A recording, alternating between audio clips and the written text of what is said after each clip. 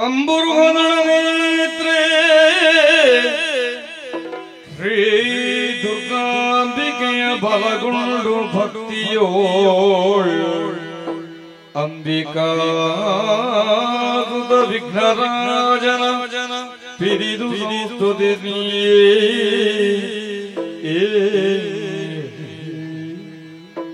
ಅಂಬು ನಿಧಿಯಾತ್ಮಜಿಗೆ ಕೈ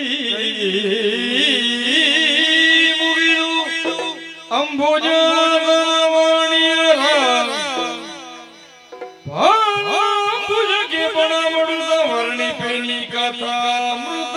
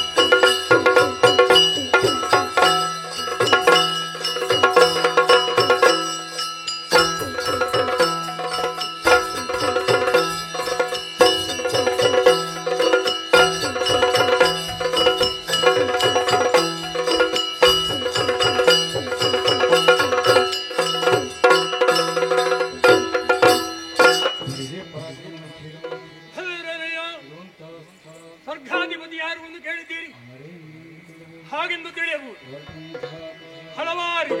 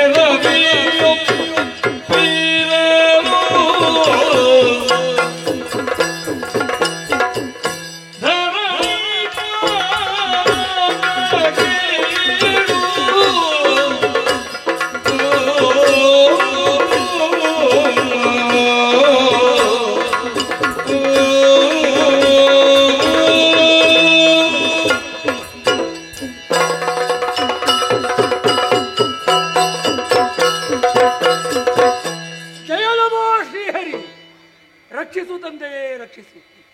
ದೇವತೆಗಳೇ, ಕಾಶ್ಯಪ ಬ್ರಹ್ಮರಿಗೆ ಅದಿತಿ ದೇವಿಯ ಮೂಲಕ ಜನಿಸಿದವರು ನಾವು. ಆದ್ದರಿಂದಲೇ ಆದಿತೇಯರು ಎಂದು ಕರೆಸಿಕೊಂಡೆವು. ಕಾಶ್ಯಪ ಬ್ರಹ್ಮರು ತಪಸ್ಸನ್ನು ಮಾಡುವ ಮೂಲಕವಾಗಿ ಆತ್ಮವರ್ಚಸ್ಸನ್ನು ಹೆಚ್ಚಿಸಿಕೊಂಡವರು. ಅವರ ಅನುಗ್ರಹವೋ ಅಲ್ಲ ಬಳುವಳಿಯೋ ಹೇಳಲಾರಿಯೇ ನಾವು ಭೂಮಿ ಲೋಕದಲ್ಲಿ ಜನಿಸಿದರೂ ವಿಶೇಷವಾದಂತಹ ಸಾಧನಾ ಪಥಗಳಿಂದ ಮುಂದುವರೆದ ಕಾರಣ 100 ವರ್ಷ ಮೇಧವನ್ನು ಮಾಡಿದೆವು. 3 ಮೂರ್ತಿಗಳು ಮೆಚ್ಚಿ ದೇವಲೋಕದ ಪದವಿಯನ್ನು ಕೊಟ್ಟಿದ್ದಾರೆ. ದಿವ್ಯ ಶರೀರದ ಅನುಗ್ರಹವಾಗಿದೆ. ಆದ್ದರಿಂದಲೇ ನಾವು ದಿವಮುಖಸರ ಒಡೆಯ ಎಂದು ಬರೆಯುತ್ತಾ ಇದ್ದೇವೆ. ಉತ್ತರಾಯಣ ಕಾಲವೇ ಮೇಲುಲೋಕವಾಸಿಗಳಾದಂತಹ ನಮಗೆ ಹಗವಾಗಿರುವ ದಶೆಯಿಂದ ಪ್ರಾಥಮಿಧಿಗಳನ್ನೆಲ್ಲ ತೀರಿಸಿ ಸುಧರ್ಮ ಸಭಾಭವನ ಪ್ರವೇಶ ಮಾಡಿದ್ದೇವೆ. ಆಗಮಿಸುತ್ತಿರುವಾಗಿಯೇ ದಿಕ್ಪಾಲಕರಂತಹ ನೀವುಗಳೆಲ್ಲ ತಪ್ತ ಸಭೆಗೆ ಹಾಜರಾಗಿ ನಿಮ್ಮ ಆಸನದಲ್ಲಿ ಮಂಡಿಸಿದ್ದೀರಾ. ಕಂಡಾಗ ಸಂತೋಷವಾಯಿತು. ನಮ್ಮ ಈ ಸುಧರ್ಮ ಸಭೆಯ ವೈಭವ ಸಾಮಾನ್ಯವಾದುದಲ್ಲ. ಕಬ್ಬಿಣವನ್ನಾದರೂ ಸ್ಪರ್ಶ ಮಾತ್ರದಿಂದಲೇ ಚಿನ್ನವನ್ನಾಗಿ ಮಾಡುವಂತಹ ಉತ್ತಮ ಗುಣವುಳ್ಳ ಪರುಷ ಶಿಲೆ, ರಾಜಾಂಗಣಕ್ಕೆ ಹಸಿಯಂತಹ ಹಾಸುಗಲ್ಲು, ನಿತ್ಯವೂ ಕಾಮದೇವಿನ ಕಚ್ಚಲ ಹಾಲನ್ನೇ ಪೇಯವನ್ನಾಗಿ ಉಪಯೋಗಿಸುವವರು. ಅಮೃತವನ್ನು ಕುಡಿದಿರುವ ದೆಸೆಯಿಂದ ಜರಾಮರಣ ವರ್ಜಿತರಾಗಿದ್ದೇವೆ. ಏರುವುದಕ್ಕೆ ಐರಾವತ, ತಿರುಗಾಡುವುದಕ್ಕೆ ಶ್ರೀಶ್ರವಸ್ಸು, ನವನಿಧಿಯ ಭಂಡಾರ. ಅಷ್ಟು ಮಾತ್ರವಲ್ಲ, ರಂಭೆ, ಮೇಲುಕೆ, ಕೃತಾಚಿ, ಚಾರುಭಕ್ತರೇರೆ ಮುಂತಾದಂತಹ ಸುರಾಂಗಣಿಯರಿಂದ ಈ ಸಭೆಯಲ್ಲಿ ನರ್ತನದ ಕಾರ್ಯಕ್ರಮ, ಹಾಗೆಯೇ ತುಮ್ಮೂರ ಹಾಗೂ ನಾರದರ ಕೀರ್ತನೆ, ಹಿಮ್ಮೇಳ ಮುಮ್ಮೇಳವನ್ನು ನೋಡಿದಾಗ ತುಂಬಾ ಸಂತೋಷವಾಗುತ್ತಾ ಇದೆ. ನಾವು ಯಾವತ್ತೂ ಕೂಡ ಸಂತೋಷವನ್ನು ಆನಂದವನ್ನು ಅನುಭವಿಸುವವರೇ ಆಗಿದ್ದೇವೆ. ಆದರೆ ಕೇವಲ ನಮ್ಮ ಹಿತವನ್ನು ಮಾತ್ರ ಯೋಚಿಸುವುದಲ್ಲ, 3 ಲೋಕದ ಹಿತವನ್ನು ಬಯಸುವ ಕಾರಣವೇ ಜಗಕ್ಕೆ ಹಿತವನ್ನು ಶಕ್ರ ಎಂದು ಹೇಳಿದ್ರು. ಅದಕ್ಕನುಗುಣವಾಗಿ ಕೆಲವೊಂದು ವಿಚಾರಗಳನ್ನು ನಿಮ್ಮಲ್ಲಿ ಮಾತನಾಡುವ ಬೇಕೆಯಾಗಿದೆ. ಕೇಳ್ತೀರಲ್ಲ ನೀವೆಲ್ಲ?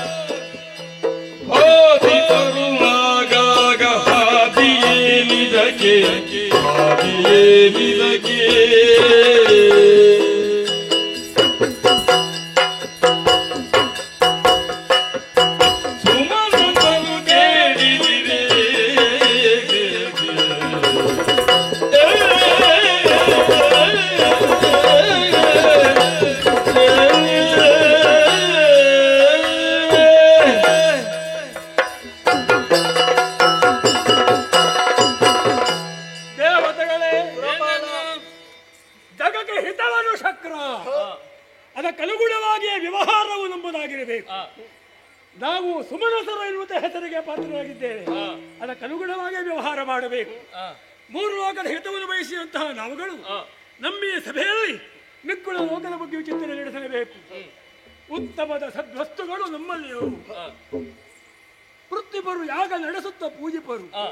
ಆದರೂ ಸುಖ ಎನ್ನುವುದರ ಹಿಂದೆ ದುಃಖ ಎನ್ನುವುದಿದೆ. ಬೆಳಕಿನ ಹಿಂದೆ ಕತ್ತಲಿದೆ ಎನ್ನುವುದನ್ನು ಮರೆಯಕೂಡದು.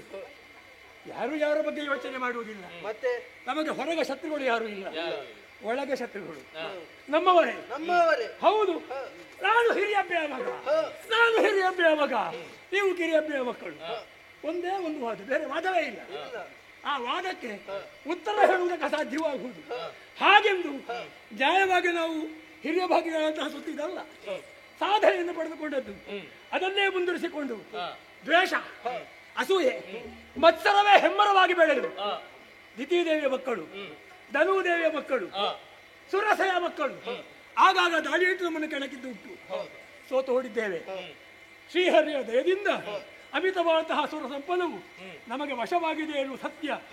ಆದರೂ ಕೆಟ್ಟ ಬೀಜ ಸುಟ್ಟರೂ ಮೊಳಕೆಗೆ ಬರ್ತದೆ ಎನ್ನುವುದಕ್ಕೆ ಉದಾಹರಣೆ ಇದ್ರೆ ದೈತ್ಯರು ಹಾಗೂ ದಾನವರು ಎಲ್ಲೋ ಹುಟ್ಟಿಕೊಂಡು ಎಲ್ಲೋ ಕಾರ್ಯಕ್ರಮವನ್ನು ಮಾಡುತ್ತಾ ದೇವಲೋಕಕ್ಕೆ ಆಗಮಿಸಿದರೆ ಹೋರಾಟ ಮಾಡುವ ಅನಿವಾರ್ಯ. ಮಾಡಬಲ್ಲಿರೋ ನೀವು? ಏನಯ್ಯ ಅಭಿಪ್ರಾಯ?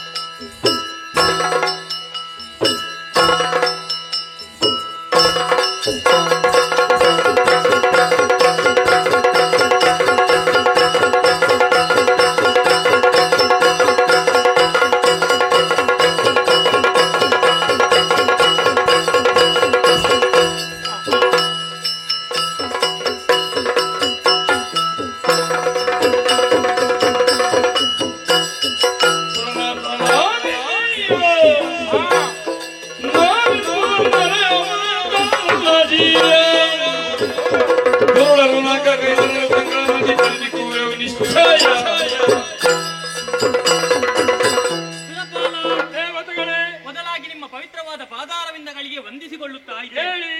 ಕಾಮ, ಕ್ರೋಧ, ಲೋಭ, ಮದ, ಮತ್ಸರ, ಮೋಹ ಎನ್ನುವಂತಹ ಷಡ್ವೈರಿಗಳನ್ನು ಒಳಗೊಂಡಂತಹ ದಾನವರು ನಮ್ಮಿ ಸ್ವರ್ಗಲೋಕಕ್ಕೆ ಗಾಳಿಯನ್ನು ಮಾಡಿದರೆ ಅರಿಗಳು ಅರಿಯದ ಅಂದದಿ ಅಂತಗನ ಆಲಯಕ್ಕೆ ಅವರನ್ನು ನಾನಟ್ಟುತ್ತೇನೆ. ಬಿಡು ಚಿಂತೆ.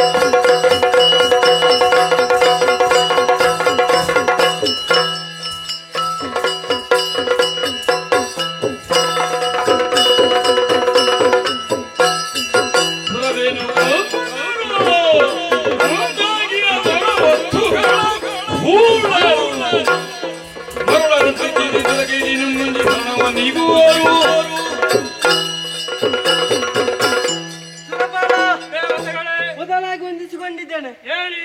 ನಮ್ಮಲ್ಲಿ ಸಂಪತ್ತ ದೋಷ್ಟ ಉಂಟು, ನಿಜ ಕಲ್ಪವೃಕ್ಷ ಇಂಥದ ಮೊದಲನ್ನು ಬಯಸಿದಾನವರು ಎಲ್ಲಾದರೂ ಸ್ವರ್ಗಕ್ಕೆ ಬಂದ್ರೆ ನಾನಿದ್ದೇನೆ.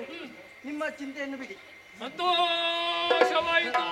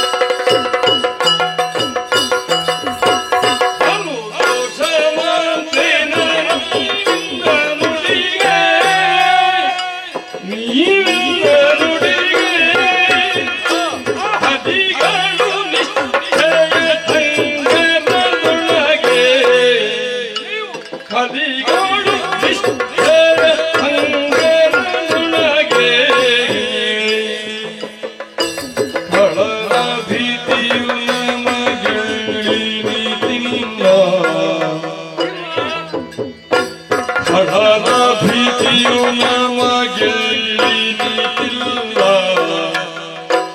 ನಡಿನ ಕರುಣದಲ್ಲಿ ಸುಳ್ಳಿಲ್ಲ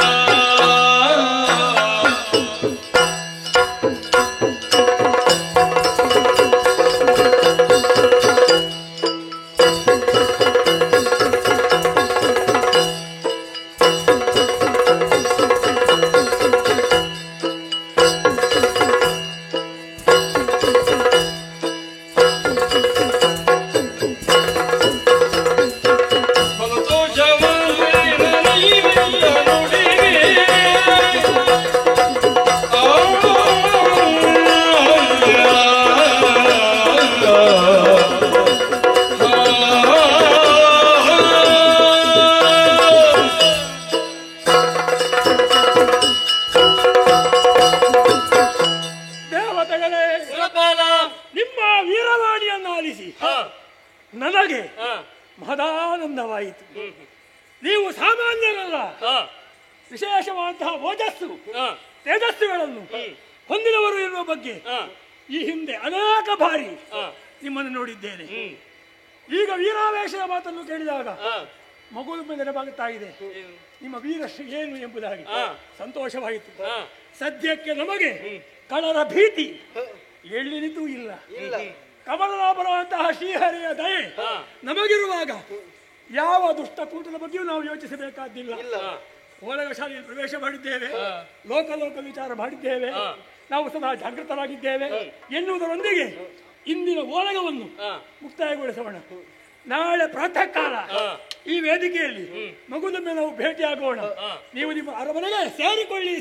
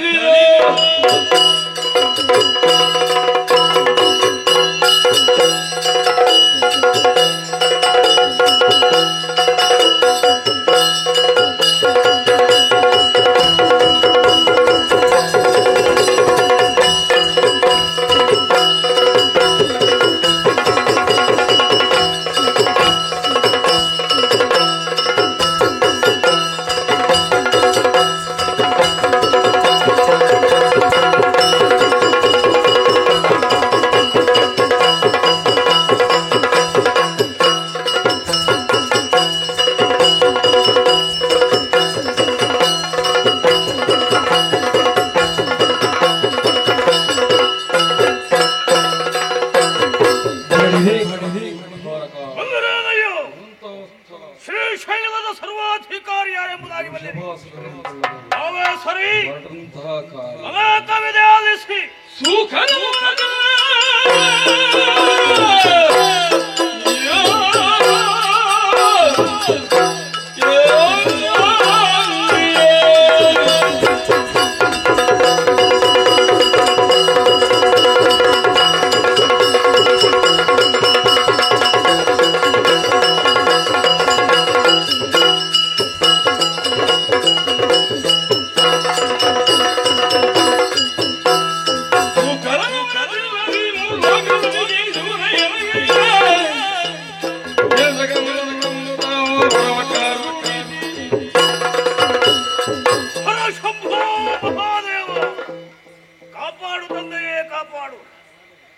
ಸಿಂಹಾವಿಷ್ಠರವನ್ನು ಯಾರಿದಾಗ ನಮ್ಮವರ ಜಯಘೋಷ ಮುಗಿದು ಮುಟ್ಟುತ್ತಾ ಇದೆ. ವೃಷಭಾಸುರನಿಗೆ ಜಯವಾಗಲಿ, ಶುಭವಾಗಲಿ ಎನ್ನುವುದಾಗಿ ನನ್ನ ಮೇಲೆ ಅಪರಿಮಿತವಾದಂತಹ ವಿಶ್ವಾಸವನ್ನಿರಿಸಿ ನನ್ನ ನಾಯಕತ್ವವನ್ನು ಅಂಗೀಕರಿಸಿದಂತಹ ದಾನವರಿಗೆ ಒಂದು ಸುಭದ್ರವಾದ ನೆಲೆಯಾಗಬೇಕು ಎನ್ನುವ ಉದ್ದೇಶದಿಂದಲೇ ನನ್ನಿಂದಲೇ ನಿರ್ಮಿಸಲ್ಪಟ್ಟದ್ದು ಈ ಶ್ರೀಶೈಲ ಪಟ್ಟಣ. ಬದುಕಿನಲ್ಲಿ ಅಷ್ಟೇ ಸಾಕಾಗುತ್ತದೆಯೇ? ಸಾಧನೆಯನ್ನು ಮಾಡಬೇಕು ಎನ್ನುವ ಉದ್ದೇಶದಿಂದಲೇ ಕಾಡನ್ನು ಸೇರಿ ಬ್ರಹ್ಮದೇವನ ಕುರಿತು ತಪವನ್ನು ಆಚರಿಸಿದೆ. ಸೂಕರನ ಹೊರತು ಅನ್ಯರಿಂದ ಮರಣ ಬರಬಾರದು ಎನ್ನುವ ವರವನ್ನು ಪಡೆದೆ. ಆ ಬಳಿಕ ದಿಗ್ವಿಜಯವನ್ನು ಕೈಗೊಂಡವನು ನಾನು. ಮರ್ತ್ಯ ಪಾತಾಳ ವಶವಾಯಿತು. ಇನ್ನಿರುವುದು ಸುರಲೋಕ. ವಿರೋಧಿಗಳಾದಂತಹ ದೇವತೆಗಳನ್ನು ಬಗ್ಗು ಬಡಿದು ಸ್ವರ್ಗದ ಸಿಂಹವಿಷ್ಠರವನ್ನು ಏರಬೇಕು ಎನ್ನುವ ಮನ ಮಾಡಿದ್ದೇನೆ. ಈ ವಿಚಾರವನ್ನು ನಮ್ಮವರಿಗೆ ಹೇಳಬೇಕಲ್ಲ. ಬರಲಿ ಸಭೆಗೆ.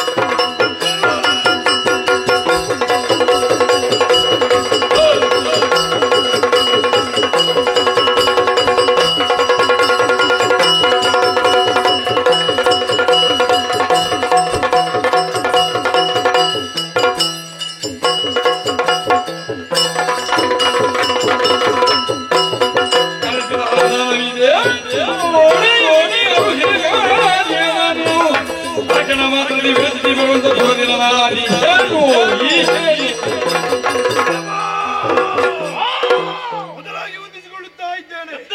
ನಮ್ಮ ಕೆಲಸಗಾರಿಗಳನ್ನು ಮಾಡ್ತಾ ಇದ್ದವರು ನಾವು. ಆ ಕಾಲಕ್ಕೆ ಒಮ್ಮಿಂದೊಮ್ಮೆಲೆ ನಿಮ್ಮ ಕರೆ ಆಯಿತು. ಕರೆಯನ್ನು ಆಲಿಸಿ ಓಡಾಡಿಕೊಂಡು ಬಂದು ಗಮನಿಸಿದ್ರೆ ಎಂದಿನ ಹಾಗೆ ಎಂದು ಗೋಚರಿಸುತ್ತಾ ಇಲ್ಲ. ಬಹಳ ಉತ್ಸುಕರಾಗಿದ್ದೀರಿ. ಪ್ರಭಾ, ಈ ಕರೆಗೂ ನಿಮ್ಮ ಈ ಸಂತೋಷಕ್ಕೂ ಕಾರಣ ಏನು?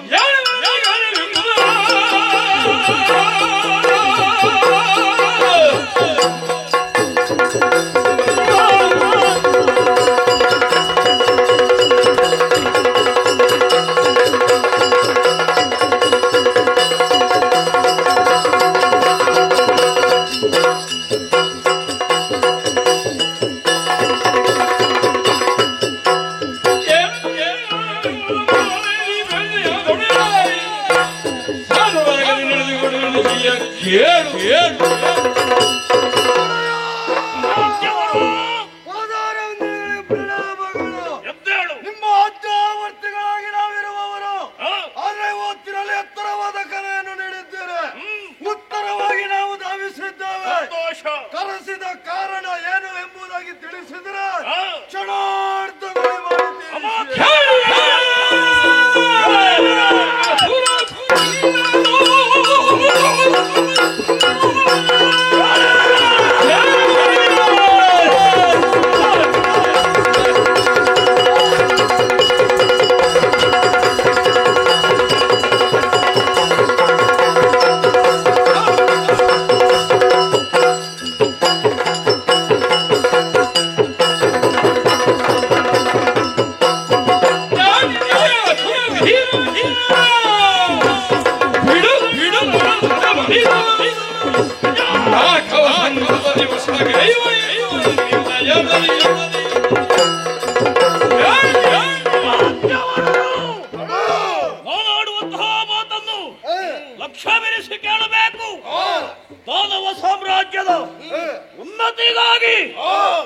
ನನ್ನ ಜೊತೆಯಲ್ಲಿ ಹೆಗಲಿಗೆ ಹೆಗಲನ್ನು ಕೊಟ್ಟು ರಕ್ತವನ್ನು ಬೆವರಿನಂತೆ ಹರಿಸಿದವರು ನೀವು.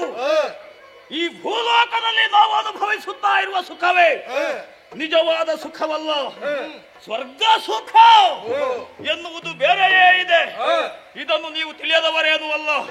ಸುರಲೋಕವನ್ನು ಏರಬೇಕು, ಅಲ್ಲಿ ಅಧಿಕಾರವನ್ನು ಹೊಂದಬೇಕು, ಆ ಸ್ವರ್ಗದ ಸುಖವನ್ನು ಅನುಭವಿಸಬೇಕು ಎನ್ನುವ ಉದ್ದೇಶವನ್ನು ಹೊಂದಿದ್ದೇನೆ. ಹಾಗಾಗಿ ನಾಲ್ಕಕ್ಕೆ ಲಗ್ಗೆ ಇಡುವ ಬಗ್ಗೆ ಏನು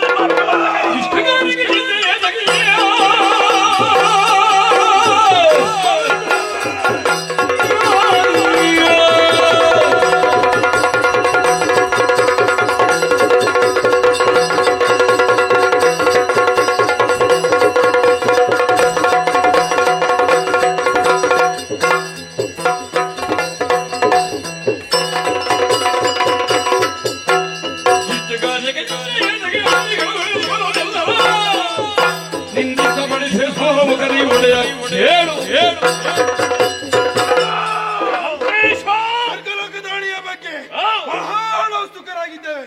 ಇದೇ ಸಮಯಕ್ಕಾಗಿ ಕಾದು ಕುಳಿತವರು ನಾವು. ಈಗ ಒದಗಿ ಬಂದಿದೆ.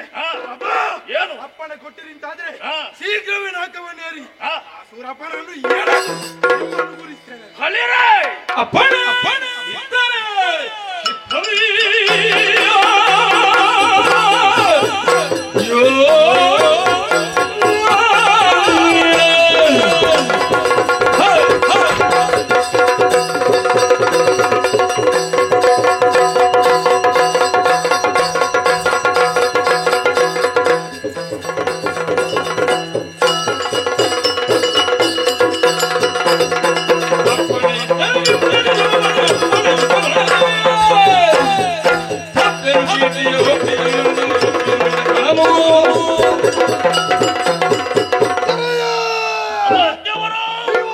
ಕೊಟ್ಟಿರಂತಾದ್ರೆ ಸೊಕ್ಕನಿಂದ ಬರೆಯುತ್ತಿರುವಂತಹ ದೇವತೆಗಳ ಸೊಕ್ಕನ್ನು ಮುರಿದು ಪೀಠದಲ್ಲಿ ನಿಮ್ಮನ್ನು ಏರಿಸುವ ಚಂದ ನೋಡಬೇಕು. ವಿರೋಕ್ತಿಯನ್ನು ಕೇಳಿ ಸಂತೋಷವಾಯಿತು. ತಡ ಮಾಡುವ ಹಾಗಿಲ್ಲ. ತಡಗೈದರೆ ತೊಡರಡಚಿ ಕೆಡಿಪುದು ಕಾರ್ಯ. ಹಾಗಾಗಿ ವಾಹನಗಳನ್ನು ಏರಿಕೊಳ್ಳಿ, ಆಯುಧದ ಪಾಣಿಗಳಾಗಿ ಹೊರಗಳಿರಣ ಕಹಳೆ ಯಾರು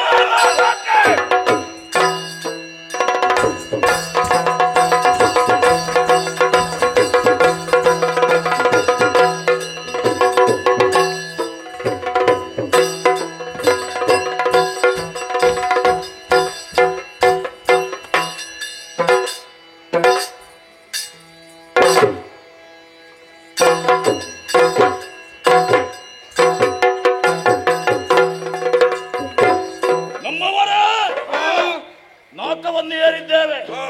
ಬಂದು ನಿಂತಿರುವುದು ಇದು ಮಹಾದ್ವಾರ. ನೇರವಾಗಿ ಒಳ ಹೋಗುವ ಹಾಗಿಲ್ಲ. ಯಾಕೆಂದ್ರೆ ನಮ್ಮ ಸಂಸ್ಕಾರವೂ ಅದಲ್ಲ. ದ್ವಾರದ ಬಳಿಯಲ್ಲಿ ಯಾರಾದರೂ ಇದ್ದಾರೋ ಎನ್ನುವುದಾಗಿ ವಿಚಾರಿಸಿ ಬನ್ನಿ. ನಮಸ್ಕಾರ ನಮಸ್ಕಾರ ನಮಸ್ಕಾರ. ಆಗಂತುಕರು ಬಂದದ್ದು ಬಹಳ ಒಳ್ಳೆದಾಯ್ತು. ನಿಂತುಕೊಂಡು ಮಾತಾಡು ಸರಿಯಲ್ಲ. ಹೀಗೆ ಬರಬೇಕು, ಹೀಗೆ ಬರಬೇಕು, ಹೀಗೆ ಬರಬೇಕು, ಹೀಗೆ ಕೂತುಕೊಳ್ಳಬೇಕು ಅಂತ ಹೇಳುತ್ತಿದ್ದೆ. ಪರಿಚಯ ಇಲ್ಲಲ್ಲ. ಮುಂದೆ ಬಾ. ನಿನಗೆ ಕಣ್ಣು ಕಾಣಿಸ್ತದಲ್ಲ, ದೃಷ್ಟಿ ಸರಿ ಉಂಟಲ್ಲ. ನಾ ಕುರುಡನಲ್ಲ.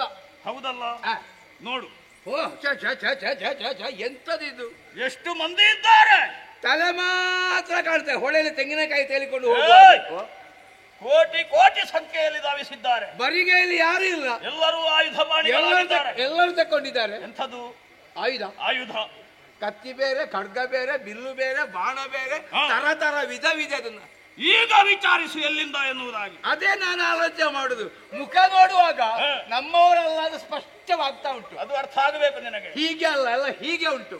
ನಮ್ಮದು ಹೀಗೆ. ಹೌದೌದು. ಹೌದೌದು. ಇಷ್ಟೆಲ್ಲ ಮಂದಿ ಒಮ್ಮೆಲೇ ಸ್ವರ್ಗಸ್ಥರಾಗಿದ್ದೀರಲ್ಲ. ಸ್ವರ್ಗವನ್ನು ಏರಿದ್ದು. ಅದೇ ಸ್ವರ್ಗಲೋಕಕ್ಕೆ ಬಂದಿದ್ದೀರಲ್ಲ. ಆದರನ್ನ ಕೇಳುತ್ತಾ ಇದ್ದೇನೆ. ಪರಿಚಯದ ಮುಖ ಒಂದೂ ಇಲ್ಲ.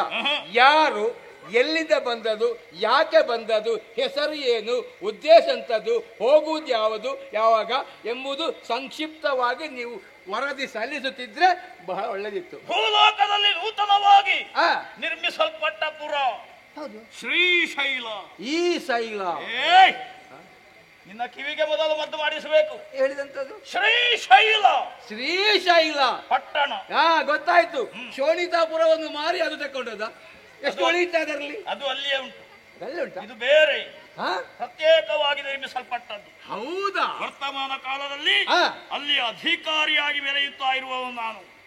ನೀವ ವೃಷಭಾಸುರ. ವೃಷಭಾಸುರ. ನಮ್ಮವರೇ ಅಲ್ಲ, ಹೌದಾ? ಮಂತ್ರಿ ಸೇನಾಪತಿಗಳು. ನಮಸ್ಕಾರ. ತಾವು ವಜ್ರನಕ ವಜ್ರನಕ ನೋಡುವ. ನಿಮ್ಮ ಖಾತೆ ಯಾವುದು? ನಮ್ಮದು ಆ? ಹಣಕಾಸು ಸಚಿವ. ಹಣಕಾಸು ಅಲ್ಲ ಎಲ್ಲ ನಂಬುದೇ. ಬೇಕಾದಷ್ಟುಂಟು. ನಿಮ್ಮದ್ದು ಹೆಸರು? ಘೋರನಕ. ಯಬ್ಬ, ನಕ ಇಲ್ಲದ ಎಲ್ಲವೂ ಇಲ್ಲ. ನಮ್ಮದೇ ನಖದಲ್ಲಿ ನಕ ಅದಕ್ಕೆ ಇನ್ನೊಂದು ಸೇರಿಸಿ ಎಂಥದ ಹೇಳಿದ್ದು. ನಕ ಬೇಕಪ್ಪ, ಇಲ್ಲದ್ರೆ ಆಗ್ಲಿಕ್ಕಿಲ್ಲ. ಈ ಎಲ್ಲಾ ನಕ ಹಿಡ್ಕೊಂಡು ಇಲ್ಲಿಗೆ ಬಂದದ್ದು ಯಾಕೆ? ಕಾರಣ ಇದೆ. ಎಂತದ್ದು? ನಿನ್ನ ಒಡೆಯದಿದ್ದಾನಲ್ಲ ಸುರಪ, ಈಗ ಹೋದ ಸ್ವಲ್ಪ ಮೊದಲು ಬರುತ್ತಿದ್ರಿ. ಎಂತಹ ದೃಶ್ಯ ಇತ್ತು! ರಂಬೆ, ಊರ್ವಶಿ, ಮೇನಕಿ, ತಿಲೋತ್ತಮಿ ಎಲ್ಲ ನಾಟ್ಯ, ಮತ್ತೆ ಅವರು ಎಲ್ಲ ಕುಣಿದದ್ದು ನೋಡುವ ದೃಶ್ಯ ಮಾರ. ವೈಭವ ವೈಭವ ವೈಭವ ಮಾಡದೇನು? ಹೌದೇನೋ? ಇಲ್ಲಿ ಸಂಪತ್ತನ್ನು ಅನುಭವಿಸುತ್ತಾ ತನ್ನದ್ದಾದಂತಹ ಒಂದು ಪ್ರಪಂಚದಲ್ಲಿಯೇ ಮುಳುಗಿದ್ದಾನೆ ಸುರಪ. ಹೌದಪ್ಪ. ಅವನನ್ನು ಆ ಪೀಠದಿಂದ ಕೆಳಗಿರಿಸಿ ಅಧಿಕಾರವನ್ನು ಹಸ್ತವನ್ನು ನನ್ನ ಹಸ್ತಗತವನ್ನಾಗಿಸಿಕೊಳ್ಬೇಕು ಎನ್ನುವ ಉದ್ದೇಶದಿಂದಲೇ ಬಂದವನು. ಹಾಗಾಗುತ್ತದ? ಹೋಗಿ ಹೇಳು, ಏನಂತ? ವೃಷಭಾಸುರ ಬಂದಿದ್ದಾನೆ, ಸ್ವರ್ಗದ ಪೀಠವನ್ನು ಒಪ್ಪಿಸಬೇಕಂತೆ. ಇಲ್ಲದಿದ್ರೆ ಧುರಕ್ಕೆ ಸನ್ನದ್ಧನಾಗಿ ಬರಲಿ. ಇದು ಬಂದವರೆಲ್ಲ ಇದನ್ನೇ ಹೇಳುದಲ್ಲ ಸ್ವಾಮಿ. ನಾವೊಂದು ನೆಮ್ಮದಿಯಲ್ಲಿ ಇಲ್ಲಿ ಕಾಲ ಕಳೀತಾ ಇದ್ದೇವೆ. ಬರುವವರು ಅದೇ ಉದ್ದೇಶದಿಂದಲೇ ಅಲ್ವಾ ಬರುವುದು? ನಿಮಗಂತೂ ಜೀವನದಲ್ಲಿ ನೆಮ್ಮದಿ ಇಲ್ಲ. ಬರುವುದಕ್ಕೆ ಏನಿದು ಅತ್ತೆ ಮನೆಯ? ನಮ್ಮ ನೆಮ್ಮದಿಯನ್ನು ಹಾಳು ಮಾಡ್ಲಿಕ್ಕೆ ಬರುದು. ಅದಕ್ಕೆ ಬರುವುದು. ಈ ಸ್ವರ್ಗವನ್ನು ಪಡೆಯುವುದಕ್ಕೆ ಬೇಕಾಗಿ ನೀವು ಬರ್ತಾ ಇದ್ದೀರಲ್ಲ, ನಿಮ್ಮಲ್ಲಿ ಇದ್ದ ನಿಮ್ಮ ಊರುಂಟಲ್ಲ, ಅದನ್ನು ಸ್ವರ್ಗಲೋಕ ಮಾಡುವುದಕ್ಕೆ ನಿಮಗೇನು ಸಂಕಟ? ನಿಮ್ಮ ಜೀವಮಾನ ಇದರಲ್ಲೇ ಹೋಯ್ತು. ಯಾರ್ಯಾರನ್ನೇ ಹಾಳು ಅದು ಮಾಡುದು ಸಾಕಾಗುವುದಿಲ್ಲ ಇಲ್ಲ ಎನ್ನುವ ಉದ್ದೇಶದಿಂದ ಇಲ್ಲಿಗೆ ಬಂದದ್ದು. ನಿನಗೆ ಅಧಿಕ ಪ್ರಸಂಗ ಬೇಡ. ಅಧಿಕ ಪ್ರಸಂಗ ಅಲ್ಲ. ಉದ್ಯೋಗ ಯಾವುದು? ಉದ್ಯೋಗ ಅದನ್ನಷ್ಟು ಮಾಡಿದ್ರೆ ಸಾಕು. ನೀನು ನಾನು ಯಾಕೆ ಹೇಳಿದ್ದು? ಯಾಕೆ? ಇಲ್ಲಿದ್ದ ಅವರು ಹೋದ್ರೆ ನನ್ನದು ಅಧಿಕಾರ ಹೌದು, ಅದಕ್ಕೆ ಬೇಕಾಗಿ ಹೇಳಿದ್ದು. ಯಾವುದು ಬೇಡ? ನಿನಗೆ ಅಧಿಕಾರ ಬೇಡ. ಬೇಡ ಅಂದ್ರೆ ಅವನೇ ಪೀಠದಲ್ಲಿ ಇದ್ರೆ ಮತ್ತೆ ನಿನಗೆ ಅಧಿಕಾರ ಇಲ್ಲಿಂದ. ಆಗ ಅಲ್ಲ ಸ್ವಾಮಿ. ಒಂದು ಮಾತನ್ನು ಹೇಳ್ತೇನೆ. ಎಂತದ್ದು? ನೀನು ಈಗಲೇ ಪಕ್ಷಾಂತರ ಮಾಡುವುದು ಒಳ್ಳೆಯದು. ಯಾರು ಪಕ್ಷಾಂತರ ಮಾಡಿ ಪುನಃ ಅದೇ ಪಕ್ಷಕ್ಕೆ ಸೇರುವ ಅದೆಲ್ಲ ಬೇಡ ಸ್ವಾಮಿ. ಅದ್ಯಾಕೆ? ಅದಲ್ಲ. ಈಗ ಧರ್ಮಕ್ಕೆ ಸಿಕ್ಕಿದ್ದಲ್ಲ ಅವರಿಗೆ. ಅವರು 100 ಇದು ಮಾಡಿ ಅವರಿಗೆ ಸಿಕ್ಕಿದ್ದು ಯಾವುದು? 100. ನಾವು ಇದು ಮಾಡಿ ಇಷ್ಟು ಎತ್ತರಕ್ಕೆ ಬಂದದ್ದು. ಇದು ಯಾವುದು? ಯಾವುದು? ಮೇಘವಂತ ಪರ್ವತದಲ್ಲಿ 100 ಅಶ್ವಮೇಧ ಯಾಗವನ್ನು ಮಾಡಿ ನಾವು ಕೂಡ ಕಾಡನ್ನು ಸೇರಿ ತಪವನ್ನು ಮಾಡಿ ಇಷ್ಟು ಎತ್ತರಕ್ಕೆ ನೀವು ಯಾಗ ಬಿಡಿ, ಒಂದು ಗಣಹೋಮ ಮಾಡಿದ್ರೆ ನೀವು ಗಣ ಹೋಮ ಮಾಡಬೇಕಾದ ಅವಶ್ಯಕತೆ ಇಲ್ಲ. ಮತ್ತೆ ಹಾಗಾಗಿ ಕಾಡನ್ನು ಸೇರಿ ಗಣಹೋಮಿಗೆ ತೆಂಗಿನಕಾಯಿ ಎಷ್ಟು ಬೇಕು ನಿಮ್ಗೆ ಗೊತ್ತುಂಟಾ? ನಿನಗೆ ಗೊತ್ತುಂಟು? ನನಗೂ ಗೊತ್ತಿಲ್ಲ. ಅದು ವಿಷಯ ಬೇರೆ, ನಿಮ್ಗೆ ಗೊತ್ತುಂಟು. ಅದರ ಅಗತ್ಯ ಇಲ್ಲ ನಮಗೆ. ಒಂದು ಗಣ ಹೋಮ ಮಾಡದೆ ಇಷ್ಟು ಎತ್ತರಕ್ಕೆ ಬಂದಿದ್ದೇವೆ.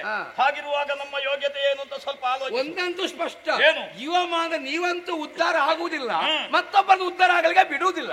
ಯಾರನ್ನು ಉದ್ಧಾರ ಮಾಡುವುದಕ್ಕೆ ಬಿಟ್ಟರು ಕೂಡ ಜೀವನನ್ನು ಒಬ್ಬರನ್ನು ಉದ್ಧಾರ ಆಗುವುದಕ್ಕೆ ಬಿಡುವುದಿಲ್ಲ. ಪೆಟ್ಟು ತಿನ್ನುವ ಎಲ್ಲಾ ಯೋಗ್ಯತೆ ನಿಮ್ಮಲ್ಲಿ ಉಂಟು. ಪೆಟ್ಟು ಕೊಡುವುದು ಯಾರು? ಕೊಡುವುದಾರು ಯಜಮಾನರು. ನಿನ್ನಿಂದ ಸಾಧ್ಯ ಉಂಟಾ? ನಾನು ಕೊಡುದಿಲ್ಲ. ಇಲ್ಲಲ್ಲ. ನಾನು ಯಾಕೆ ಕೊಡುದಿಲ್ಲ? ನಾನು ಕೊಟ್ಟ ನೀವು ನನಗೆ ಕೊಡ್ತೀರಿ. ಹೆದರಿಕೆ ಉಂಟು. ಹೆದರಿಕೆ ಅಲ್ಲ, ಗಲಾಟೆ ಆಗ್ತದೆ. ಹಾಗಿದ್ರೆ ವಿಷಯವನ್ನು ಹೋಗಿ ಹೇಳು. ನಾವು ಕ್ರಾಂತಿ ಪ್ರಿಯರಲ್ಲ, ಶಾಂತಿ ಪ್ರಿಯರು. ಶಾಂತಿ ಪ್ರಿಯನಾಗಿಯೇ ವ್ಯವಹರಿಸು. ಹೋಗಿ ನಿನ್ನ ಒಡೆಯನಲ್ಲಿ ಹೇಳು. ಹಾಗಾದ್ರೆ ಬಂದವ ಸಾಮಾನ್ಯನಲ್ಲ ಎನ್ನುವುದಾಗಿ ಎಚ್ಚರಿಸಬೇಕು ಅವನನ್ನು. ನೀವಾಗಿ ಹೋಗುದಿಲ್ಲ. ಏನು ಮಾಡೋಣ ಹೇಳಿ? ನನ್ನ ಕೈ ನಿಮ್ಮ ಮುಖದ ಮೇಲೆ ಬರ್ತಿತ್ತು. ಯಾಕೆ ಬರುದಿಲ್ಲ? ಯಾಕೆ ಬರುವುದಿಲ್ಲ? ಒಳಗಿಂದ ಅಪ್ಪಣೆ ಸಿಕ್ಲಿಲ್ಲ. ನಾವು ಮಾಡಬೇಕಾದ ಕೆಲಸ ನೀನು ಮಾಡಿದ ಯಾಕೆ ನಾಳೆ ಕೇಳಿದ್ರೆ ನನ್ನಲ್ಲಿ ಉತ್ತರ ಇಲ್ಲ. ನಿನ್ನ ಮೇಲೆ ಬಂದ ಕೈ ಕೆಳಗೆ ಹೋದೀತು. ಅಲ್ಲ, ವಿಷಯ ಹೇಳಿದ್ದು ಕೊಡ್ತೇನೆ ಅಂತ ಅಲ್ಲ. ಕತ್ತರಿಸಿ ಒಳಗೆ ಬಂದ್ರೆ ಜಾಗ್ರತೆ. ಹೇಳ್ತೇನೆ ಆಯ್ತಾ? ಹೋಗುತ್ತ ಗಡಿಬಿಡಿ ಅಂತದ್ದು.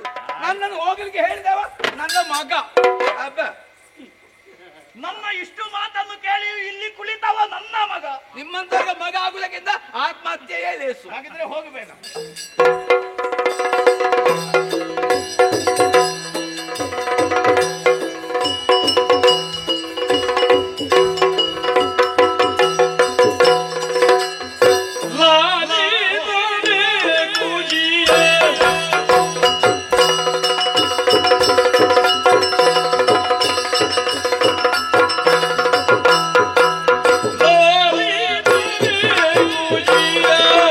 ನಮ್ಮೊಡೆಯ ಮಗವ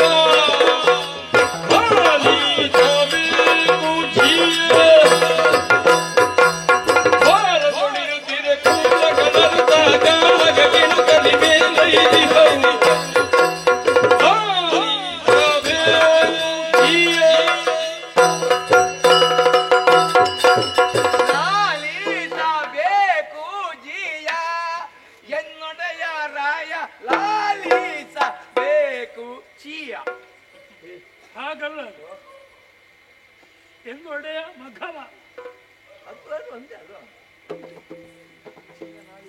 ಅಲ್ಲ ಹೇಳುವ ಶಬ್ದವೇ ನಿನಗ ಜಿಯ ಜಿಯ ಅಂತ ಹೇಳಿ ಅಲ್ಲ, ಅಕ್ಷರವೇ ಅಕ್ಷರ ಏನು ಅದು ಉಂಟಲ್ಲ. ಅಲ್ಲ ನೀನು ಯಾಕೆ ಹೀಗೆ ಅಕ್ಷರ ಅಲ್ಲಿ ಇರ್ಲೇನೆ. ನೀವು ಈಗ ಆದಷ್ಟು ಬೇಗ ಪೆಟ್ಟಿಗೆಲ್ಲ ತುಂಬಿಸುದು ಒಳ್ಳೇದು. ಎಲ್ಲುಂಟದು ಆ? ಎಲ್ಲುಂಟು ಇನ್ನಿಲ್ಲ ನಿಮಗೆ ಇಲ್ಲಿ. ಆ ಪೆಟ್ಟಿಗೆ ಆ? ಏ ಯಾರು ಅಲ್ಲಿ ಪೆಟ್ಟಿಗೆನಲ್ಲಿ ನಾನು ಕೇಳುದೀಗ ಬಿಟ್ಟು ನೀವು ಹೋಗುದಿಲ್ಲಿಗೆ ಈಗ. ಯಾಕೆ ಆ? ಯಾಕೆ ಇಲ್ಲಿಗೆ ಬೇರೆ ಜನ ಬಂದಾಯ್ತು ಬಂದಾಯ್ತು. ಅಲ್ಲ ಇಷ್ಟು ಬೇಗ ಬಂದಿರೋ ಕೂಡ ಆ? ಪೆಟ್ಟಿಗೆ ಬೇಕಲ್ಲ ಆ? ಪೆಟ್ಟಿಗೆ ಬೇಕಲ್ಲ ಅದು ಹೇಳಿದೆಯಲ್ಲ. ಪೆಟ್ಟಿಗೆ ಅವ್ರು ಹಿಡ್ಕೊಂಡು ಬಂದಿದ್ದಾರೆ. ಈಗ ವಿಷಯ ಗೊತ್ತಿಲ್ಲ. ಏ ವಿಷಯ ಗೊತ್ತಾಗ ಹೇಳ್ಬೇಕಾ ನೀವು ನನ್ನನ್ನ ಅಲ್ಲ ಹಾಗೆ ಕರೀಲಿ ನಮ್ಮವರೇ ಈಗ ನನ್ನ ಉದ್ಯೋಗ ಎಂತದು? ನಿನ್ನ ಉದ್ಯೋಗ ಯಾವುದು? ಅಲ್ಲಿ ದ್ವಾರದಲ್ಲಿ ದ್ವಾರದಲ್ಲಿರು ದ್ವಾರದಲ್ಲಿರು ಹೌದಾ? ದ್ವಾರಪಾಲಕ ಇರ್ಬೇಕಾದ ಹೌದಾ? ನಾನು ದ್ವಾರಪಾಲಕ ಹೌದಲ್ವ? ಹೌದು ಮತ್ತೆ ಯಾಕೆ ಇಲ್ಲಿಗೆ ಬಂದ ಅಂತ? ಈಗ ಅಲ್ಲ ಅಂತ ಹೇಳಿದೆ. ಹೌದು ಅಂತಾನೆ ನಾನು ಹೇಳಿದ್ದು. ಹೌದು ಇಲ್ಲಿಗೆ ಯಾಕೆ ಬಂದ ಅಂತ ಹಾಗೆ ಹೇಳಿದ್ದು? ಅಲ್ಲಿದ್ದವು ಇಲ್ಲಿಗೆ ಬಂದದ್ದು ಯಾಕೆ? ವಿಷಯ ಉಂಟು ಬನ್ನಿ. ಇದು ನಿಮಗೆ ಕುತೂಹಲ. ಅಲ್ಲಿದ್ದವು ಇಲ್ಲಿಗೆ ಬಂದದ್ದು ಯಾಕೆ ಅಂತ ನೀವು ಕರೆದರಿಗೆ ನಾನು ಬರ್ಲಿಕ್ಕೆ. ಮತ್ತೆ ಇಲ್ಲಿ ಬಾ ನನಗೆ ಕೇಳುವ ಕುತೂಹಲ. ಅಲ್ಲಿ ಕೇಳುವಾಗ ಹಿತಾಗುವುದಿಲ್ಲ, ಹಾ. ಇಲ್ಲಿ ಕೇಳುವಾಗ ಹಿತಾಗ್ತದೆ. ಹೌದೌದು. ಹಾಗಾದ್ರೆ ನಾನು ಯಾಕೆ ಬಂದದ್ದು? ಇದು ಗೊತ್ತಿಲ್ಲ ನನಗೆ. ಬರಬೇಕಾದ ಸಮಯ ಇದು ಗೊತ್ತಿಲ್ಲ ನನಗೆ. ನನಗೆ ಗೊತ್ತುಂಟಲ್ಲ. ನಿನಗೆ ಗೊತ್ತಿಲ್ಲ ನನಗೆ ಗೊತ್ತಾಗ್ಬೇಕಾ ಬೇಡ? ಈಗ ನನಗೆ ಗೊತ್ತಿದ್ದ ವಿಷಯ ನಿಮಗೆ ಗೊತ್ತಾಗಬೇಕು. ನನಗೆ ಗೊತ್ತಿಲ್ಲ ಹೊಲಗಾಡಲು ಕೇಳಿದ್ದು. ಹಾಗಾದ್ರೆ ನಾನು ಬಂದದ್ದು ಯಾಕೆ ಹೇಳು. ಹೇಳುವುದು ನಿಮ್ಮ ಪ್ರಶ್ನೆ ಅಲ್ವೋ? ಉತ್ತರ ಬೇಕಾದ ಪುಣ್ಯಾತ್ಮ ನನಗೆ ಉತ್ತರ ಉತ್ತರ ಕೊಡಬೇಕಾದ ನಾನು ಹೌದಾ ಅಲ್ವೋ? ನನಗೆ ಹಾಗಾದ್ರೆ ಕೇಳಬೇಕು. ಮಧ್ಯಕ್ಕೆ ಬಾಯಿ ಹಾಕಿದ ಉತ್ತರ ಕೊಡುದು ಹೇಗೆ? ಮಧ್ಯಕ್ಕೆ ಬೇಡ. ನೀವೀಗ ರಿಕ್ಷಾದಲ್ಲಿ ಇದ್ದೀರಾ ಇಲ್ವೋ? ಯಾವುದರಲ್ಲಿ? ನಿರೀಕ್ಷೆಯಲ್ಲಿ.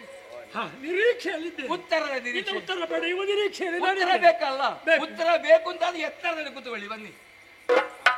ಏ, ನಾನಿರುವುದೇ ಉತ್ತರದ ಎತ್ತರದ. ಹೌದೌದು. ಮತ್ತೆ ಪ್ರಶ್ನೆ ಇನ್ನು ಎತ್ತರಕ್ಕೆ ಹೋಗಿ. ಇನ್ನು ಸಂಕ್ಷಿಪ್ತವಾಗಿ ನಾನು ವಿಷಯವನ್ನು ಹೇಳ್ತೇನೆ.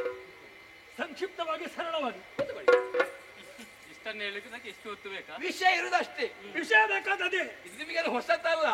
ಹಲವು ಸಲ ಇದೆಲ್ಲ ಅನುಭವಕ್ಕೆ ಬಂದಿದೆ. ಹೊಸತು ಎನ್ನುವುದುಂಟಲ್ಲ, ಹಾ. ನಿತ್ಯವೂ ಹೊಸತೆ. ಅಲ್ಲ ಇವತ್ತಿಂದ ಹೊಸದಿತ್ತು, ಇವತ್ತು ಹೊಸತ್ತೆ. ನಿನ್ನೆ ಎದ್ದಲ್ಲ ಅಂತಲ್ವಾ? ಹಾಗಾದ್ರೆ ಅಂತ ಹೊಸ ವಿಷಯ ಎತ್ತದ್ದು ಏನು ಪುಣ್ಯಾತ್ಮ ಅದು? ಕುತೂಹಲ ಉಂಟು. ನನಗೆ ಆಸೆ ಉಂಟು ಕೇಳುವ. ಹೌದಲ್ಲ? ಹೇಳು. ಬನ್ನಿ ಹೇಳ್ತೇನೆ. ಇದು ವಿಷಯ ಗೊತ್ತಾಯ್ತು ನನಗೆ. ದೇವೇಂದ್ರ ಎಲ್ಲಿಂದ ಬಂದದ್ದು ನೀನು? ಆ? ಎಲ್ಲಿಂದ ದ್ವಾರಪಾಲಕ. ಎಲ್ಲಿಂದ ಬಂದದ್ದು? ದ್ವಾರದಿಂದ ಬಂದದ್ದು. ಅಲ್ಲಿದ್ದಲ್ಲ ಬಂತು, ಬೇರೆ ಎಲ್ಲಿಗೆ ಹೋಗುದು? ದೇವಲೋಕ ಬಿಡದು ಭೂಲೋಕ ಹೋಗಿ ಆಹಾ. ನೀವು ಅವತ್ತು ಹೋಗಿ ಆದ ಅನರ್ಥ ಸಾಕು. ರಾತ್ರಿ ಹೇಳಿದ್ದು ನನಗೆ ಸ್ವಾನುಭವ ಆಗಿದೆ. ಹಾ, ಹಾ. ನಾನು ಭೂಲೋಕಕ್ಕೆ ಹೋದಾಗ ಅನುಭವಿಸಿದ ಕಥೆಗೆ ನೆನಪುಂಟು, ಹಾ. ಮರೆತು ಹೋಗಲಿಲ್ಲ. ಹಾ. ನೀನು ನನ್ನ ಹಾಗೆ ಭೂಲೋಕ ಕೇಳುದು ಅವ್ಯವಸ್ಥೆಯಲ್ಲಿ ಇದ್ದೀಯ. ವಿಷಯ ಅಂದ್ರೆ ಬಂದಿದ್ದಾರೆ ಅಂತ. ಬಾ ಹೇಳು. ಒಂದೊಂದು ನೀವು ಮುಂದೆ ಹೋಗ್ಬೇಕು, ಇಲ್ಲ ನಾನು ಹಿಂದೆ ಬರಬೇಕು. ನಾನು ಮುಂದೆ. ಹೌದೌದು. ದಾನವರು ನಾನು ದೇವಿಯ ಮಕ್ಕಳು ದಾನವರು. ದಾನವರು ಹೌದು. ನಮ್ಮವರೇ ಅವರು. ಹೌದೌದು. ಇರ್ಲಿ ಅಲ್ಲಿ. ನಮ್ಮವರಮ್ಮ ಇದಿಲ್ಲ ಅವರಿಗೆ, ನೀವು ಮಾತ್ರ ಇದು ಮಾಡುವುದು. ಇದೊಂದ್ರೆ ಹೌದು. ಒಳ್ಳೆತನ ಉಂಟಲ್ಲ. ಹಾ ಹಾ ಅದು ಸಹಜ. ನಿಮಗೊಂದು ಅಣ್ಣಂದು ತಮ್ಮಂದ ಭಾವನೆ ತಮ್ಮಂದಿ ಬಗ್ಗೆ ಉಂಟು. ಅಣ್ಣ ತಮ್ಮ ಗುರು ಅದು ಅವರಿಗೆ ಅದಿಲ್ಲ. ಮೊದಲ ಅನುಭವಕ್ಕೆ ಬಂದಿದ್ದೇವೆ. ಎಷ್ಟೋ ಸಲ ಬಂದಿದ್ದೀರಲ್ಲ. ಅವರು ಅಷ್ಟೇ ಇರಲಿ. ಒಮ್ಮೆ 2 ಸಲ 3 ಸಲ 4 ಸಲ ಎಷ್ಟು ಸಲ ನೀವು ಓಡಿದ್ದೀರಿ ಅಂತ ನಾನು ಹೇಳೋದಿಲ್ಲ. ಅದು ಹೇಳುದು ಬೇಡ, ಗೊತ್ತಿದೆ ಅಲ್ಲ. ಗೊತ್ತಿದೆ ಅಲ್ಲ. ಹಾಗೆ ಇಂದು ಕೂಡ ಬಂದಿದ್ದಾರೆ. ಸರಿ. ದಾನವರು ಏನು ಹೇಳ್ತೀರ? ಹೇಗೆ ಶ್ರೀಶೈಲ. ಶ್ರೀಶೈಲ ಶ್ರೀಶೈಲ ವರ್ತಮಾನ ಕಾಲದಲ್ಲಿ ಅಲ್ಲಿ ಆಗಿದ್ದಾನೆ ಯಜಮಾನ.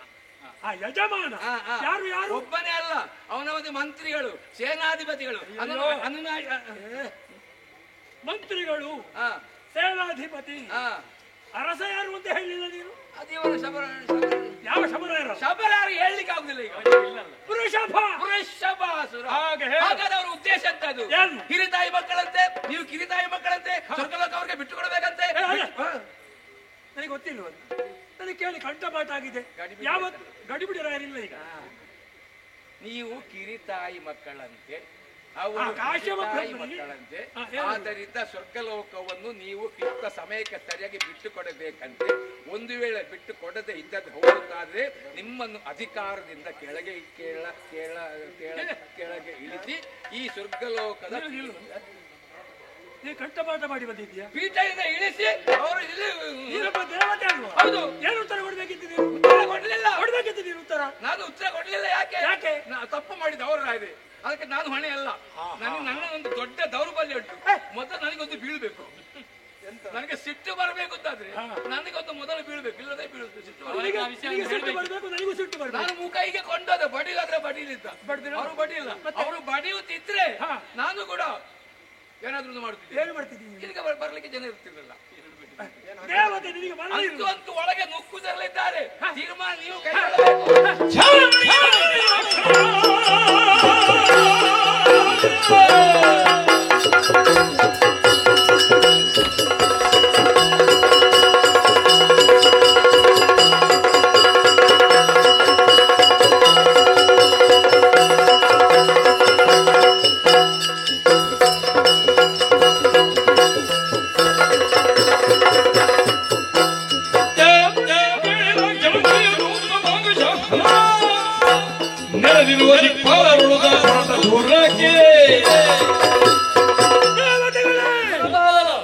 ಮೂರು ಲೋಕದ ಕ್ಷೇಮಕ್ಕಾಗಿ ಯೋಚನೆ ಮಾಡುತ್ತಿರುವಂತಹ ಸಂದರ್ಭ ದುರುಳ ದಾನವ ವೃಷಭಾಸುರ ಸೈನ್ಯ ಸಹಿತ ನಮ್ಮ ದೇವಲೋಕ ದಾಳಿ ಇಟ್ಟಿದ್ದಾನೆ. ಅನಿವಾರ್ಯವಾದ ಹೋರಾಟ ಸಿದ್ಧವಾಗಿದೆ. ವಾಹನವನ್ನು ಏರಿಕೊಳ್ಳಿ, ಆಯುಧವನ್ನು ಹಿಡಿದುಕೊಳ್ಳಿ, ಕುರುಷಧಾರಿಯಾಗಿ ಐರಾವತವನ್ನು ಏರಿ ನಿಂತಿದ್ದಾನೆ.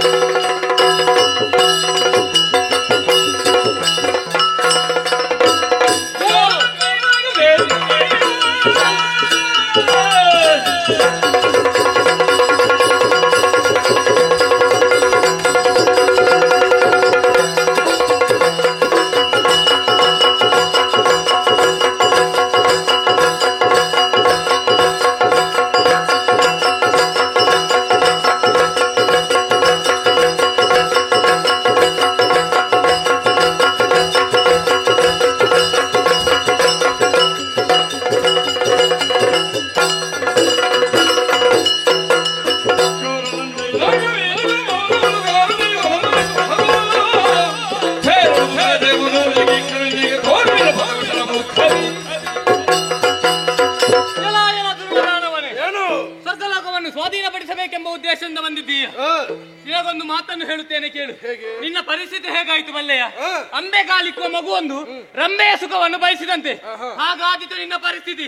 ಸಾರಿ ಹೇಳುತ್ತಾ ಇದ್ದೇನೆ, ಪಾದಕ್ಕೆ ಬಿದ್ದು ಶರಣಾದರ ಲೇಸು ಶಿರ ಹೋದಿತು.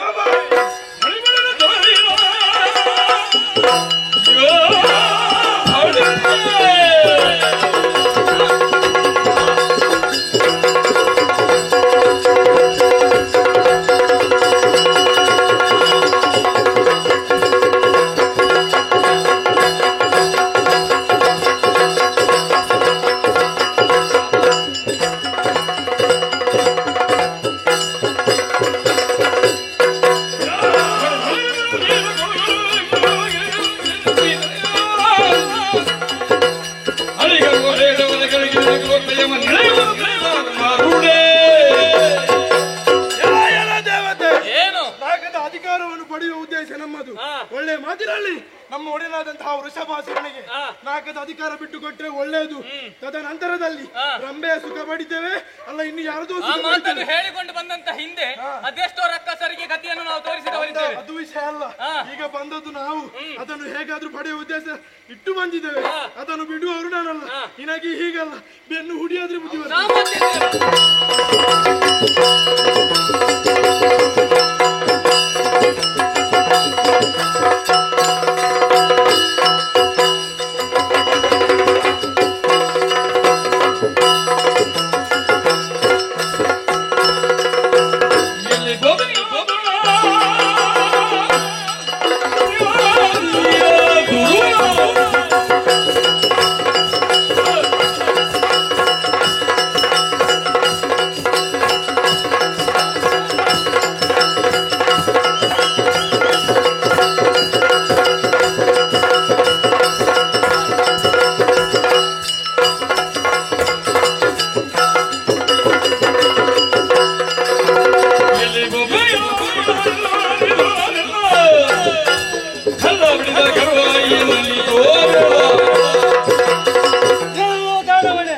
ಈ ಹಿಂದೆ ಅದೆಷ್ಟೋ ಮಂದಿ ಸ್ವರ್ಗಲೋಕವನ್ನು ಪಡೆಯಬೇಕು ಉದ್ದೇಶದಿಂದ ಬಂದಿದ್ದಾರೆ, ಒಬ್ಬರು ಕೂಡ ಉಳಿಲಿಲ್ಲ.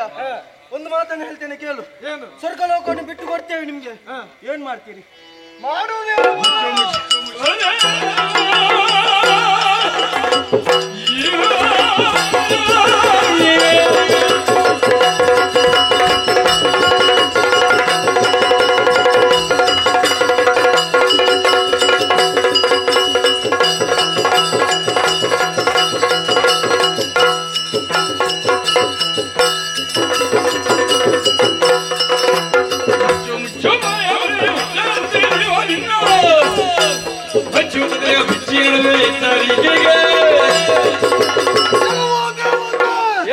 ನಿನ್ನ ವಿಚಾರವನ್ನು ಕೇಳುವಾಗ ಮನಸ್ಸಿಗೆ ಆನಂದವಾಗುತ್ತಾ ಉಂಟು. ಯಾಕೆ ಈ ಮಾತು? ಹೋರಾಟವನ್ನು ನಡೆಸದೆ ಇಲ್ಲಿಯ ಪೀಠವನ್ನು ಕೊಡುತ್ತೇನೆ ಎನ್ನುವ ಹಾಗೆ ಹಾಗಲ್ಲ ಆಡಿದೆಯಲ್ಲ.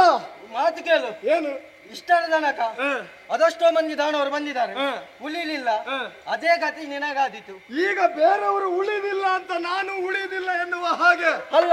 ನೀನು ಹೇಳುವುದು ಅಗತ್ಯವಿಲ್ಲ. ಆದ್ರೆ ಇವತ್ತಿನಲ್ಲಿ ಪೀಠವನ್ನು ಕೊಡ್ತೇನೆ ಎನ್ನುವ ಹಾಗೆ ತಿಳಿಸಿದೆ. ಕೊಟ್ಟರೆ ಏನು ಮಾಡ್ತೀಯ ಎನ್ನುವ ಹಾಗೆ. ಕೊಟ್ಟರೆ ನಿಮ್ಮನ್ನು ಸೇವಕರಾಗಿ ಕಾಣುತ್ತೇವೆ. ಹಾಗಲ್ಲ, ಇಷ್ಟರ ತನಕ ದೇವೇಂದ್ರ ಆಳ್ವಿಕೆಯನ್ನು ಮಾಡ್ತಿದ್ದ, ಯಾರಿಗೆ ಕಷ್ಟ ಬರಲಿಲ್ಲ. ನಿಮ್ಗೆ ಕಷ್ಟ ಬಂದಿದ್ಯಾ? ಈಗ ಕಷ್ಟ ಬಂದು ನಾವು ಇಲ್ಲಿಗೆ ಬಂದದ್ದಲ್ಲ, ಇಷ್ಟದಿಂದ ಮೆರೆಯಬೇಕು ಎನ್ನುವ ಹಾಗೆ ಬಂದಿದ್ದೇವೆ. ಹೌದಾ? ಕಾಮದಲ್ಲಿ ಕೊಡುವುದಿಲ್ಲ ಅಂತ ಆದ್ರೆ ನಿನ್ನ ತಲೆ ಹಾರಿಸಿ ನಿನ್ನ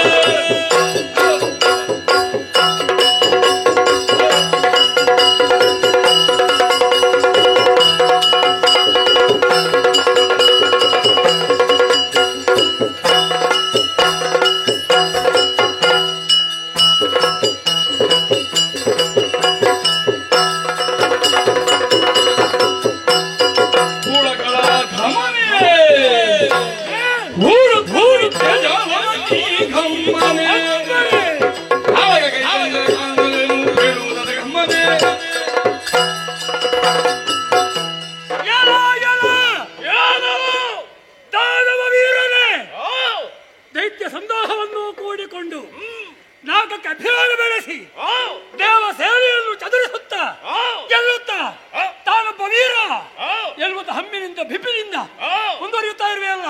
ಅಭಿಮಾನ ಇದೆ, ಅಭಿಮಾನಕ್ಕೆ ಧಕ್ಕೆ ಏನಿಲ್ಲ, ಒಳ್ಳೆಯದೇ. ಆದರೆ ಯಾಕೆ ಬಂದೆ?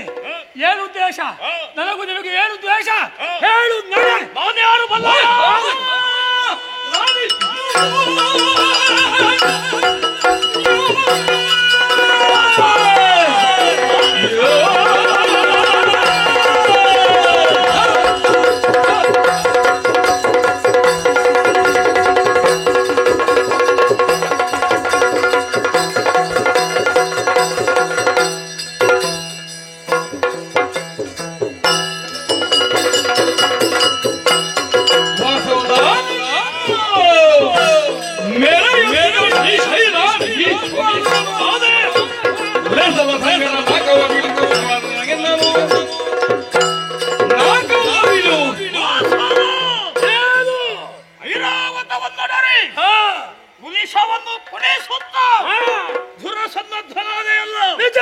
ನಿಮ್ಮ ಸಮ್ಮುಖದಲ್ಲಿ ನಿಂತವ ಸಾಮಾನ್ಯ ಎನ್ನುವುದಾಗಿ ಭಾವಿಸಬೇಡ. ಯಾರು ನೀನು? ಶ್ರೀಶೈಲದ ಅಧಿಕಾರಿ. ನಿನ್ನ ಹೆಸರು? ವೃಷಭದಾನವ.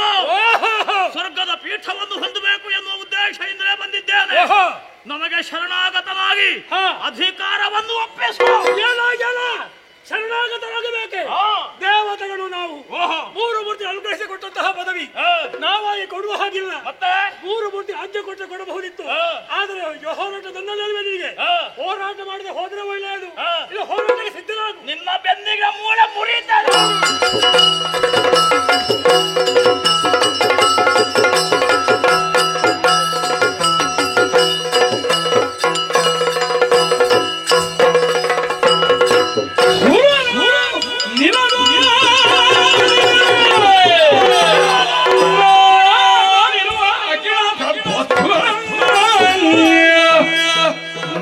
ಪುರಕ್ಕೆ ಸಾಕೊಂಡೈದನ ಖಾವತಿ ವಿಲಾಸದಲ್ಲಿ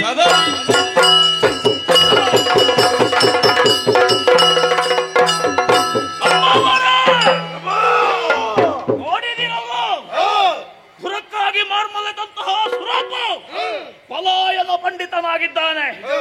ದೇವತೆಗಳ ಸುಳಿವಿಲ್ಲ. ಸ್ವರ್ಗದ ಅಧಿಕಾರ ನಮ್ಮ ಕೈವಶವಾಗಿದೆ. ಹಾಗೆಂದು ಇಲ್ಲಿಯೇ ಕಾಲವನ್ನು ಕಳೆಯುವುದಲ್ಲ. ಇಲ್ಲಿಯ ಸುಖ ಏನಿದ್ರು ಅಷ್ಟೇ. ಹಾಗೆಂದು ನಮ್ಮ ಪುರವನ್ನು ಸೇರಬೇಕು. ಬರಿಗೈಯಲ್ಲಿ ಹೋಗುವುದಲ್ಲ. ಸುರಲೋಕದ ಸುವಸ್ತುಗಳೆಲ್ಲವನ್ನು ನಮ್ಮ ವಶಪಡಿಸಿಕೊಂಡು ಈ ಕ್ಷಣವೇ ಶ್ರೀಶೈಲದತ್ತ ಪಯಣ ಬೆಳೆಸುವ.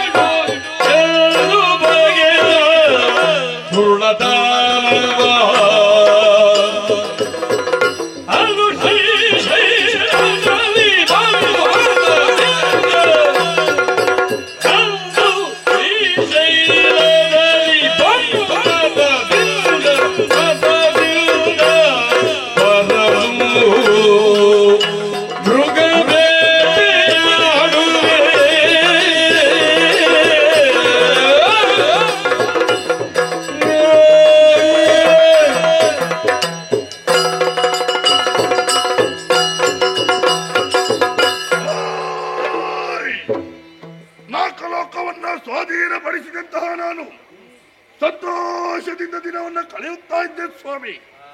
ಶ್ರೀಶೈಲದಲ್ಲಿ ನಮ್ಮ ಆಳ್ವಿಕೆಯಿಂದಾಗಿ ಪ್ರಜೆಗಳೆಲ್ಲ ಸುಕ್ಷೇಮದಿಂದಿದ್ದಾರೆ. ಆದರೆ ಮನಸ್ಸಿನಲ್ಲಿ ವಿಶೇಷವಾದ ಉತ್ಸಾಹ ಹುಟ್ಟುತ್ತಾ ಇದೆ. ಉತ್ಸಾಹ ಹೆಚ್ಚಾಯ್ತೆಂದಾದರೆ ನಾನು ಮಾಡುವ ಕಾರ್ಯ ಹೇಗೆ?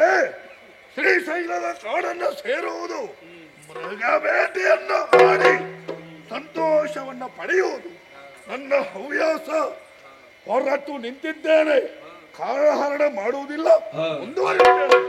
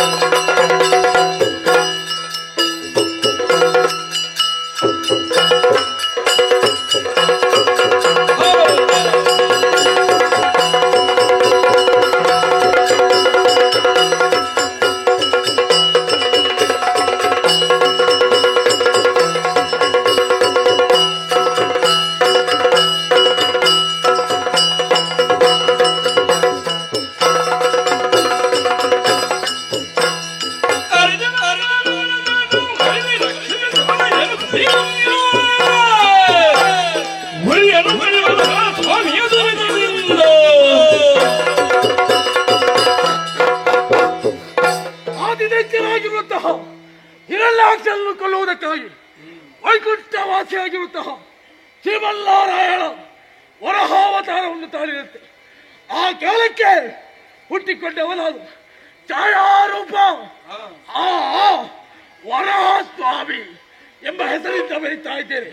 ಕಾಡ್ತಾ ಇರುವಂತಹ ಕಾಡಿಗೆ ಅಧಿಕಾರಿಯಾಗಿದ್ದೇನೆ. ಏನೋ ಕಾಡೆ ಅಲ್ಲೋಳ ಕಲ್ಲೋಳವಾಗುತ್ತಾ ಇದೆ. ಯಾಕೆ ಏನು ಹೇಗೆಂಬುದಾಗಿ ನೋಡ್ತೀನಿ.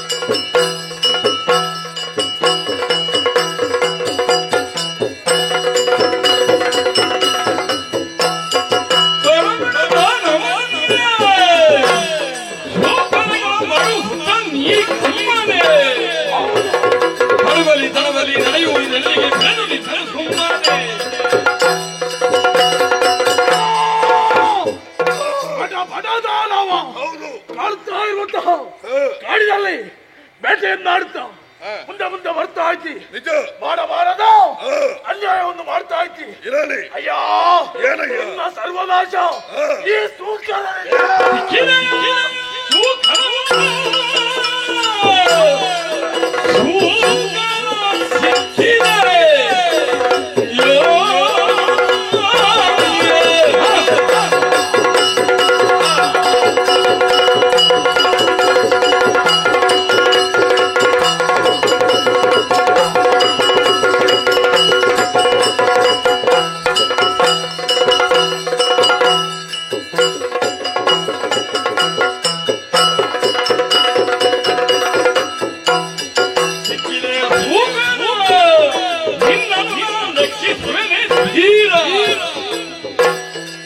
ಪಕ್ಕದೆಯಿಂದಲೇ ಭಕ್ಷಿಪೆ ನಿತ್ತಲಿ ಬೆಕ್ಕನೆ ನಿನ್ನವರ ಭಕ್ಷಿಪೆ.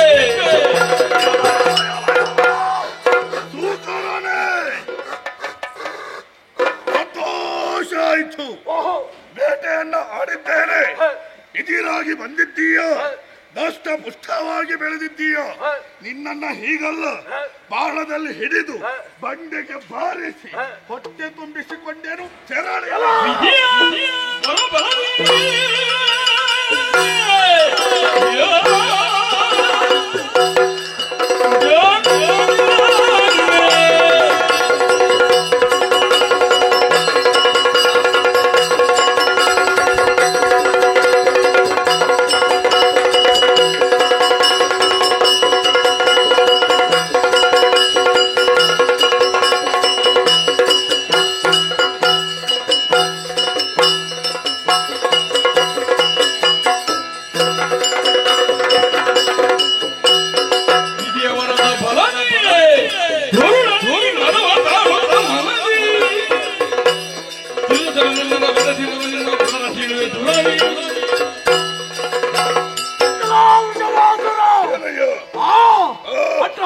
ಬರೀತಾ ಇದ್ದೆ. ಹೌದು, ಬ್ರಹ್ಮನ ವರವನ್ನು ಸ್ವಲ್ಪ ಆಲೋಚನೆ ಮಾಡು. ತಿನ್ನುವಂತಹ ಆಹಾರದಿಂದ ಮರಣ ಎಂಬುದಾಗಿ. ಹಾಗಾಗಿ ವಿಷವಾದ ಹೇಳುವ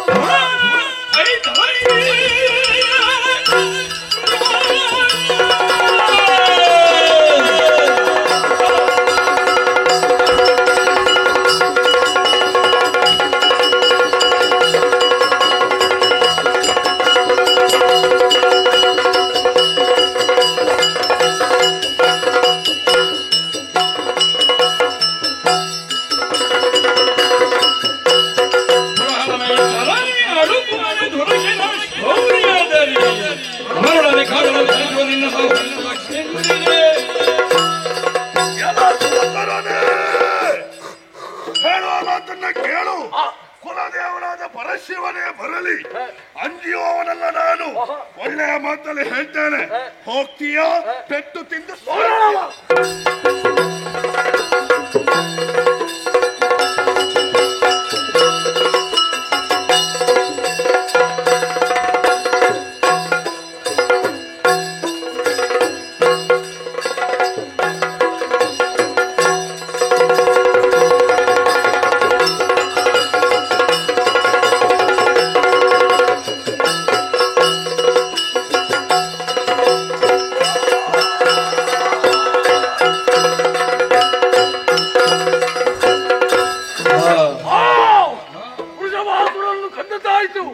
ದೇವತೆಗಳೆಲ್ಲರೂ ಕೂಡ ಹೂ ಮಳೆಯನ್ನು ಸುರಿಸ್ತಾ ಇದ್ದಾರೆ. ಇಲ್ಲೇ ಇರುವುದಲ್ಲ, ಮುಂದೆ ಸಾಗುತ್ತೇನೆ.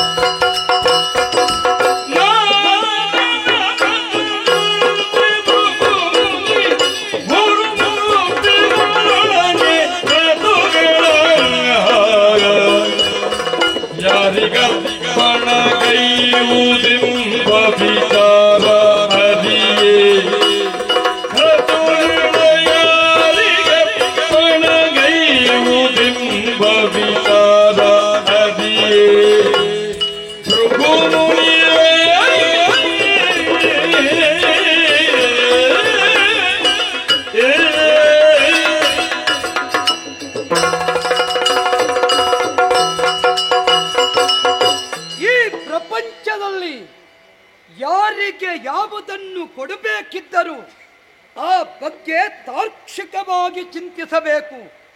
ಇದು ತಾರ್ಕ್ಷಿಕರಾದ ಋಷಿವರೇಣ್ಯರ ಸಂಕಲ್ಪ. ನೈಮಿಷಾರಣ್ಯದಲ್ಲಿ ಸಂಕಲ್ಪಿಸಿದೆವು ಮಹಾಯಜ್ಞವೊಂದನ್ನು. ಒಬ್ಬರಲ್ಲ, ಇಬ್ಬರಲ್ಲ, ಹಲವಾರು ಮಂದಿ ಋಷಿಗಳು ಸೇರಿದ ಋಷಿ ಪರಿಷತ್ತಿನ ನಿರ್ಣಯವದು.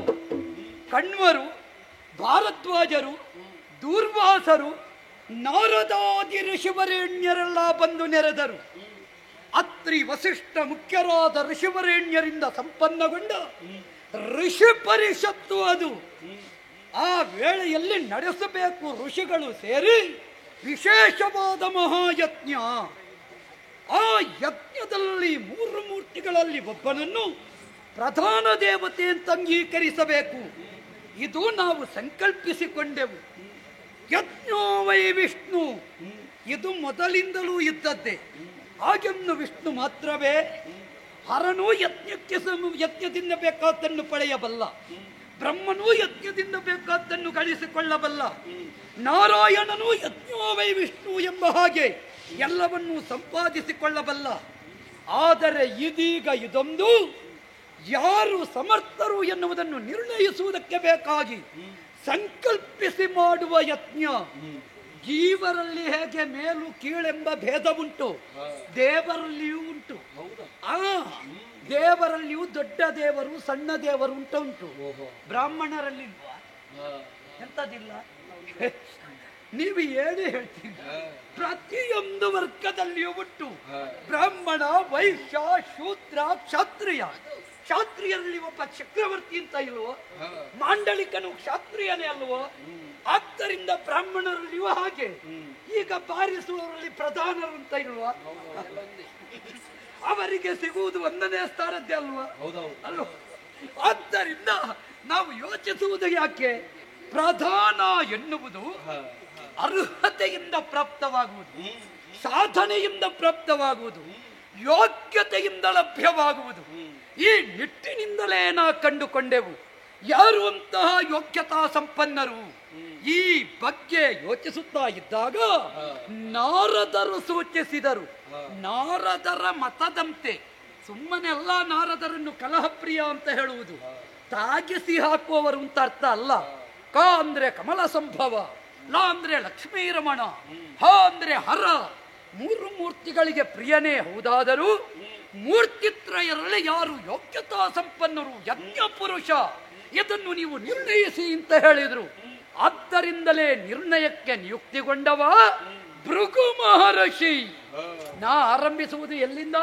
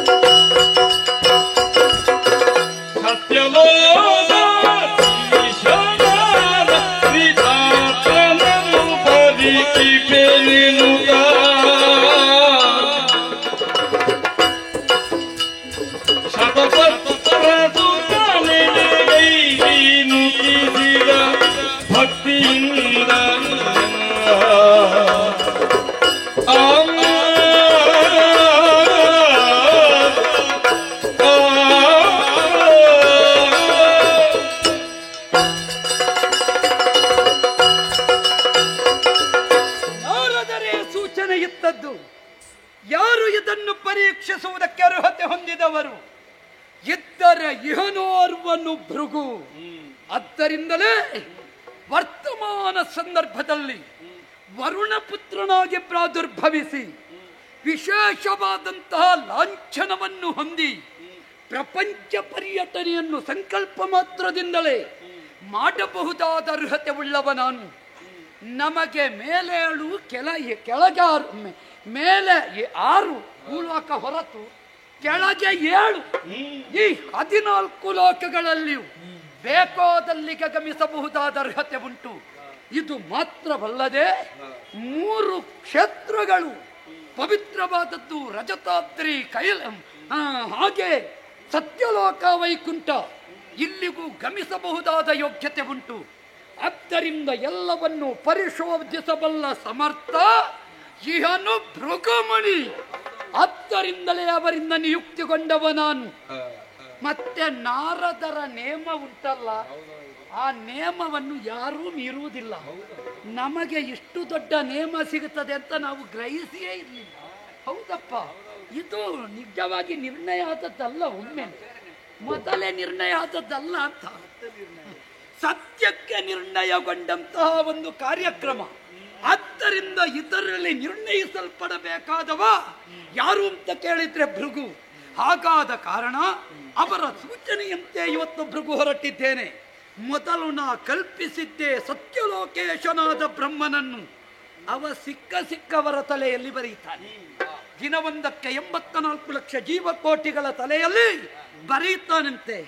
ಎಂಥದ್ದಯ್ಯ, ಕೋಟ್ಯಾಧಿಪತಿಯಾದವ ಭಿಕ್ಷಾಧಿಪತಿಯಾಗುವುದು, ಭಿಕ್ಷಾಧಿಪತಿಯಾದವ ಲಕ್ಷಾಧಿಪತಿಯಾಗುವುದು. ಕೆಲವರಲ್ಲಿ ಒಳಗೆ ಎಷ್ಟುಂಟು ಹೊರಗೆ ಎಷ್ಟುಂಟು ಅಂತ ಗೊತ್ತೇ ಆಗುವುದಿಲ್ಲ. ಆದ್ದರಿಂದ ಉಳ್ಳವರ ಬಗೆಗಾಗಿ ಉಳ್ಳವನ್ನೇ ತಿಳಿಯಬಲ್ಲವನು ಎಂಬಂತೆ ಇವತ್ತು ಅವನ ಅಂತಃಸತ್ವದಲ್ಲಿ ಏನುಂಟು ಅಂತ ತಿಳಿಯಬೇಕು. ಸಕಲರ ಹಣೆಯಲ್ಲಿ ಬರೆಯುವ ಬ್ರಹ್ಮನ ಹಣೆ ಬರ ನಮಗೆ ಗೊತ್ತಾಗಬೇಕು ಅಂತಿದ್ರೆ ನಾನು ಗಮಿಸಬೇಕಾದದ್ದು ಸತ್ಯಲೋಕಕ್ಕೆ. ಹಾಗಾದ ಕಾರಣ ಹಂಸವಾಹನನ ವಿಷಯವನ್ನರಿಯುವುದಕ್ಕೆ ಬೇಕಾಗಿ ಲಾಂಛನದ ಬಲದಿಂದ ಸತ್ಯಲೋಕಕ್ಕೆ ಗಮಿಸುತ್ತೇನೆ.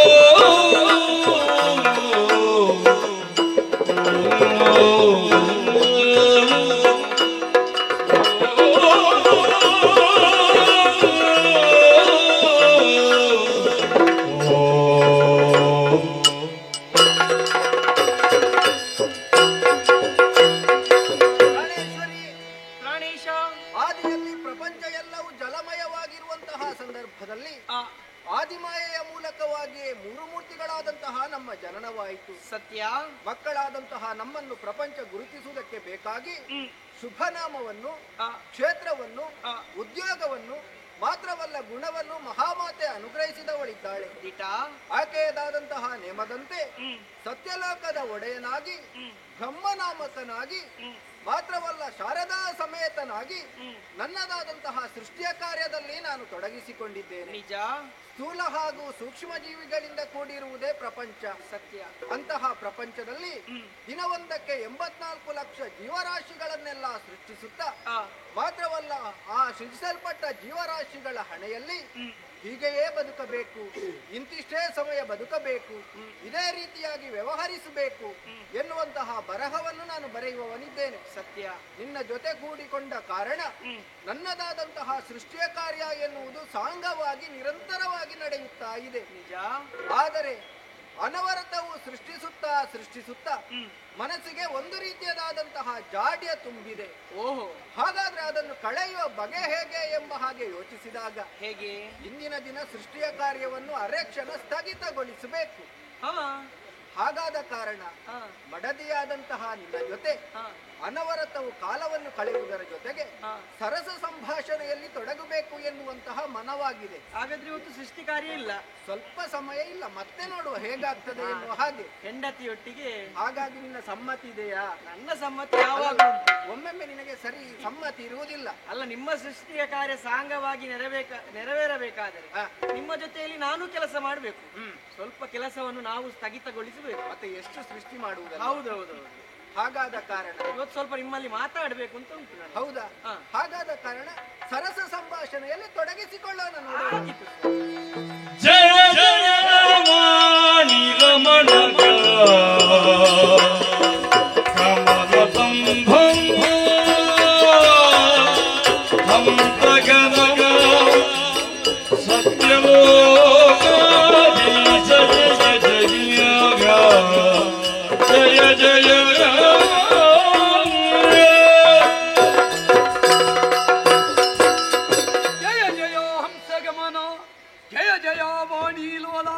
ಜಯ ಜಯ ಸತ್ಯಲೋಕೇಶ, ಜಯ ಜಯ ಸೃಷ್ಟಿಕರ್ತ, ಜಯ ಜಯ ಜಯ ಜಯ. ಸ್ವಾಮಿ, ಆಶ್ಚರ್ಯವನ್ನೇ ಕಾಣುತ್ತಾ ಇದ್ದೇನೆ. ಏನದು? ಘನ ತಪೋನಿಧಿಗಳಾದಂತಹ ಭೃಗು ಮಹರ್ಷಿಗಳ ಆಗಮನ ನಮ್ಮದಾದಂತಹ ಈ ಸತ್ಯಲೋಕಕ್ಕೆ ಆಗಿದೆ. ಅತಿಥಿ ದೇವೋಭವ ಎನ್ನುವಂತಹ ನಾಲ್ನುಡಿಯನ್ನು ಲೋಕಮುಖಕ್ಕೆ ಪ್ರಚಾರಪಡಿಸಿದವರು ನಾವಿದ್ದೇವೆ. ಅತಿಥಿಯನ್ನು ಸತ್ಕರಿಸಬೇಕಾದುದು ನಮ್ಮ ಧರ್ಮ. ಹಾಗಾಗಿ ಅವರನ್ನು ಸತ್ಕರಿಸಿ ಸ್ವಾಮಿ. ಈ ಸಮಯದಲ್ಲಿ ಬರುವಾಗ ಸತ್ಕರಿಸುವುದಕ್ಕೆ ಸಾಧ್ಯ ಇಲ್ಲ. ಯಾಕೆ? ನಮ್ಮದಾದಂತಹ ಸಮಯ ಎನ್ನುವುದು ಆ ರೀತಿ ಇದೆ. ಸಮಯದ ಅರಿವಿಲ್ಲದೆ ಬಂದಂತಹ ಆತನನ್ನು ಸತ್ಕರಿಸುವುದು ಒಂದೇ, ನಮ್ಮದಾದಂತಹ ಸರಸ ಸಂಭಾಷಣೆಯಲ್ಲಿ ತೊಡಗುವುದು ಒಂದೇ. ಬಂದವ ಬರ್ತಾನೆ, ನಮ್ಗೇನು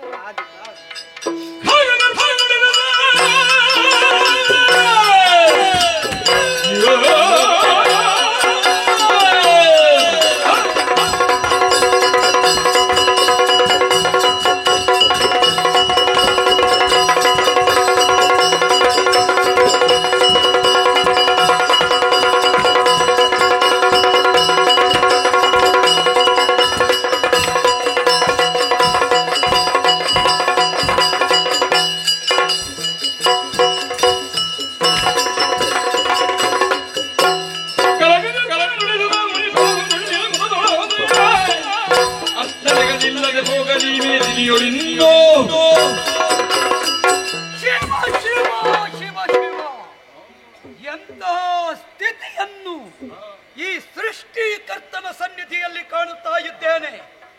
ಇವರೆಲ್ಲ ಲೋಕಕ್ಕೆ ಬೋಧಕರು. ಹೆಂಡತಿ ಒಟ್ಟಿಗೆ ಇರುವಾಗ ಇವರಿಗೆ ಯಾವ ಬೋಧೆಯೂ ಇರುವುದಿಲ್ಲ. ಮತ್ತೆ ಎಂತದ್ದು ಇವರು ಮಾಡುವುದು?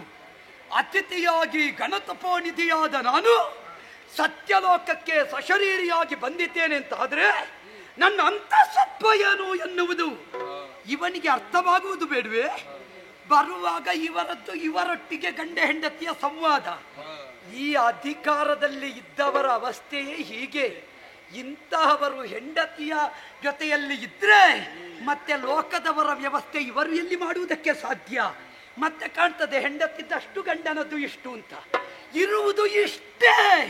ಇಲ್ಲದೆ ಇದ್ರೆ ಏನು ವಿಶೇಷ? ಬಂದವನನ್ನು ಸ್ವಾಗತಿಸುವುದು, ಅತಿಥಿ ದೇವೋಭವ. ಕೆಲವರೆಲ್ಲ ವೇದಿಕೆಯಲ್ಲಿ ಹೇಳುವುದು ಮಾತ್ರ ಅಂತ. ವಾಸ್ತವದಲ್ಲಿ ಮನೆಗೆ ಹೋದ್ರೆ ಒಂದು ಪೂರ್ತಿಯ ಹಾಲು ಕೊಡ್ಲಿಕ್ಕೂ ಗತಿ ಇಲ್ಲದ ಹಾಗೆ ಮಾಡುವುದು. ಇವರದ್ದು ಅದೇ ಅವಸ್ಥೆ ಅಲ್ವೇ? ಬಂದೆ, ಸತ್ಯಲೋಕದ ಬಾಗಿಲಲ್ಲಿ ನಿಂದೆ, ಘನ ಸ್ತುತಿಯನ್ನು ಮಾಡಿದೆ. ಭಕ್ತನ ಸ್ಥಿತಿಯೊಂದು ಅವನಿಗೆ ಅರ್ಥ ಆಗುವುದಿಲ್ಲ ಅಂತ ಆದ್ರೆ ಹೇಗೆ ಭಗವಂತ ಆಗುವುದಕ್ಕೆ ಸಾಧ್ಯ? ಭಕ್ತೋದೇನಂತ ಭಗವಂತ ಇದನ್ನು ಮರೆಯುತ್ತಾನೆ ಅಂತಾದರೆ ಭಕ್ತನ ಸತ್ವ ಏನು ಇವನಿಗೆ ಗೊತ್ತಾಗಬೇಕು. ಸತ್ಯಲೋಕೇಶನ ಚಿತ್ತ ಕಡರಿದ ಪಿತ್ತ ಎಳೆಯಬೇಕು. ಇವನಿಗೆ ಪೂಜೆ, ಈ ಹೆಂಡತಿಯ ಜೊತೆಯಲ್ಲಿ ಅವರದ್ದೇ ಪೂಜೆ ನಡೆಯುತ್ತದೆ ಅಂತಾದ್ರೆ ಮತ್ತೆ ನಮ್ಮತ್ತೆಂತದ್ದು? ಇವರಿಗೆಲ್ಲ ಪೂಜೆ ಮಾಡಿದ್ರೆ ನಮಗೆ ಮರ್ಯಾದೆ ಉಂಟ? ಆದ್ದರಿಂದ ಇನ್ನು ಮುಂದಕ್ಕೆ ಸತ್ಯಲೋಕೇಶನಾದ ವಿಧಾತನಿಗೆ ಪೂಜೆ ಇಲ್ಲದೆ ಹೋಗಲಿ. ಓಯ್, ಶಾಪ ಕೊಟ್ಟಿದ್ದೇನೆ, ಕೊಟ್ಟದ್ದು ಹೌದು. ಮತ್ತೆ ನಾಳೆ ಸಮಸ್ಯೆ ಆಗಬಾರ್ದಲ್ಲ. ನಾವು ಬ್ರಹ್ಮ ಋಷಿ ಬ್ರಹ್ಮತ್ವದ ಸಂಪಾದನೆ, ಅಷ್ಟು ದೊಡ್ಡವರೇ ಕೊನೆಗೆ ದೇವರಿಗೆ ಏನೂ ಇಲ್ಲ ಅಂತ ಮಾಡಿದ್ರು ಅಂತಾಗುವುದು ಬೇಡ. ಇವನಿಗೆ ಏನೂ ಇಲ್ಲ ಅಂತ ನಮ್ಮ ಹೆಸರು ಹೇಳಿ ಆಗುವುದು ಬೇಡ. ಒಬ್ಬ ಯೋಗಿಯಿಂದ ನಮಗೆ ಏನೂ ಇಲ್ಲ ಅಂತಾಗುವುದು ಬೇಡ. ಆದ್ದರಿಂದ ಇವನಿಗೆ ಏನಾದ್ರೂ ಉಂಟು ಅಂತ ಮಾಡುವ. ಯೋಗಿಯೊಬ್ಬ ಸಟೆದು ನಿಂತರೆ ದೇವತತ್ವವನ್ನಾದರೂ ಪ್ರಶ್ನಿಸುವ ಮಟ್ಟಕ್ಕೆ ಇರ್ತಾನೆ ಎನ್ನುವುದಕ್ಕೆ ಸಾಕ್ಷಿಯಾಗಬೇಕು ಭೃಗು ಮಹರ್ಷಿಯ ಚರಿತ್ರೆ. ಆದ್ದರಿಂದ ಇನ್ನು ಮುಂದಕ್ಕೆ ಇವನಿಗೆ ಪೂಜೆಯ ಬದಲು ಅರ್ಪಣೆ ಮಾತ್ರ. ಯಾವ ಪೂಜೆ ಪೂರ್ಣಗೊಳ್ಳಬೇಕಿದ್ರೂ ಬ್ರಹ್ಮಾರ್ಪಣವಾಗಬೇಕು. ಗೊತ್ತಾಯ್ತಲ್ಲ? ಮತ್ತೆ ಇವನ್ ಇನ್ನು ನೋಡಿ, ನಾ ಶಾಪ ಕೊಟ್ಟರು ಅವ ಹೆಂಡತಿ ಹೆಗಳಿಂದ ಕೈ ತೆಗಿಲಿಲ್ಲ. ಕೆಲವರಿಗೆಲ್ಲ ಚಟ ಎಂತದ್ದು ಇದೆಯಾ? ಇವನೇ ಒಂದು ದೊಡ್ಡ ಹೆಂಡತಿಯ ಒಟ್ಟಿಗೆ ಇರುವುದ? ಬಿಡ್ಲಿಕ್ಕಿಲ್ಲ. ಇನ್ನು ಸತ್ಯಲೋಕಲ್ಲ, ಬೇರೆ ಯೋಚನೆ ಮಾಡ್ತೇನೆ. ನಾಳೆ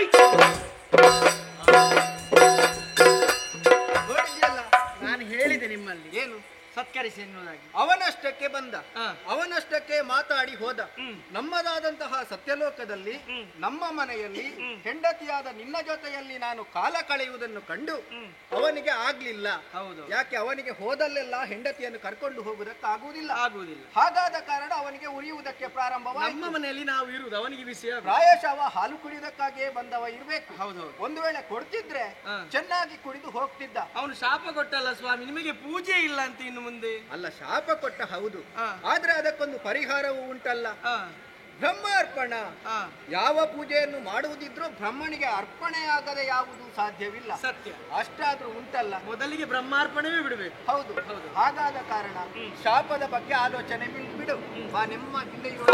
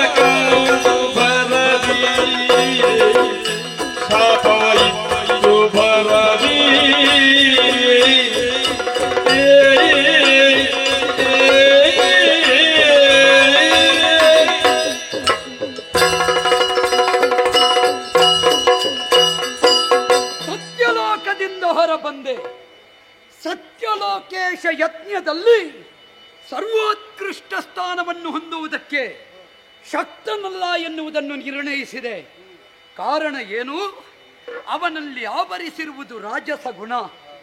ಶಾರದೆ ಎನ್ನುವ ಪ್ರಕೃತಿ ಒಟ್ಟಿಗೆ ಇದ್ದರೂ ಕೂಡ ಅವನು ಹೇಗಿದ್ದಾನೆ ಅಂತ ಕೇಳಿದರೆ ಕಡು ಬಿಸಿಲಿನ ಪ್ರಕೃತಿಯ ಹಾಗೆ ಇದ್ದಾನೆ. ಯಾವ ನೆಮ್ಮದಿಯೂ ಅಲ್ಲಿರುವುದಿಲ್ಲ. ಆದ್ದರಿಂದ ನನ್ನ ಶಾಪವೆಂಬ ಗಾಳಿ ತಾಗಿ ಮತ್ತೆ ಹಚ್ಚ ಹಸುರಾಗಿ ಅದು ನಿಲ್ಲುತ್ತದೆ ಅಂತಾದರೆ ನಾವು ಅದಕ್ಕೆ ಕೊಟ್ಟದ್ದು ಒಳ್ಳೆದಾಯಿತು ಅಂತಲೇ ನಾಳೆ ಪ್ರಾಜ್ಞರು ಹೇಳಿಯಾರು. ಹಾಗೆಂದು ಇಷ್ಟಕ್ಕೆ ಮುಗಿಯುವುದಿಲ್ಲವಲ್ಲ. ಮೂರು ಮೂರ್ತಿಗಳು ಯಾರು ಸರ್ವಶ್ರೇಷ್ಠರೆನ್ನುವುದೇ ಪ್ರಶ್ನೆ. ಹಾಗಾದ ಕಾರಣ ನಮಗೆ ಲಕ್ಷ್ಯ ರಜತಾದ್ರಿವಾಸನಾದ ಪರಮೇಶ, ತಮೋಗುಣೋಪೇತನಿದ್ದಾನೆ, ಜ್ಞಾನೇಶ್ವರನಿದ್ದಾನೆ. ಏನಾದರೂ ಸಮ್ಮಾನ ಸಿಗುವುದಿದ್ರೆ ಅಲ್ಲಿ ಅಂತ ನಮಗೆ ವಿಶ್ವಾಸ ಉಂಟು. ಹಾಗಾದ ಕಾರಣ ಯೋಚನೆ ಮಾಡುವುದಲ್ಲ, ನೇರವಾಗಿ ರಜತಾದ್ರಿಯ ತಗಲಿದ್ದೇನೆ.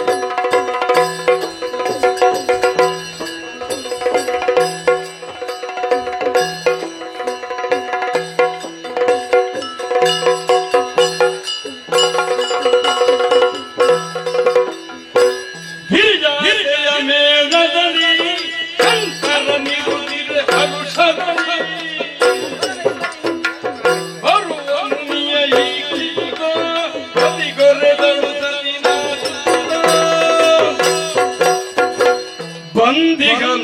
ಭೃಗು ಮುನಿಪ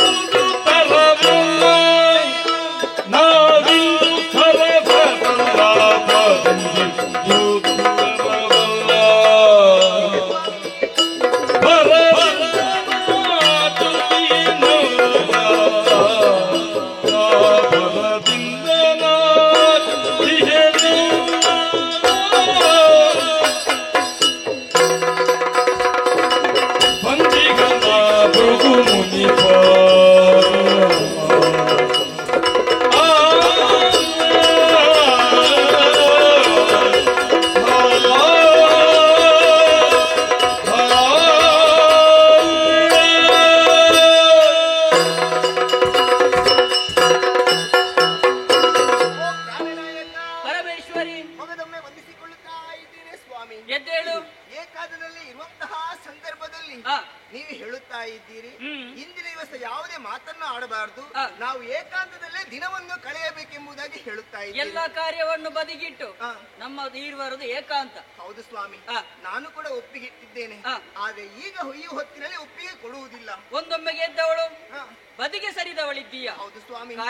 ಕಾರಣ ಏನೆಂಬುದಾಗಿ ಹೇಳಬಹುದೇ? ನಿಮ್ಮನ್ನೇ ಭಜಿಸುತ್ತಾ ಮುನಿಪೋತ್ತಮ ಈ ಕಡೆಗೆ ಬರುತ್ತಾ ಇದ್ದಾನೆ. ಓಹೋ, ಆದುದರಿಂದ ಏಕಾಂತವನ್ನು ಇಲ್ಲೇ ಬಿಟ್ಟು ಆತನನ್ನು ವಿಚಾರಿಸುವುದು ಸರಿ ಸ್ವಾಮಿ.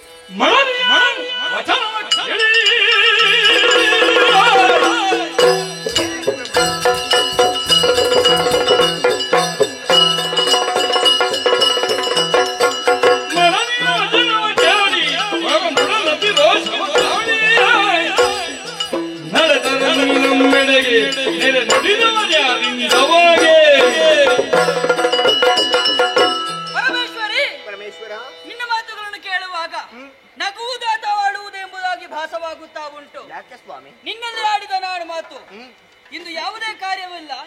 ಬಂದಂತ ಭಕ್ತಾದಿಗಳು ಅವರಷ್ಟಿಗೆ ಬಂದು ಅವರ ದಾರಿಯನ್ನು ಹಿಡಿದು ಹೋಗುತ್ತಾರೆ. ನಾವು ಏಕಾಂತದಲ್ಲಿ ಇರಬೇಕು ಎನ್ನುವ ಹಾಗೆ. ಹೌದು.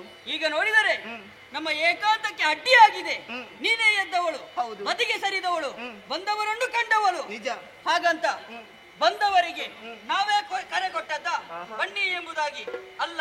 ಬಂದದ್ದು ನಿಮ್ಮ ಭಕ್ತರಲ್ಲ ಸ್ವಾಮಿ, ಮಹಾತ್ಮರು, ಮುನಿಪೋತ್ತಮರು ಅವರು ಬಂದಿದ್ದಾರೆ. ಭಕ್ತರಾದರೇನು ಮಹಾತ್ಮರಾದರೇನು ಇಂದಿನ ದಿವಸ ನಾನು ಆಲೋಚನೆ ಮಾಡಿದೆ ಹೇಗೆ? ಯಾವುದೇ ಕಾರ್ಯಗಳಿಲ್ಲ, ಯಾವುದೇ ಭಕ್ತಿ ಇಲ್ಲ, ಏಕಾಂತ ಮಾತ್ರ ಎನ್ನುವ ಹಾಗೆ. ಹಾಗಾಗಿ ಬಂದವರು ನಮ್ಮನ್ನು ಕಂಡು ಅವರಷ್ಟಿಗೆ ಅವರ ಹಾದಿಯನ್ನು ಹಿಡಿದು ಹೋಗುತ್ತಾರೆ. ಹೀಗೆ ಬಾ, ಹೀಗೆ ಬಾ.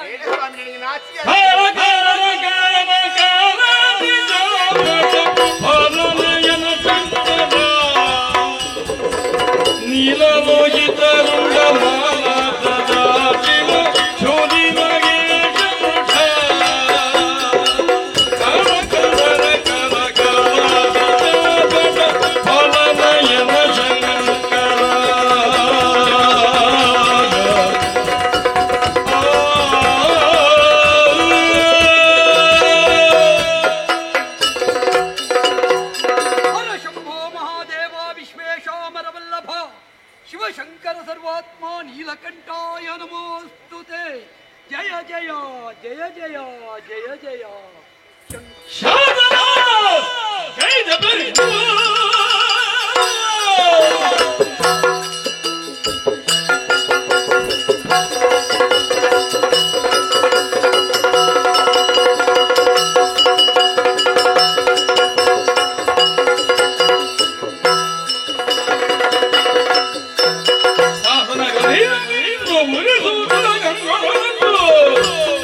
a little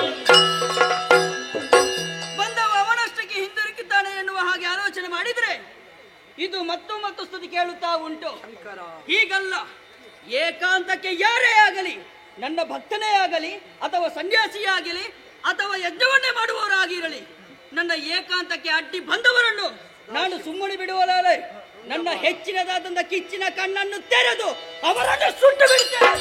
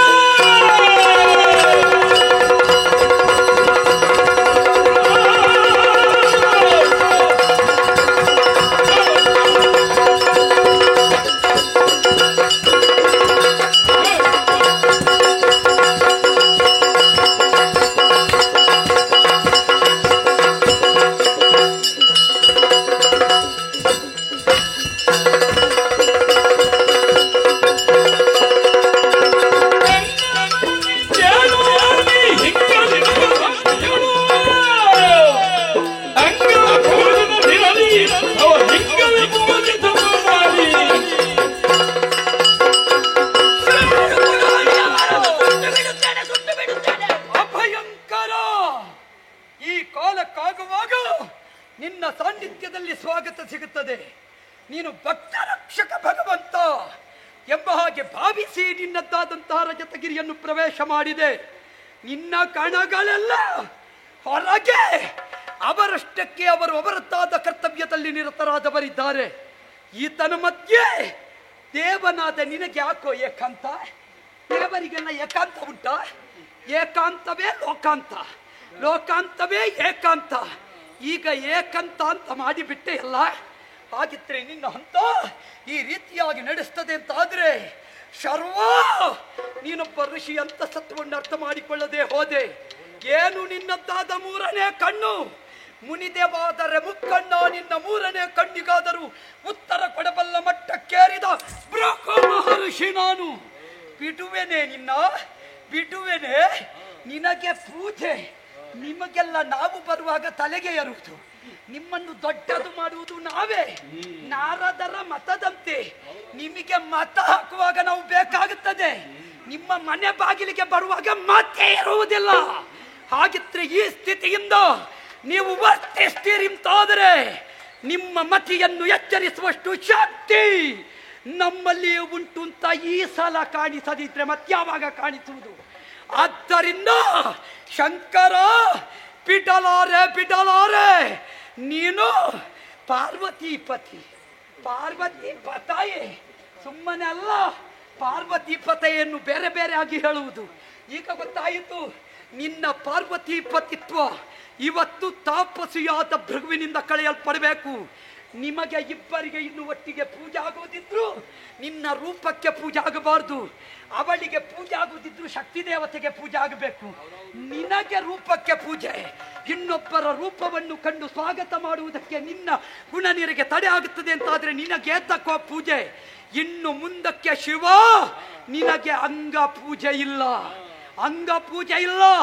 ಇನ್ನು ಮುಂದೆ ನಿನಗೆ ಲಿಂಗಕ್ಕೆ ಪೂಜೆ. ಹೆಚ್ಚಾಗಲಿಲ್ಲ ಅಲ್ಲ, ಕೆಲವು ಸಲ ನಮಗೆ ಬಿಸಿಯಾದ್ರೆ ಹಾಗೆ ಲಿಂಗಕ್ಕೆ ಪೂಜೆ, ಲಿಂಗಕ್ಕೆ ಪೂಜೆ ಆದ್ರೂ ಅದು ಸರ್ವಾಂಗಕ್ಕೆ ಪೂಜೆ. ನೋಡೋಣ.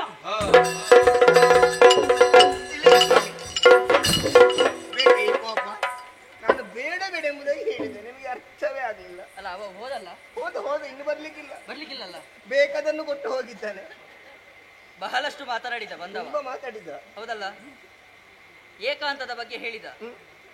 ಮದುವೆ ಆಗೋದವನಿಗೆ ಏಕಾಂತದ ಬಗ್ಗೆ ಏನು ಗೊತ್ತು? ಅವನಿಗೆ ಗೊತ್ತಿಲ್ಲ. ಹೌದಲ್ಲ.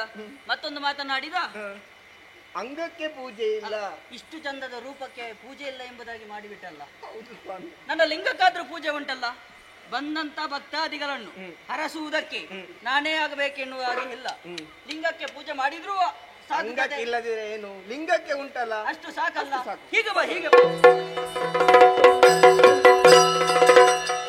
ಹರಕಮಲ ಜೋಳ ನೋಡಿದೆನು, ಹರಕಮಲ ಜೋಳ ನೋಡಿದೆನು.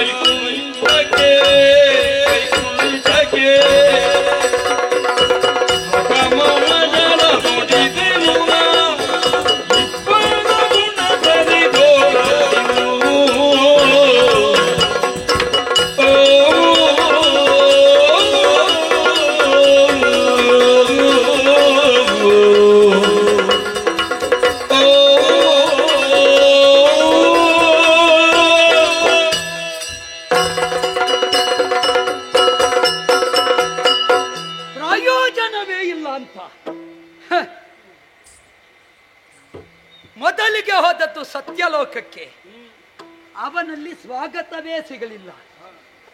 ನಂತರ ಹೋದದ್ದು ಕೈಲಾಸಕ್ಕೆ, ಹೆಂಡತಿ ಸೂಚಿಸಿದಳು ಬರ್ತಾ ಇದ್ದಾರೆ ಅಂತ. ಇವನಿಗೆ ಈ ಶಂಕರ, ಇವ ಬೋಳೆ ಶಂಕರ, ಇವನ ತಲೆಗೆ ಹೋಗಲಿಲ್ಲ. ಇಬ್ಬರಲ್ಲಿಯೂ ಮಾನ್ಯತೆ ಸಿಗಲಿಲ್ಲ ಎನ್ನುವ ಕಾರಣಕ್ಕಾಗಿ ಇವರು ಅರ್ಹರಲ್ಲ ಅಂತ ನನ್ನ ವಾದ ಅಲ್ಲ. ಒಬ್ಬ ತನ್ನ ಭಕ್ತನನ್ನಾದರೂ ಪರಿಗಣಿಸುವಷ್ಟು ವ್ಯವಧಾನ ಇಲ್ಲ ಅಂತಾದರೆ ಇವರನ್ನು ದೇವತನದಲ್ಲಿ ಎಂತೂ ಅರ್ಚಿಸಲಿ? ಅರ್ಚಿಸುವುದಕ್ಕೂ ಒಂದು ಹಂತ ಅಂತ ಉಂಟು, ಒಂದು ಸ್ವರೂಪ ಅಂತ ಉಂಟು. ಒಂದು ದೇವಸ್ಥಾನ ಅಂತ ಇದ್ರೆ ಗರ್ಭಗುಡಿಯಲ್ಲಿ ಮಾತ್ರ ದೇವರಲ್ಲವಲ್ಲ, ಸುತ್ತಲೂ ಬೇರೆ ಬೇರೆ ಉಪದೇವತೆಗಳಿದ್ದಾರೆ. ಕೆಲವೊಂದು ಸಲ ಪ್ರಧಾನ ದೇವರ ಜೊತೆಯಲ್ಲೇ ಮತ್ತೊಂದು ಪ್ರಧಾನ ಶಕ್ತಿಯನ್ನು ಒಂದು ಬದಿಯಲ್ಲಿ ಸ್ಥಾಪಿಸ್ತಾರೆ. ಮೂರು ಮೂರ್ತಿಗಳು ಲೋಕದ ಪ್ರಧಾನ ಶಕ್ತಿಗಳು, ಕರ್ತಾರರು ಎನ್ನುವುದು ಸ್ಪಷ್ಟವೇ. ಆದರೆ ಲೋಕದಲ್ಲಿ ಸಕಲವನ್ನು ಕ್ರತುಶಕ್ತಿಯಿಂದ ಪರಿಪಾಲಿಸಬಲ್ಲ ಕರ್ತೃ ಅವನೇ ಶ್ರೀಮನ್ನಾರಾಯಣ ಅಂತ ನಾವು ತಿಳಿದವರು. ಕರ್ತಾರನಾದ ತಾನೇ ಕರ್ತೃತ್ವವನ್ನು ಕಂಡುಕೊಂಡು ಕಾರ್ಯತ್ವದಲ್ಲಿ ಲೀನರಾಗುವ ಕರ್ಮಾಧ್ಯಕ್ಷ, ಅವನೇ ಧರ್ಮಾಧ್ಯಕ್ಷ ಅಂತ ನಾವು ಬಲ್ಲವರು. ಕೆಲವು ಸಲ ಅಧ್ಯಕ್ಷರದ್ದೇ ಸಮಸ್ಯೆ ಆಗುತ್ತೆ.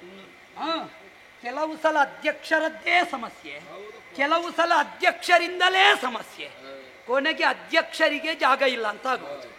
ಇಂಥದ್ದೆಲ್ಲ ಆಗ ಕೂಡದಲ್ಲ. ಲೋಕಾಧ್ಯಕ್ಷನಾದ ಶ್ರೀಮನ್ನಾರಾಯಣ ಅವನು ಹೇಗೆ ತನ್ನ ಅಧ್ಯಕ್ಷೀಯ ನೆಲೆಯಲ್ಲಿ ಲೋಕಾಧ್ಯಕ್ಷನಾಗಿ, ಧರ್ಮಾಧ್ಯಕ್ಷನಾಗಿ, ಕರ್ಮಾಧ್ಯಕ್ಷನಾಗಿ ವ್ಯವಹರಿಸ್ತಾನೆ, ಇದನ್ನು ಪರೀಕ್ಷಿಸಲೇಬೇಕು. ನಾ ಆರಂಭದಲ್ಲಿ ಪೀಠಿಕೆ ಹೇಳಿದ್ದದನ್ನೇ, ಯಾರನ್ನು ಒಪ್ಪುವುದಿದ್ದರೂ ಅರಿತು ಒಪ್ಪಬೇಕು. ಆದ್ದರಿಂದ ಯಾವಾಗ ನಾವು ಸಮ್ಮತಿಯನ್ನು ಹೇಳ್ತೇವೋ, ನಾವು ನೀಡುವ ಒಂದೊಂದು ಮತ ಅದು ನಮ್ಮ ಹೃದಯ ಭಾವದ ಪ್ರತೀಕ. ಅದು ಇನ್ನೊಬ್ಬನಿಗೆ ಕೊಟ್ಟು ನಾವು ಕೊಡುವಂಥದ್ದಲ್ಲ, ಇನ್ನೊಬ್ಬ ನಮ್ಮ ಒಳಗನ್ನು ತಿಳಿದು ಪಡೆಯಬೇಕು. ಆವಾಗ ಹೃದಯ ವೈಶಾಲ್ಯತೆ ಮೆರೆಯುವುದಕ್ಕೆ ಸಾಧ್ಯವಾಗುತ್ತದೆ. ಇಬ್ಬರು ಅದಕ್ಕೆ ಅರ್ಹರಲ್ಲ ಎನ್ನುವುದನ್ನು ನಾವು ಒಪ್ಪಿಕೊಂಡೇ ಮತ್ತೆ ಹೊರಟವ. ಹರ ಕಮಲಜರ ಪರೀಕ್ಷಿಸಿದೆನು, ಅವರು ಯಾವತ್ತಿದ್ದರೂ ಯಜ್ಞ ಪುರುಷರಾಗುವುದಕ್ಕೆ ಅರ್ಹತೆ ನನಗೆ ಕಂಡು ಬರಲಿಲ್ಲ. ಯಜ್ಞ ಶ್ರೇಷ್ಠತೆಯನ್ನು ಹೊಂದಬಲ್ಲ ನಾಯಕ ಯಾರು? ಜಗನ್ನಾಯಕ ಸೂತ್ರಧಾರಿಯಾದ ಶ್ರೀಹರಿ. ಹೌದೇ ಅಲ್ಲವೇ? ಪ್ರಶ್ನೆ ನನ್ನೊಳಗೂ ಉಂಟು. ಅವ ಮುರವಿರೋಧಿ, ಮುರಮಥನ, ಪಾಪವನ್ನು ನೀಗಿಸುವವ, ಪಾಪವನ್ನು ಕಳೆಯುವವ. ಅವ ಸರ್ವಶಕ್ತ ಹೌದು ಅಲ್ಲವೋ ಎನ್ನುವುದು ಇಂದು ಭೃಗುವಿನ ತುಲನೆಯಲ್ಲಿ ತಾನು ನಿಲುಕಿಕೊಳ್ಳಬೇಕು. ಹರಿಯ ಸತ್ವವ ನಿಕಷಕ್ಕೊಡ್ಡುವ ಪರ್ವಕಾಲ ಇದು. ತಡ ಯಾಕೆ? ನನ್ನ ನಡೆ ವೈಕುಂಠದ ಕಡೆ ಸಾಗುತ್ತೆ.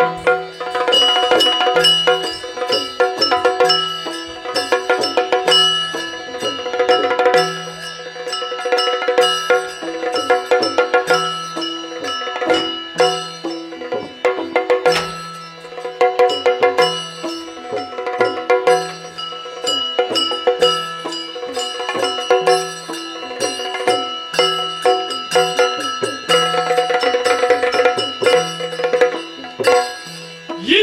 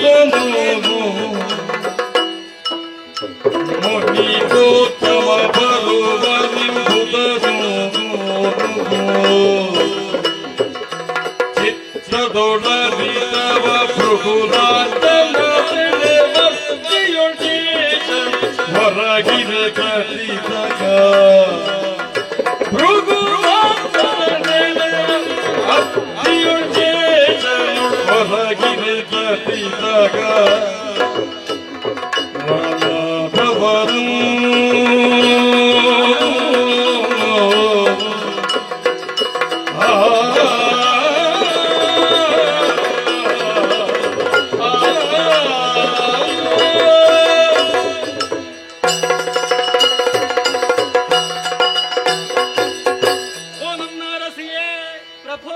ನಮಗೆಲ್ಲ ಇತ್ತಲ ಆ ದಿನ ಈ ದಿನ ಅಂತ ಇಲ್ಲ. ಎಲ್ಲ ಒಂದೇ ಒಂದೇ ನಮಗೆ. ಜಗತ್ತಿಗೆ ಹರಸುವುದೇ ನಮಗೆ ಉನ್ನತವಾದಂತಹ ಕರ್ತವ್ಯ. ಸತ್ಯ. ಓ ನನ್ನ ವಕ್ಷಸ್ಥಳ ನಿವಾಸಿನಿಯೇ ಹೃದಯೇಶ. ವಕ್ಷಸ್ಥಳ ಅಂತ ಆಡುವಾಗ ನಾನು ಆವಾಗ ಜಾಗೃತನಾಗುವುದು. ಯಾಕೆ? ಅಭಿಮಥನ ಕಾಲದಲ್ಲಿ ಕಾಣಿಸಿಕೊಂಡಂತಹ ನೀನು ನೀಲ ನಿಭಾಂಗನಾದಂತಹ ನನ್ನ ಕೊರಳಿಗೆ ಹಾರವನ್ನು ತೊಡಿಸಿದಂತಹ ಕಾಲದಲ್ಲಿ ನಿನ್ನ ಅಪೇಕ್ಷೆ ಏನು ಎನ್ನುವ ಹಾಗೆ ಕೇಳಿದಾಗ ನೀ ಕೇಳಿದ್ದು ಇಷ್ಟೇ. ಆರಂಭದಲ್ಲಿ ಹಾಗೆ ಹೆಂಡತಿಯರು ಸ್ವಲ್ಪವೇ ಕೇಳುವುದು, ಮತ್ತೆ ಮತ್ತೆ ಗೊತ್ತಾಗ್ತದೆ. ದಿನ ಕಳೆದ ಹಾಗೆ ಅವರ ಬೇಡಿಕೆಯ ಪಟ್ಟಿ ಬಹಳಷ್ಟು ಉದ್ದ ಇರ್ತದೆ ಅಲ್ವಾ? ಆವಾಗ ನೀನು ಕೇಳಿದ್ದಿಷ್ಟ ಸ್ವಲ್ಪ ಸ್ಥಳ ಕೊಡಿ ಸಾಕು ಅಂತ. ಮತ್ತೆ ತುಂಬಾ ಕೇಳಿದ್ದೇನೆ ಸ್ವಾಮಿ. ವಕ್ಷಸ್ಥಳ ನಿವಾಸಿನಿ ನೀನು ಎನ್ನುವ ಹಾಗೆ ಆಡುವುದಕ್ಕೆ ಬಹಳಷ್ಟು ಸಂತೋಷವಾಗುತ್ತಾ ಉಂಟು. ನನ್ನ ದೇಹದ ಯಾವ ಅಂಗಕ್ಕೆ ನೋವಾದರೂ ನಾ ಸಹಿಸಿಕೊಳ್ಳುತ್ತೇನೆ. ನಿನಗೆ ಮಾತು ಕೊಟ್ಟಿದ್ದೇನಲ್ವ? ಹಾಗಾಗಿ ವಕ್ಷಸ್ಥಳಕ್ಕೆ ಯಾವ ನೋವು ಆಗಕೂಡದು. ಬಹಳಷ್ಟು ಜಾಗರೂಕನಾಗಿ ನಾನು ವ್ಯವಹರಿಸುವ ಸ್ವಾಮಿ. ಆ ಜಾಗವನ್ನ ಕೇಳುವುದಕ್ಕೂ ಬಲವಾದ ಒಂದು ಕಾರಣ ಇದೆ ಪ್ರಭು. 3 ಮೂರ್ತಿಗಳಿಗೆ 3 ಶಕ್ತಿಗಳು. ವರಿಸುವಂತಹ ಸಮಯದಲ್ಲಿ ಆಲೋಚಿಸಿಕೊಳ್ಳುವುದು ಹೇಗೆ? ಒಬ್ಬಳು ಮಲೆಯ ಮಗಳು, ಮತ್ತೊಬ್ಬಳು ಕಲೆಯ ಮಗಳು, ನಾನು ಅಲೆಯ ಮಗಳು. ಆದರೆ ಅಲೆಗೆ ಬಹಳಷ್ಟು ಬೇಡಿಕೆ ಉಂಟು ಸ್ವಾಮಿ. ಅಲೆಯಲೆಯಾಗಿ ಹರಿಯುವಂತಹ ಶರದಿಯಲ್ಲಿ ಹುಟ್ಟಿ ಬಂದವಳು ನಾನು. ಆ ಕಾಲದಲ್ಲಿ ನನ್ನ ಮನಸ್ಸಿನಲ್ಲಿಯೂ ಕೂಡ ಅಲೆ ಏಳುವುದಕ್ಕೆ ಆರಂಭವಾಯಿತು. ಯಾರನ್ನ ವರಿಸಲಿ, ಎಲ್ಲಿ ಹೋಗಿ ನೆಲೆಯಾಗಲಿ, ಯಾರ ಕರಗ್ರಹಣವನ್ನ ಮಾಡಿಕೊಂಡರೆ ನಾ ಯಾವ ರೀತಿಯಾಗಿ ನೆಲೆಯಾಗಬಹುದು ಎನ್ನುವ ವಿಚಾರಗಳು ಚಿತ್ತದಲ್ಲಿ ಅಂಕುರಿಸಿದಂತಹ ಕಾರಣದಿಂದಲಾಗಿ ಅದೆಲ್ಲದಕ್ಕೂ ಸದುತ್ತರವನ್ನು ಪಡೆದುಕೊಳ್ಳಬೇಕೆನ್ನುವಂತಹ ವಿಚಾರ ಹರಿಯುವಾಗಲೇ ನನ್ನ ಕೈಗೆ ಬಂದು ಸೇರಿಕೊಂಡದ್ದು ವರ್ಣಮಾಲಿಕೆ. ಆಗ ಇದನ್ನು ಯಾರಿಗೆ ತೊಡಿಸಬೇಕು ಎನ್ನುವ ಹಾಗೆ ಆಲೋಚಿಸುವಂತಹ ಕಾಲದಲ್ಲಿ ಮುಗುಳ್ಳಗೆಯನ್ನ ಬೀರುತ್ತ ನೀವು ತಮ್ಮಷ್ಟಕ್ಕೆ ಕುಳಿತ ವಿಚಾರವನ್ನ ಗಮನಿಸಿದಂತಹ ನಾನು ನನಗೆ ಸರಿಯಾದಂತಹ ಪತಿ ನೀವೇ ಎನ್ನುವ ಹಾಗೆ ಅಂದುಕೊಂಡು ನಿಮ್ಮ ಕೊರಳಿಗೆ ಮಾಲೆ ಹಾಕಿದವಳು. ಆ ಕಾಲದಲ್ಲಿ ವಕ್ಷಸ್ಥಳವನ್ನ ಬೇಡಿಕೊಂಡೆ ಪ್ರಭು. ನಾ ಹಾಗೆ ಕೇಳುವರೆ ಕಾರಣ ಉಂಟು. ಏನದು? ಹೆಂಡತಿಯಾದವಳು ಸದಾ ಕಾಲ ಗಂಡನಿಗೆ ಹತ್ತಿರದಲ್ಲಿರಬೇಕು. ಯಾವ ರೀತಿ ಹತ್ತಿರದಲ್ಲಿರಬೇಕು? ಹೃದಯಕ್ಕೆ ಸಮೀಪದಲ್ಲಿರಬೇಕು, ಮನಸ್ಸಿಗೆ ಹತ್ತಿರದಲ್ಲಿರಬೇಕು. ಅದಕ್ಕೆ ಇನ್ನೊಂದು ಕಾರಣವಾದರೂ ಯಾವುದು? ಗಂಡನಿಗೆ ನೋವಾದಂತಹ ಸಮಯದಲ್ಲಿ ಹೆಂಡತಿ ಅದನ್ನ ಪತಿ ಹೇಳುವುದಕ್ಕಿಂತ ಮುಂಚಿತವಾಗಿ ಅರಿತುಕೊಳ್ಳಬೇಕು. ಅವನಿಗೆ ಏನಾಗಬೇಕು, ಅವನ ಮನಸ್ಸಿನಲ್ಲಿ ಏನಾಗುತ್ತಾ ಇದೆ ಎನ್ನುವ ವಿಚಾರವನ್ನು ಅರಿತುಕೊಳ್ಳುವಂತಹ ಅವಳು ಅವನಿಗೆ ಸಾಂತ್ವನವಾಗುವಂತಹ 1-2 ನುಡಿಗಳನ್ನಾಡಿದನು ಅಂತಾಗಿದ್ದರೆ ಆವಾಗ ಮನಸ್ಸಿನ ಭಾರವೆಲ್ಲವೂ ಕೂಡ ದೂರವಾಗುತ್ತದೆ. ಹೆಂಡತಿ ಹೋಗಿ ಎದೆ ಮೇಲೆ ಕುಳಿತುಕೊಳ್ಳಬೇಕು ಎನ್ನುವ ಹಾಗೆ ಕೇಳಿದವಳಲ್ಲ ನಾನು. ಆ ಕಾರಣ ಉಂಟು ಅದರಲ್ಲಿ. ಅಂತೂ ಸತೀ ಧರ್ಮವನ್ನು ಚೆನ್ನಾಗಿ ನೀನು ಅರಿತು ವ್ಯವಹರಿಸುತ್ತಾ ಇದ್ದಿ. ಅನವರತವು ಅವಿರತವು ನಿಮ್ಮ ಪಾದ ಸೇವೆಯನ್ನು ಮಾಡಿಕೊಂಡು ಬರ್ತಾ ಇರುವವಳು. ಹಾಗಾಗಿ ನಿತ್ಯವೂ ನಾವು ಹೃದಯ ಸಂವಾದ ನಡೆಸುತ್ತಾ ಇದ್ದೇವೆ ಕಾಂತೆ. ಪರಿವರ್ತನಾಶೀಲವೆನಿಸಿದಂತಹ ಪ್ರಪಂಚದಲ್ಲಿ ಆವಾಗೊಮ್ಮೆ ಈವಾಗೊಮ್ಮೆ ವಿಚಲಿತವಾದ ವಿಲಕ್ಷಣವಾದಂತಹ ವಿಚಿತ್ರವಾದಂತಹ ಘಟನೆಗಳು ನಡೆಯುತ್ತವೆ. ಹೌದು. ಅವರವರು ತಮ್ಮ ವ್ಯಾಪ್ತಿಯನ್ನು ಮರೆತು ತಾನು ಏರ್ಬೇಕು, ಎತ್ತರವನ್ನು ಏರ್ಬೇಕು ಎನ್ನುವ ಹಾಗೆ ಯೋಚಿಸಿ ಪ್ರಪಾತಕ್ಕೆ ಬೀಳುವವರು ಇದ್ದಾರೆ. ಖಂಡಿತ. ನಿನಗೆ ಒಂದು ವಿಷಯ ಗೊತ್ತಿದೆಯಾ? ಏನು ಸ್ವಾಮಿ? ಈಗ ಅಲ್ಲಲ್ಲಿ ಪರೀಕ್ಷೆ ಅಲ್ವಾ? ಹೌದು. ಮತ್ತೆ ಯಾವ ರೀತಿ ಪರೀಕ್ಷೆ? ಒಂದೇ ದಿವಸ ಪರೀಕ್ಷೆ, ಅದೇ ದಿವಸ ಫಲಿತಾಂಶ. ಹೌದಾ? ಹೌದು ಅಂತ. ಅದೇನು ಹೀಗಾದದ್ದು? ಗಡ್ಡ ಬಿಟ್ಟವರೆಲ್ಲ ಪರೀಕ್ಷೆಗೆ ಹೊರಟ್ರೆ ಆಗುವುದು ಹೀಗೆ. ಆಹಾ, ಅದನ್ನು ನಾನು ಚೆನ್ನಾಗಿ ಮನನ ಮಾಡಿಕೊಂಡಿದ್ದೇನೆ. ಹಾಗಿದ್ರೆ ನಿಮ್ಮ ಪರೀಕ್ಷೆ ಯಾವ ರೀತಿ, ನೀವು ಕೊಡುವ ಫಲಿತಾಂಶ ಯಾವ ರೀತಿ? ನನಗೆ ಪರೀಕ್ಷೆ ನೀಡುವವರು ಈ ಪ್ರಪಂಚದಲ್ಲಿ ಯಾರು ಇರುವುದಕ್ಕೆ ಸಾಧ್ಯ ಕಾಂತೆ? ಇಲ್ಲವೇ ಇಲ್ಲ. ಜಗತ್ತನ್ನೇ ರಂಗಸ್ಥಳವನ್ನಾಗಿಸಿ ಸೂರ್ಯಚಂದ್ರರನ್ನೇ ದೀಪವಾಗಿ ಬೆಳಗಿ ನಿಗಮ ಆಗಮಗಳ ಪರದೆಯನ್ನ ಕಟ್ಟಿ ಜೀವರೆಲ್ಲರನ್ನು ಕುಣಿಸುವಂತಹ ಸೂತ್ರಧಾರಿ ನಾನು. ಹಗ್ಗ ಇರುವುದು ನನ್ನಲ್ಲಿ. ಯಾರು ಎಷ್ಟೇ ಹಾರ್ಲಿ ಮೆರೆದ ಆಟ ಮಾಡ್ಲಿ, ಅದನ್ನು ನಿಯಂತ್ರಿಸುವವ ನಾನು. ಹೌದು. ಅದು ಮಾತೃ ಸಮಾನವಾದಂತಹ ಉದ್ಯೋಗವನ್ನು ಹೊಂದಿ ಅದರಲ್ಲಿಯೂ ಕೂಡ ಎಲ್ಲರೂ ಕುಡಿಯುತ್ತೇವೆ, ಆದ್ರೆ ನೀವು ನಗುವನ್ನ ಬೀರಿಯೇ ಕೆಲಸವನ್ನ ಮುಗಿಸುವವರು. ಹೌದು. ನೀವು ಸ್ವಲ್ಪ ದುಡಿಯುವುದು ಕಾಣುವುದಿಲ್ಲ ಅಲ್ಲ, ಸ್ವಾಮಿ. ನನಗೆ ನಗುವೇ ಸಾಕು. ಹೌದು. ನನ್ನಿಂದ ನಿರೀಕ್ಷಿಸುವುದು ಅದನ್ನೇ. ಅದಕ್ಕೆ ಅಷ್ಟರಲ್ಲೇ ಪ್ರಪಂಚ ಲೋಕ ವ್ಯವಹಾರವನ್ನು ಮಾಡ್ತೇನೆ. ಕಾಂತೆ, ಓ ನಾಟಕ ಮಾಡುವ. ಅಯ್ಯೋ, ಕಪಟ ನಾಟಕ ಸೂತ್ರಧಾರಿ ಎನ್ನುವ ಯಾರು ಎನ್ನುವ ಹಾಗೆ ಕೇಳಿದ್ರೆ ಪ್ರಪಂಚವೇ ನೀವು ಎನ್ನುವ ಹಾಗೆ ಹೇಳುತ್ತದೆ. ಆದ್ರೆ ಇನ್ನು ಬೇರೆ ಹೇಳಬೇಕು ಅಂತ ಉಂಟ ನೀವು. ಇವಾಗ ಒಂದು ನಾಟಕ ನಾವು ಆಡ್ಲೇಬೇಕು, ಮಾಡ್ಲೇಬೇಕು. ಯಾಕೆ? ನಾವಿರಚಿಸುವಂತಹ ನಾಟಕದಲ್ಲಿ ನಿನಗೊಂದು ಪಾತ್ರ ಉಂಟು. ನೀವು ಹೇಳುವುದಷ್ಟೇ ಪಾತ್ರ ಉಂಟು ಎನ್ನುವ ಹಾಗೆ. ಮತ್ತೆ ಯಾವ ಪಾತ್ರ ಅಂತ ನಾನು ಹುಡುಕಿ ನೋಡುವಾಗ ನನಗೆ ಬೇಸರ ಆಗುತ್ತೆ. ಪಾತ್ರ ಸಣ್ಣದಾಯ್ತು ಅಂತ ನೀನು ದುಗುಡ ಮಾಡಿಕೊಳ್ಳಬಾರದು. ಯಾರು? ನಾನು. ಈ ಬಾರಿ ನಿನಗೆ ಸಣ್ಣ ಪಾತ್ರವೇ. ಹೌದಾ? ಹೌದು ಸ್ವಾಮಿ. ಸಣ್ಣದಾಗಲಿ ದೊಡ್ಡದಾಗಲಿ ಅದರ ಔಚಿತ್ಯ ಏನು ಎನ್ನುವ ಹಾಗೆ ಅರ್ಥ ಮಾಡಿಕೊಳ್ತೇನೆ.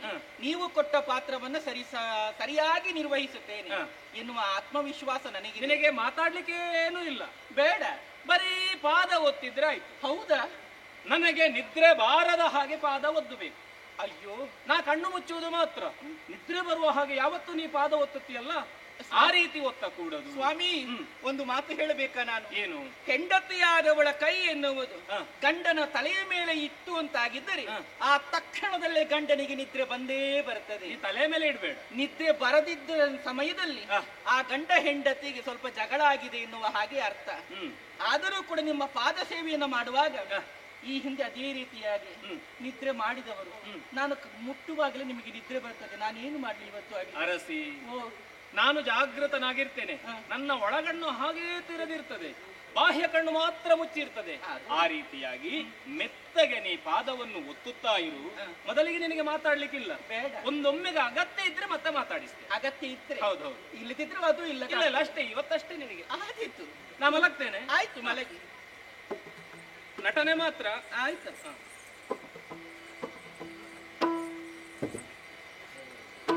ನಿದ್ರೆ ಮಾಡಬೇಡಿ. ಇಲ್ಲ ಇಲ್ಲ. ಜಯ ಜಯ ನಾರಾಯಣ, ಜಯತು ಜಯ ಜಯ ನಮೋ ನಾರಾಯಣ.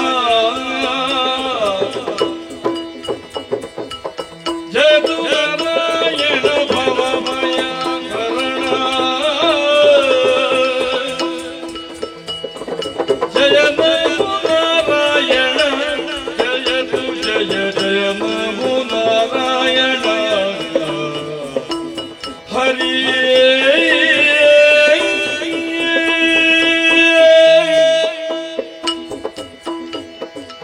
ಶಾಂತಾಕಾರಂ ಭುಜಗಶಯನಂ ಪದ್ಮನಾಭಂ ಸುರೇಶಂ ವಿಶ್ವಾಧಾರಂ ಗಗನ ಸದೃಶಂ ಮೇಘವರ್ಣಂ ಶುಭಾಂಗಂ ಲಕ್ಷ್ಮೀಕಾಂತಂ ಕಮಲನಯನಂ ಯೋಗಿರ್ಧ್ಯಾನಗಮ್ಯಂ ವಂದೇ ವಿಷ್ಣುಂ ಭೂಭಯಹರಂ ಸರ್ವ ಲೋಕೈಕನಾಥಂ.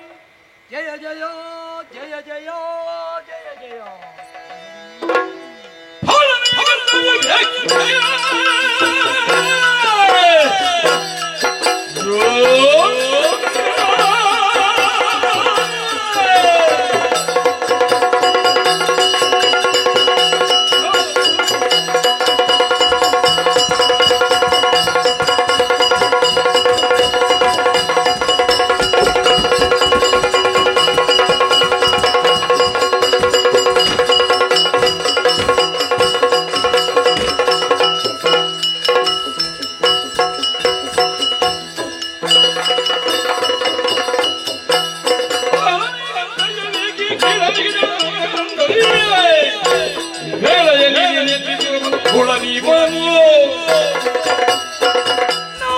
ನಾರಾಯಣ ನಾರಾಯಣ, ಕೇವಲ ಪಾರಾಯಣಕ್ಕೆ ಸೀಮಿತವಾಯಿತಲ್ಲ ಇವನ ಸ್ತುತಿ. ಲೋಕಕ್ಕೆ ಆದರ್ಶನಿದ್ದಾನೆ, ಸ್ಥಿತಿಪತಿ ಇದ್ದಾನೆ, ಪಾಲನಾಕರ್ತನಿದ್ದಾನೆ, ಜಗದ ಸಮಸ್ತ ಜೀವರಿಗೆ ತಾಯಿ ಸದೃಶನಿದ್ದಾನೆ. ಇವನಿಗೆ ನಿದ್ರೆ ಬಂದು ಲೋಕ ಕಾಣುವುದಿಲ್ಲ. ಇವನಿಗೊಂದು ಹೋಗುವ ಕಾಲಕ್ಕೆ ಬಂದ ನಿದ್ದೆಯೇ.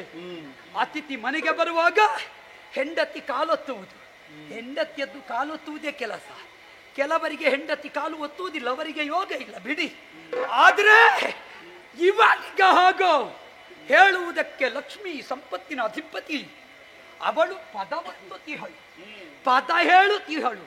ಶ್ರೀಪಾದ ಇವನಿಗೆ ಇನ್ನೊಬ್ಬರ ಪದದ ಗೊಡವೆಯೇ ಇಲ್ಲ ಅಂತಾದ್ರೆ ಸಹಿಸುವುದಕ್ಕೆ ಸಾಧ್ಯ ಉಂಟೆ? ಮಗುವನ್ನು ಮಲಗಿಸುವ ತಾಯಿ ಅವಳೇ ಮಲಗಿದ್ರೆ ಮತ್ತೆ ಮಗು ಏನ್ ಮಾಡಬೇಕು? ಇವನು ಜಗದ ಸಮಸ್ತ ಜೀವಕೋಟಿಗೆ ತಾಯಿ, ನಮೋತಾ ಪರದೇವತ.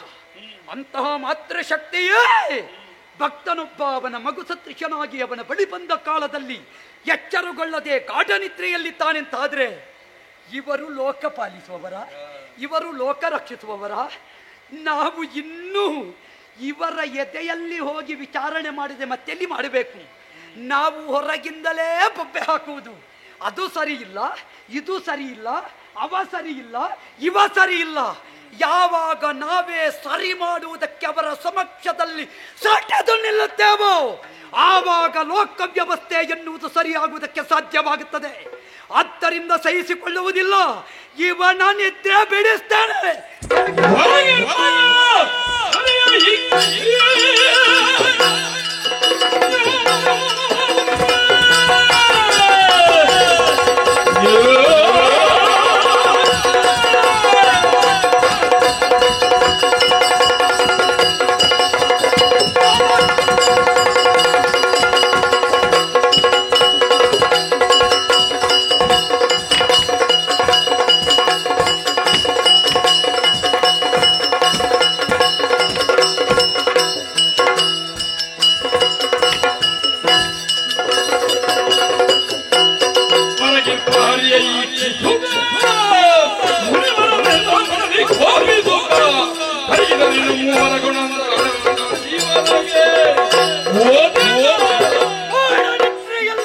ನಾರಾಯಣ ಪವಡಿಸಿದ್ದಾದರೂ ಸಾವಿರ ಹೆಡೆವುಳ್ಳ ಆದಿಶೇಷನ ಮೇಲೆ ಲೋಕದ ವಿಷವನ್ನು ಕಳೆದು ವಿಷಮತೆಯನ್ನು ತೊಳೆದು ಲೋಕಕ್ಕೆ ಸದಾ ಶಾಂತಿಯ ನಿದ್ರೆಯನ್ನು ಕೊಡಬಲ್ಲಂತಹ ಶ್ರೀಹರಿ ಇವತ್ತು ನಿದ್ರೆಯಲ್ಲಿದ್ದಾನೆ.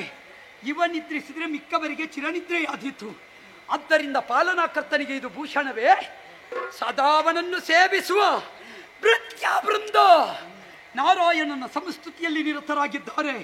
ಇವರು ದೇವರು, ಲೋಕದ ಜೀವರು ಇವರನ್ನು ಸ್ತುತಿ ಮಾಡಿದ್ರೆ ಇವರು ಇಲ್ಲಿ ಮಲಗುವುದು. ಅದೇ ಲೋಕದಲ್ಲಿ ಅಪವಾದ, ಕೆಲವು ದೇವಸ್ಥಾನದಲ್ಲಿ ಕಾರ್ಣಿಕವೇ ಇಲ್ಲ ಅಂತ.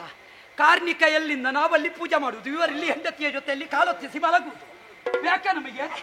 ಈ ದೇವರಿಗೆಲ್ಲ ನಾವು ಇದ್ದಲ್ಲಿ ಎಲ್ಲ ಬ್ರಹ್ಮ ಕಳಶ, ಯಾರ್ಯಾರಿಂದ ದೇಣಿಗೆ ಪಡೆದು ಇವರಿಗೆ ಅಲ್ಲಿ ಪೂಜೆ ಪುರಸ್ಕಾರ, ಇವರು ಮಾತ್ರ ಇವರ ಹೆಂಡತಿ ಮನೆಯಲ್ಲಿ ಮಲಗಿಕೊಂಡಿರುವುದು. ಬೇಕಾ ನಮಗೆ? ಈ ಸಲ ಆದ್ರೂ ಇವರನ್ನು ಎಚ್ಚರಿಸದೆ ಹೋದ್ರೆ ನಮ್ಮದ್ದಾದ ಸತ್ವ ತತ್ವ ಸಿದ್ಧಾಂತ ಇದನ್ನು ಇವರ ಕೈಯಿಂದಲೇ ಅನಾವರಣಗೊಳಿಸದೇ ಇದ್ರೆ ನಾವ್ ಯಾಕೆ ಇರುವುದು? ಮೇಲಿನವರು ಅಂತ ನಾವು ಇಲ್ಲಿ ಮಲಗುವುದಲ್ಲ, ಮೇಲೆ ಮಲಗಿದವರನ್ನು ಈ ಸಲ ಕೆಳಗೆ ಬರುವ ಹಾಗೆ ಮಾಡಬೇಕು. ನಾವು ನಿರ್ಣಯ ಮಾಡುದು ಈ ಸಲ ಬರ್ತಾರೆ ಅಂತ. ಇವತ್ತು ನೋಡುವಾಗ ನಮಗೆ ಗೊತ್ತಾಗುವುದು ಇಲ್ಲ ಅಂತ ಅಲ್ವಾ? ಆದ್ದರಿಂದ ಉಂಟೋ ಇಲ್ಲವೋ, ಬರ್ಲಿಕ್ಕೆ ಆಗುತ್ತದೋ ಇಲ್ಲವೋ, ಯಾವ ದೇವ ಪ್ರಪಂಚದ ಲಕ್ಷ್ಯದಲ್ಲಿ ವೈಕುಂಠದಲ್ಲಿ ನಿದ್ರಿಸಿಹನೋರಿ ಅವನು ಕರ್ಮಾಧ್ಯಕ್ಷ ಹೌದು ಅಂತಾದ್ರೆ ಕರ್ಮ ಪ್ರಪಂಚಕ್ಕೆ ಇಳಿದು ಬರಲೇಬೇಕು. ಇವನ ನಿದ್ರೆ ಈ ಸಲ ನಾ ಬಿಡಿಸಿದೆ ಅಂತಾದ್ರೆ ಲೋಕದಲ್ಲಿ ಎಲ್ಲ ಅಧಿಕಾರದಲ್ಲಿದ್ದವರ ನಿದ್ರೆಯೂ ಬಿಡಿಸ್ತದೆ. ಯಾವಾಗ ಪ್ರಧಾನರ ನಿದ್ರೆ ಕೆಡಿಸ್ತೇವೋ ಆವಾಗ ಅವರ ಕೈ ಕೆಳಗಿರುವವರ ನಿದ್ರೆ ಬಿಡ್ತದೆ. ಯಾವಾಗ ಪ್ರಧಾನರೇ ನಿದ್ರಿಸ್ತಾರೋ ಆವಾಗ ಕೈ ಕೆಳಗೆ ಇದ್ದವರೆಲ್ಲ ನಿದ್ರಿಸುವುದೇ ನಮ್ಮನ್ನು ಚಿರನಿದ್ರೆಗೆ ದೂಡುವುದು. ಆದ್ದರಿಂದ ಪ್ರತಿಯೊಬ್ಬನು ಸಟೆದು ನಿಲ್ಲಬೇಕಾದ ಪರ್ವಕಾಲವನ್ನು ವೈಕುಂಠದ ನೆಲದಲ್ಲೇ ಮಾಡುತ್ತೇನೆ. ಮಲಗಿದ ಹರಿಯ ಎದೆ ಇವರು ಭಕ್ತ ಅಂತ ಎದೆಯಲ್ಲಿಟ್ಟುಕೊಳ್ಳುವುದು. ಇವರನ್ನು ದೊಡ್ಡದು ಮಾಡಿದ ಮೇಲೆ ನಾವು ಕಾಲ ಕೆಳಗೆ ಇವರಿಗೆ ಮಾಡುತ್ತೇನೆ. ಹರಿಯೇ ನೀ ಮಲಗಿರ್ಪೆಯ ಸಹಿಸಲಾರೆ. ಮಿಕ್ಕ ಕ್ಷೇತ್ರದಲ್ಲಿ ಹೊರ ಹೋದ ಹಾಗೆ ಇಲ್ಲಿ ಹೋಗುತ್ತೇನೆ ಅಂತ ಭಾವಿಸಬೇಡ. ಯಾಕೆ? ನಮಗೆ ಇರುವವ ನೀನು ಒಬ್ಬನೇ ಅಂತ ನಾವು ಭಾವಿಸಿದ್ದು. ನಮ್ಮ ಬದುಕಿನ ಮಹಾನಾಯಕ, ನಮ್ಮ ಬದುಕಿನ ಲೋಕನಾಯಕ, ನಮ್ಮ ಬದುಕಿನ ಆರಾಧ್ಯ ದೈವ ನಿನ್ನನ್ನೇ ಬಡಿದೆಪ್ಪಿಸಿದ್ರೆ ಮಿಕ್ಕಿದ್ದು ಎಲ್ಲ ಸರಿಯಾಗುತ್ತದೆ ಅಂತ ನನಗೆ ಗೊತ್ತುಂಟು. ಆದ್ದರಿಂದ ಮಲಗಿದ ನಿನ್ನ ಎದೆಗೆ ಒದೆದು ನಿನ್ನನ್ನು ಎಚ್ಚರಗೊಳಿಸದೆ ಹೋದ್ರೆ ನಾನು ಯೋಗಿಯಾದ ಭೃಗು ಮಹರ್ಷಿಯಲ್ಲ. ಮಾಡ್ತೇನೆ ನಿನ್ನ ನಿದ್ದೆ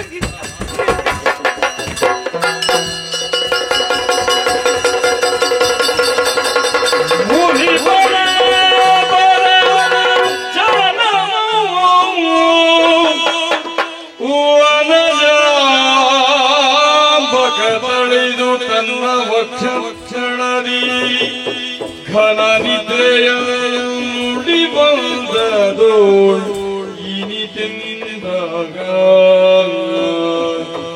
ಮುನಿಯ ಚರಣಮೌ ಪಿಡಿದಾಗ ಇನಿತೆಂದಾಗ ಮನ್ನಿತೆನ್ನ ಪರಾಧ ಮನ್ನಿತೆನ್ನ ಪರಾಧವ ತೋರುತ ಕೃಪೆಯನ್ನು ಹೇ ಕರುಣಾಳವ ತೋರುತ ಕೃಪೆಯನ್ನು ಹೇ ಕರುಣಾಳವ ಮುನ್ನ ತಿಳಿಯದೆ ಹೋದೆ ನೀ ಕೊರೆಯಾಗ ನೀ ಐದು ತಿಳಿಯದೆ ಹೋದೆ ಮುನ್ನ ತಿಳಿಯದೆ ಹೋದೆ ಮೂಲಿವನೆಗೆ ನೀನೈದುವರ ತೋಪದವನ್ನು ಪೂಜಿ ಧನ್ಯನಾಗುವ ಪುಣ್ಯವಿಲ್ಲದೆ ನಿದ್ದೆ ಕೈದೇನು ಮನ್ನಿದನ್ನ ಪರಾಧವ ತೋರುತ ಕೃಪೆಯನ್ನು ಹೇ ಕರುಣಾರ್ಣವಾಗ ಮನ್ನಿದು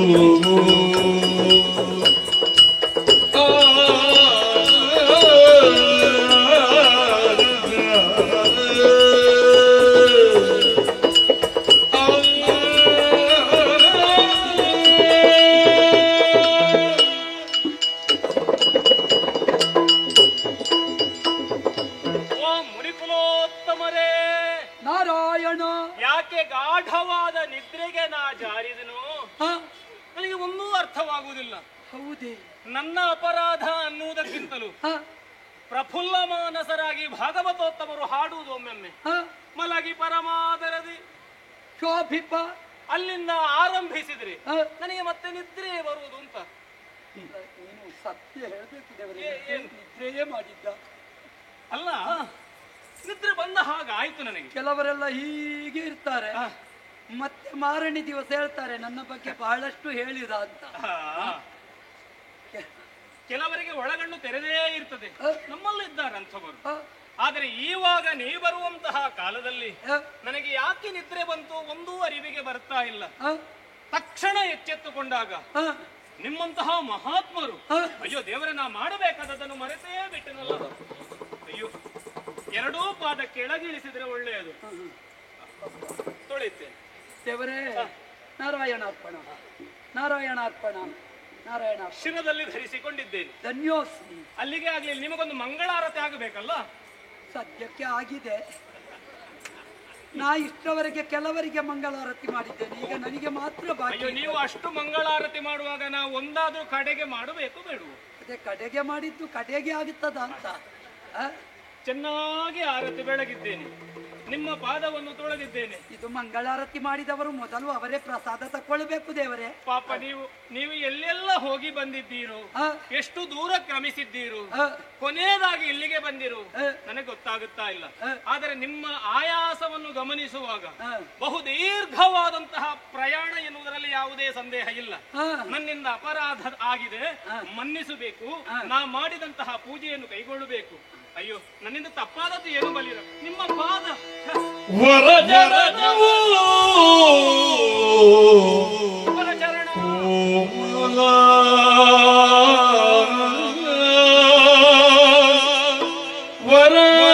ವರಚರಣವು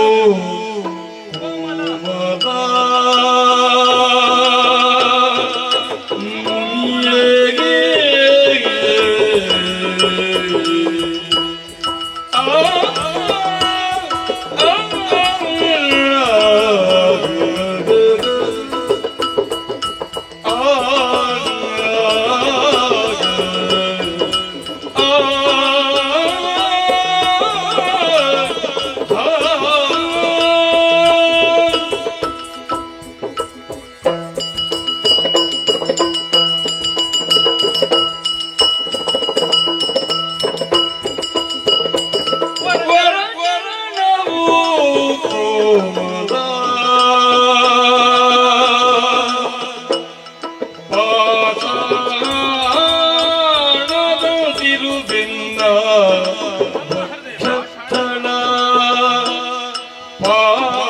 ಪಾಷಾಣದ ತಿರುವಿನ ಭಕ್ತದ ಭರದೊಳೊದೆದು ನೊಂದುದು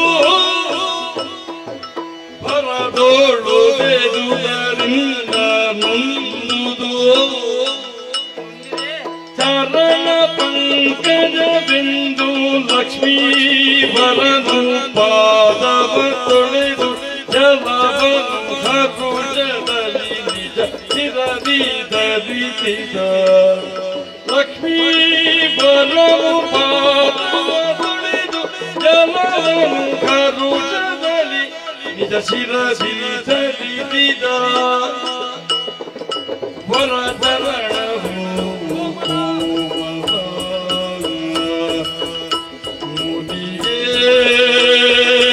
ಮನ್ನಿತು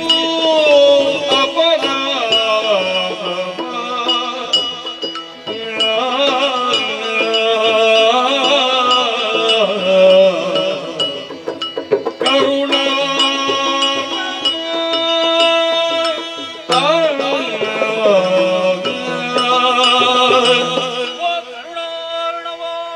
ಶ್ರೀಹರಿ ಮಹಾ ತಪೋಧನರಾದಂತಹ ನಿಮ್ಮ ಯೋಗ್ಯತೆಯನ್ನೋ ಮಹಿಮೆಯನ್ನೋ ಅರಿಯುವುದಕ್ಕೆ ಆ, ಈ ಪ್ರಪಂಚ ಮುಖದಲ್ಲಿ ಯಾರಿಗೂ ಸಾಧ್ಯ ಇಲ್ಲ. ಆ, 2000 ನಾಲಿಗೆಯುಳ್ಳ ಆದಿಶೇಷನ ಮೇಲೆ ನಾ ಮಲಗ್ತೇನೆ. ಆ, ಆದ್ರೆ ಆ, ನಿಮ್ಮನ್ನು ಹೊಗಳುವುದಕ್ಕೆ ನನ್ನಲ್ಲೂ ಶಬ್ದ ದಾರಿದ್ರ್ಯ. ಹ್ಮ್, ಅಸಾಮಾನ್ಯವಾದಂತಹ ಸಾಧನೆಯನ್ನು ಮಾಡಿದಂತಹ ನಿಮ್ಮ ಆ, ಮೇರು ಮಹಿಮೆಯನ್ನು ಅರ್ಥೈಸಿಕೊಳ್ಳುವುದಕ್ಕೆ ಆಗದೇ ಹೋಯಿತಲ್ಲ ಆ, ಸ್ವಾಮಿ. ಏನು ನಿಮ್ಮತ್ತಿದು ಪಾದವ, ಆ, ನಮ್ಮದು ಪಾದವೇ. ಇದು ಪಾದ ಅಲ್ಲ ಸ್ವಾಮಿ, ಆ, ಇದು ಕಮಲ, ಪಾದ ಕಮಲ. ಸುಕೋಮಲ, ಆ, ಮೃದು ಪಾದ. ಆ, ಅಂತಹ ಪಾದದಿಂದಲೇ ಇಲ್ಲಿಯವರೆಗೆ ದೀರ್ಘವಾಗಿ ಪ್ರಯಾಣ ಬೆಳೆಸಿದ್ರಲ್ಲ. ಕಮಲಾಕ್ಷನಿಗೆ ನನ್ನ ಪಾದ ಕಮಲ ಹಿತವಾಯಿತೆ. ಆಹಾ, ಹೀಗೆ ಬಂದಂತಹ ನೀವು ಆ, ಆ ಮೃದು ಪಾದದ ಆಯಾಸವನ್ನು ತಣಿಸುವುದಕ್ಕೆ ಆ, ನಿಜವಾಗಿ ಇಲ್ಲಿ ಒಂದು ಪ್ರಶಸ್ತವಾದಂತಹ ಕ್ಷೇತ್ರವಾಗಬೇಕಿತ್ತು. ಆ, ಆದರೆ ನಿಮಗೆ ಪ್ರಾತಿನಿಧ್ಯತೆ ಸಿಗಲಿಲ್ಲ, ಆ, ನನ್ನಿಂದ ಗೌರವ ಸಿಗಲಿಲ್ಲ. ಆ, ಪರಿಣಾಮವಾಗಿ ಕುಪಿತರಾಗಿ ನೀವು ಒದೆದದ್ದು ಎಲ್ಲಿಗೆ? ಪಾಷಾಣ ಹೃದಯಕ್ಕೆ, ಈ ವಕ್ಷಸ್ಥಳಕ್ಕೆ. ತಪ್ಪು ಮಾಡಿದೆ. ಆ, ಕಲ್ಲಿಗೆ ಒದೆದ ಹಾಗ ಆಗ್ಲಿಲ್ವಾ ಸ್ವಾಮಿ? ಕಲ್ಲರಳಿ ಹೂವಾಗಿಂತ ಮಾತುಂಟಲ್ಲ ದೇವರೇ. ಹೀಗೆ ಆದ್ರೆ ಹೂ ಆಗ್ಲಿಕ್ಕಿಲ್ವಾ ಅಂತ ಆದೀತು ಎನ್ನುವ ವಿಶ್ವಾಸ ಉಂಟು ದೇವರೇ. ವಿಶ್ವಾಸ ದೊಡ್ಡದ್ದು. ಆ, ಆ, ಹಾಗಾಗಿ ನನ್ನಿಂದ ಆದದ್ದು ಅಪರಾಧ. ಆ. ಸುಕೋಮಲವಾದಂತಹ ಪಾದಕ್ಕೆ ನೋವೊದಗಿಸಿದಂತಹ ಪಾಷಾಣ ಹೃದಯ ಅದೆ. ಹಾಗಾಗಿ ಲವಲೇಶವೂ ನೀವು ಕೋಪ ಇರಿಸಿಕೊಳ್ಳಬಾರದು, ನನ್ನಲ್ಲಿ ಭೇದ ಇರಿಸಿಕೊಳ್ಳಬಾರದು. ನನ್ನನ್ನು ಮನ್ನಿಸುತ್ತೀರಿ ಎನ್ನುವಂತಹ ವಿಶ್ವಾಸದಿಂದ ಸಾವಿರ ಸಾವಿರ ಬಾರಿ ನಿಮಗೆ ನಮಸ್ಕರಿಸಿದೆ. ದೇವರೇ, ಸತ್ವ ಗುಣೋ ಪೇತನ ಶ್ರೀ ಹರಿಯೇ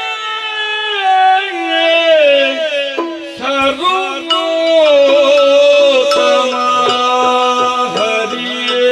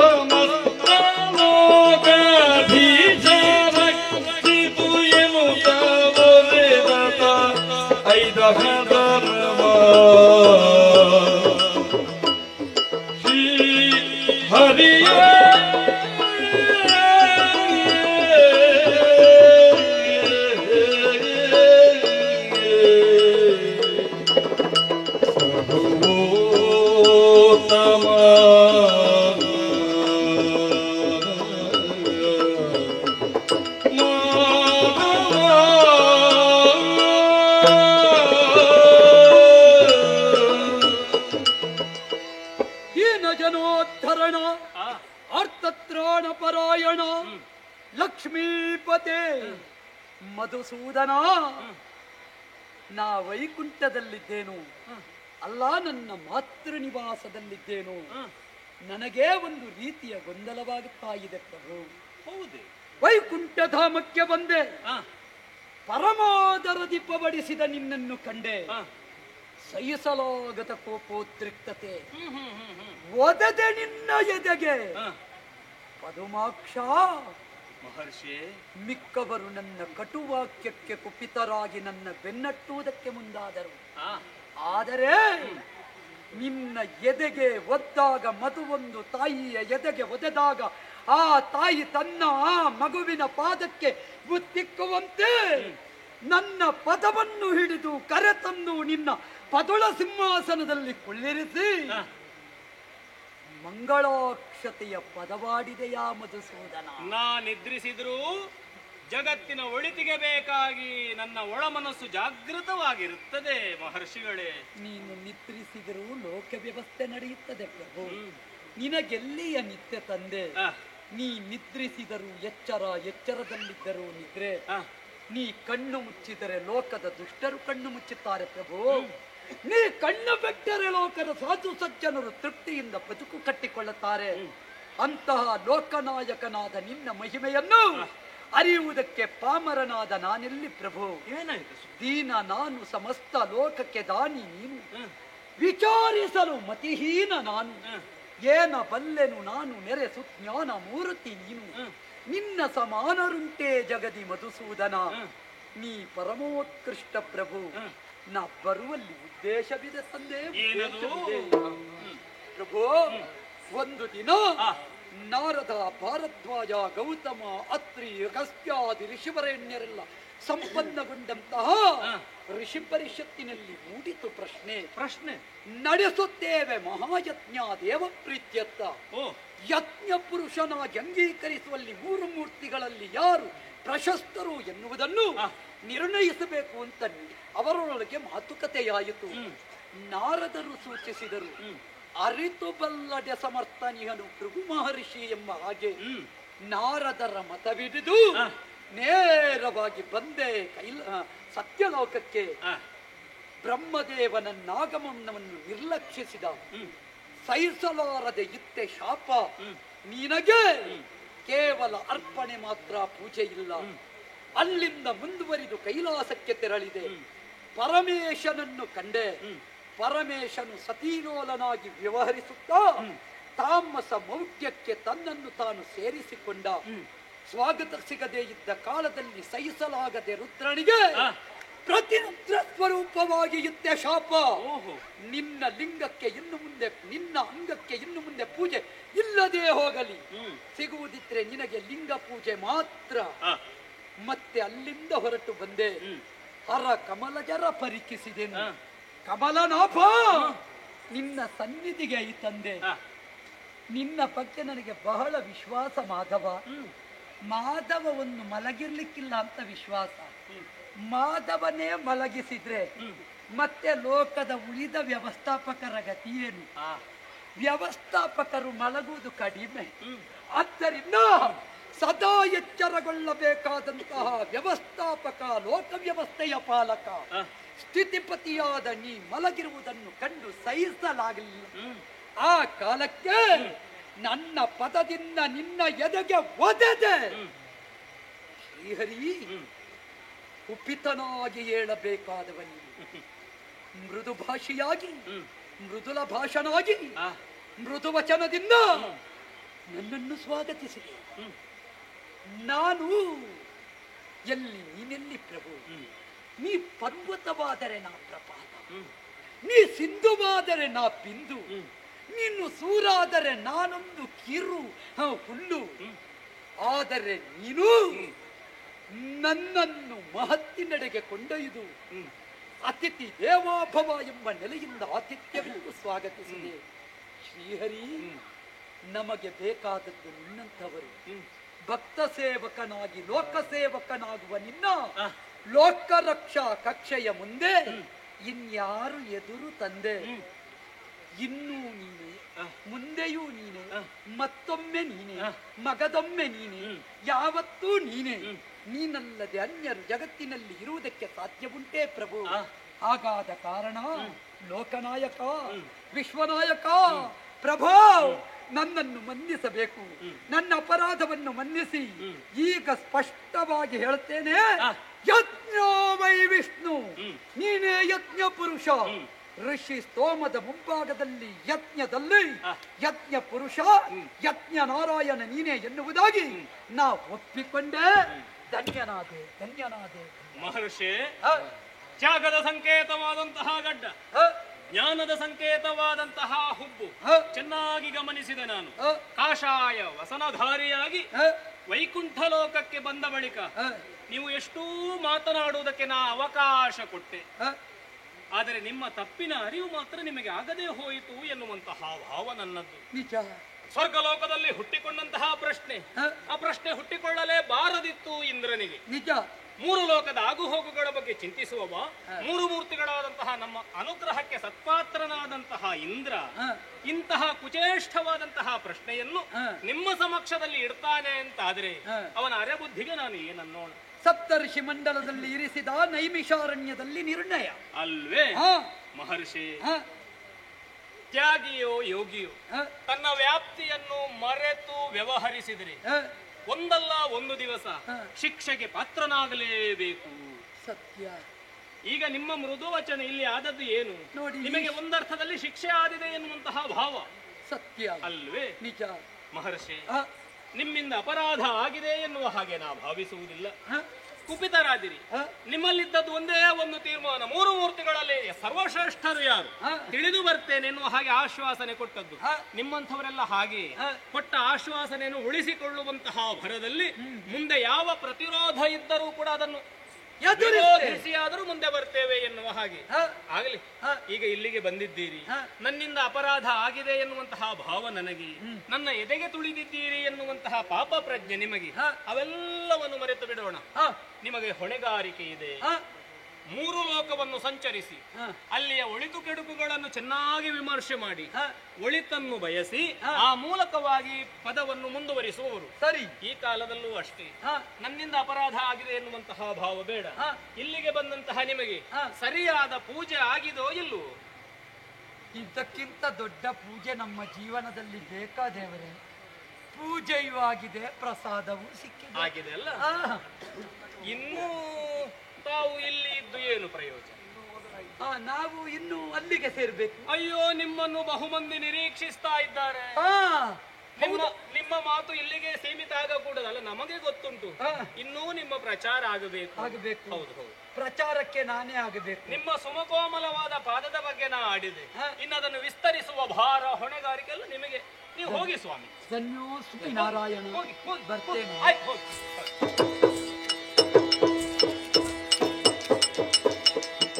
ವನಜನಾಭ ಮುಕುಂದ ಮುರಮರ್ಧನರೇ, ಮುಕುಂದ ಮುರಮರ್ಧನರೇ, ನಿನ್ನಯ ಮಹಿಮೆಗಳ ಏನೆನಲಿ,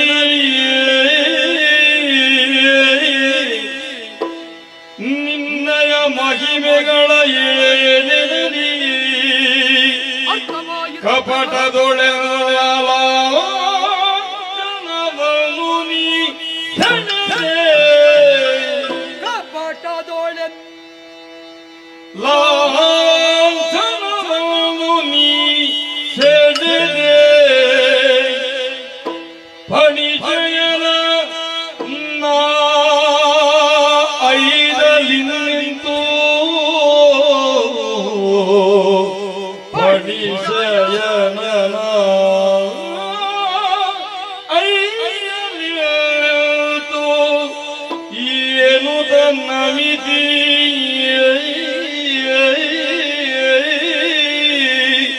ವನಜನ ಮುಕುಂದ ಮುರಮಥನನಿ ಹರಿಯೇ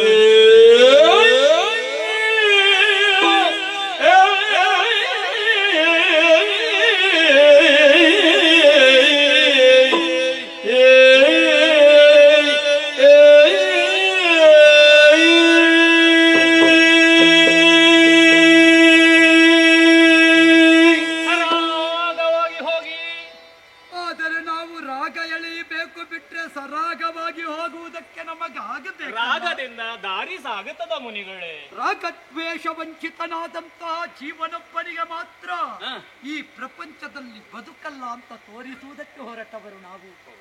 ಆದರೆ ನಮ್ಮನ್ನೂ ರಾಗದ್ವೇಷ ಬಿಡ್ಲಿಲ್ಲ ಪ್ರಭು.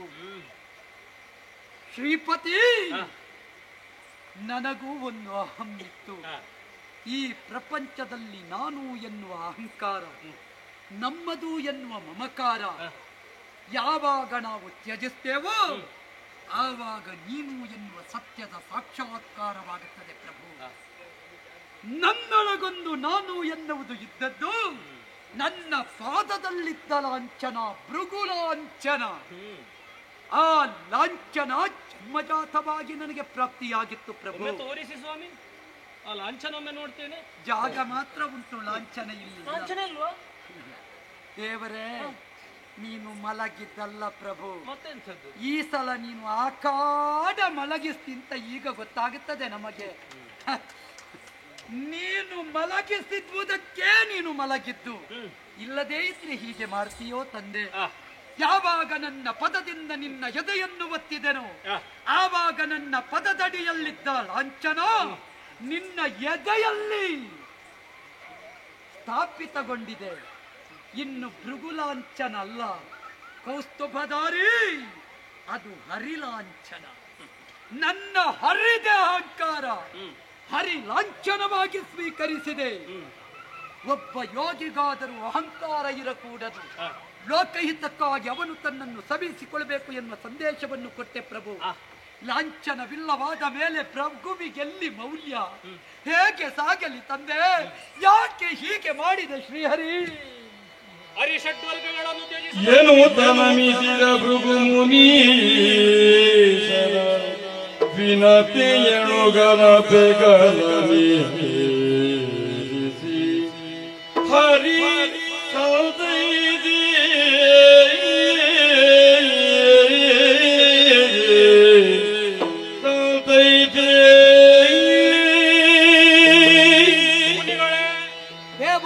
ನಿಮ್ಮ ಸಂಯಮ ಎನ್ನುವಂತಹ ಕೋಟೆಯನ್ನು ತುಳಿದು ಸಿಡಿದೆದ್ದ ಕೋಪ ನನ್ನ ಹೃದಯಕ್ಕೆ ಘಾತಿಸಿತು. ಪರಿಣಾಮವಾಗಿ ನಿಮ್ಮ ಅಹಂಕಾರ ಇಳಿಯಿತು. ವೈಕುಂಠ ಲೋಕದಲ್ಲಿ ನಾವೆಲ್ಲ ಕೇಳ ಬಯಸುವುದು ಏನು ಬಲ್ಲಿರ? ಮೃದು ವಚನ, ಅಮೃತೋಪಮವಾದಂತಹ ವಚನ. ನೀವು ಸ್ವರ ಏರಿಸಿದಿರಾ, ಮತ್ತೆ ಅಲ್ಲಿ ಅದನ್ನು ಕತ್ತರಿಸುವುದಕ್ಕೆ ಇಲ್ಲಿ ಸರ್ವ ಗೋಡೆಗಳು ಕಾಯ್ತಾ ಇರ್ತದೆ. ಅರ್ಥವಾಯಿತು ತಂದೆ. ನಾನೇ ಅಲ್ವ ಪಥ ನಿರ್ದೇಶಕ. ಯಾರಿಗಾದ್ರೂ ತಾಗಬಹುದು, ಲೋಕನಾಯಕನಿಗೊಂದು ತಾಗಿದ್ರೆ ಆಗ್ಲಿಕ್ಕಿಲ್ಲ ಅಂತ ನೀ ಕಾಣಿಸಿಕೊಟ್ಟೆ. ನಿಮ್ಮೊಳಗಿದ್ದಂತಹ ನಾನು ಎನ್ನುವಂತಹ ಭಾವ ಹರಿದೊಗೆದು ಪೂರ್ಣ ಶರಣಾಗತಿಯನ್ನು ಹೊಂದಿದವರಿದ್ದೀರಿ. ನಿಜ. ನಿಮಗೂ ಇರುವುದು ಕ್ಷಮಿಸಬೇಕು ಎನ್ನುವಂತಹ ಗುಣ. ಉನ್ನತವಾದ ಲೋಕದಲ್ಲಿರುವಂತಹ ನಾನು ಸಾರುವುದು ಅಷ್ಟೇ. ಕ್ಷಮೆಗೆ ಅರ್ಹರು ಅಂತ ಆದ್ರೆ ಅವರನ್ನು ಕ್ಷಮಿಸಬೇಕಾದದ್ದು ನಮಗೆ ಧರ್ಮ, ಅದು ನಮಗೆ ರೂಪ. ಸರಿ, ಹಾಗಾಗಿ ಕ್ಷಮಿಸಿದ್ದೇನೆ ಸ್ವಾಮಿ. ಧನ್ಯನಾದೆ. ನಿಮಗೆ ಗಮಿಸುವುದಕ್ಕೆ ಅಸಾಧ್ಯ. ನಿಮಗೆ ಇದ್ದಂತಹ ಬಲ ಒಂದೇ ಒಂದು ಲಾಂಛನ. ಅಲ್ಲ, ನಾಯಿ ಹೋಗದಿದ್ರೆ ಗರುಡ ಕಾಯ್ತಾ ಇದ್ದಾನೆ. ಈ ಸಲ ಯಾವ ಜಾಗ ಕೊಡ್ತಾರೆ ಇವರನ್ನು ಇಲ್ಲಿಟ್ಟುಕೊಂಡು ಅಂತ. ಮತ್ತೆ ಬೇರೆ ಯಾರು ಬರ್ಲಿಕ್ಕಿಲ್ಲ. ಆ ಗರುಡ ನೋಡಿ ಈಚೆ ನೋಡುವುದೇ ಇಲ್ಲ. ಮೊದಲೇ ಆ ಸತ್ಯಲೋಕೇಶನಿಗೆ ನೀವು ಶಾಪ ಕೊಟ್ಟವರು. ಅವನಿಗೆ ನಮ್ಮ ಜಾಗ ಹೋಗುತ್ತದೆ. ಇಲ್ಲ ಪುಣ್ಯಾತ್ಮ, ನಿನ್ನ ಜಾಗಕ್ಕೆ ನಾ ಬರುವುದಿಲ್ಲ. ದೇವರು ಹಾಗೆ ಮಾಡ್ಲಿಕ್ಕಿಲ್ಲ. ನಿಮಗೆ ಹೋಗುವುದಕ್ಕೆ ಒಂದು ವ್ಯವಸ್ಥೆ ಆಗಬೇಕು. ಸತ್ಯಲೋಕೇಶ ರಾಜಹಂಸನನ್ನು ಕೊಡ್ಲಿಕ್ಕಿಲ್ಲ. ಇಲ್ಲ ಇಲ್ಲ, ನಾ ಶಾಪಿಸಿದ್ದೇನೆ. ಕೈಲಾಸವಾಸಿಯೇ ನಂದಿ ಹೋಗ, ಆ ಭೃಗು ಮಹರ್ಷಿಯನ್ನು ಹೊತ್ತೊಯ್ಯಿ ಅಂತ ಆಡುವುದಕ್ಕೂ ಇಲ್ಲ. ಇಲ್ಲ ಇಲ್ಲ. ಆದರೆ ನಾನು ನಿಮಗೊಂದು ವ್ಯವಸ್ಥೆ ಮಾಡ್ತೇನೆ. ಹೇಗೆ ಸ್ವಾಮಿ? ನನ್ನ ವಾಹನನಿದ್ದಾನೆ ಗರುಡ, ಅವ ಸಿದ್ಧನಾಗಿದ್ದಾನೆ, ರೆಕ್ಕೆ ಬಿಚ್ಚಿ ನಿಂತಿದ್ದಾನೆ. ನಿಮ್ಮ ಅಹಂಕಾರ ಪೂರ್ತಿ ಇಳಿಯದಿದ್ರೆ ಹೋಗುವಂತಹ ವೇಗದಲ್ಲೂ ಇಳಿಸುವುದಕ್ಕೆ ಸಿದ್ಧನಾಗಿದ್ದಾನೆ. ಸಿದ್ಧನಾಗಿದ್ದಾನೆ ಅಂತ. ನೀ ಗರುಡ ವಾಹನ. ಹೌದು. ಹಾಗಿದ್ರೆ ನಾ ಗರುಡ ಗಮನನಾಗಬೇಕು. ಹೌದು. ಧನ್ಯನಾದ. ನೀನು ಲೋಕದಲ್ಲಿ ಪೂಜ್ಯ ಎನ್ನುವುದನ್ನು ತೋರಿಸಿಕೊಟ್ಟೆ. ಪ್ರತಿಯೊಬ್ಬನ ಅಹಂಕಾರವನ್ನು ಮರ್ದಿಸಿ ನಿಜಾರ್ಥದ ಮಧುಸೂದನನಾಗಿ ಮೇದಿನಿಯ ಸಕಲರನ್ನು ಪಾಲಿಸುವ ನೀನು ದೇವರೇ, ಮೇದಿನಿಗೆ ಬಂದರೆ ಮೇದಿನಿ ವೈಕುಂಠವಾಗುತ್ತದೆ ತಂದೆ. ಬಂದಂತಹ ನಿಮ್ಮಿಂದ ನಾವು ನಿರೀಕ್ಷಿಸುವುದು ಏನು ಬಲ್ಲಿಲ್ಲ. ಆದಿತ್ಯನಂತಹ ಯೋಗಿ ತಾವಾಗಬೇಕು. ಆಗಲಿ. ದಿನೇಶನಂದದಿ ಮೆರೆಯಬೇಕು. ಸರಿ, ಮಾಧವ ಬರ್ತಾನೆ ಅಂತ ಆದ್ರೆ ಆದಿತ್ಯ ಆಗುವುದೇನು? ನಿತ್ಯವೂ ನಿನ್ನದ್ದೇ ಸ್ತುತಿ ಮಾಡುವುದಕ್ಕೆ ಸಿದ್ಧರಿದ್ದೇವೆ. ಜಾಣ್ಮೆಯ ನಡೆಯಿರಲಿ. ನಿಮ್ಮನ್ನು ಹೊತ್ತೊಯ್ಯುವುದಕ್ಕೆ ಗರುಡ ಸಿದ್ಧನಾಗಿದ್ದಾನೆ. ಅತಿ ವೇಗವಾಗಿ ನೀವು ತಲುಪುವಲ್ಲಿ ತಲುಪಿಸ್ತಾನೆ. ಕರ್ಮ ಪ್ರಪಂಚದಲ್ಲಿ ನಿನ್ನನ್ನು ಆರಾಧಿಸುವ ಯೋಗ ನನಗೆ ಬರಲಿ ಅಂತ ಆಶಿಸ್ತೇನೆ. ಬಂದ ಗರುಡನ ಪೆಗಲೇರಿ ಮತ್ತೊಮ್ಮೆ ಕರ್ಮ ಪ್ರಪಂಚದತ್ತ ಸಾಗುತ್ತೇನೆ. ನಾರಾಯಣ ಹರಿ ಫಲ್ಕಿತುತನೆಲ್ಲ ಶಮಜಿತ ಜಾತೆ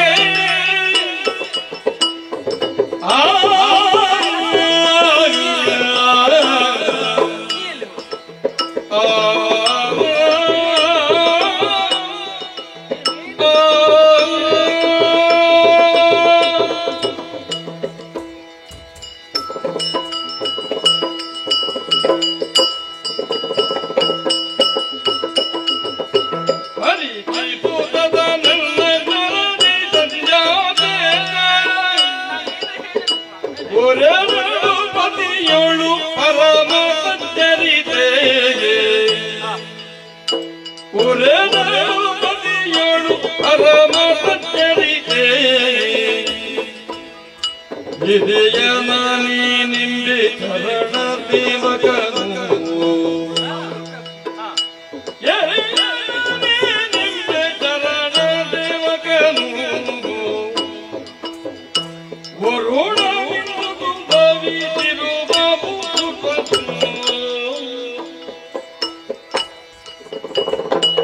ಪರಿಚಿತನೆಲ್ಲ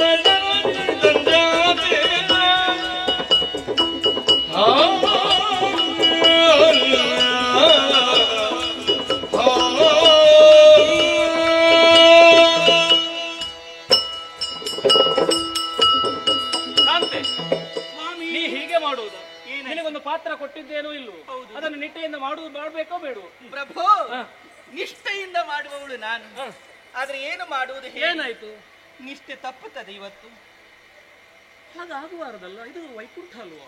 ಹೌದು ಸ್ವಾಮಿ, ವೈಕುಂಠದಲ್ಲಿ ಏನಾಗಬೇಕು ಏನಾಗಕೂಡದು ಎನ್ನುವುದನ್ನು ಸರಿಯಾಗಿ ಅರ್ಥ ಮಾಡಿಕೊಂಡು ವ್ಯವಹರಿಸುವವಳು ನಾನು ಸ್ವಾಮಿ. ಆದರೆ ಎಲ್ಲಾ ವಿಚಾರವನ್ನ ಗಮನಿಸುತ್ತಾ ಇದ್ದೇನೆ ನಾನು. ಗಮನಿಸಬೇಕಲ್ಲ, ನನ್ನ ಅರ್ಧ ಶರೀರಿಣಿ ಅಲ್ವೋ? ಹೌದು ಸ್ವಾಮಿ, ಅರ್ಧಾಂಗಿನಿಯಾದಂತಹ ನಾನು ನೀವು ಯಾವ ರೀತಿಯಾಗಿ ವ್ಯವಹರಿಸುತ್ತೀರೋ, ನೀವು ಯಾವ ರೀತಿಯಾಗಿ ಮಾತನಾಡ್ತೀರೋ, ನೀವು ಯಾವ ರೀತಿಯಾಗಿ ಮುಗುಳ್ನಗೆಯನ್ನು ಮೀರ್ತೀರೋ, ತದ್ರೀತಿಯಲ್ಲಿ ವ್ಯವಹಾರ ಎನ್ನುವುದು ನನ್ನದು ಕೂಡ ಇರಬೇಕಾಗುತ್ತದೆ. ಸುಮಧುರ ಮಾತುಗಳನ್ನಾಡುವುದರ ಮುಖ್ಯವಾಗಿ ಸಕಲರನ್ನೂ ಕೂಡ ತಮ್ಮತ್ತ ಆಕರ್ಷಿಸಿಕೊಳ್ಳುವಂತಹ ಒಂದು ವಿದ್ಯೆ ತಮ್ಮಲ್ಲುಂಟು. ಅದನ್ನ ನಾ ಕಲಿತುಕೊಳ್ಬೇಕೆನ್ನುವ ಹಾಗೆ ಮುಂದಾದವಳು. ಎಲ್ಲರಲ್ಲಿಯೂ ಕೂಡ ಅದೇ ರೀತಿಯಾಗಿ ವ್ಯವಹರಿಸಬೇಕು ಎನ್ನುವ ಹಾಗೆ ನಾನೂ ಕೂಡ ಮನಸ್ಸಿನಲ್ಲಿ ಇಟ್ಟುಕೊಂಡವಳು. ನಿಮ್ಮಲ್ಲಿ ಮಾತನಾಡ್ತಾ ಇದ್ದಾಗ ನೀವು ಆಡುವಂತಹ ಮಾತುಗಳನ್ನು ಕೇಳಿದಂತಹ ನಾನು ನಿಮ್ಮ ಕಾಲನ್ನ ಒತ್ತುವುದಕ್ಕೆ ಮುಂದಾದೆ. ಆವಾಗ ನಡೆದ ಪ್ರಕರಣ. ನಾನು ಆ ಭೃಗು ಮಹರ್ಷಿಗಳಿಗೆ ಹರಸುವಾಗ ನೀನು ಬೇಕಿತ್ತು ಕಾಂತೆ. ಸಪತ್ನೀಕನಾಗಿ ಹರಸಬೇಕು ಅಂತ ಇತ್ತು. ಆಚೆ ಈಚೆ ನೋಡಿದ ನೀ ಇರ್ಲಿಲ್ಲ. ಕಳುಹಿ ಕೊಟ್ಟಾಯ್ತು. ಅಲ್ಲ, ಹೇಗೆ ನಾನು ಇರುವುದು ಸ್ವಾಮಿ? ಏನೋ ಸಾಮಾನ್ಯವಾದ ಕೆಲಸ ಮಾಡಿದ್ದೀರಾ ನೀವೀಗ? ಏನಾಯ್ತು? ಉನ್ನತವಾದಂತಹ ಕಾರ್ಯ ಮಾಡಿದ್ದೀರಲ್ಲ. ಹೌದು, ಗರುಡನನ್ನು ಕಳುಹಿ ಕೊಟ್ಟಿದ್ದೇನೆ. ಅವರಲ್ಲಿ ಮತ್ತೆ ಹೋಗಬೇಕಲ್ಲ. ಅದು ನಿಮ್ಮ ವಾಹನವನ್ನು ಅವನಿಗೆ ಕೊಟ್ಟು ಕಳಿಸಿದ್ದು. ಒಮ್ಮೊಮ್ಮೆ ಹಾಗೆ ಕೈ ಕೊಟ್ಟರೆ ಕೊಡ್ಬೇಕಾಗ್ತದೆ. ಹಾಗಲ್ಲ ಸ್ವಾಮಿ ಹೇಳಿದ್ದು. ನಾಡು ಕೈ ಕೊಟ್ಟದಲ್ಲ, ಮತ್ತೆ ಅವನು ನಿಮಗೆ ಕಾಲೇ ಕೊಟ್ಟ. ಅವ ಕಾಲು ಕೊಟ್ಟದ್ದು, ನಾನು ಮಾತ್ರ ಕೈ ಕೊಟ್ಟದ್ದು. ಪ್ರಭು, ನಾನು ಯಾಕೆ ಹೋದದ್ದು ಇಲ್ಲಿಂದ? ಯಾಕೆ? ಸದಾಕಾಲ ನಿಮ್ಮ ವಕ್ಷಸ್ಥಳದಲ್ಲಿ ನೆಲೆಯಾಗಿರುವವಳು ನಾನು. ಹೌದು. ನನ್ನಲ್ಲಿ ಮಾತಾಡುವಾಗ ಒಂದು ಮಾತನ್ನ ಹೇಳಿದ್ದೀರ ತಾವು. ನನ್ನ ದೇಹಕ್ಕೆ ಯಾವ ಭಾಗಕ್ಕೂ ನೋವಾದರೂ ಕೂಡ ನಾ ಸಹಿಸಿಕೊಂಡೇನು, ನನ್ನ ಎದೆಗೆ ನೋವಾದರೆ ಸಹಿಸಿಕೊಳ್ಳುವುದಿಲ್ಲ. ಎದೆಗೆ ನೋವಾಯ್ತಲ್ಲ, ಎದೆಗೆ ನೋವಾದದ್ದೇ ಆದದ್ದು. ನೀವು ಅದನ್ನ ಪ್ರತಿಭಟಿಸುತ್ತೀರಿ ಎನ್ನುವ ಹಾಗೆ ಭಾವಿಸಿಕೊಂಡೆ. ನೋವನ್ನ ಮಾಡಿದವನಿಗೆ ನೀವು ಸರಿಯಾದ ಶಿಕ್ಷೆಯನ್ನು ಕೊಡ್ತೀರಿ ಎನ್ನುವ ಹಾಗೆ ಭಾವಿಸಿದೆ. ನಾನಿಂತೂ ನೋಡಬೇಕೆನ್ನುವ ಹಾಗೆ ಭಾವಿಸಿಕೊಂಡು ನಿಂತಹ ಸಮಯದಲ್ಲಿ ಆದ ಪ್ರಕರಣವೇ ಬೇರೆ ಸ್ವಾಮಿ. ಒದ್ದಂತಹ ಕಾಲನ್ನ ಬಿಗಿಯಾಗಿ ಹಿಡಿದುಕೊಂಡಿದ್ದೀರ. ಅದು ಆ ಬಿಗಿಯಲ್ಲಿ ಹೇಗಿದೆ, ಮಧುರವಾದಂತಹ ಬಿಗಿ. ಸರಿಯಾಗಿ ಒತ್ತಿ ಹಿಡಿದದಲ್ಲ ತಾವು. ಹೂವನ್ನ ಯಾವ ರೀತಿಯಾಗಿ ಹಿಡಿದುಕೊಳ್ಳಬೇಕು ಹಾಗೇ ಹಿಡಿದುಕೊಂಡವರಿದ್ದೀರ. ಜಲಧಿಸುತೆಯಾದಂತಹ ನಿನ್ನನ್ನಪ್ಪುವಂತಹ ನಳಿತೋಳುಗಳು ಅದು ಕಠಿಣ ಆಗುವುದಿಲ್ಲ. ಆದರೂ ಕೂಡ ನಿಮಗೆ ನೋವನ್ನ ಕೊಟ್ಟವರ ಕಾಲನ್ನ ಹಿಡಿಯುವಾಗ ಅವರಿಗೂ ನೋವಾಗುತ್ತದೆ ಎನ್ನುವ ಹಾಗೆ ಭಾವಿಸಿದೆ. ಆದ್ರೆ ನೋವಾಗಲಿಲ್ಲ. ಅವನ ಕಾಲನ್ನ ಹಿಡಿದದ್ದಷ್ಟು ಮಾತ್ರವಲ್ಲ, ಕುಳಿರಿಸಿದ್ದೀರ, ಪಾದವನ್ನ ತೊಳೆದಿದ್ದೀರ, ಆ ಪಾದವನ್ನೇ ಶಿರದ ಮೇಲೆ ಪ್ರೋಕ್ಷಿಸಿಕೊಂಡವರಿದ್ದೀರ. ಅವನಿಗೆ ಮಂಗಳಾರತಿ, ಅವನು ಬಂದು ನಿಮಗೆ ಮಂಗಳಾರತಿ ಮಾಡಿದ್ದಾನೆ, ಅವನಿಗೆ ಪುನಃ ನೀವು ಮಂಗಳಾರತಿ ಮಾಡಿದ್ದೀರ. ಸ್ವಾಮಿ, ಅದೆಲ್ಲ ಆಯಿತು. ಈ ರೀತಿಯಾದಂತಹ ಈ ಸಂಭವಗಳಲ್ಲಿ ಸಂಭವಿಸುತ್ತಾ ಇರುವಾಗ ಯಾವ ರೀತಿಯಾಗಿ ನಾನು ಸಹಿಸಿಕೊಳ್ಳುವುದಕ್ಕೆ ಸಾಧ್ಯ ಉಂಟು? ಬಂದು ಆ ಹಿಂಸೆಯನ್ನ ಕೊಟ್ಟವನಿಗೆ ನೀವು ಸಾಂತ್ವನವನ್ನ ಹೇಳಿ ಕಳಿಸಿದ್ದೀರ, ಅವನಿಗೆ ಆ ವಾಹನವನ್ನ ಕೊಟ್ಟು ಕಳಿಸಿದವರಿದ್ದೀರ. ನೋವನ್ನ ಕೊಟ್ಟವನಿಗೆ ಪ್ರತಿಯಾಗಿ ನೋವನ್ನ ಕೊಡುವುದನ್ನ ಬಿಟ್ಟು ಅವನಿಗೆ ಹಿತವಾದ ಮಾತುಗಳನ್ನಾಡಿ ಅವನ ಮನಸ್ಸನ್ನ ರಂಜಿಸಿ ಕಳಿಸಿದ್ದೀರ. ಬೇಕಾ ಇದೆಲ್ಲ? ಬೇಡ, ಬೇಡ ಸ್ವಾಮಿ. ನಿಮ್ಮ ಈ ವ್ಯವಹಾರದಿಂದಲಾಗಿ ನಾನು ಸೋತವಳಿದ್ದೇನೆ. ಬೇಡ. ಅವನನ್ನು ನಾನು ಹರಸಿ ಕಳುಹಿಕೊಟ್ಟದ್ದು ಎನ್ನುವ ಹಾಗೆ ನೀವು ಭಾವಿಸಿದ್ದಲ್ವ? ಮತ್ತೆ ಅವನಿಗೆ ಬಲವಾಗಿದ್ದಂತಹ ಆ ಲಾಂಛನವನ್ನು ನಾ ಸೆಳೆದೆ. ಅವನಿಗೆ ಬಲ ಇದ್ದದ್ದೇ ಅದು ಒಂದರ್ಥದಲ್ಲಿ ಪ್ರಾಣದೋಪಾದಿಯಲ್ಲಿ ಇರುವಂತದ್ದು. ಅವನ ಪ್ರಾಣವನ್ನೇ ನಾ ಕಸಿದ ಹಾಗಾಗಿದೆ. ಇದಕ್ಕಿಂತ ದೊಡ್ಡ ಶಿಕ್ಷೆ ಬೇಕಾ? ಬೇಡ ಸ್ವಾಮಿ. ಮತ್ತೆ ನೀವು ಶಿಕ್ಷೆ ಕೊಟ್ಟದ್ದು ಯಾರಿಗೂ ಕೂಡ ಗೊತ್ತಾಗ್ಲಿಲ್ಲ. ಆದ್ರೆ ಅವನಿಗೆ ಶಿಕ್ಷೆ ಕೊಟ್ಟದ್ದು ಪ್ರಪಂಚಕ್ಕೆ ಗೊತ್ತಾಗಬೇಕಿತ್ತು. ಗೊತ್ತಾಗದ ಹಾಗೆ ನೀವು ಕೊಟ್ಟಿದ್ದೀರಾ. ಆದ್ರೆ ಇನ್ನೂ ಒಂದು ಕ್ಷಣವೂ ನಾನು ಇಲ್ಲಿ ಇರುವುದಿಲ್ಲ ಸ್ವಾಮಿ. ನಾ ಖಂಡಿತವಾಗಿ ಇರುವುದಿಲ್ಲ. ಗೊತ್ತಾಗಿದೆ ಎನ್ನುವುದನ್ನು ನೀನು ಪ್ರಪಂಚದುದ್ದಕ್ಕೂ ಸಾರಬೇಕು. ನಿನಗೆ ಒಂದು ಬಾಯಿ ಇರುವುದಲ್ಲ, ಸಾವಿರ ಬಾಯಿ ಉಂಟು ನಿನಗೆ. ಎಲ್ಲ ಬಾಯಿ ಹೆಣ್ಣಲ್ವೋ? ಎಲ್ಲಾ ಬಾಯಿಯನ್ನ ಮುಚ್ಚಿ ಆಯ್ತು ಸ್ವಾಮಿ. ನೀನು ಸ್ವಲ್ಪ ಪ್ರಚಾರ ಮಾಡಿಕೊಂಡು ಬೇಡ. ನಾನು ಪ್ರಚಾರಕ್ಕೆ ಹೋಗುವವಳ. ಮತ್ತೆ ಆಯ್ತು, ನಾನು ಇಲ್ಲಿಂದ ಹೊರಡ್ತೇನೆ. ಯಾಕೆ ಗೊತ್ತೇ? ಮಲಿನವಾಯಿತು ಸ್ವಾಮಿ, ಮಲಿನವಾಯಿತು. ಪರಮ ಪಾವನ ವಕ್ಷಸ್ಥಳ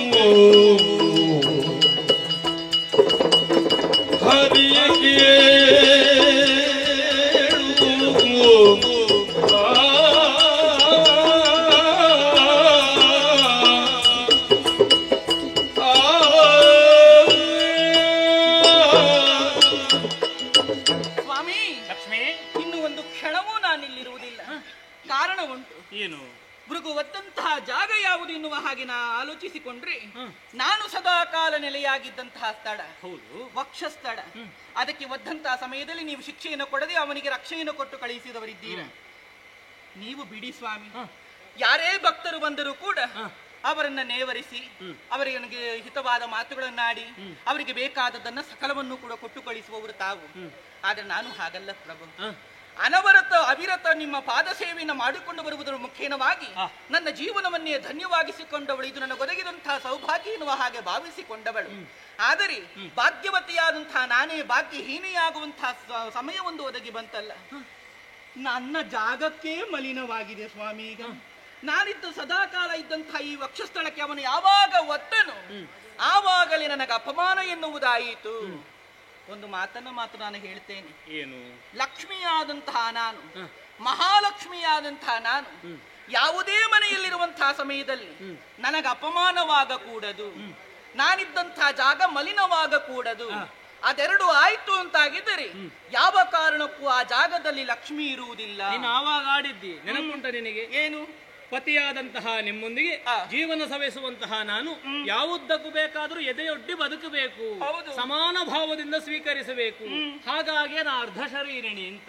ಈಗ ಹೇಳುತ್ತಿ ಜಾಗ ಮಾಲಿನ ಆಯ್ತು, ನಾ ಹೋಗ್ತೇನೆ. ಎದೆಯೊಡ್ಡಿ ನಾನು ಸಕಲವನ್ನು ಕೂಡ ಎದುರಿಸುತ್ತೇನೆ, ನಿಮ್ಮ ಒಟ್ಟಿಗಿರ್ತೇನೆ ಎನ್ನುವ ಹಾಗೆ ಹೇಳಿದ್ದು. ಆ ಎದೆ ಒಟ್ಟಿ ಎನ್ನುವ ವಿಷಯ ಹೇಳುವುದಕ್ಕೆ ಕಾರಣ ಏನು? ಈ ಎದೆಯಲ್ಲಿ ನಾ ಗಟ್ಟಿಯಾಗಿದ್ದವಳಲ್ವೇ? ನಾ ಗಟ್ಟಿಯಾಗಿದ್ದಂತಹ ಎದೆಗೆ ಇವತ್ತು ಒದ್ದಿದ್ದಾನೆ. ಮುಂದೆ ಅವನು ನನಗೆ ಒದೆಯುವುದಕ್ಕಿಲ್ಲ, ನನಗೆ ಹಿಂಸೆಯನ್ನು ಕೊಡುವುದಕ್ಕಿಲ್ಲ ಎನ್ನುವ ಹಾಗೆ ಏನು ನಾನು ಸಂಶಯವನ್ನು ಪಡೆಯುವುದಾಗಿದೆ? ಇಲ್ಲ ಸ್ವಾಮಿ, ಅದು ನನಗೆ ಸಾಧ್ಯವೇ ಇಲ್ಲ. ನಾನು ನಂಬುವುದಕ್ಕೆ ಸಾಧ್ಯವೇ ಇಲ್ಲ. ಅಹಂಕಾರ ಅವನು ತಿಳಿದಿರಬಹುದು, ಆದರೆ ಇಂದಿನ ಈ ಕಾಲಕ್ಕೆ ವೈಕುಂಠದಲ್ಲಿ ನಾನಿದ್ದಂತಹ ಜಾಗಕ್ಕೆ ಅಪಮಾನವಾಗಿದೆ, ನಾನಿದ್ದ ಸ್ಥಳ ಎನ್ನುವುದು ಮಲಿನವಾಗಿದೆ. ಆ ಕಾರಣದಿಂದಲಾಗಿ ನಾನು ಯಾವ ಕಾರಣಕ್ಕೂ ಇರುವುದಿಲ್ಲ. ನನ್ನನ್ನೆಲ್ಲ ಕೊಂಡಾಡುವುದು ಹೇಗೆ? ಲಕ್ಷ್ಮೀ ನಾರಾಯಣ, ನೀ ಹೋದ್ರೆ ನಾ ಬರೀ ನಾರಾಯಣ. ಅದು ಆವಾಗ ಆಲೋಚನೆ ಮಾಡಿ ದಟ್ಟ ದರಿದ್ರನಾಗುತ್ತೇನೆ. ಹೇಳಿದ್ರೆ ಸಂಪತ್ತು, ಸಂಪತ್ತಿಗೆ ಅಧಿಷ್ಠಾತ್ರ ದೇವತೆಯಾದಂತಹ ನೀನೇ ಬಿಟ್ಟು ಹೋದ್ರೆ ಮತ್ತೆ ನಾನು ಸ್ವಾಮಿ, ನಾನು ಸಂಪತ್ತಿಗೆ ಅಧಿದೇವತೆ ಹೌದು. ನನ್ನನ್ನು ಪೂಜಿಸುವವರಿಗೆ ಸಕಲ ಸಂಪತ್ತನ್ನು ಕೂಡ ನಾ ಕೊಡ್ತೇನೆ.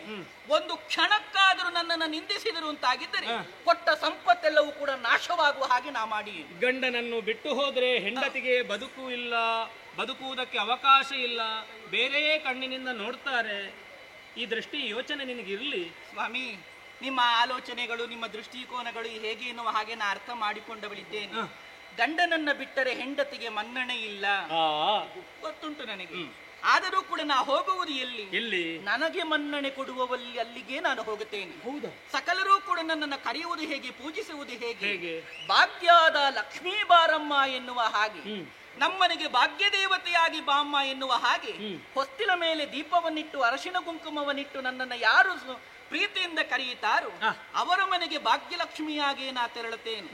ಭಾಗ್ಯವನ್ನು ಕೊಡುವ ಲಕ್ಷ್ಮಿಯಾಗಿಯೇ ತೆರಳುತ್ತೇನೆ, ಸಂಪತ್ತನ್ನು ಕೊಡುವಂತಹ ಲಕ್ಷ್ಮಿಯಾಗಿಯೇ ತೆರಳುತ್ತೇನೆ, ಸಂತಾನವನ್ನು ಒದಗಿಸುವಂತಹ ಲಕ್ಷ್ಮಿಯಾಗಿಯೂ ನಾನು ಕಾಲ ನೀಡುತ್ತೇನೆ. ಆ ಕಾರಣದಿಂದಲಾಗಿ ಈವಾಗ ನನಗೆ ಗೋಚರಿಸಿದಂತಹ ಜಾಗವಾದರೂ ಯಾವುದು? ಸಕಲರೂ ಕೂಡ ನನ್ನನ್ನು ಕರೆಯುವಂತಹ ಸ್ಥಳ ಕರವೀರಪುರ. ಆ ಕರವೀರಪುರಕ್ಕೆ ನಾ ಹೋಗುತ್ತೇನೆ. ಮನದಲ್ಲೂ ಕೂಡ ನನ್ನ ನೆಲೆಯಾಗುತ್ತೇನೆ.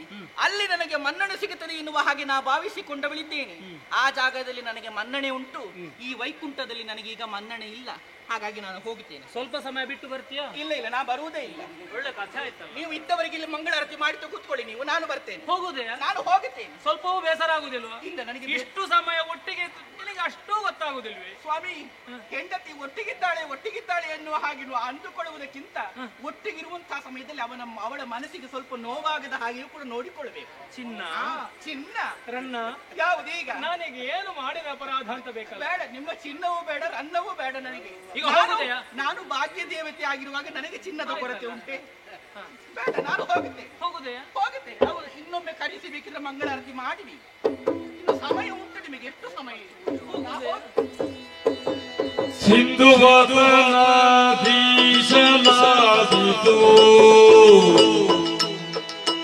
ಎದಿರೆಯು ವರ ಪ್ರೇಮ ಕಲಗದೊಡಂದು ಹೋಗರು ಎದಿರೆಯು ವರ ಪ್ರೇಮ ಕಲಗದೊಡಂದು ಹೋಗರು ಬೇಸರದೋಡ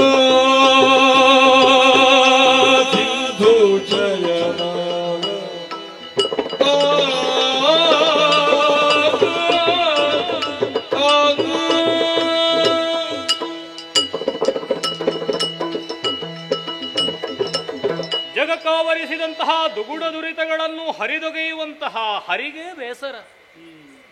ಲಕ್ಷ್ಮಿ ಬಿಟ್ಟೇ ಹೋದಳಲ್ಲ. ಬಿಲ್ಲಿನಿಂದ ಹೊರಟ ಬಾಣದ ಹಾಗೆ ಸರ್ರನೆ ನಡೆದು ಬಿಟ್ಟಳು. ಅವಳನ್ನು ಕಾಣುವಂತಹ ತವಕ ನನಗುಂಟು, ಮತ್ತೆ ಹೊಂದು ಬದುಕಬೇಕು ಎನ್ನುವಂತಹ ಇಚ್ಛೆ ನನಗುಂಟು. ಅದಕ್ಕೆ ಪೂರಕವಾದಂತಹ ವಾತಾವರಣವನ್ನು ನಿರ್ಮಿಸಿ ಅವಳ ಮನಸ್ಸಿಗೆ ಆದಂತಹ ನೋವನ್ನು ಕಳೆದು ನನ್ನೊಂದಿಗೆ ಬದುಕುವುದಕ್ಕೆ ಅವಕಾಶವನ್ನು ಮಾಡಿಕೊಡಬೇಕು ಅಂತಾದ್ರೆ ಬಹಳಷ್ಟು ಯೋಚಿಸಬೇಕು. ಮುಂದುವರಿಯುತ್ತೇನೆ.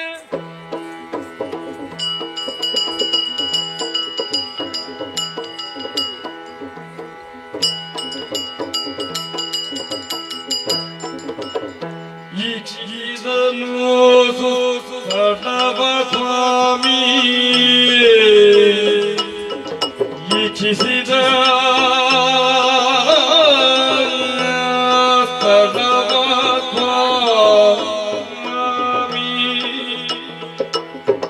ಪುಷ್ಕರಣಿ ತೀರ್ಥವದು ಮೆದೆಯುವುದ ದಕ್ಷಿಣದಿರಂಜಿಸುವ ತಿಂತ್ರಿಣಿ ವೃಕ್ಷದಡಿಯ ಈಕ್ಷಿಸಿದನು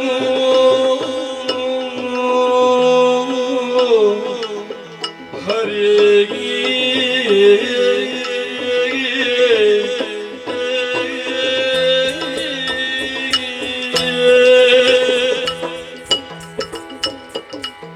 ಇದು ಒಂದರ್ಥದಲ್ಲಿ ನನಗೆ ಒದಗಿ ಬಂದಂತಹ ಯೋಗ ಭಾಗ್ಯ. ನನ್ನ ಕಾರ್ಯವ್ಯಾಪ್ತಿ ಇದೇ ಅಲ್ಲವೇ? ಮೂಲ ಸ್ವರೂಪದಲ್ಲಿ ವೈಕುಂಠದಲ್ಲಿದ್ದರೂ ಕೂಡ ಅದನ್ನು ವಿಸ್ತರಿಸುತ್ತಾ ಪ್ರಪಂಚದಲ್ಲೇ ಭೂಲೋಕದಲ್ಲಿ ಕಾಣಿಸಿಕೊಂಡು ಆವರಿಸಿರುವಂತಹ ಕಷ್ಟ ಪರಂಪರೆಯನ್ನು ದೂರಗೊಳಿಸುವುದಕ್ಕೆ ಬೇಕಾಗಿ ಬಹುವಿಧದಿಂದ ಕಾಣಿಸಿಕೊಂಡಂತಹ ನನಗೆ ಲಕ್ಷ್ಮೀ ನನ್ನನ್ನು ಬಿಟ್ಟಗಲಿ ಇಲ್ಲಿಗೆ ಬಂದು ಸೇರಿದ್ದಾಳೆ ಎನ್ನುವುದು ಅಲ್ಲಿನ ನೆಲೆಯಾಗಬೇಕು ಎನ್ನುವಂತಹ ಸೂಚನೆಯಲ್ಲವೇ?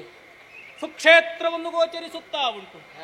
ಪುಷ್ಕರಣಿ ತೀರ್ಥ ದಕ್ಷಿಣ ಭಾಗದಲ್ಲಿ ಗೋಚರಿಸುತ್ತಾ ಇರುವ ಹಾಗೆ ತಿಂಥಿಣಿ ವೃಕ್ಷ. ನನ್ನ ಬದುಕಿನ ಇಚ್ಛೆ, ಲಕ್ಷ್ಮಿಯ ಬದುಕಿನ ಇಚ್ಛೆ ಸಾಕಾರಗೊಳ್ಳುವುದಕ್ಕೆ ಸುಕ್ಷೇತ್ರ ಎನ್ನುವುದರಲ್ಲಿ ಯಾವುದೇ ಸಂದೇಹ ಇಲ್ಲ. ಅದಕ್ಕೆ ಬೇಕಾಗಿ ತಿಂಥಿಣಿ ವೃಕ್ಷದಡಿಯಲ್ಲಿ ಮಗುವಾಗಿ ಇದ್ದುಕೊಂಡು ಅವಳ ನಿರೀಕ್ಷೆಯಲ್ಲಿರ್ತೇನೆ. ಮುಂದೇನಾಗುತ್ತದೆ ನೋಡೋಣ.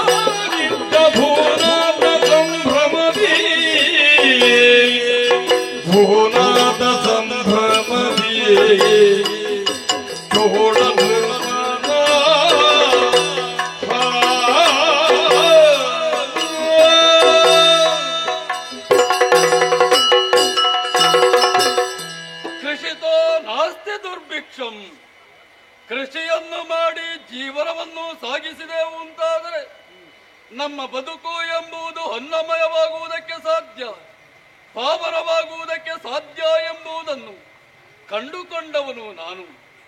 ಹೇಳಿ ಕೇಳಿ ಚೋಳ ರಾಜ್ಯವಿದು, ಇಲ್ಲಿಗೆ ಅಧಿಪತಿಯಾಗಿ ಪಾಕದತ್ತ ಎನ್ನುವಂತ ನಾಮಧೇಯದಿಂದ ಮೆರೆಯುವಂತ ಭಾಗ್ಯ ನನ್ನ ಪಾಲಿಗೊದಗಿ ಬಂದಿದೆ. ಪ್ರಜೆಗಳನ್ನು ಸದಾ ಸಂರಕ್ಷಣೆ ಮಾಡುವಂತ ಹೊಣೆಗಾರಿಕೆ ನನ್ನಲ್ಲಿದೆ. ಮೂಲವಾಗಿ ಯಾವುದೇ ಬಂಡವಾಳ ಉತ್ಪಾದನೆ ಅಭಿವೃದ್ಧಿ ಇಲ್ಲದೇ ಇದ್ದರೂ ಕೂಡ ಇಷ್ಟು ಸಮೃದ್ಧಿಯಾಗಿ ನಮ್ಮ ಚೋಳ ರಾಜ್ಯ ಮೆರೆಯುತ್ತಾ ಇದೆ, ಸಂಭ್ರಮಿಸುತ್ತಾ ಇದೆ ಅಂತಾದ್ರೆ ಇದಕ್ಕೆ ಮೂಲ ಕಾರಣ ಹೈನುಗಾರಿಕೆ, ಪಶು ಸಂಗೋಪನ. ಪಶುಗಳನ್ನೇ ಪಾಲಿಸುವವನು ನಾನು.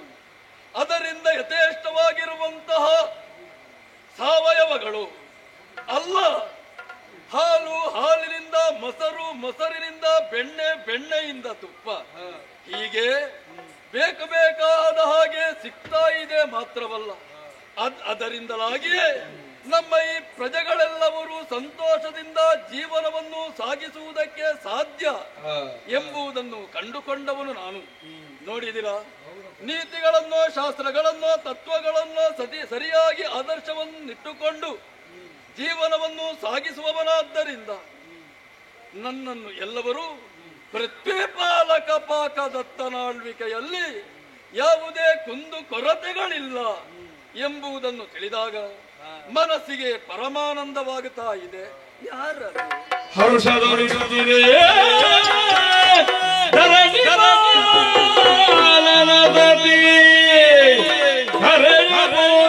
ಕೆಟ್ಟಲರಿ ಮೆರೆವ ಪಾಲಿಲ್ಲವೆಂದೆನುತ್ತಾಗ ಸಭನಿ ಪಾಲನ ಸತಿಯೇ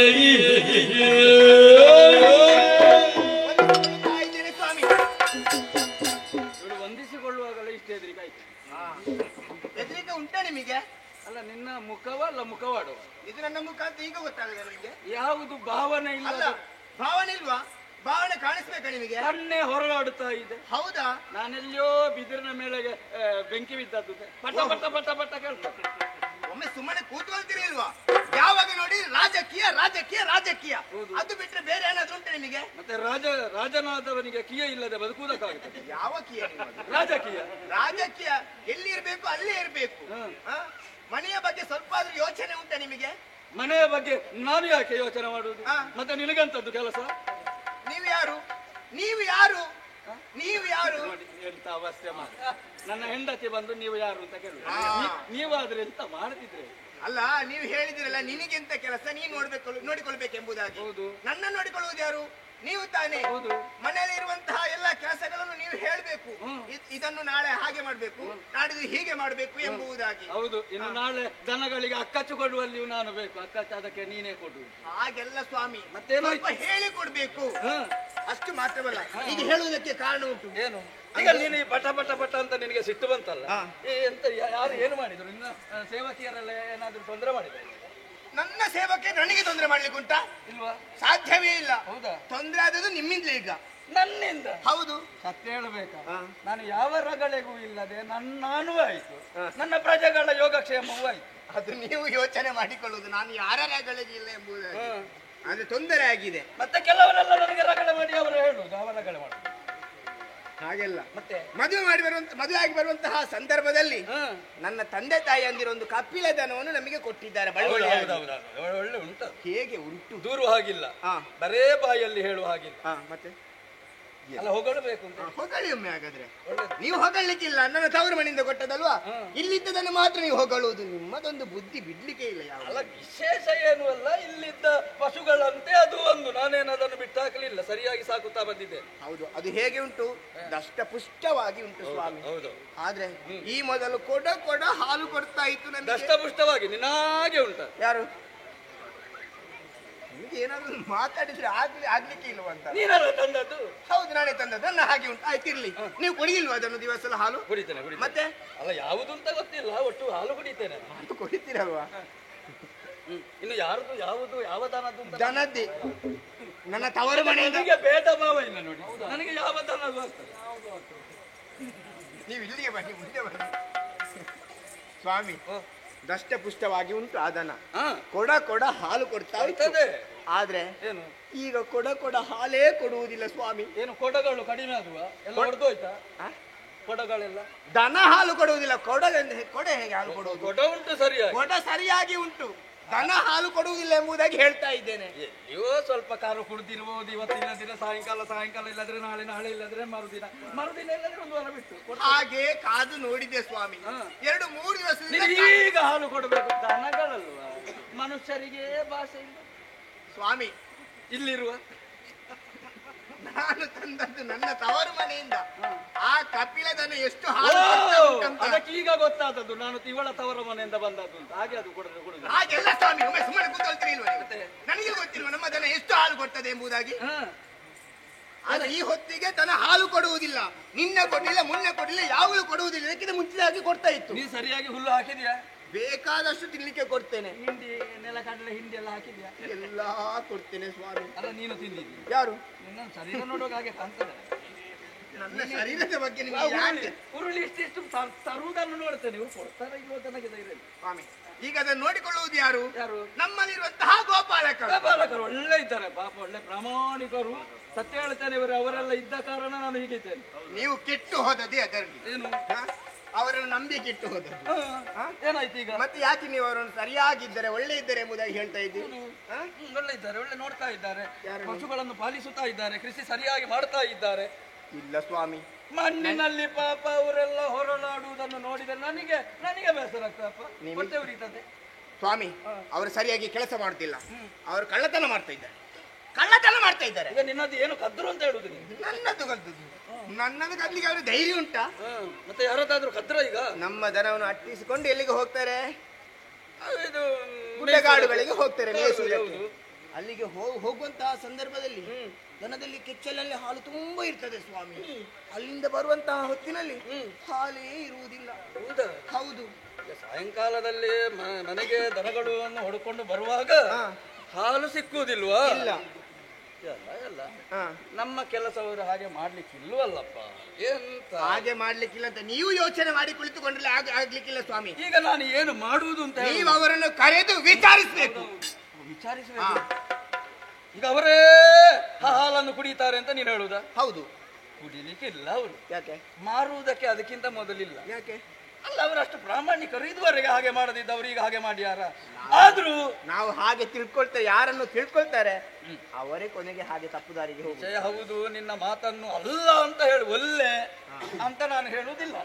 ಆದ್ರೆ ಈಗ ನೀನು ಹೇಳಿದ ಹಾಗೆ ಮಾಡದಿದ್ರೆ ನಿನಗೆ ಬೇಸರ ಆಗ್ತದೆ. ಹೌದು, ನಿನಗೆ ಬೇಸರ, ಸಿಟ್ಟು ಬರ್ತದೆ. ಹೌದು, ನಿನಗೆ ಬೇಸರ ಆದ್ರೂ ಅದೀತು ನಾನೇ ಬರ್ತೇನೆ. ಇಲ್ಲದ್ರೆ ನನ್ನ ಸಿಟ್ಟು ಗೊತ್ತಿಲ್ಲ ನಿಮಗೆ? ಗೊತ್ತುಂಟಲ್ಲ? ಗಡಿಬಿಡಿ ಮಾಡ್ಬೇಡ. ಗೋಪಾಲರೇ,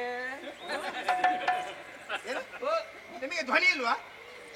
ಅಲ್ಲಿ ಬೊಬ್ಬೆ ಹಾಕ್ತೀರಿ, ಸರಿಯಾಗಿ ತಿನ್ಲಿಕ್ಕೆ ಸಿಗ್ಲಿಲ್ಲ. ಅವರೆಲ್ಲಾದ್ರೂ ಮಾತಾಡಿದ ಅದು ಸರಿ ಇಲ್ಲ, ಇದು ಸರಿ ಇಲ್ಲ ಅಂತ ಈಗ ಬೊಬ್ಬೆ ಹಾಕ್ತೀರಿ. ಕರಿ ಜೋರು ಗೋಪಾಲಕರ ಯಾವಾಗ ನೋಡಿ ನಿಮಗೆ ಸರಿ ಆಗುವುದಿಲ್ಲ. ನಿಮಗೆ ಸೀಸ ಏರಿದಾಗ ಆಗ್ತದೆ.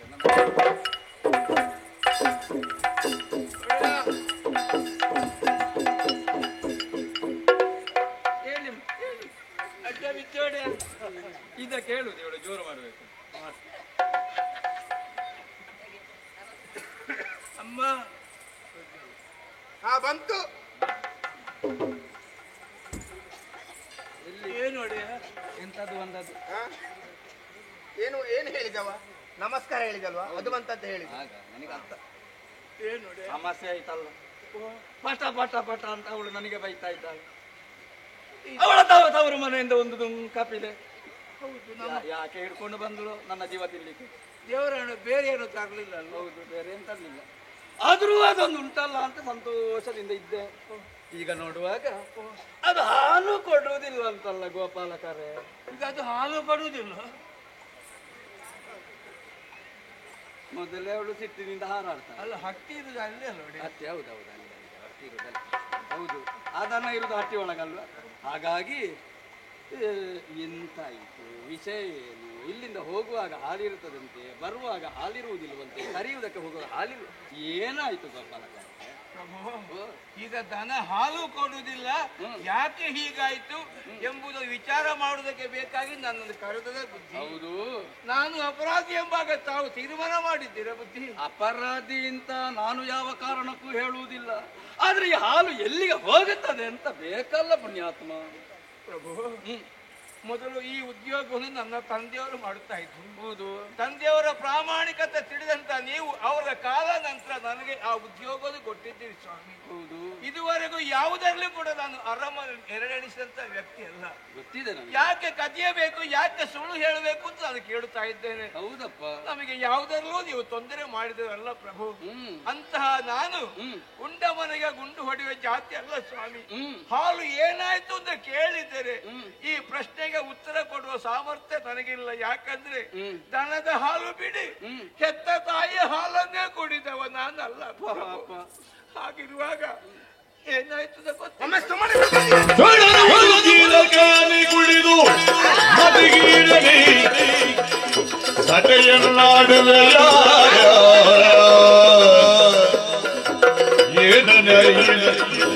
ಕುರುಳ ಹೋಗಿರು ನೇಡಿಂದ ಉಳಿದು ಊಕಿದಳು ಊಕಿದಳು. ಕಳ್ಳರಲ್ಲಿ ನಯ ವಿನಯದಿಂದ ಮಾತಾಡ್ತೀರಾ?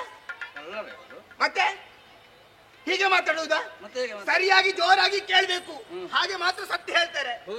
ಎಷ್ಟು ರಾಮಾಯಣ ಹೇಳಿದ್ದ, ನಾನು ತಾಯಿ ಹಾಲೇ ಸರಿಯಾಗಿ ಕುಡ್ಲಿಲ್ಲ ಎಂಬುದಾಗಿ. ಒಮ್ಮೆ ಸುಮ್ಮನೆ ಕುಳಿತುಕೊಳ್ಬೇಕು, ನಾನು ವಿಚಾರಿಸ್ತೇನೆ. ಹೇಳಬೇಕು, ಮಾತಾಡಬಾರ್ದು, ನಿಲ್ಲಿಸಿಕೊಳ್ಳಬೇಕು. ಬಣ್ಣ ಹೇಗೆ ಅಂತ ಗೊತ್ತಿಲ್ಲ. ಈಗ ಕುದುರೆಯಲ್ಲಿ ಕೂತುಕೊಳ್ಳಿ ಅಂತ ಹೇಳಿದ್ ನಾನು.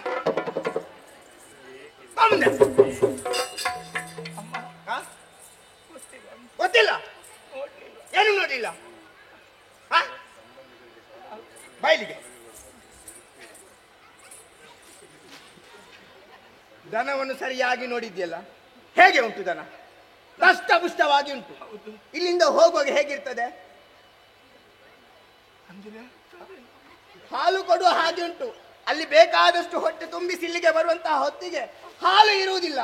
ಏನಾಗಿದೆ? ಮೊನ್ನೆ ಬೇಕಾದಷ್ಟು ಹಾಲು ಕೊಡುತ್ತಾ ಉಂಟು, ನೀವೇ ಹೇಳಿದ ಮಾತಲ್ಲ. ಅದು ಮೊನ್ನೆ ನಿನ್ನೆ ಕೊಡ್ಲಿಲ್ಲ. ಹಾಲು ಕೊಡಬೇಕಾದ ದನ ಅಲ್ವ, ನನ್ನಲ್ಲಿ ಕೇಳಿ ಅದು ಅಲ್ಲ. ನೀನು ನೋಡಿಕೊಳ್ಳುವುದಕ್ಕೆ ನೀನಲ್ವಾ ಅಲ್ಲಿ? ನಿನಗೆ ಗೊತ್ತಿಲ್ವಾ? ಸತ್ಯ ಹೇಳು, ನೀನು ಹಾಲನ್ನು ಕದಿತೀಯಾ? ಮತ್ತೆ ಕದ್ದು ಮಾರಾಟ ಮಾಡ್ತೀಯಾ? ಇಲ್ಲ. ನೀನು ಬಾ, ನೀನು ಮಾಡ್ತೀಯಾ? ನೀನೇ ಆಗಿರ್ಬೇಕಾಗಿದೆ. ಎಲ್ಲಿ ನಿಮ್ಮ ಸ್ವರ ಇವತ್ತು ನನಗೆ ಗೊತ್ತಾಗ್ಬೇಕ ನಿನಗೆ? ಎಷ್ಟು ಜೋರಿದ್ದೀರ? ನಾನು ಜೋರಿದ್ದೇನೆ ಅಲ್ಲ. ನಾನು ಕೊಡ್ತೇನೆ, ಸತ್ಯ ಹೇಳ್ಬೇಕು. ಅವಾಗ ಗದ್ದದ್ದು ನೀನು ಗದ್ದು.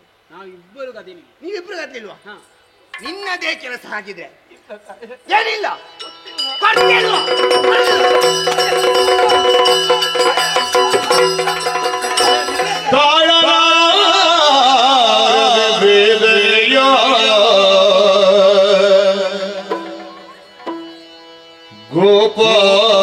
ಗೋಪಾಲ ಮನದಲ್ಲಿ ಮರುಗಿ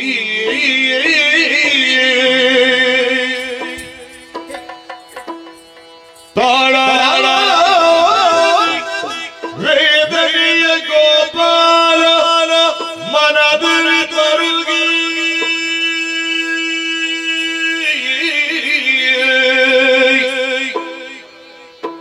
ವೆಂಕಟ ಶೈಲದಲ್ಲಿ ಕಾದಿರುವೆನು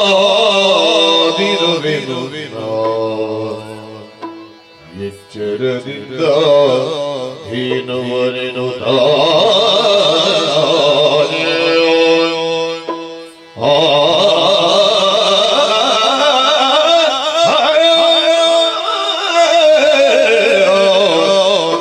ಮನದಲ್ಲಿ ಮರುಗಿ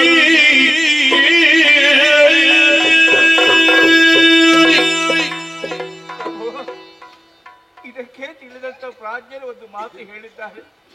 ಪ್ರಪಂಚದಲ್ಲಿ ಬಡವನಾಗಿ ಹುಟ್ಟುವುದಕ್ಕಿಂತ ಶ್ರೀಮಂತರ ಮನೆಯ 4 ಕಾಲದ ಪ್ರಾಣಿಯಾಗಿ ಹುಟ್ಟಿದ್ರು ಕೂಡ 3 ಹೊತ್ತು ಹೊಟ್ಟೆಗೆ ಏನು ತೊಂದರೆ ಆಗ್ಲಿಕ್ಕಿಲ್ಲ ಅಂತ. ಇದುವರೆಗೂ ನಾನು ಅರಮನೆಗೆ 2 ಎಣಿಸಿದಂತ ವ್ಯಕ್ತಿ ನಾನಲ್ಲ. ನಾನು ಹಾಲು ಕದ್ದು ಕುಡಿಬೇಕೆ ಸ್ವಾಮಿ? ನಾನು ಹಾಲು ಕುಡಿಬೇಕೆ? ಯಾಕೆ ಸ್ವಾಮಿ? ಯಾವತ್ತೂ ಕೂಡ ಅರಮನೆಗೆ ದ್ರೋಹ ಬಗೆದಂತ ವ್ಯಕ್ತಿ ನಾನಲ್ಲ. ಬೇಕಾದಷ್ಟು ಕೊಡ ಹಾಲು ಕೊಡುತ್ತಿದ್ದಂತ ಕಪಿಲ ದನ ಇದ್ದಕ್ಕಿದ್ದಾಗ ಹಾಲು ಕೊಡುದಿಲ್ಲ ಎಂಬ ಮಾತ್ರಕ್ಕೆ ಅಪರಾಧಿ ಸ್ಥಾನದಲ್ಲಿ ನನ್ನನ್ನು ನಿಲ್ಲಿಸಿದ ಸ್ವಾಮಿ. ಇಲ್ಲ, ಪ್ರಾಮಾಣಿಕವಾಗಿ ಹೇಳುತ್ತಾ ಇದ್ದೇನೆ, ನಾನು ದ್ರೋಹ ಮಾಡಲಿಲ್ಲ, ನಾನು ಹಾಲು ಕುಡಿಯಲಿಲ್ಲ, ನನ್ನವರು ಯಾರು ಇಂಥ ಕೆಲಸ ಮಾಡಲಿಲ್ಲ. ಇದು ಸತ್ಯ. ನನ್ನ ಮಾತು ನಂಬಿ ಯಾರಿಗೇನು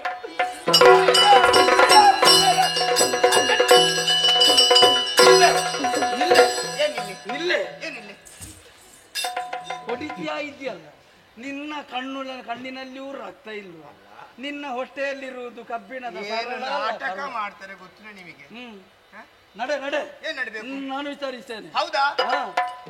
ಇವತ್ತು ಬರುವಾಗ ದನ ಸರಿಯಾಗಿ ಹಾಲು ಕೊಡ್ಲಿಲ್ಲದ್ರೆ ನಿಮಗೆ ಊಟ ಬಿಡ್ಲಿಕ್ಕೆ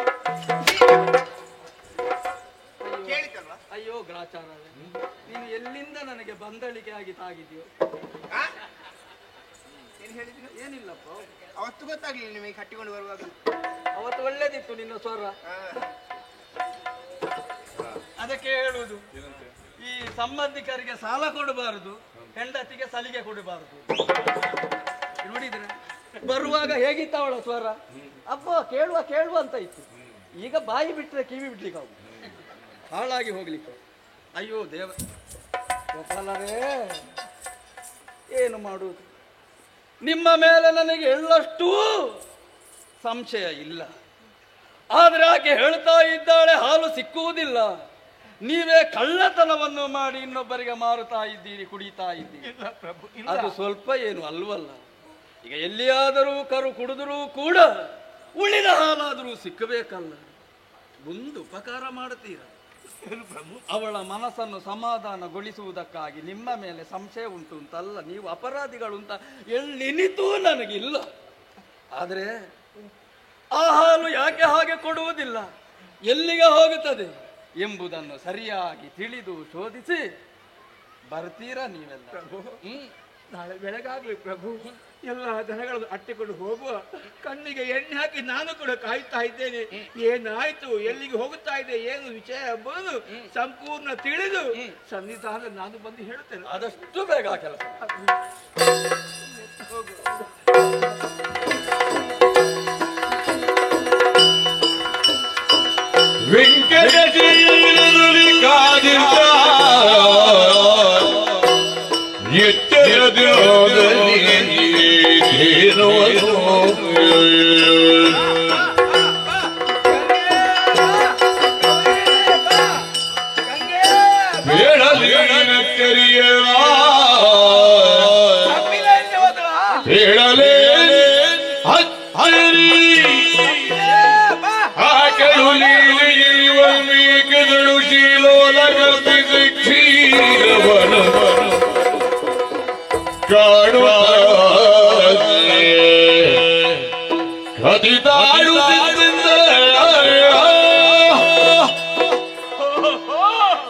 ವಿಜಯ ಏನೆಂಬುದು ಅರ್ಥವಾಯಿತು.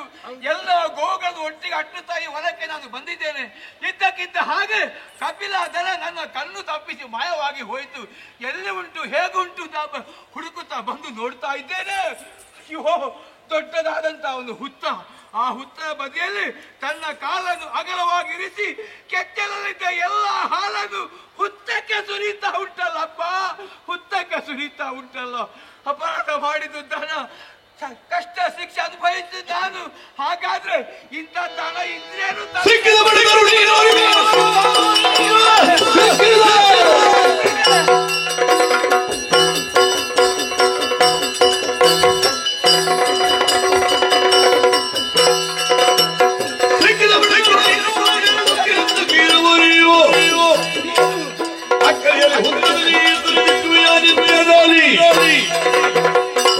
ಶಾಸ್ತ್ರ ತಿಳಿಯದ ವ್ಯಕ್ತಿಯೇನು ನಾನಲ್ಲ. ದನಕ್ಕೆ ಹೊಡೆಯುವುದೇ ಬೇರೆ ಅಲ್ಲ, ಹೆತ್ತ ತಾಯಿಗೆ ಹೊಡೆಯುವುದು ಬೇರೆ ಅಲ್ಲ ಎಂಬುದನ್ನು ನಾನು ಕೂಡ ಬಲ್ಲವ. ಆದ್ರೆ ಇಂಥ ದ್ರೋಹ ಈ ದನ ಮಾಡ್ತಾ ಇದೆ ಎಂದಾದ್ರೆ ಮತ್ತೆ ನನಗೆ ನಾಳೆ ಹೇಗೂ ಶಿಕ್ಷೆ, ಮತ್ತೆ ಬದುಕಿದ್ರೇನು ಸತ್ತೇನು, ಎತ್ತಿದಂತ ಬಡಿಗೆಯಲ್ಲಿ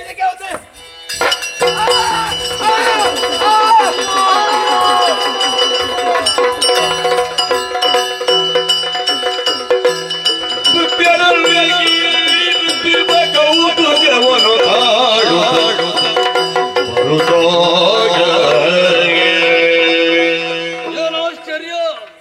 ಎಂತಹ ವಾರ್ತೆಯನ್ನು ಕೇಳ್ತಾ ಇದ್ದೇನೆ. ಗೋವುಗಳನ್ನು ಸಂರಕ್ಷಣೆ ಮಾಡುವುದಕ್ಕೆ ನೋಡುವುದಕ್ಕೆ ಹೋದಂತ ಗೋಪಾಲಕರೆಲ್ಲ ಅಲ್ಲಿ ಅಳಿದು ಹೋಗಿದ್ದಾರೆ ಎನ್ನುವ ವಾರ್ತೆಯನ್ನು ಕೇಳಿದೆನಲ್ಲ.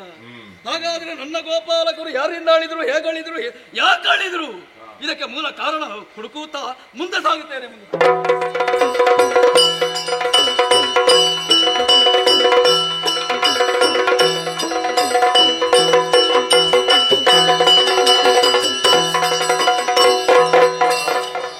ಓಹೋ, ಏನಿದು ಏನಿದು? ಒಂದು ಕಡೆಯಲ್ಲಿ ಗೋಪಾಲಕರೆಲ್ಲ ಬಿದ್ದು ಹೊರಳಾಡುತ್ತಾ ಇದ್ದಾರೆ, ಸತ್ತು ಹೋಗಿದ್ದಾರೆ. ಇನ್ನೊಂದೆಡೆಯಲ್ಲಿ ಗೋವು ಹುತ್ತಕ್ಕೆ ಹಾಲೆರೆಯುತ್ತಾ ಇದೆ.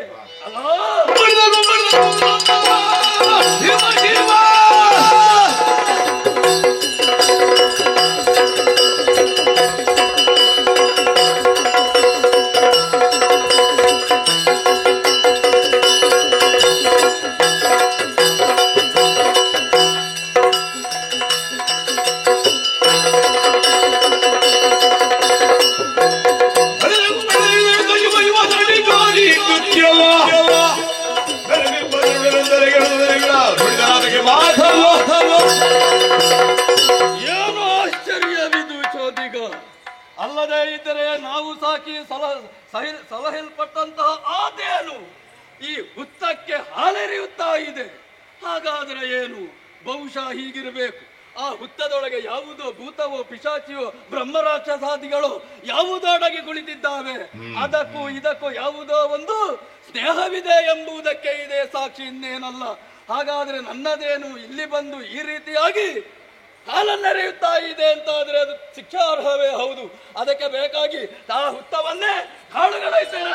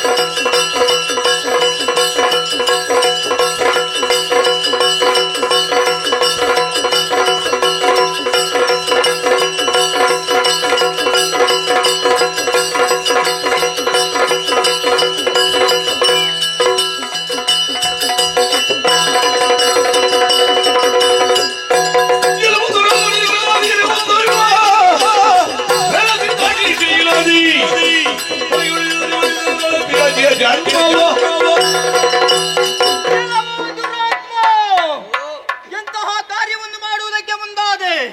ಯಾರ ತಂಟೆಗೂ ಬಾರದೆ ಹುತ್ತಗೂ ಒಳಗೆ ಕುಳಿತವ ನಾನು. ಆ ಸಮಯದಲ್ಲಿ ಪೂಜನೀಯ ಗೋವೊಂದು ಬಂದು ಹುತ್ತಕ್ಕೆ ಹಾಲನ್ನು ಎರೆಯುತ್ತಾ ಇತ್ತು. ಆ ಹಾಲನ್ನು ಸೇವಿಸ್ತಾ ಇದ್ದವ ನಾನು. ಆದ್ರೆ ಇದನ್ನು ಕಂಡಂತಹ ನೀನು ಗೋ ಹತ್ಯೆ ಮಾಡುವುದಕ್ಕೆ ಮುಂದಾದೆಯೋ, ಸುಮ್ಮನೆ ಬಿಡುತ್ತೀರಾ ಎನ್ನುವ ಹಾಗೆ ಭಾವಿಸಿದೆಯಾ? ಇದು ಪೈಶಾಚಿಕ ಕೃತ್ಯ. ಇಂತಹ ಕೃತ್ಯವನ್ನು ಮಾಡಿದಂತಹ ನೀನು ಇನ್ನು ಮುಂದಕ್ಕೆ ಪಿಶಾಚಿಯಾಗು.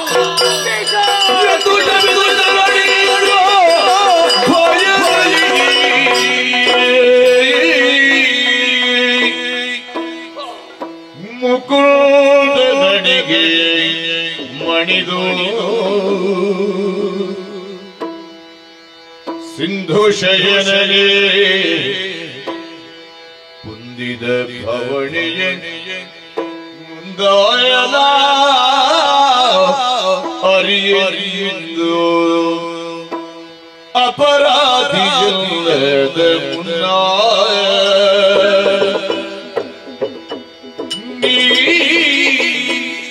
ಈ ಪರಿಯದೆ ಜಪಿಸಿದೆ ಕರುಣಾಕರ, ಈ ಪರಿಯುದ ಶಪಿಸಿದೆ ಕರುಣಾಕರ. ಕೃಪೆಯಿಂದ ರಕ್ಷಿಸು ರಕ್ಷಿಸು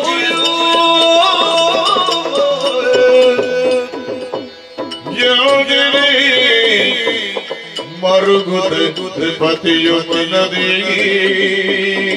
ಕ್ಷಮಿಸು ಕ್ಷಮಿಸು ಅಪರಾಧವ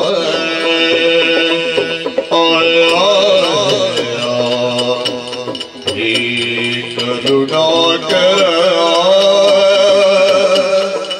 ಕ್ಷಮಿಸು ಅಪರಾಧವ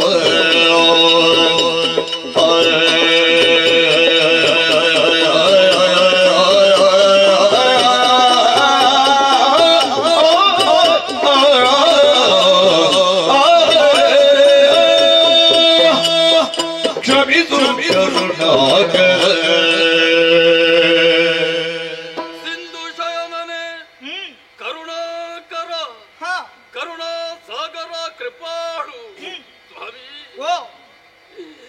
ಈ ರೀತಿಯಾಗಿ ನಿನ್ನ ಸಾನ್ನಿಧ್ಯ ಎಲ್ಲಿದೆ ಎಂಬುದನ್ನು ತಿಳಿಯದೇ ಇರುವಂತಹ ಅಪರಾಧಿಯಾಗಬೇಕಾಗಿ ಬಂತು ಸ್ವಾಮಿ.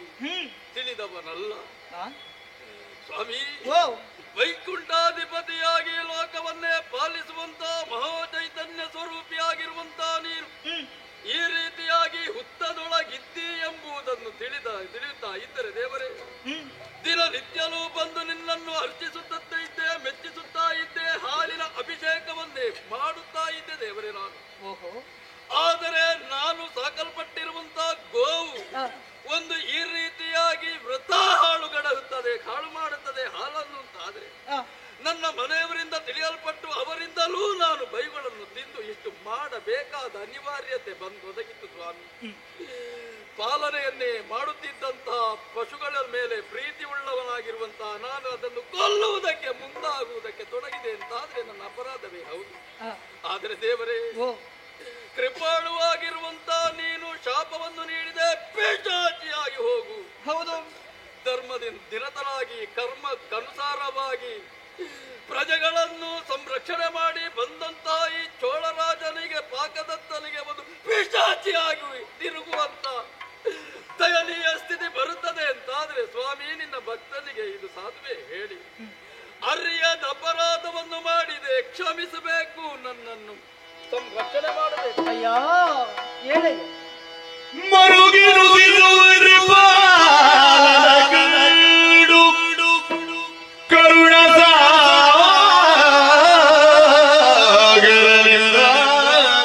ದುಃಖಿಸಬೇಡ, ದಯ ದಯ ಚಿಂತಿಸಲೇ, ಯಾಕೆ ಚೋಟಿಸಲೇ, ನಾನೊರೆದ ನುಡಿ ತಪ್ಪದಾದರೂ ಸೈರಿಸುವುಕೆ ಆಕಾಶರ ಧರಣಿ ಬಾಲಕ ತರುಣ ತರಳಿ ಪದ್ಮಾವತಿಯ ಪರಿಣಯ ಗೈದು ಎನಗಿತು.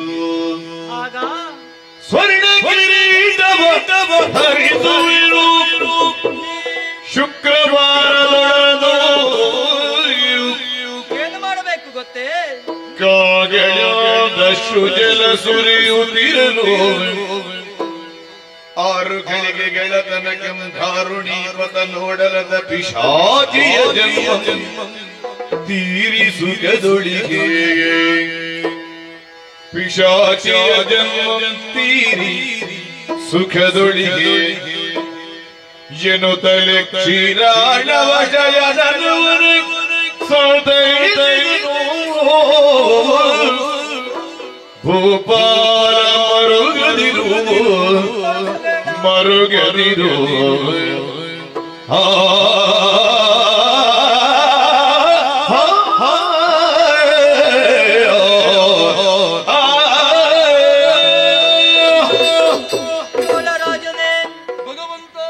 ಈ ಪ್ರಪಂಚದಲ್ಲಿ ಗೋಮಾತೆಯನ್ನು ತಾಯಿಯ ಸ್ಥಾನದಲ್ಲಿ ಎಲ್ಲರೂ ಕಾಣುತ್ತಾರೆ. ಆ ಗೋವನ್ನು ಎಲ್ಲರೂ ಪೂಜಿಸುತ್ತಾರೆ. ಅಂತಹ ಪೂಜೆಯನ್ನು ಸ್ವೀಕರಿಸುವಂತಹ ಗೋವನ್ನು ಹತ್ಯೆ ಮಾಡುತ್ತಾ ಇದ್ದೆ ಎನ್ನುವಂತಹ ವಿಚಾರದಿಂದ ಸಿಟ್ಟುಕೊಂಡು ನಿನಗೆ ಶಾಪವನ್ನಿತ್ತಿದ್ದೇನೆ. ಆದರೆ ನಾನಾಡಿದಂತಹ ಮಾತು ಯಾವತ್ತೂ ಹುಸಿಯಾಗುವುದಿಲ್ಲ, ಪಿಶಾಚಿಯಾಗಲೇಬೇಕು. ಹಾಗಂತ ಪಿಶಾಚಿಯ ಜನ್ಮದಿಂದ ಹೌದು, ತಿರುಗಾಟ ಜೀವನ ಪೂರ್ತಿ ತಿರುಗಾಟ ಅಲ್ಲ. ಆದ್ರೆ ಅದಕ್ಕೊಂದು ಪರಿಹಾರದ ದಾರಿಯನ್ನು ನಾನೇ ಸೂಚಿಸುವನಿದ್ದೇನೆ. ಮುಂದೊಂದು ದಿನ ಕುಮುದಾಕ್ಯ ಪಟ್ಟಣದ ಅರಸನಾದಂತಹ ಆಕಾಶರಾಯ ಅವನ ಮಗಳಾದಂತಹ ಪದ್ಮಾವತಿಯನ್ನು ನಾನು ಮದುವೆಯಾಗುವುದಕ್ಕಿದ್ದೇನೆ. ಆ ಸಮಯದಲ್ಲಿ ಅದು ಕೂಡ ಯಾವಾಗ ಶುಭ ಶುಕ್ರವಾರದಂದು ಮಾವನ ಬಳುವಳಿಯಾಗಿ ಮುತ್ತಿನ ಕಿರೀಟವನ್ನು ನಾನು ಧರಿಸುತ್ತೇನೆ. ಆ ಸುಂದರ ದೃಶ್ಯವನ್ನು ನೀನು 6 ಗಳಿಗೆಗಳ ಕಾಲ ನೋಡಿದೆ ಎಂದಾದರೆ ನಿನ್ನ ಈ ಪಿಶಾಚಿ ಜನ್ಮವು ತೊಲಗಿ ಮರು ಜನ್ಮ ನಿನಗೆ ಬರ್ತದೆ. ಈಗ ಪಿಶಾಚಿಯಾದರೂ ಮುಂದೊಂದು ದಿನ ಮುತ್ತಿನ ಕಿರೀಟದಿಂದ ರಾರಾಜಿಸುತ್ತಿರುವಂತಹ ಮಂಗಳ ಮಹಾರೂಪವನ್ನು ನೋಡುವಂತಹ ಭಾಗ್ಯ ನನಗೆ ಒದಗಿ ಬರುತ್ತದೆ ಅಂತಾದ್ರೆ ನಾನೇ ಸನ್ನಿ. ಕಾಲದ ನಿರೀಕ್ಷೆ ಶುಭವಾಗಲಿ.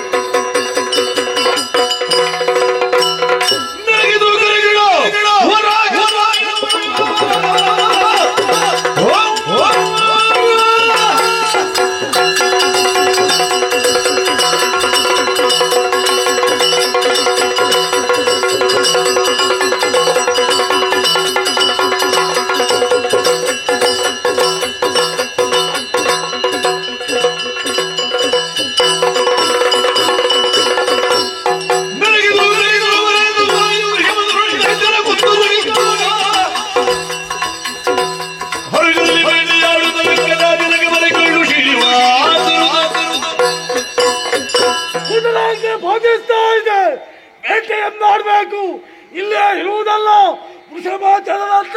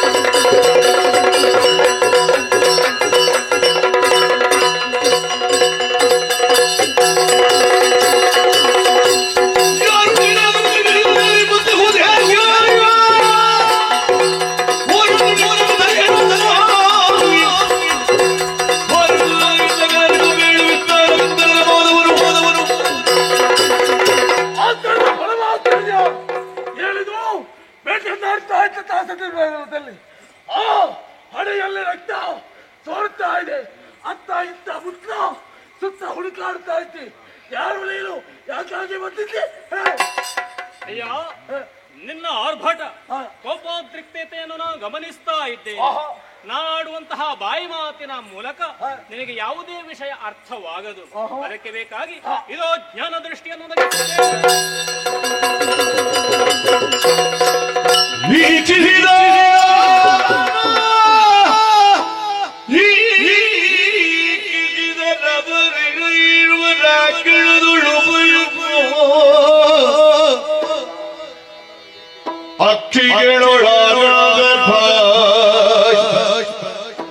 ಉಕ್ಕಿ ಬರೆ ನುಡಿದನು ವರಗ ಸ್ವಾಮಿಯ ಬಳಿಕ ಪಕ್ಷಿ ವಾಗನನು ಎಂದನು. ಹರಿವೈಕುಂಠವ ತೊರೆದಿಲ್ಲಿ ನೆಲೆಸಿಕೊಂಡು ನೋಡಿ ಜ್ಯೋತಿಗಳು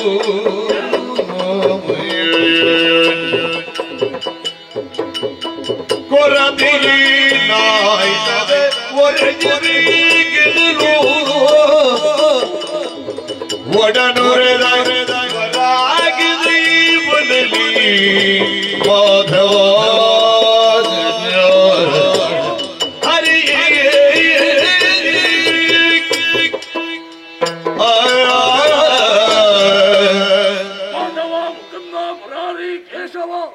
ಮೊದಲಾಗಿ ವಂದಿಸಿಕೊಳ್ಳುತ್ತಾ ಇದ್ದೇನೆ. ಓ ತಂದೆಯ, ಯಾರು ಏನು ಹೇಗೆಂಬುದಾಗಿ ತಿಳಿಯದೆ ಮಾಡಬಾರದ ಅನ್ಯಾಯವನ್ನು ಮಾಡಿದ್ದೇನೆ. ಮಾಡಿದ್ದು ತಪ್ಪಾಯ್ತು ಎಂಬುದಾಗಿ ಪಾದಕ್ಕೆ ಬಿದ್ದು ಬೇಡುತ್ತಾ ಇದ್ದೇನೆ. ಆದ್ರೆ ಕೆಲವೊಂದು ಸಂದೇಹ, ವೈಕುಂಠವನ್ನು ಬಿಟ್ಟು ಈ ಕಡೆ ಬರ್ತಾ ಇದ್ದೀರಿ ಯಾಕೆ ದೇವರೇ? ಆ ವಾಮ ಭಾಗಗಳಲ್ಲಿ ತಾಯಿಯನ್ನು ಕಾಣುವುದಿಲ್ಲ, ಹಣೆಯಲ್ಲಿ ರಕ್ತ ಸೋರ್ತಾ ಇದೆ. ಏನಾಯ್ತು ದೇವ, ಹೇಳುವೆಯ? ಒದೆದನ ಬಿಡುಗುರಿ ಎದೆಗೆ ಮಾನವಾದುದು ಜನರಿರುತ್ತ ಅಗಲಿದಳು ಅರಸಿಗೆ.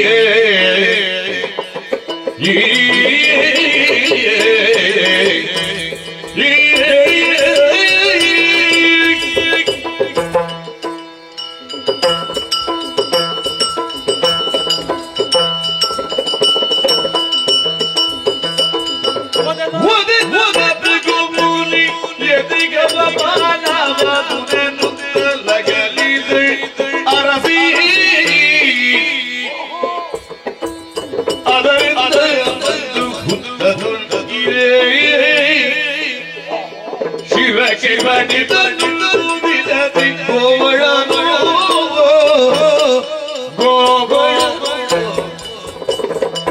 ಒದೆದ ಮೃಗಮುನಿ ಎದೆಗೆ ಬಪಾವಾದುದೆನು ತಗಲಿದಳು ನರಸಿ ವರಾಹ.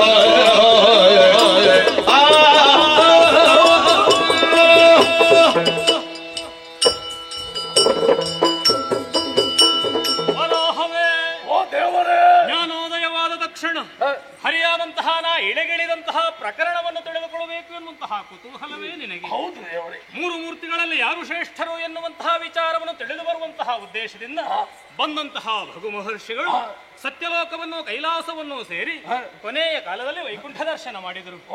ನಾ ಮಾನಿಸಲಿಲ್ಲ ಎನ್ನುವ ಕಾರಣಕ್ಕೆ ಬೇಕಾಗಿ ಎದೆಗೆ ತುಳಿದು ಬಿಟ್ಟರು. ಆ ಸ್ಥಳ ಮಲಿನವಾಯಿತು ಎನ್ನುವಂತಹ ಭಾವದಿಂದ ನನ್ನ ಅರಸಿಯಾದಂತಹ ಲಕ್ಷ್ಮಿ ನನ್ನನ್ನು ಬಿಟ್ಟಗಲಿದಳು. ಭೂಲೋಕವನ್ನು ಸೇರಿಕೊಂಡಳು. ಅವಳನ್ನೇ ಹೊಂದಬೇಕು ಎನ್ನುವಂತಹ ಸದಿಚ್ಛೆಯಿಂದ ಹುತ್ತದಲ್ಲಿ ಮಗುವಾಗಿದ್ದಂತಹ ಕಾಲದಲ್ಲಿ ಚೋಳರಾಜನನ್ನು ಆಶ್ರಯಿಸಿ ಬದುಕುತ್ತಾ ಇದ್ದಂತಹ ಗೋಪಾಲಕರು ಧೇನು ನನ್ನ ಹುತ್ತಕ್ಕೆ ಹಾಲೆರೆಯುತ್ತಾ ಇದೆ ಎನ್ನುವಂತಹ ವಿಚಾರವನ್ನರಿತು ಎತ್ತಿ ಖಡ್ಗವನ್ನು ಎತ್ತಿ ಘಾತಿಸುವಂತಹ ಕಾಲದಲ್ಲಿ ಗೋವಿಗೆ ನೋವಾಗಕೂಡದು ಎನ್ನುವಂತಹ ಸದ್ಭಾವದಿಂದ ನನ್ನ ಹಣೆ ಕೊಟ್ಟೆ. ಹಣೆಯೊಡೆದು ರಕ್ತ ಹೊರಸೂಸುತ್ತಾ ಇದೆ. ಹೌದು, ಪಿಶಾಚಿಯಾಗು ಎನ್ನುವ ಹಾಗೆ ಶಪಿಸಿದೆ. ಹುರಿಶಾಪದ ದಾರಿಯನ್ನು ತೋರಿಸಿದೆ. ನನಗಾದಂತಹ ನೋವಿನ ಆ ಭಾವ ಅಥವಾ ಈ ಗಾಯ ಮಾಸುವಂತಹ ಬಗೆ ಹೇಗೆ ಎನ್ನುವ ಹಾಗೆ ಮುಂದುವರಿದಂತಹ ಕಾಲದಲ್ಲಿ ಸುರಮುನಿಗಳಾದಂತಹ ಅವರ ನಿರ್ದೇಶದಂತೆ ಬಂದಂತಹ ಅವರು ನನಗೆ ಯೋಗ್ಯವಾದಂತಹ ಸೂಚನೆಯನ್ನೇ ನೀಡಿದ್ರು. ಬೃಹಸ್ಪತಿ ಆಚಾರ್ಯರು ಇಂತಹ ಔಷಧವನ್ನು ಮಾಡು, ಔದುಂಬರದ ಹಾಲಿನಲ್ಲಿ ನೆಕ್ಕಿತ್ತಾಯ ಗಿಡದ ಬೇರನ್ನು ತಿಕ್ಕಿ ಹಚ್ಚಿದರೆ ನೋವು ಶಮನ ಆಗುತ್ತದೆ. ಬೃಹಸ್ಪತಿ ಆಚಾರ್ಯರ ಸೂಚನೆ. ಹಾಗೆ ಅರಸುತ್ತಾ ಮುಂದುವರಿಯುತ್ತಾ ಇದ್ದ ಹಾಗೆ ನಿನ್ನ ದರ್ಶನವಾಯಿತು. ನನ್ನ ಪ್ರಕರಣ ಇದು. ದೇವರೇ, ಈ ಕಾಲದಲ್ಲಿ ನಿಮಗೆ ಇರಬೇಕು. ಸಂತ್ರಸ್ತನಾದಂತಹ ನನಗೆ ಅವಳನ್ನು ಹೊಂದುವುದಂತಹ ಪೂರ್ವದಲ್ಲಿ ಯೋಗ್ಯವಾದಂತಹ ಆಶ್ರಯ ತಾಣ ಬೇಕು, ವಿಶಾಲವಾದ ಜಾಗ ಬೇಕು ಅಂತ ನಾ ಕೇಳೋದಿಲ್ಲ. ಈ ವನಾಂತರ ನಿನ್ನ ಅಧಿಕಾರದಲ್ಲಿದೆ ಎನ್ನುವಂತಹ ವಿಚಾರವನ್ನು ಅರ್ಥ ಮಾಡಿಕೊಂಡವನಿದ್ದೆ. ಹಾಗಾಗಿ ನಾ ಜೀವಿಸುವುದಕ್ಕೆ ಯೋಗ್ಯವಾದಂತಹ ಸ್ಥಳಾವಕಾಶವನ್ನು ಮಾಡಿಕೊಡಲಾರೆ. ಈ ಭೂಲೋಕದಲ್ಲಿ ಒಂದು ನಿಯಮ ಎಂಬುದಾಗಿದೆ. ಭೂಲೋಕದ ನಿಯಮ ಹೇಗಪ್ಪ? ಈಗ ಹೇಳಿದ ತಕ್ಷಣ ಕೊಡುವ ಹಾಗಿಲ್ಲ, ದಾನವಾಗಿ ಕೊಡಬಹುದಿತ್ತು. ನೀವು ದೇವರು, ದೇವರಿಗೆ ದಾನವಾಗಿ ಕೊಡುವ ಹಾಗುಂಟು. ಮುಂದಿನ ಪ್ರಜೆಗಳು ಅದನ್ನು ಪ್ರಶ್ನಿಸ್ತಾರೆ. ಹಾಗಾಗಿ ದಾನವಾಗಿ ಕೊಡುವ ಹಾಗಿಲ್ಲ. ಮತ್ತೆ ವಿನಿಮಯವನ್ನು ಮಾಡಬೇಕು. ಒಂದು ವಸ್ತುವನ್ನು ಕೊಟ್ಟು ಪುನರಪ್ಪಿ ಒಂದು ವಸ್ತುವನ್ನು ಪಡೆದುಕೊಳ್ಳುವುದು. ಹಾಗಾದ್ರೆ ಏನಾದ್ರೂ ಕೊಡ್ಬೇಕು ಅಂತ ಹೇಳಿ ಆದ್ರೆ ನಿಮ್ಮಲ್ಲಿ ಏನಾದ್ರೂ ಬೇಕಲ್ವ ದೇವರೇ? ನನ್ನಲ್ಲಿ ಲಕ್ಷ್ಮಿ ಇಲ್ಲ ಎನ್ನುವಂತಹ ಭಾವನೆ ನಿನ್ನದ್ದು. ನೀ ಕೊಟ್ಟದ್ದಕ್ಕೆ ಪ್ರತಿಯಾಗಿ ನಾನು ಒಂದೋ ವಿತ್ತವನ್ನು ಅಥವಾ ಅದರ ಬದಲಾಗಿ ಏನಾದ್ರೂ ಕೊಡಬೇಕು. ವಿನಿಮಯ ವಿಕ್ರಯ ಇದು ಭೂಲೋಕದ ನಿಯಮ. ಈಗ ನೀ ನನಗೆ ಸ್ಥಳಾವಕಾಶವನ್ನು ಮಾಡಿಕೊಟ್ರೆ ಈಗ ನನ್ನಲ್ಲಿ ನಿನಗೆ ಕೊಡುವುದಕ್ಕೆ ಏನೂ ಇಲ್ಲ, ಬರಿದಾದ ಹರಿ ನಾನು. ಆದರೆ ಮುಂದೊಂದು ದಿನ ಸಕಲರ ಸಂಕಷ್ಟವನ್ನು ಹರಿಸುವಂತಹ ವೆಂಕಟ ರಮಣನಾಗಿ ತಿರುವುಗಳಿಂದ ಆವೃತವಾದಂತಹ 7 ಬೆಟ್ಟಗಳಿಂದ ವಿಶೇಷವಾದಂತಹ ಒಂದು ಕ್ಷೇತ್ರದಲ್ಲಿ ವೆಂಕಟ ರಮಣನಾಗಿ ನಾ ನೆಲೆಯಾಗುವನಿದ್ದೇನೆ. ಆ ಕಾಲದಲ್ಲಿ ನನ್ನನ್ನು ಕಾಣಬರುವಂತಹ ಭಕ್ತರು ಈ ಪೂರ್ವದಲ್ಲೇ ನೀನು ವರಾಹಸ್ವಾಮಿಯಾಗಿ ನೆಲೆಯಾಗುತ್ತೀಯ. ಆ ಸಂದರ್ಭದಲ್ಲಿ ನನ್ನನ್ನು ಕಾಣಬರುವಂತಹ ಭಕ್ತರೆಲ್ಲರೂ ಮೊದಲಾಗಿ ನಿನಗೆ ಕ್ಷೀರಾಭಿಷೇಕವನ್ನ ಮಾಡಿ ನನ್ನನ್ನು ಕಾಣಬರಬೇಕು. ಮೊದಲು ಹೌದು, ನಿನ್ನ ದರ್ಶನ ಮಾಡದೆ ಕ್ಷೀರಾಭಿಷೇಕವನ್ನು ವಿರಚಿಸದೆ ಅಲ್ಲಿಗೆ ಬಂದರು ಅಂತಾದರೆ ಅವರ ಯಾವ ಪೂಜೆಯನ್ನು ನಾ ಕೈಗೊಳ್ಳುವುದಿಲ್ಲ. ಹಾಗಾಗಿ ಅಭಿಷೇಕವನ್ನು ಮಾಡಿ ಬಂದಂತಹ ಭಕ್ತರನ್ನು ನಾ ಹರಿಸ್ತೇನೆ. ಈಗ ನೀ ಮಾಡುವಂತಹ ಸ್ಥಳಾವಕಾಶಕ್ಕೆ ಪ್ರತಿಯಾಗಿ ಮುಂದೆ ನಾ ಅದನ್ನು ನಿನಗೆ ಕೊಡ್ಲಿಕ್ಕಿದೆ. ದೇವರೇ, ನೀವೇ ಹೀಗೆ ಇಲ್ಲೇ ಇರುವುದಲ್ಲ, ಮತ್ತೆ ಮುಂದೊಂದು ನೋಡಿ ಒಂದು ಮುದ್ದಜ್ಜಿ ಹೌದು ಆ ಕಡೆ ಈ ಕಡೆ ದೂರದಲ್ಲಿ ಯಾರಪ್ಪ ಆ ಕಡೆ ಈ ಕಡೆ ಹೋಗ್ತಾ ಇದ್ದಾರೆ. ಯಾರವಳು? ಹಿಂದಿನ ಪ್ರಕಟಣವನ್ನು ಸ್ವಲ್ಪ ಆಲೋಚನೆ ಮಾಡಿ ದ್ವಾಪರ ಯುಗದಲ್ಲಿ ನಿನ್ನ ತಾಯಿಯಾಗಿದ್ದವಳು. ಹೌದು, ನಿನ್ನ ಮದುವೆ ಚಂದವನ್ನು ನೋಡ್ಬೇಕೆಂಬುದಾಗಿ ಈಗಲೂ ಕಾತರದಿಂದ ಕಾಯ್ತಾ ಇದ್ದಾಳೆ. ಹಾಗಾಗಿ ಇಲ್ಲಿರುವುದಲ್ಲ, ಆ ಕಡೆ ಸಾಗಿ ನಾನಿಲ್ಲಿ ಇರುವವನಲ್ಲ. ಪರಿಸರ ಪ್ರೇಮಿ, ಪರಿಸರವನ್ನು ಸುತ್ತಾಡುತ್ತಾ ನಾನು ಮುಂದಾಡಿ ವರಾಹ ಸ್ವಾಮಿಯೇ, ನಿನ್ನ ಪಥ ನಿರ್ದೇಶದಂತೆ ಮುಂದುವರಿಯುತ್ತೇನೆ.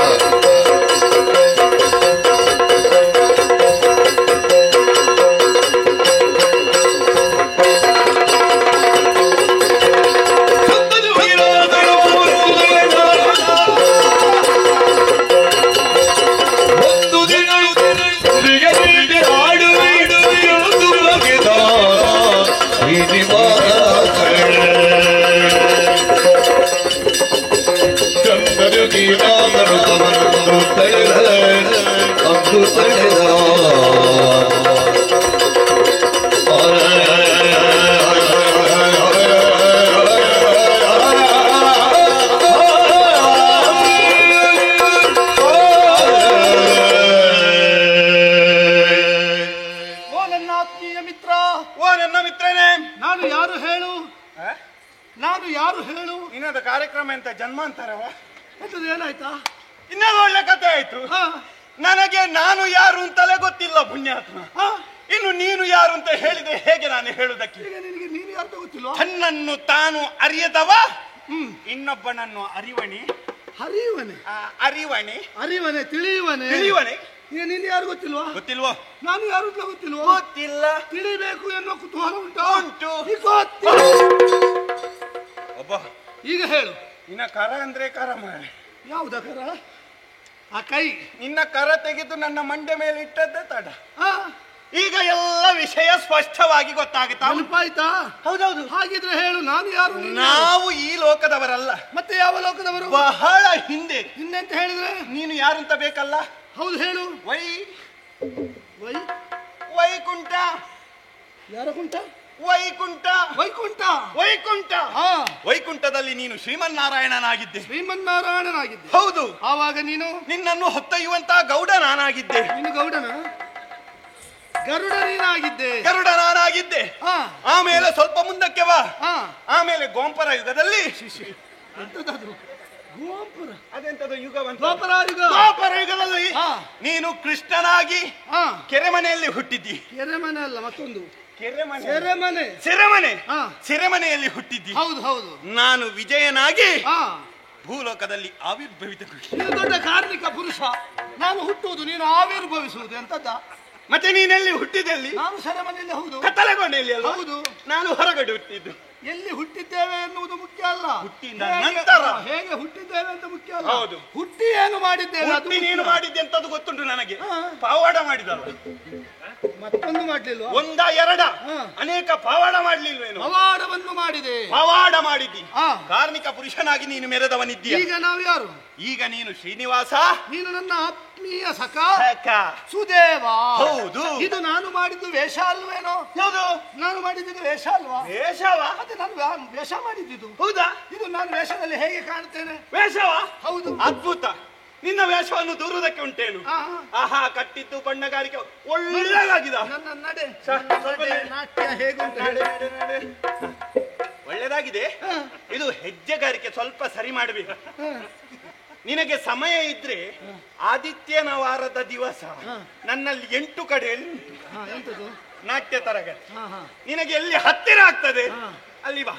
ಹೌದಾ? ಇದ್ದದ್ದು ಮರ್ತು ಹೋಗ್ಲಿಕ್ಕಿಲ್ಲಲ್ಲ? ಇಲ್ಲಪ್ಪ. ಆಮೇಲೆ ಅದೊಂದು ಸರಿ ಮಾಡ್ಬೇಕು.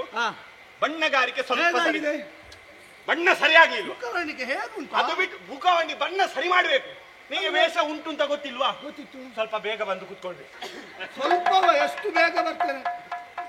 ಅಲ್ಲೋ, ನಾಮ ಸ್ವಲ್ಪ ಕಿರಾತರದ್ದು ವಾರೆ ಅಲ್ವನ? ಇದು ವಾರೆ ಆಗ್ಲಿಲ್ಲ. ವಾರೆ ಆಗ್ಲಿಲ್ಲ, ನೇರ ಆಗಿದೆ. ಹೌದಾ? ಆಮೇಲೆ ಇದು ಕಟ್ಟಿದ್ದು ಸ್ವಲ್ಪ ಸರಿ ಮಾಡ್ಬೇಕು.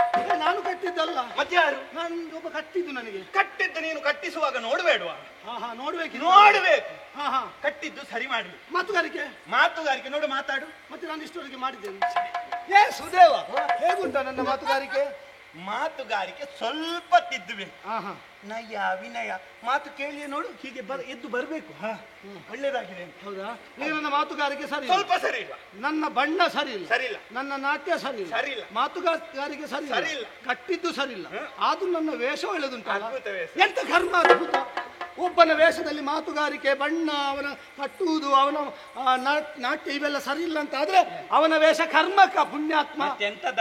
ನೀನೊಂದು ವೇಷ ಮಾಡುವ ಅಷ್ಟು ಆಸೆ ಇದ್ರೆ ಈ ವೇಷವನ್ನೆಲ್ಲ ಮಾಡುದ? ಈ ವೇಷವನ್ನು ಮಾಡಿ ಒಂದು 200 ಬೇಕಾದ್ರೆ ಹಾರು, ಯಾರು ನೋಡುವವರಿಲ್ಲ. ಮತ್ತೆ ಯಾವ ವೇಷ? ಇದಕ್ಕಿಂತ ಒಂದು ಸುಂದರ ಶ್ರೀವೇಷ ಮಾಡ್ತಿದ್ರೆ ಉಂಟಲ್ಲ, ನಿನ್ನದೊಂದು ಎಷ್ಟು ಅಭಿಮಾನಿ ಬರಾಗಿತ್ತು. ಹೌದಾ? ನೋಡುವ, ಪ್ರಯತ್ನಿಸುವ ಮುಂದಕ್ಕೆ. ಆಯ್ತಾ? ನೋಡು, ಹಾಗಂತ ಮಾಡದಿರುವವನೆಲ್ಲ ನೀನು. ಅಲ್ಲ, ಮಾಡಿದ್ರೆ ಕೆಲವರಿಗೆ ಕೋಪ ಬರ್ತದೆ. ಹೌದು, ನೋಡ್ಲಿಕ್ಕೆ ಆಗುದಿಲ್ಲ ಅಂತ ಹೇಳ್ತಾರೆ. ಇದು ಕಿರಾತರ ವೇಷ ಅಲ್ಲ. ಈಗ ನೋಡು, ಇದು ಸಾಮಾನ್ಯ ಕಿರಾತ ವೇಷ ನಾನು ಮಾಡಿದ್ದಲ್ಲ. ಮತ್ತೆಂತ? ಇದು ಶೃಂಗಾರದಿಂದ ಬಂದ ಕಿರಾತ ವೇಷ. ಶೃಂಗೇರಿ ಅಲ್ವಾ? ಶೃಂಗಾರ ಕಿರಾತ. ಇದು ಯಾಕೆ ಗೊತ್ತುಂಟ? ಯಾರಿಗೆ ಗೊತ್ತು? ಲಾಂಛನದ ಪ್ರಕರಣ ಗೊತ್ತಿಲ್ವೇನೋ ನಿನಗೆ? ಲಾಂಛ ಪ್ರಕರಣ? ಲಾಂಛ ಅಲ್ಲ, ಮತ್ತೊಂದು ಲಾಂಛನ ಪ್ರಕರಣ. ಭೃಗು ಲಾಂಛನ. ಭೃಗು ಲಾಂಛನ. ಭೃಗು ಮಹರ್ಷಿಗಳು ನನ್ನೆಡೆಗೆ ಬಂದ್ರು. ಶ್ರೀಮನ್ನಾರಾಯಣನಾಗಿದ್ದಂತಹ ನಾನು ಶೇಷ ಶಯನನಾಗಿ ಪವಡಿಸಿದ್ದಂತಹ ಕಾಲದಲ್ಲಿ ಬಂದವರೇ ನನ್ನ ಎದೆಗೆ ತುಳಿದರು. ವಕ್ಷಸ್ಥಳದಲ್ಲಿ ಸ್ಥಾನವನ್ನು ಪಡೆದುಕೊಂಡಿದ್ದಂತಹ ನನ್ನವಳು ಲಕ್ಷ್ಮಿ ಕೋಪದಿಂದ ಮನೆ ಬಿಟ್ಟು ಹೋದ್ಲು. ನನ್ನಲ್ಲಿ ಕೇಳ್ತೇನೆ, ಹೆಂಡತಿಯಾದವಳು ಮನೆಯಲ್ಲಿ ಇಲ್ಲದಿದ್ರೆ ಗಂಡನಾದವನಿಗೆ ಆ ಮನೆ ಬೇಕಾ ಪುಣ್ಯ? ಯಾವ ಕರ್ಮಕ್ಕೆ? ಹಾಗಾಗಿ ನನ್ನವಳು ಕರವೀರಪುರವನ್ನು ಸೇರಿದ್ದಾಳೆ. ಅಷ್ಟು ಬೇಗ ಅಲ್ಲಿ ಹೋಗಿ ಸೇರಿ ಆಯ್ತಲ್ಲ? ಎಲ್ಲಿಗೆ? ಕಾರವಾರಕ್ಕೆ. ಅಲ್ಲೋ ಕರವೀರಪುರವನ್ನು ಸೇರಿದ್ದಾನೆ ಎನ್ನುವ ವರ್ತಮಾನವನ್ನು ತಿಳಿದು ಅವಳನ್ನು ಹುಡುಕುತ್ತಾ ನಾನು ಬಂದವ. ಕಾಣುವವರ ಕಣ್ಣಿಗೆ ಇದು ಮೃಗಬೇಟೆಯಾದರೂ ನನ್ನವಳು ಮೃಗಾಕ್ಷಿಯ ಬೇಟೆ. ಹೌದು, ಎಲ್ಲ ಸಿದ್ಧತೆಯಾಗಿದೆ. ಹೊರಡುತ್ತೇನೆ ಎನ್ನುವ ಹಾಗೆ ಸಂಕಲ್ಪಿಸಿದ್ದೆ ತಡ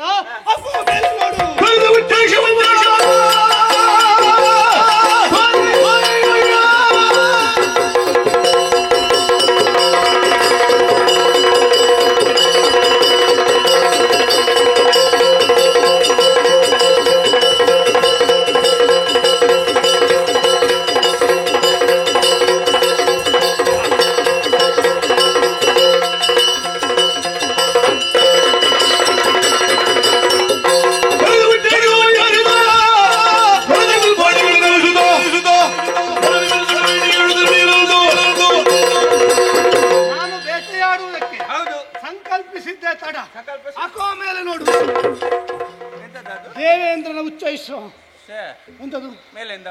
ಹೌದು, ದೇವೇಂದ್ರಂದು ಬಿಳಿದು ದೇವೇಂದ್ರಂದು ಉಚ್ಚೈಶ್ರವಿಸಿದ ಉಚ್ಚ ಅಲ್ವೋ, ಉಚ್ಚೈಶ್ರವ. ಅದೇ ನನಗೆ ಉಚ್ಚಾರ ಕಷ್ಟ ಆಗ್ತದೆ, ನೀನು ಸರಾಗವಾಗಿ ಮಾತಾಡ್ತೀನಿ ಅಂತ ಹೇಳಿ. ಅದ್ಯಾಕೆ ಉಚ್ಚೈಶ್ರವ ಕಷ್ಟ ಆಗ್ತದೆ?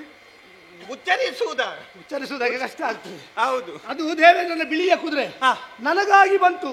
ಅವು ಕುದುರೆ ಬಂದದ್ದು? ಹೌದು ಹೌದು.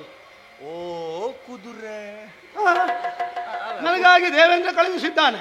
ಅವ ದೊಡ್ಡ ಪರಂಗಿ ತಜ್ಞ, ಪರರ ಇಂಗಿತವನ್ನು ಅರಿಯುವ ತಜ್ಞ. ಹೌದು. ನೋಡಿ ಎಲ್ಲಿಯವರೆಗೆ ಮೋಸ ನೋಡು. ಏನಾಯ್ತು? ನಿನ್ನಂತ ದೊಡ್ಡದವರು ಇಲ್ಲಿ ಎಂತದ್ದು ಇಲ್ಲ ಅಂತ ನೀವು ಸಂಕಲ್ಪಿಸಿದ್ರೆ ಸಾಕು, ಮೇಲೆ ಅಂದ್ರೆ ಸುಯ್ ಅಂತ ಇಳಿದು ಬರ್ತದೆ. ಹೌದು. ನಾವಿಲ್ಲಿ ಕೆಲವೊಮ್ಮೆ ಹೊತ್ತಾಯ್ತು ಅಂತ ಇಲ್ಲಿ ಮಾರ್ಗದ ಬದಿಯಲ್ಲಿ ಕೈ ಅಡ್ಡ ಹಿಡಿದ್ರು ಕೂಡ ನಿಲ್ಲಿಸೋರು ಯಾರಿಲ್ಲ. ಅದಕ್ಕೆ ಯೋಗ ಯೋಗ್ಯತೆ ಅಂತ ಬೇಕಾ? ಬಂತಲ್ಲ ನೀನು ಅದರಲ್ಲೇ ಹೋಗು, ನಿನಗೆ ಸಾಕದು. ನಿನಗೆ ಬಂದದ್ದು ಯಾರೋ ಕಳಿಸಿದ್ರು. ಬಿಳಿಯಿದ್ದಲ್ಲ ನೀನು ಹೇಳಿದ್ದು. ನನ್ನದು ಅದು ಇದು ಕಂದು ಮಿಶ್ರಿತ. ಉಚ್ಚೈಶ್ರವ ಸ್ವಲ್ಪ ಗಿಡ್ಡಾಯ್ತ ಅಂತಲ್ಲ. ನನ್ನ ವಿಶ್ಲೇಷಣ ಅಲ್ಲಿಂಟು, ಅದು ನಿನ್ನದು ಬೇರೆ. ನೋಡು, ನನಗಾಗಿ ಬಂದಿರುವಾಗ ನಿನಗಾಗಿ ಪ್ರತ್ಯೇಕ ಯಾಕೆ? ಒಂದೇ ತುರಗವನ್ನೇರಿ ನಾವೀರ್ವರು ಬೇಟೆಯಾಡುವುದಕ್ಕೆ ಹೋಗುವುದು. ಹೌದು, ನಿನ್ನನ್ನು ಅಪ್ಪಿ ಹಿಡಿದು ನಾನು ಹಿಂದೆಯಿಂದ ಬರ್ತೇನೆ. ಆಗ್ಲಿ, ತಡ ಮಾಡುದು ಯಾಕೆ?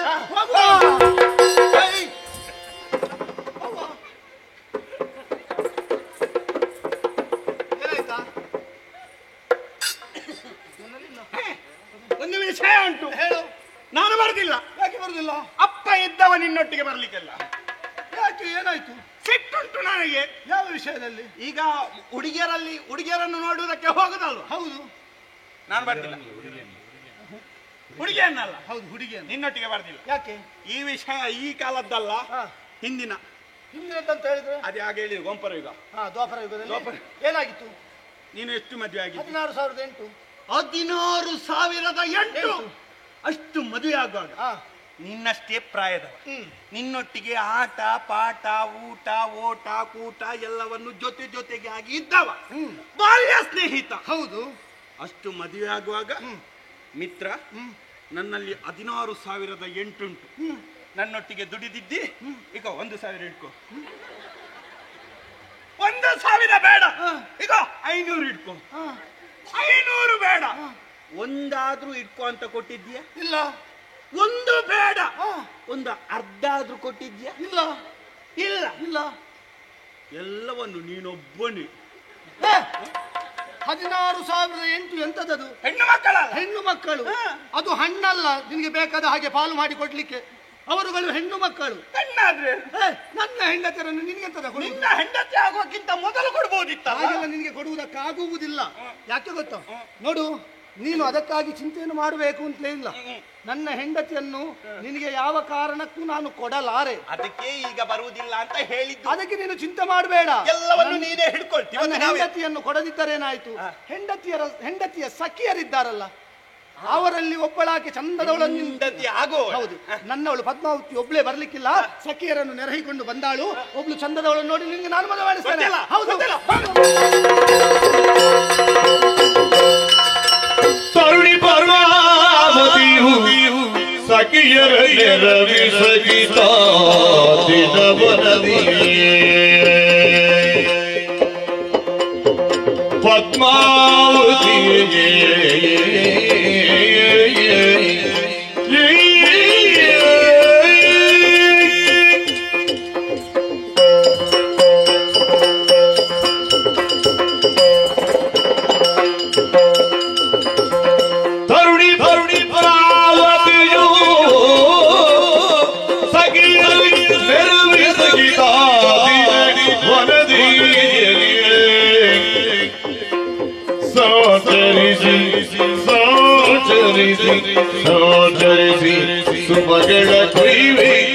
ಸುಮಗಳ ಕೊಯ್ವೆ ಸುಮಗಳ ಕೊಯ್ವೆ ಎನ್ನುತ್ತ ಹರುಷ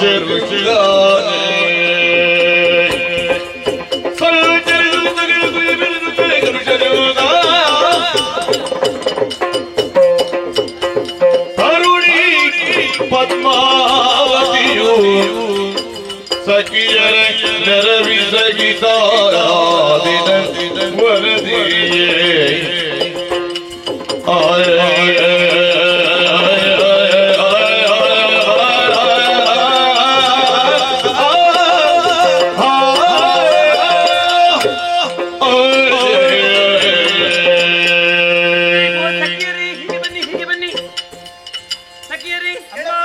ಚಕ್ರದಂತೆ ಸುತ್ತುತ್ತಿರುವಂತಹ ಈ ಪ್ರಪಂಚದಲ್ಲಿ ಯಾರು ತಾನೇ ಮತ್ತೊಮ್ಮೆ ಹುಟ್ಟಿ ಬರುವುದಕ್ಕೆ ಸಾಧ್ಯವಿಲ್ಲ. ಇದನ್ನೇ ಪುನರ್ಜನ್ಮ ಎನ್ನುವ ಹಾಗೆ ಕರೆಯುತ್ತಾರೆ. ಯೋಗ್ಯ ತಂದೆ ತಾಯಿಗೆ ಮಕ್ಕಳಾಗಿ ಜನಿಸಬೇಕಿದ್ರೆ ಪೂರ್ವ ಜನ್ಮದ ಪುಣ್ಯದ ಫಲ ಬೇಕು. ಹಾಗೆ ನಾನು ಆಲೋಚನೆ ಮಾಡುವುದಾದ್ರೆ ಯೋಗ್ಯ ತಂದೆ ತಾಯಿಗೆ ಮಗಳಾಗಿ ಜನಿಸಿದ್ದೇನೆ. ತಂದೆಯಿಂದ ಸಂಸ್ಕಾರವನ್ನು, ತಾಯಿಯಿಂದ ಶೀಲದ ಪಾಠವನ್ನು, ಗುರುವಿನಿಂದ ಯೋಗ್ಯವಾದಂತಹ ಶಿಕ್ಷಣವನ್ನು ಪಡೆದಂತಹ ಕುಸುಮವೇ ಇದು ಪದ್ಮಾವತಿ. ಸಖಿಯರೇ, ಏನು ನಿಮ್ಮನ್ನು ಕರೆಯುವುದಕ್ಕೆ ಬಲವಾದಂತಹ ಕಾರಣವಿದೆ. ಹೌದಪ್ಪ, ಮನಸ್ಸಿಗೆ ಒಂದು ರೀತಿಯ ಆಯಾಸ. 100 ಮಂದಿಯನ್ನು ಬರ್ಲಿಕ್ಕೆ ಹೇಳಿ. 100 ಮಂದಿಯನ್ನು ಬರ್ಲಿಕ್ಕೆ ಹೇಳಿದ್ದೇನೆ. ಹೌದು, ಜಾಡ್ಯತೆ. ಈ ಜಾಡ್ಯತೆಯನ್ನು ನಿವಾರಿಸಬೇಕೆನ್ನುವಂತಹ ಉದ್ದೇಶದಿಂದ 100 ಮಂದಿ ಸಖಿಯರನ್ನು ಬರ್ಲಿಕ್ಕೆ ಹೇಳಿದ್ದೇನೆ. ಸದ್ಯಕ್ಕೆ 4 ಮಂದಿ ಬಂದಿದ್ದೇವೆ. ನೀವು 4 ಜನ ಇದ್ರೆ ನನಗೆ 100 ಮಂದಿಗೆ ಸಮಾನ. ಮತ್ತೆ ಹೌದು. ಹಾಗಾದ್ರೆ ನಿಮ್ಮನ್ನು ಕರೆಯುವಂತಹ ಉದ್ದೇಶ ಏನು? ಓ ಸಖಿಯರೇ, ಸಖಿಯರು ಬಂದಿರುವುದು ಒನಗೆ ಹೋಗುವ ಸಖಿಯರೆಲ್ಲ ಬಂದಿರಿಂದ ಒನಗೆ ಹೋಗುವ ಸಖಿಯರೆಲ್ಲ ಬಂದಿರಿಂದ ಒನಗೆ ಹೋಗುವ ಒನಗೆ ಹೋಗುವ ಬನ್ನಿ ಒನಗೆ ಹೋಗುವ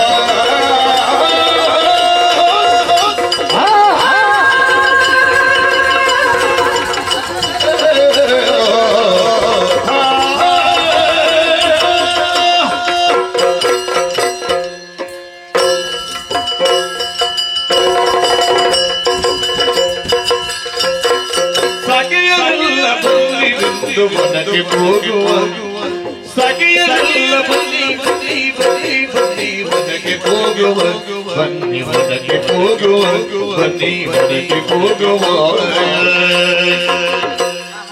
ಸಕಲರು ರೂಢಿ ಕಾಣೋ ಕಂಡ ಚಂದ್ರವ ಸಕಲರು ರೂಢಿ ಕಾಣೋ ಕಂಡ ಚಂದ್ರವ ಬನ್ನಿ ಒನಗೆ ಹೋಗುವ ಕಾಣೋ ಕಾಣೋ ಚಂದ್ರವ ಬರಲಿ ಒನಗೆ ಹೋಗುವ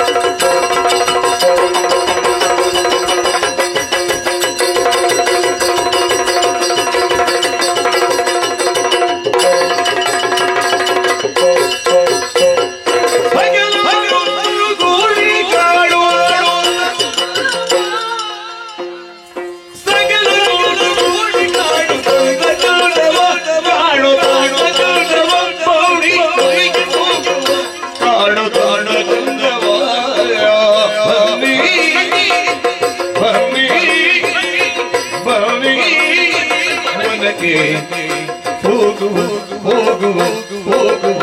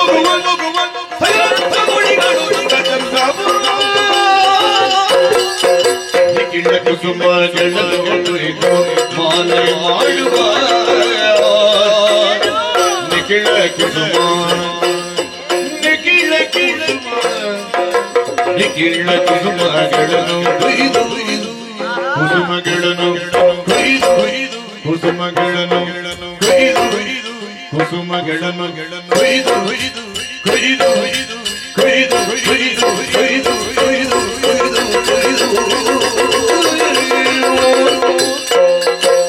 ನಿಖಿಳ ಕುಸುಮಗಳನ್ನು ಕೊಯ್ದು ನಿಖಿಳ ಕುಸುಮಗಳನ್ನು ಕೊಯ್ದು ನಿಖಿಳ ಕುಸುಮಗಳನ್ನು ಕೊಯ್ದು ಕೊಯ್ದು ಕೊಯ್ದು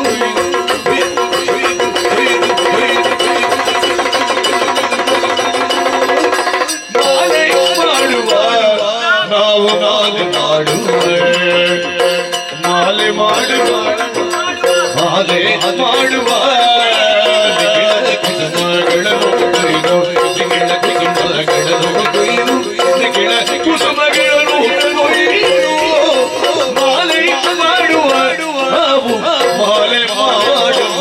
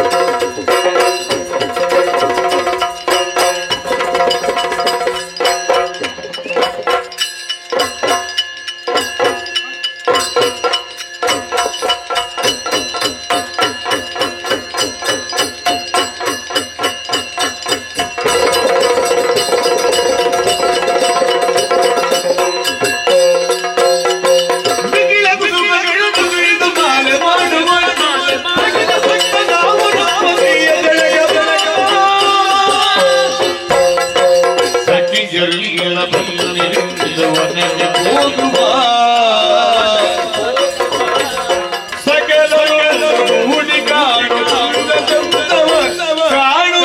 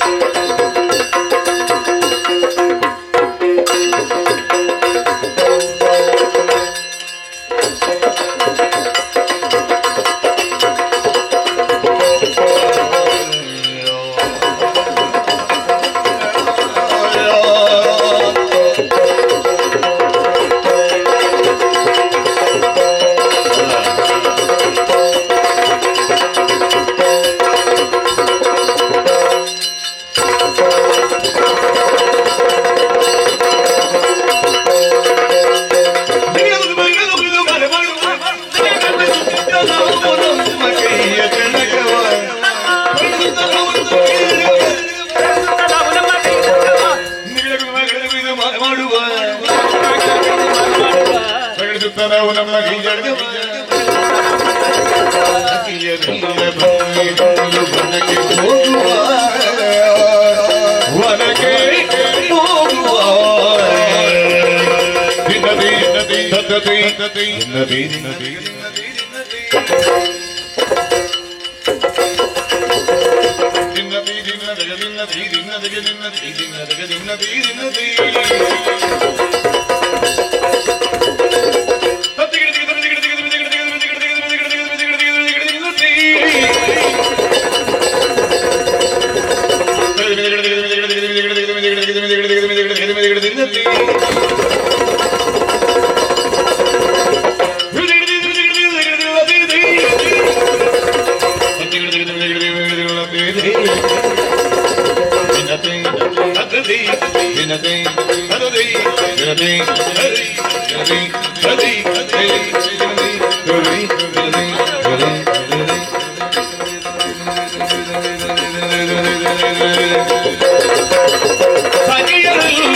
ಬಂದಿರೋದು ವನಕ್ಕೆ ಹೋಗುವ ಸಕಲರೊಂದು ಕೂಡಿ ಕಾಡುವ ಬನ್ನಿ ವನಕ್ಕೆ ಹೋಗುವ ಕಾಡುವ ಚಂದವಾದ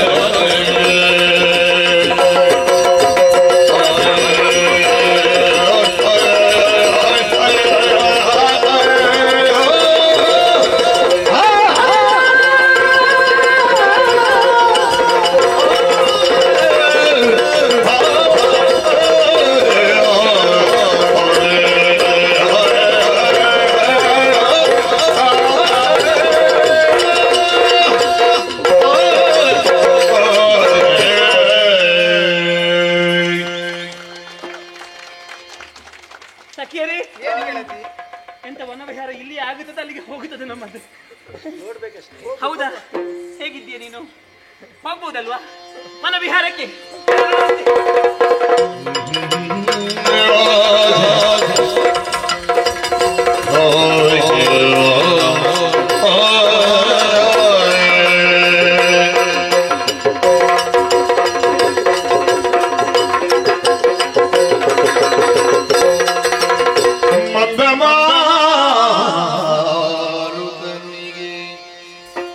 ಕನವ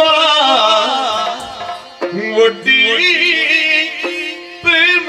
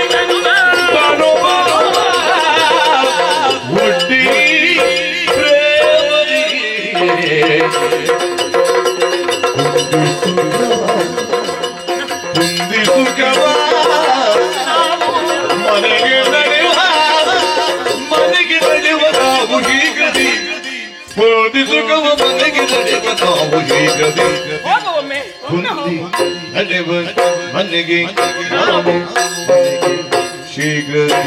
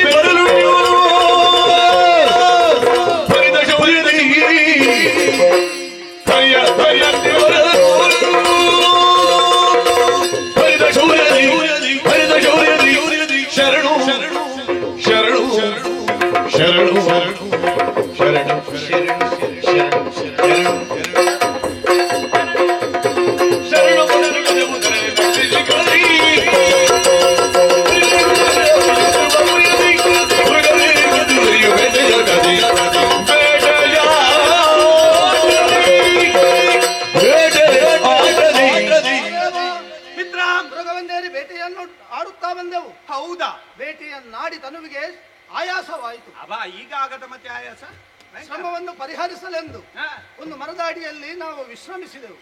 ನಾವು ಏರಿ ಬಂದಂತಹ ತುರಗವನ್ನು ಮರಕ್ಕೆ ಬಂಧಿಸಿದೆವು. ಆ ಹೊತ್ತಿಗೆ ಎಲ್ಲಿತ್ತೋ ಗೊತ್ತಿಲ್ಲ, ಮದ ತುಂಬಿದ ಆನೆ ಬಂತು. ಆವಾಗಲೇ ನಾನು ಬಿಲ್ಲು ತೆಗೆದೆ, ಸಿಂಜಿನಿಗೆ ಬಾಣವನ್ನು ಜೋಡಿಸಿದೆ, ಪ್ರಯೋಗಿಸ್ತೇನೆ ಅಂತ ಸಂಕಲ್ಪ ಮಾಡಿದ್ದೆ. ತಡ ಆ ಆನೆ ಅಲ್ಲಿಗೆ ಶರಣು ಸ್ವಾಮಿಯೇ ಸ್ವಾಮಿಯೇ ಅಯ್ಯಪ್ಪ ಶರಣು ಬಂದು ಹೋಯ್ತಲ್ಲ. ನೀನು ಸಿಂಗಿನಿಗೆ ದೋಡಿ ಸುಡಬೇಡ, ಹೀಗೆ ಬಿಲ್ಲು ತೋರಿಸಿದ್ದೆ ತಡೋ. ಅಬ್ಬೋ ಇವೊಂದು ಬಿಲ್ಲು ಇಷ್ಟ ಆಗ್ತದಲ್ಲ ಹೇಳಿ ಅಲ್ಲಿಗೆ ನಿನಗೆ 3 ಸುತ್ತು ನಮಸ್ಕಾರ ಅಲ್ಲ ನಾನು ಯೋಚಿಸುವುದು. ಮತ್ತೇನು ಆ ಎಡೆಗೆ ನೋಡಂತೆ ಎಲ್ಲಿಯ ತರುಣಿಯರ ಗುಂಪಿನಲ್ಲಿ ಒಬ್ಬಳಾಕೆ ಬಿಸಜಾಕ್ಷಿ ಅಂತ ಶೋಭಿಸ್ತಾ ಇದ್ದಾಳೆ. ಯಾರದು ಬಿಸಜಾಕ್ಷಿ? ಆಕಾಶದಲ್ಲಿ ನಕ್ಷತ್ರಗಳ ಮಧ್ಯೆ ಚಂದ್ರನು ಹೇಗೆ ಶೋಭಾಯಮಾನವಾಗಿ ಶೋಭಿಸುತ್ತಾನೋ ಹಾಗೆಯೇ ಇವಳು. ಹೌದು, ಹೊತ್ತು ಅವಳೇನು ಮಾಡ್ತಾಳೆ ಅಂತ ನೋಡಬೇಕು ನನಗೆ. ನೀನು ನೋಡಿದ್ದಾಗ್ಬೋದು, ನನಗೆ ಒಂದು ಕಾಣುದಿಲ್ಲ. ನೋಡು ನೋಡು ಅವರೇನು ಮಾಡ್ತಾರೆ ನಾವು ನೋಡುವ. ನೋಡು ನೋಡು ನೋಡು ಅಲ್ಲಿ ಅಲ್ಲ ಕಾಣುತ್ತಿಲ್ಲ ಕೌತುಕವನು ಸತಿಯರಾಕ್ಷಣ ಜಾಡೆ ಮತ್ತಾಲದಿಗೆ ದೂರಿ ಶ್ರೀನಿವಾಸನ ಏನನೆಯನೆ ನೋಡಿ ದೊರೆಗೆ ಏರಿ ಬರುವನ ಏನು ಏನು ನಿಬಂಧನಗಳು ಜಗದೀಶೂರನ ಏನು ಗೌರ್ಯವಂತನಗುದು ಜಗದೀಶೂರನ ಕಾಣುತ್ತಲ್ಲ ಕೌತುಕವನು ಸತಿಯರಾಕ್ಷಣ ಸತಿಯರಾಕ್ಷಣ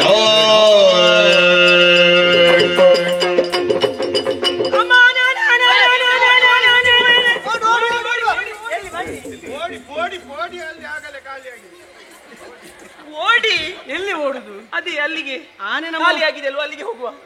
ಆನೆ ಬಂದದ್ದು ಹೌದು, ನನ್ನನ್ನು ಬೆನ್ನಟ್ಟಿಕೊಂಡು ಬಂದ ಆನೆ ಹೌದು, ನಮ್ಮ ಉಪವನದಲ್ಲಿ ಸತ್ಯ ತಾಯಿ. ಓ ದೇವರೇ, ನಿನ್ನನ್ನು ಬೆನ್ನಟ್ಟಿಸಿಕೊಂಡು ಬಂತ? ಹೌದಪ್ಪ. ಏನ್ ಮಾಡಿತು? ಏನು ಮಾಡುದಾ? ಆ ಕಾಲಕ್ಕೆ ನಮ್ಮ ಉಪವನಕ್ಕೆ ಇಬ್ಬರು ಪರಪುರುಷರ ಆಗಮನವಾಯಿತು ತಾಯಿ. ಓ ದೇವರೇ, ಏನು ಪರಪುರುಷರು ಪ್ರವೇಶ ಮಾಡುವ ಹಾಗಿಲ್ಲಲ್ಲ. ಆದ್ರೂ ಆನೆಯನ್ನು ನೋಡಿ ಬಂದಂತ ಕಾಣ್ತದೆ ಅವರು. ಹೌದಾ? ತುರಗವನ್ನು ಏರಿಕೊಂಡು ಬಂದ್ರಮ್ಮ. ತುರಗವನ್ನು ಎಲ್ಲಿ ಹಾಕಿದ್ರು? ಆ ಮರಕ್ಕೆ ಕಟ್ಟಿ ಹಾಕಿ ಬಂಡೆಕಲ್ಲನ್ನು ಏರಿ ಬಿಲ್ಲನ್ನೆತ್ತಿ ಬಾಣವನ್ನು ಪ್ರಯೋಗಿಸಿದ್ದೇ ತಡ ಆನೆ ಅವರಿಗೆ ಶರಣು ಬಂದು ಓಡಿ ಹೋಯ್ತಮ್ಮ. ಇದೊಂದು ವಿಷಯ ಮತ್ತೆ ವಿಷಯ ಅಲ್ವಾ? ಮತ್ತೆಂತ ಇದು ಎಂತದ್ದು ಇಲ್ಲ. ಆನೆ ಮತ್ತೆ ಆನೆ ಮಾವುತ ಬಂದದಷ್ಟೇ. ನೀವೀಗ ಆನೆ ಮಾವುತನಿಗೆ ಶರಣು ಬರ್ತದೆ ಗೊತ್ತಿಲ್ಲ ನಿನಗೆ? ಇದು ಆನೆ ಮಾವುತ ಅಂತ ಹೇಳುದು. ನನ್ನನ್ನು ನೋಡಿದ್ದಲ್ಲ, ಅದು ಕಾಡಿನಾನೆ, ಸಾಕಿದಾನೆ ಅಲ್ಲ. ಸಾಕಿದಾನೆ ಅಲ್ವಾ? ಕಾಡಿನಾನೆ. ಹೌದಮ್ಮ, ಶರಣ ಬಂತು. ಹೌದು. ಹೇಗಿದ್ರು ನೋಡುದಕ್ಕೆ? ಅಮ್ಮ, ಒಬ್ಬನನ್ನು ನೋಡ್ಬೇಕು. ಸಾಕ್ಷಾತ್ ಮನ್ಮಥನಾಗಿದ್ದ. ನಾನಾ ಈಗ ನನ್ನದು ಬರ್ತದೆ ನೋಡು. ಒಬ್ಬ ಹನುಮಂತವ? ಹೌದು. ಹಾಗಾದ್ರೆ ಇನ್ನೊಬ್ಬ ಅಂಗದನ ಭಾವ ಹನುಮಂತ, ಅಂದ್ರೆ ಮಂಗ ಅಂತ. ಓ ದೇವರೇ, ಮಂಗನನ್ನು ನೋಡಿದ್ದೆ ನೀನು? ಮತ್ತೆ ಅವಳ ಊರು ಅಂತ ಸ್ವಲ್ಪ ದೊಡ್ಡದು ಮಾಡಿದ ಅಲ್ಲ. ಈಗ ನಾನು ಪರಪುರುಷರನ್ನು ನೋಡಬಾರದು ಅಂತ ಹೇಳಿದ್ದಲ್ಲ ನಿಮಗೆ? ಹೌದು ಹೌದು. ಮತ್ತೆ ಹೇಗೆ ನೋಡಿದ್ದೀನಿ? ಕಣ್ಣಿಗೆ ಬಿದ್ದು ಹೋದದ್ದು ನಾನು ನೋಡಿದ್ದೆ. ನಮ್ಮ ಉಪವನಕ್ಕೆ ಬಂದ ಮೇಲೆ ನೋಡ್ಬೇಕಾಗುತ್ತೆ. ಅಮ್ಮ, ಏನು ಹೇಗೂ ನಮ್ಮ ಉಪವನಕ್ಕೆ ಬಂದಿದ್ದಾರೆ. ಹೌದು. ಅವರನ್ನು ವಿಚಾರಣೆ ಮಾಡಬೇಕಾದ್ದು ಮಹಾರಾಣಿಯಾದಂತಹ ನಿಮ್ಮ ಕರ್ತವ್ಯ ಅಲ್ವಾ? ಅಯ್ಯೋ ದೇವರೇ, ನಾನು ಹಾಗೆಲ್ಲ ಪರಪುರುಷರಲ್ಲಿ ಮಾತಾಡುದಿಲ್ಲಪ್ಪ. ಮತ್ತೆ ನೀವೇ ಮಾತಾಡ್ಬೇಕಷ್ಟೇ. ನಮ್ಮಿಂದ ಆಗ್ತದಮ್ಮ. ಈಗ ನೀವು ನೋಡಿದ್ದೀರಾ? ಹೌದು. ಈಗ ನಾನು ಒಮ್ಮೆ ನೋಡ್ಬೇಕಲ್ಲ ಅವರನ್ನು ಮಾತಾಡ್ಬೇಕಾದ್ರೆ. ನಾವು ಇದ್ದು ನೋಡಿದ್ದು, ನೀವು ಇದ್ದು ನೋಡಿದ್ದಲ್ವಾ? ಹೌದು. ಹಾಗಾದ್ರೆ ಒಂದು ಕೆಲಸ ಮಾಡುವ, ನಿಮ್ಮೆಲ್ಲರ ಮಧ್ಯದಲ್ಲಿ ಇದ್ದು ನಾನು ಕದ್ದು ನೋಡ್ತೇನೆ. ಮಿತ್ರ, ನಾವು ಅವರು ಕದ್ದು ನೋಡ್ತಾರಂತೆ, ನಾವೇನು ಮಾಡೋಣ? ಎದ್ದು ನೋಡುವ. ಒಮ್ಮೆ ಕದ್ದು ನೋಡಿ, ನೀವು ನೋಡ್ತೀನಿ.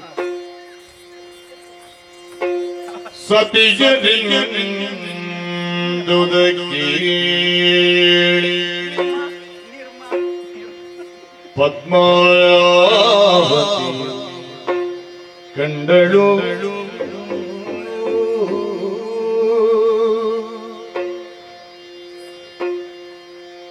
ಮೆರವಾ ವೇದಪತಿಯ ರೂಪ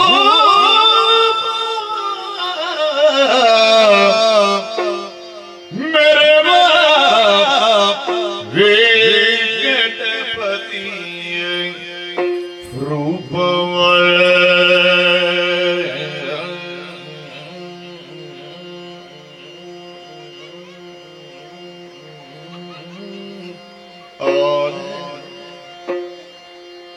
ಪದ್ಮಾವತಿ ಕಂಡಳು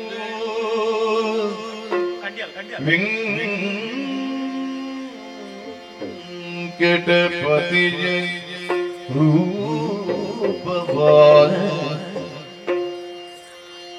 ತಳೆದಳು ಹಚ್ಚರಿಯು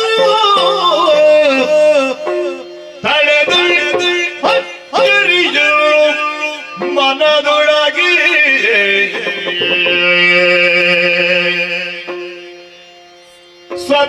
ಸತಿಶಿರೋಮಣಿ ನುಡಿದಳಾಗ ಗೆಳತಿಯರು ಸತಿಶಿರೋಮಣಿ ನುಡಿದಳಾಗ ಗೆಳತಿಯರು ಕಳುಗಿ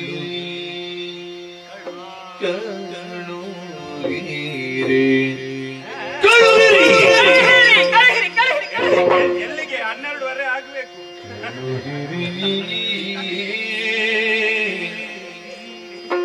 ಹಿತವಚನದಿಂದ ಹಿತವಚನದಿಂದಿವನ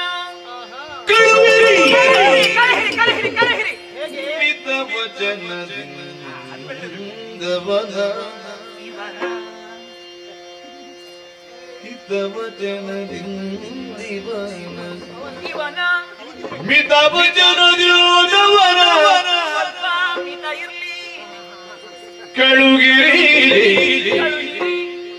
ಎನ್ನುತ್ತಾಗ ಗೆಳತಿಯರು ಹೇಳಿದರು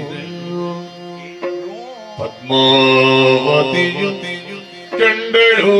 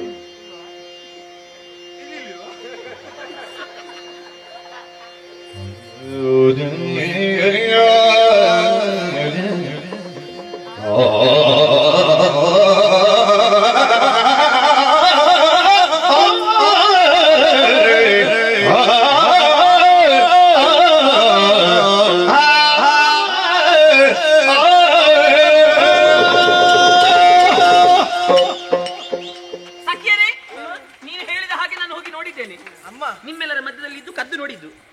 ಕದ್ದು ನೋಡ್ಲಿಕ್ಕೆ ಇಷ್ಟು ಹೊತ್ತು ಬೇಕಾ? ಹೌದು, ಇದು ನಾನು ಬೇಗ ನೋಡಿ ಬಂದಿದ್ದು. ಬಿಡು ಬಿಡು ಬಿಡು ಕದ್ದು ಕದ್ದು ಹೇಳು, ಮುಂದೆ ನೀನು ಹೇಳು.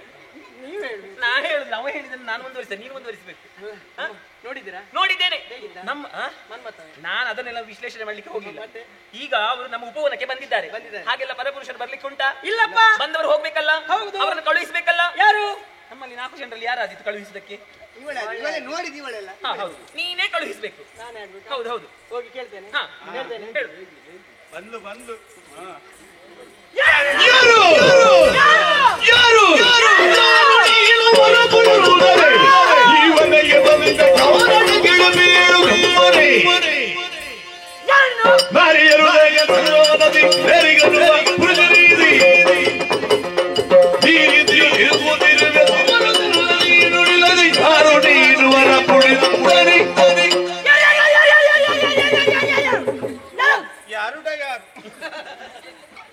ಯಾರು ಅಂತಾದ್ರೆ ಯಾರು ಎಂತದೆ ಮತ್ತೆ ಒಂದು ಮಾತಿಗೊಂದು ಮುಖ ಅಂತ ಇಲ್ವಾ? ಹೌದಾ? ಹಾಗೆ ಅಂತ ಹೇಳಿ ನೀವು ಹೇಳಿ ಕೊಡ್ಬೇಕಲ್ಲ. ನೀನು ಮೊದಲೇ ಹೋಗು ಅಂತ ಹೇಳಿದ್ರೆ ನಾನೇ ಹಾಗಲ್ಲ, ನಾನು ಹೇಳಿದ ಹಾಗೆ ಹೇಳಬೇಕು. ಯಾರ ನೀನು? ಯಾರ ನೀನು? ಹಾಗೆ ಹಾಗೆ ಹೇಳು. ಯಾರ ನೀನು? ನಿನ್ಗೆ ಅದರ ಬದಲು ಏನಾಗುದು? ಅಲ್ಲ, ನಿಮಗೆ ಮನ್ಮತ ಆದ್ಮೇಲೆ ನನಗೆ ಹನುಮಂತನೇ ಆಗ್ಬೇಕು. ಅದನ್ನು ಮೊದಲೇ ನಿಶ್ಚಯ ಮಾಡಿಕೊಂಡು ಬಂದಿದ್ದೆ ನೀನು. ಸಾಧಾರಣದಲ್ಲಿ ಇಲ್ಲ ಇವಳು. ಚೋಟುತ್ತದ ಮಾವಿನಕಾಯಿ.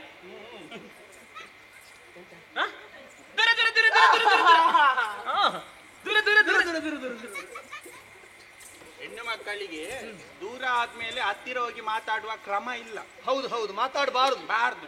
ಅದು ಎಷ್ಟು ದಿವಸ ಆಯ್ತು? ಎಂತದ್ದು? ಕಪಾಳಕ್ಕೆ ಬಾರಿಸು, ನೀನೇ ಆಗ್ಬೇಕು.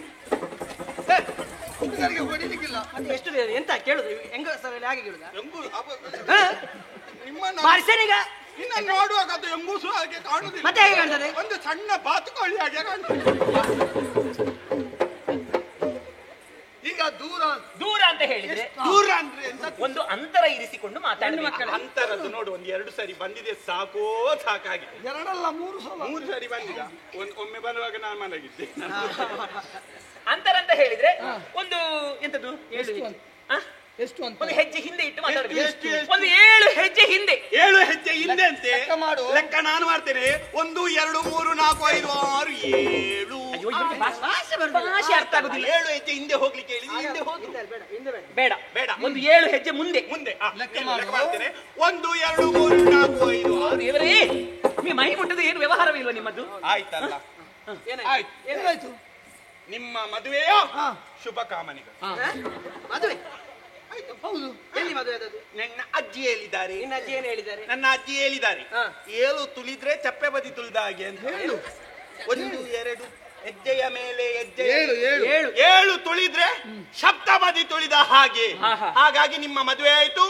ನಾವು 7 14 14 4 28 ಪುನಃ 7 ಎಷ್ಟು ಒಟ್ಟಿಗೆ ತುಳಿಯುವ? ನೀವು ಒಟ್ಟಿಗೆ ತುಳಿತೀನಿ, ನಾವೆಲ್ಲ ಸೇರಿ ನಿನಗೆ ತುಳಿತೇವೆ. ಈಗ ಮದುವೆ ಆಯ್ತಲ್ಲ. ಎಂತ ಮದುವೆ ಆದದ್ದು? ಅದಲ್ಲ. ಏನು ಬರ್ದಿದೆ? ಎಂತದ್ದು ಬರ್ದಿದೆ? ನೋಡಿ ಸರಿಯಾಗಿ ಓದಿ. ನನಗೆ ಓದ್ಲಿಕ್ಕೆ ಸರಿ ಬರ್ದಿಲ್ಲ. ಮತ್ತೆಂತದ್ದು? ಬರೀಲಿಕ್ಕೆ ಬರ್ತದೆ, ಓದ್ಲಿಕ್ಕೆ ಬರ್ತದೆ. ಹೌದು ಹೌದು.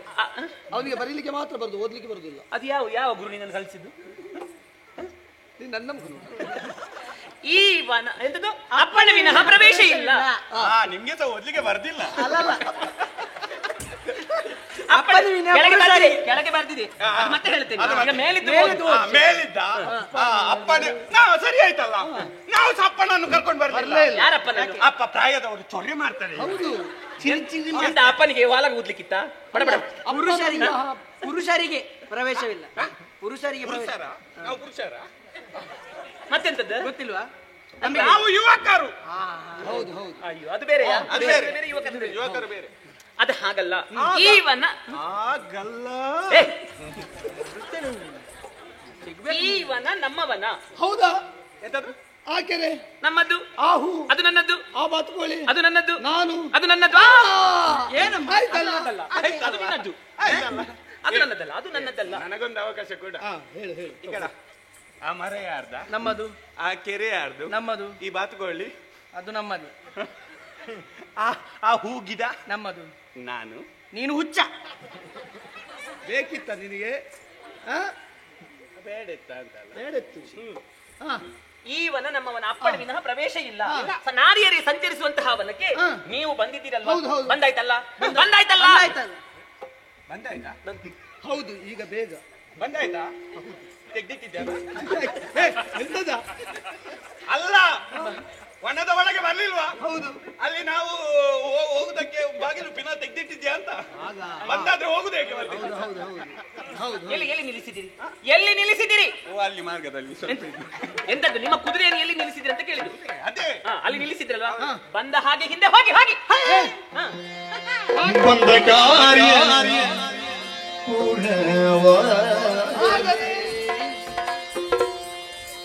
ಬಂದ ಕಾರ್ಯ ಪೂರ್ಣ ಆಗದೆ ನಾ ಪೋಪನಲ್ಲ ನಾ ಪೋಪನಲ್ಲ ಪೋಪನಲ್ಲ ಇಂದು ನಿಮ್ಮ ಮುಂದೆ ನಿಲ್ಲದೆ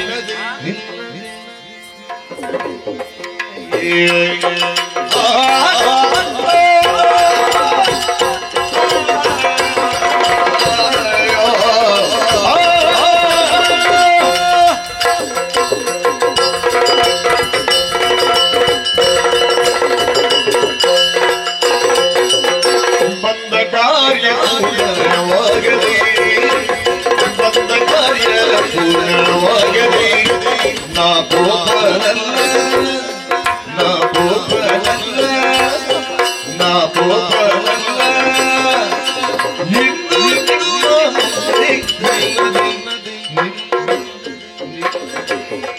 ನಾ ಪೋಪನಲ್ಲ ನಾ ಪೋಪನಲ್ಲ ಇಂದು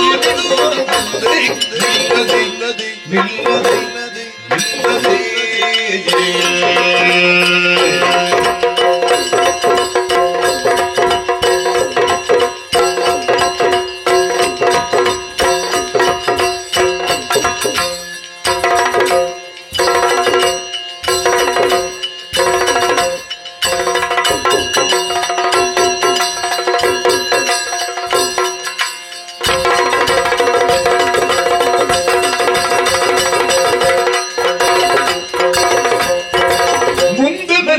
ಕರುಣಿ ಮಣಿಯೋ ಎತ್ತುಕೊಂಡು ಬರ್ತೇನವಳು ಮುಂದೆ ಬರೆಯುವ ಕರುಣಿ ಮಣಿಯೊಳು ಎತ್ತುಕೊಂಡು ಬರ್ತೇನವಳು ಒಂದು ಕಾರ್ಯಗಳು ಜನಲಿ ಕೆಂದನೆಂದಾಗೆ ಪದ್ಮಾವತಿಗೆ ಒಂದು ಕಾರ್ಯಗಳು ಜನಲಿ ಕೆಂದರಾಗೆ ಪದ್ಮಾವತಿಗೆ ಬಂದಕಾರವಾಗದೆ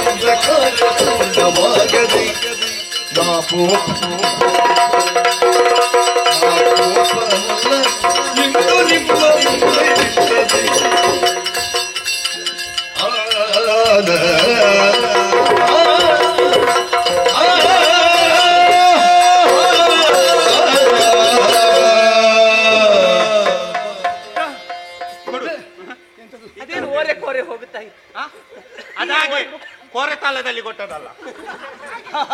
ಅದು ಹೌದು, ಕೋರೆ ತಾಳದಲ್ಲಿ ಕೊಟ್ಟದ್ದು, ಅದು ವಿಷಮದಲ್ಲಿ ಕೊಟ್ಟದ್ದಲ್ಲ, ಅದು ಹಾಗಾಯ್ತು. ಇದು ನಾನು ಆಗ ಹೇಳಿದೆಲ್ಲ, ಎಂತ ಹೇಳಿದ್ದು? ಒಬ್ಳು ಚಂದದವಳು ವಿಷಜಾಕ್ಷಿ ಅಂತ ಶೋಭಿಸ್ತಾ ಇದ್ದದ್ದು. ಹೌದು, ನಾನು ಯಾರನ್ನೋ ಹೇಳಿದ್ದಲ್ಲ. ಮತ್ತೆ ಯಾರು? ಓ, ಆ ಮುಂದೆ ಒಬ್ಳು ಮೆರೀತಾ ಇದ್ದಾಳಲ್ಲ, ಅವಳನ್ನೇ ನಾನು ಹೇಳಿದ್ದು. ಪಚ್ಚೆ ಪಚ್ಚೆ ನೋಡ ಎಂತಹ ಚಂದ, ಅವಳ ಕಣ್ಣು, ಅವಳ ಮೂಗು, ಅವಳ ಗಲ್ಲ, ಅವಳ ಕೆನ್ನೆ, ಅವಳ ಕಿವಿ, ಅವಳ ತೋಳು, ಅವಳ ಸ್ವಂತ. ಸಾಕು ಸಾಕು, ಹೋಗು ಮಾರೆ, ನೀನು ಆ ತರ ಅಲ್ಲ. ಯಾವ ತರ? ಯಾರಿಲ್ಲ, ನಾವು ಕಾಡಿಗೆ ಹೋಗುವಂತ ಕರ್ಕೊಂಡು ಬಂದು ಇಲ್ಲಿ ನನ್ನ ಮುಖ, ಕಣ್ಣು, ಬಾಯಿ. ಮಂಗ ಎಂತದೆಲ್ಲ ಮಾತಾಡ್ಬೇಡಿ ನೀವು. ಮತ್ತೆಂತದ ಮಾತಾಡುದನ್ನು ಮಾತಾಡು. ಅದೇ ಮಾತಾಡಿ. ಈಗ ನಾನು ನಿನ್ನನ್ನು ಹೊಗಳಿದ್ದು, ಮತ್ತೆ ಯಾರನ್ನು ಹೊಗಳಿದ್ದು? ಇದು ಹೊಗಳಿಸಿಕೊಳ್ಳುವ ಮುಖವ. ಏನಾಗಿದೆ? ನಿನ್ನ ಮುಖ ಹೇಗುಂಟು ಗೊತ್ತುಂಟಾ? ಹೇಗುಂಟು? ಸಾರ್ವಜನಿಕ ಬಾವಿಯ ಬದಿಯಲ್ಲಿರುವ ಹಳೆಯ ಕೊಡಪಾನದ ಹಾಗುಂಟು. ಅದಕ್ಕಿಂತ ಬೇರೆ ಭಾಗ್ಯ ಬೇಕನ. ಎಂತ ಜಜ್ಜಿ ಹೋಗಿದೆ ಅಂತ ಹೇಳಿದ್. ಹೋಗ್ಲಿ, ಜಜ್ಜಿ ಹೋದ್ರೆ ಏನಂತೆ? ಒಮ್ಮೆ ಎಲ್ಲ ಊರಿನ ಹೆಂಗಸರು ಬಂದು ನೀರು ತೆಗಿಲಿಕ್ಕೆ ಅಂತ ಕೊಡಪನವನ್ನು ಮುಟ್ಟುದಿಲ್ವಾ? ಅಯ್ಯೋ, ಯಾವುದ್ರಲ್ಲೆಲ್ಲ ಸುಖ ಅವಳನ್ನು ನೋಡ, ಎಂತಹ ಚಂದ, ಚಿಮ್ಮುವ ತಾರುಣ್ಯ, ಹೊಮ್ಮುವ ಲಾವಣ್ಯ, ಭ್ರಮದ ಕುಂತಳಿ, ಶಂಕದ ಕೊರಳು, ನೀಲ ಬೆರಳು, ಅರ್ಧ ಚಂದ್ರನಂತರ ಫಾಲ, ಕನ್ನಡ ಕಪೋಲ, ಕಾಮನ ಬಿಲ್ಲಿನ ಹುಬ್ಬು, ಪೀನ ಪಯೋದರೆ, ತುಂಬು ನಿತಂಬ. ಆಹಾ, ಚೆಲುವು ಅಂತ ಹೇಳಿದ್ರೆ ಇದು ಯಾವುದು? ಇದು ಇವಳು. ನಿನಗೊಂದು ರಸಭಾವ ಪ್ರಜ್ಞೆ ಇಲ್ಲ ಮಾರೆ. ಅವಳು ಚಂದ ಇಲ್ವಾ? ಅದು ಚಂದವ ಅಲ್ವಾ? ಶೀ, ಮತ್ತೆ ಯಾವ್ದು ಚಂದ? ಎಂತದ್ದು? ಮತ್ತೆ ಯಾವ್ದು ಚಂದ? ಅದಲ್ಲ, ಮತ್ತೆ ಅದಾಗ್ಲಿಕ್ಕೆಲ್ಲ. ಮತ್ತೆ ಹಿಂದಿನದ್ದು ನೋಡಂತೆ. ಹಿಂದಿನದ್ದು ಓಕೆ. ಓ ಆಕೆ. ಈಗ ಅವಳು ಚಂದ ಕಂಡ್ಲಾ? ನನಗೆ ಇವಳು ಚಂದ ಕಂಡ್ಲು, ನಿನಗೆ ಅವಳು ಚಂದ ಕಂಡ್ಲು. ಅದು ಹಾಗೆ ಸೌಂದರ್ಯದ ಸಾಕ್ಷಾತ್ಕಾರವಾಗುವುದು ವ್ಯಕ್ತಿಯ ಮಾನಸಿಕವಾದ ಸಂಸ್ಕಾರ ನೋಡುವ ಭಾವನೆಯಲ್ಲಿದೆ ಹೊರತು ಉಪಾಧಿ ಅಂತ ವಸ್ತುವಿನಲ್ಲಿಲ್ಲ. ಒಬ್ನಿಗೆ ಒಬ್ಳು ಚಂದ ಕಂಡ್ರೆ ಇನ್ನೊಬ್ನಿಗೆ ಚಂದ ಕಾಣಲೇಬೇಕು ಅಂತಿಲ್ಲ. ಸೌಂದರ್ಯ ಎನ್ನುವುದು ನೋಡುವವರ ಕಣ್ಣಿನಲ್ಲಿರುವ. ಹಾಗಾಗಿ ನಿನಗೆ ಅವಳು ಚಂದ ಕಂಡಿರಬೇಕು. ಮತ್ತೆ ಹಾಗೆ ನಾನು ಇವಳನ್ನು ಹೊಗಳಿದೆ, ನೀನು ಅವಳನ್ನು ಹೊಗಳು ನೋಡು. ನೋಡು ನೋಡು, ಅವಳ ಮುಖ ನೋಡು, ಅವಳ ಹಣೆ ನೋಡಂತೆ. ಹೇಗುಂಟು? ಅದೊಂದು ಅಗಾಲದ ಮಣಿ ಇದ್ದಾಗ. ಅದು ಉರ್ಪು ನೋಡು, ಉರ್ಪು, ಉಪ್ಪು, ಉಪ್ಪು. ಅಲ್ಲಿ ಸಂಡೆ ಸಂಡೆ, ಅಲಸಂಡೆ, ಅಲಸಂಡೆ, ಹೀಗೆ ಬಾಗಿದ ಅಲಸಂಡೆ. ಕಣ್ಣು ನೋಡು, ಹೇಗುಂಟು? ದ್ರಾಕ್ಷಿ. ದ್ರಾಕ್ಷಿ? ಹೌದಾ? ರಸ ಅಲ್ಲ, ದ್ರಾಕ್ಷಿ. ದ್ರಾಕ್ಷಿ. ಮೂಗು, ಮೂಗು ಸೆಂಪಿಗೆ, ಸಂಪಿಗೆ, ಶೆಂಪಿಗೆ, ಸಂಪಿಗೆ, ಸಂಪಿಗೆ. ಇದು ನೋಡಂತೆ. ಯಾವುದು? ತುಟಿ. ಹೇಗುಂಟು? ಅದು ಆಗ ತಿಂದೆ ಅಲ್ಲ, ಎಂತದು? ಕರಬೂಜ. ಸಿಗಿದಟ್ ಅಂತ ಕರಬೂಜ. ಕರಬೂಜ ಕೆಂಪು ಕೆಂಪು ಕೆಂಪು. ಗಲ್ಲ ನೋಡು, ಆಗಲ್ಲ. ಹೌದು, ಗಲ್ಲ. ಅದು ಆಗಲ್ಲ. ಹೌದು ಅಂತ ಅಲ್ವಾ? ಅದು ತರಕಾರಿ, ಆಗಲಕಾಯಿ. ಆಗಲಕಾಯಿ. ಯಾಕೆ ಅದಕ್ಕೆ ಉದಾಹರಣೆ ಕೊಟ್ಟದ್ದು? ಆಗಲಕಾಯಲ್ಲಿ ಸೈಗೆ ಗಜ್ಜಿ ಗಜ್ಜಿ ಗಜ್ಜಿ ಉಂಟು ಅಂತಲ್ಲ. ಆಮೇಲೆ ಕೈ ನೋಡು, ನೋಡುವಾಗಲೇ ಗೊತ್ತಾಗ್ತದೆ. ಎಂತದು? ಪಾಡುವಲ್ಲ, ನೋಡೋಗ್ಲೇ ಗೊತ್ತಾಗ್ತದಾ? ಸ್ವಲ್ಪ ಅಲ್ಲ ಕಾಣಬೇಕು. ಪಡುವಲಕಾಯಿ ಅದೇ ದೊಡ್ಡದು ಪಡುವಲಕಾಯಿ. ಹೌದು ಹೌದು. ಸಣ್ಣದು ಸಣ್ಣದಲ್ಲ ಸಣ್ಣದಲ್ಲ ಮೂರ್ತಿ ಚಿಕ್ಕದ. ಹೌದು. ಅವಳ ಕಾರ್ಮಿಕ ದೊಡ್ಡದು. ಹೌದು ಹೌದು. ಆಮೇಲೆ ಆಮೇಲೆ ಪಾದ ಹಂಸಪಾದ. ಹಂಸಪಾದ. ಹಂಸಪಾದ. ನೀ ಎಂತದ ನಿನ್ನದು? ತಲೆ ನೋಡು ತಲೆ. ಎಂತದು? ಪಾಪ ಓಡಿ ಬರುವಾಗ ಎಲ್ಲಿಯ ಮರದ ಕೊಂಬೆ ಒಂದು ತಾಗಿ ಅಲ್ಲಿಗೆ ಅದು ಶೈಲಿಯ? ಅದು ಶೈಲಿ ಈಗಿನ ಹೌದು ಶೈಲಿಯ. ಹೌದು ಹೌದು. ನಿನಗೆ ಯಾರ ಹುಡುಗಿಯರನ್ನು ಹೊಗಳಿಕ್ಕೆ ಹೇಳಿಕೊಟ್ಟದ್ದು? ಏನಾಯ್ತಾ? ಹುಡುಗಿಯರನ್ನು ಯಾರಾದ್ರೂ ತರಕಾರಿಗಳಿಗೆಲ್ಲ ಹೋಲಿಸ್ತಾರ? ಹುಡುಗಿಯರನ್ನು ಹೂವಿಗೆ ಹೋಲಿಸ್ತಾರೆ. ಅವಳ ಕಣ್ಣು ಕಮಲ ಕಮಲ, ಅವಳ ಕಣ್ಣು ಕಮಲ, ಅವಳ ಎಂತದೆಲ್ಲ ಉಂಟಲ್ಲ ಎಂತ ಕರ್ಮವ ಎಲ್ಲ ಕಮಲಕ್ಕೆ ಹೋಲಿಸ್ತಾರೆ. ಎಲ್ಲ ಕಮಲ ಕೇಳ್ಬೇಡ, ಮೊದಲ ನೀತಿ ಸಂಹಿತೆ ಎಂತದ್ದು ಎಲ್ಲ ಹೂವಿಗೆ ಹೋಲಿಸಿದ್ರೆ ಮತ್ತೆ ತರಕಾರಿಗೆಲ್ಲ ಬೇಸರ ಆಗುದಿಲ್ವೇನೋ? ತರಕಾರಿಗಳಿಗೆ ಬೇಸರ ಆಗ್ತದೆ. ತರಕಾರಿಗೆ ಹೋಲಿಗೆ ಕೊಟ್ಟದ್ದು. ಈಗ ಅವಳನ್ನು ಮಾತಾಡಿಸ್ಬೇಕಲ್ಲ. ಮಾತಾಡಿಸ ಸಾಕಾಗುದಿಲ್ಲ. ಏನಾಯ್ತು? ಒಂದು ಗಂಡಸಾಗಿ ಯಾಕೆ ಸತ್ಯ ಗಂಡಸಾಗಿ ಯಾಕೆ ಹುಟ್ಟಿದ್ದಿ? ಧೈರ್ಯ ಬರುವುದಿಲ್ಲ. ಅಭ್ಯಾಸ ಅನ್ನೋದ ಬುದ್ಧಿ ಸರ್ವರ್ತಕ್ಕೆ ಸಾಧನ. ಧೈರ್ಯ ಬೇಕು, ಬಲ ಬೇಕು. ಬಲ ಧೈರ್ಯ ಬರ್ಬೇಕಿದ್ರೆ ಏನಾಗ್ಬೇಕು? ಧೈರ್ಯ ಬರ್ಬೇಕಿದ್ರೆ ಅದು ಧೈರ್ಯ ರಸ ಅಂತ ಒಂದು ಸಿಗ್ತದೆ.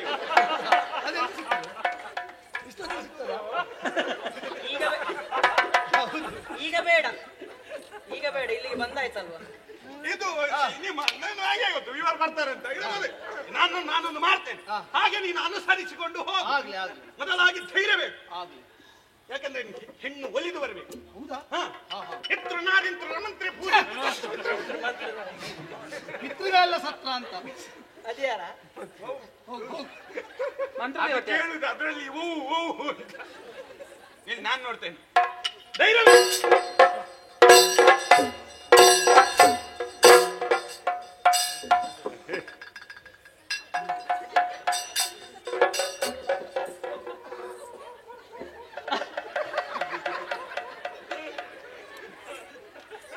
ಅಷ್ಟರಲ್ಲಿ ಯಾವುದು ಅಂತಲ್ಲ ಹೋದ ಜನ್ಮದಲ್ಲಿ ಅದಕ್ಕೆ ಇದಕ್ಕೇನ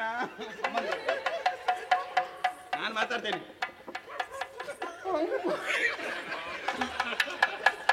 ಅದೇ ಮಾತಾಡ್ತು ನಿನ್ನ ಮುಖವಾಣಿ ಅದು. ನಿನ್ನದು ಕರ್ಮ ಧೈರ್ಯ ಸರ್ವತ್ರ ಸಾಧನ. ನಿನ್ನ ಮುಖವಾಣಿ ಅದು. ನಾನು ಮಾತಾಡ್ತೇನೆ, ನಿಂದ ಹೋಗು. ಇಲ್ಲ ಈಗ ನೋಡು.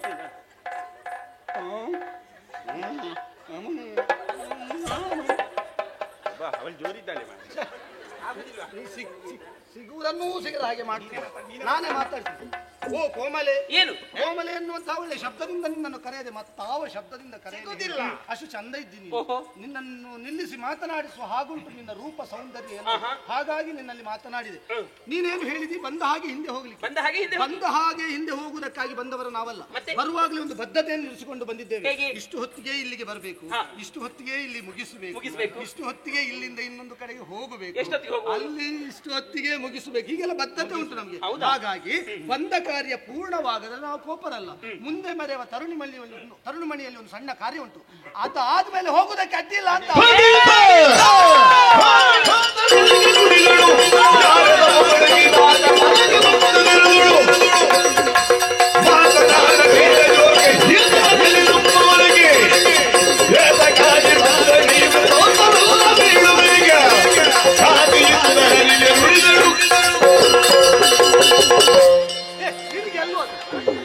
ಯಾರಾದ್ರೂ ಕುಣಿದ್ರೆ ಆಯ್ತು. ಆಯ್ತು, ನೀನು ಕುಣಿದಿದ್ಯಲ್ಲ ಅದಕ್ಕೆ ಮಾತಾಡೀಗ. ನಮ್ಮದಕ್ಕೆ ಕುಣಿದಿದ್ಯಲ್ಲ ಮಾತಾಡೀಗ. ನಾನು ಮಾತಾಡುದಿಲ್ಲ. ಗೊತ್ತಾಗ್ತದೆ ಹಬ್ಬ ಅಂತ. ಎಂತದ್ದು ಹಬ್ಬ? ಭಾರಿ ಮಾತಾಡ್ತಾರೆ, ಭಾರಿ ಮಾತಾಡ್ತಾರೆ. ಹೌದು. ಸಲುಗೆ ಕೊಟ್ಟು ದೇವರಿಗೆ ಹೆಚ್ಚಾಯಿತು. ಅಯ್ಯೋ ದೇವರೇ, ವಾಸನೆ ವಾಸನೆ ಮೂಗು ಬಿಡ್ಲಿಕ್ಕಾಗುದಿಲ್ಲ. ಅದು ಪಾಪ ನೋಡು, ಬೆಳಿಗ್ಗೆ ಬಂದಿದ್ದಾರೆ ಇವರು. ಆ ದೊಡ್ಡವರಲ್ಲ, ಹಾಸಿಗೆ ಅಂತ ನೇರ ನಿದ್ದೆ ಕಣ್ಣಲ್ಲಿ ಎದ್ದುಕೊಂಡು ಬರುದು. ಬರುವಾಗ ಈ ಕಾಡಿನಲ್ಲಿ ಪ್ರಾಣಿಗಳಿಗೆ ಭಾಷೆ ಉಂಟಲ್ಲ? ಇಲ್ಲ. ಅದಲ್ಲಿ ಅಲ್ಲಿ ಏಸಿಗೆ ಮಾಡಿರ್ತಾರೆ. ಇವರು ಪಚಕ್ ಅಂತ ತುಳಿದ. ಆಗ ತುಳಿದದ್ದು. ಈಗ ಸಮಯ ಆಯ್ತಲ್ಲ, ಈಗ ಕರ್ಮ ನಿನ್ನದ್ದು. ತುಳಿದು ಬಂದದ್ದು ನೀವು, ನಾವಲ್ಲ. ನೀವು ವಾಸನೆ ಬರ್ತಾ ಇದ್ದೀರಿ ಅಂತ ಹೇಳಿದ್ದು ನಾವು. ಹಾ, ಹೇಗೆ ಅಂತ ಹೇಳಿದ್ರೆ ಪ್ರಾಣಿಯ ಚರ್ಮವನ್ನು ಸುತ್ತಿಕೊಂಡು ಎಂತದ್ದು ಸೊಂಟದಲ್ಲಿ ಎಂತದ್ದು ಸೊಪ್ಪು, ಕಾಡಿನ ಸೊಪ್ಪನ್ನು ಸುತ್ತಿಕೊಂಡು ಪ್ರಾಣಿಯ ಚರ್ಮವನ್ನು ಮೈ ಮೇಲೆ ಹಾಕಿಕೊಂಡು, ಅಯ್ಯೋ ದೇವರೇ ಕಿರಾತ ಕಿರತ ಕಡ್ಡಿ. ಒಳ್ಳೇದು ಕಿರತ ಕಡ್ಡಿ ಮಾತ್ರ ಅಲ್ಲ, ಅಮೃತ ಬಳ್ಳಿ ಒಂದು ಸಿಗ್ತದೆ. ಯಾಕೆ? ಒಳ್ಳೆ ಮನಸ್ಸೊಂದು ನಾಲ್ಕು ಹಾಕ್ಬೇಕು, 2 ಕಲ್ಲು ಉಪ್ಪು. ಅಮೃತ ಬಳ್ಳಿ ಯಾಕೆ? ಒಳ್ಳೇದು ಅಂತ ಹೊಟ್ಟೆ ನೋವಿಗೆ. ಹೊಟ್ಟೆ ನೋವಿಗೆ ಒಳ್ಳೇದಂತ? ನೀನು ಆಯುರ್ವೇದ ಪಂಡಿತನ? ಕಡ್ಡಿ ಅಂತ ಹೇಳಿದ. ಹೌದಪ್ಪ, ಅದಲ್ಲ, ಬಡಕಿರಾತ. ಯಾವ ಭಾಷೆಯಲ್ಲಿ? ಹಡಕಿರಾತ, ಶಬರ. ಶಬರ ಅವರಿದ್ದಾರೆ ಈಗ. ಏ ಪುಳಿಂದ ಹುಳಿಂದ ಹುಳಿ ನಾವು ತಿನ್ನುವ ಕ್ರಮ ಇಲ್ಲ. ತಿಂದ್ರೆ ಹೆಣ್ಣು ಮಕ್ಕಳು ಮಾತ್ರ, ಗಂಡು ಮಕ್ಕಳು ಇಷ್ಟರವರೆಗೆ ತಿಂದದ್ದಿಲ್ಲ. ಮತ್ತೆ ಗೊತ್ತಿಲ್ಲ ಇವನ ಹೊಟ್ಟೆ ಸ್ವಲ್ಪ. ಏ ಬೇಡ ಬೇಡ, ಕಾಡ ಬೇಡ, ಕಾಡು ಬೇಡ ಅಂತ ಹೇಳುದು. ಕಾಡು ಬೇಡ ಮಾತಾಡ್ಲಿ. ಜಾತಿ ಬೇಡ, ಜಾತಿ ಬೇಡ. ಇಲ್ಲ ಜಾತಿ ಎರಡೇ ಜಾತಿ, ಒಂದು ಗಂಡು ಒಂದು ಹೆಣ್ಣು, ಮತ್ತೆ ಜಾತಿ ಇಲ್ಲ. ಅಯ್ಯೋ ದೇವರೇ, ಇವರಿಗೆ ಅರ್ಥವೇ ಆಗುದಿಲ್ಲ. ಕಾಡಿನ ಬೇಡರು ನೀವು ಅಂತ ಹೇಳಿದ್ದು, ಕಾಡ ಕಿರಾತರು ನೀವು. ಇಲ್ಲಿವರೆಗಾಗಿ ಬಂದಿದ್ದಲ್ವಾ? ನಿಮ್ಮ ಪರಿಚಯವನ್ನು ಹೇಳಬೇಕು. ನೀನ್ ಯಾರು, ನಿನ್ನ ಅಪ್ಪ ಯಾರು, ನಿನ್ನ ಅಮ್ಮ ಯಾರು, ಮಕ್ಕಳೆಷ್ಟು, ತಮ್ಮ ಎಷ್ಟು, ತಂಗಿ ಎಷ್ಟು, ಅಣ್ಣ ಎಷ್ಟು?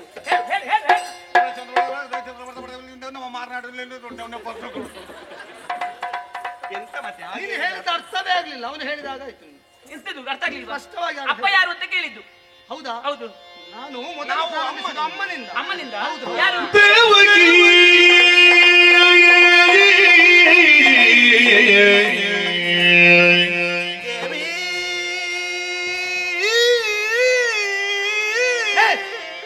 ದೇವಕಿಯ ಎನ್ನುವೆ ದೇವಕಿ ದೇವಕಿ ದೇವಕಿ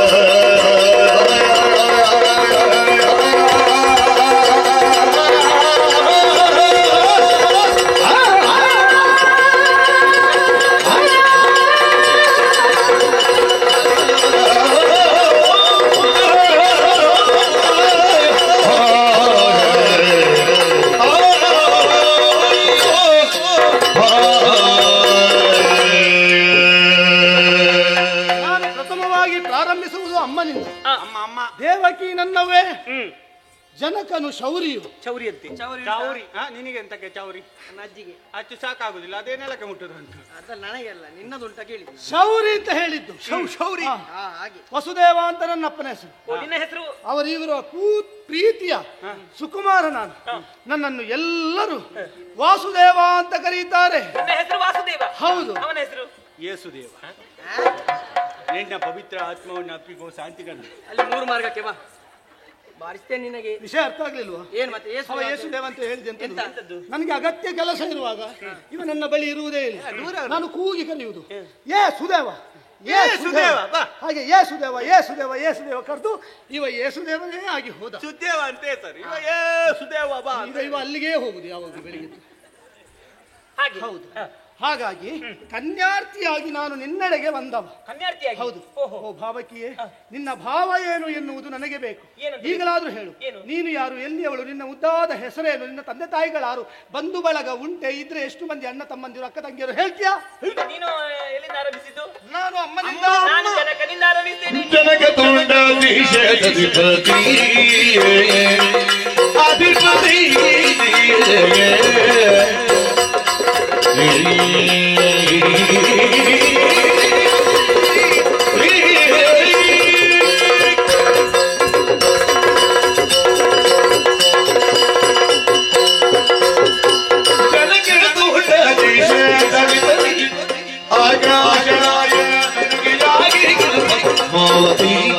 ಆಕಾಶರಾಯ ಪದ್ಮಾವತಿ ಪದ್ಮಾವತಿ ಪದ್ಮಾವತಿ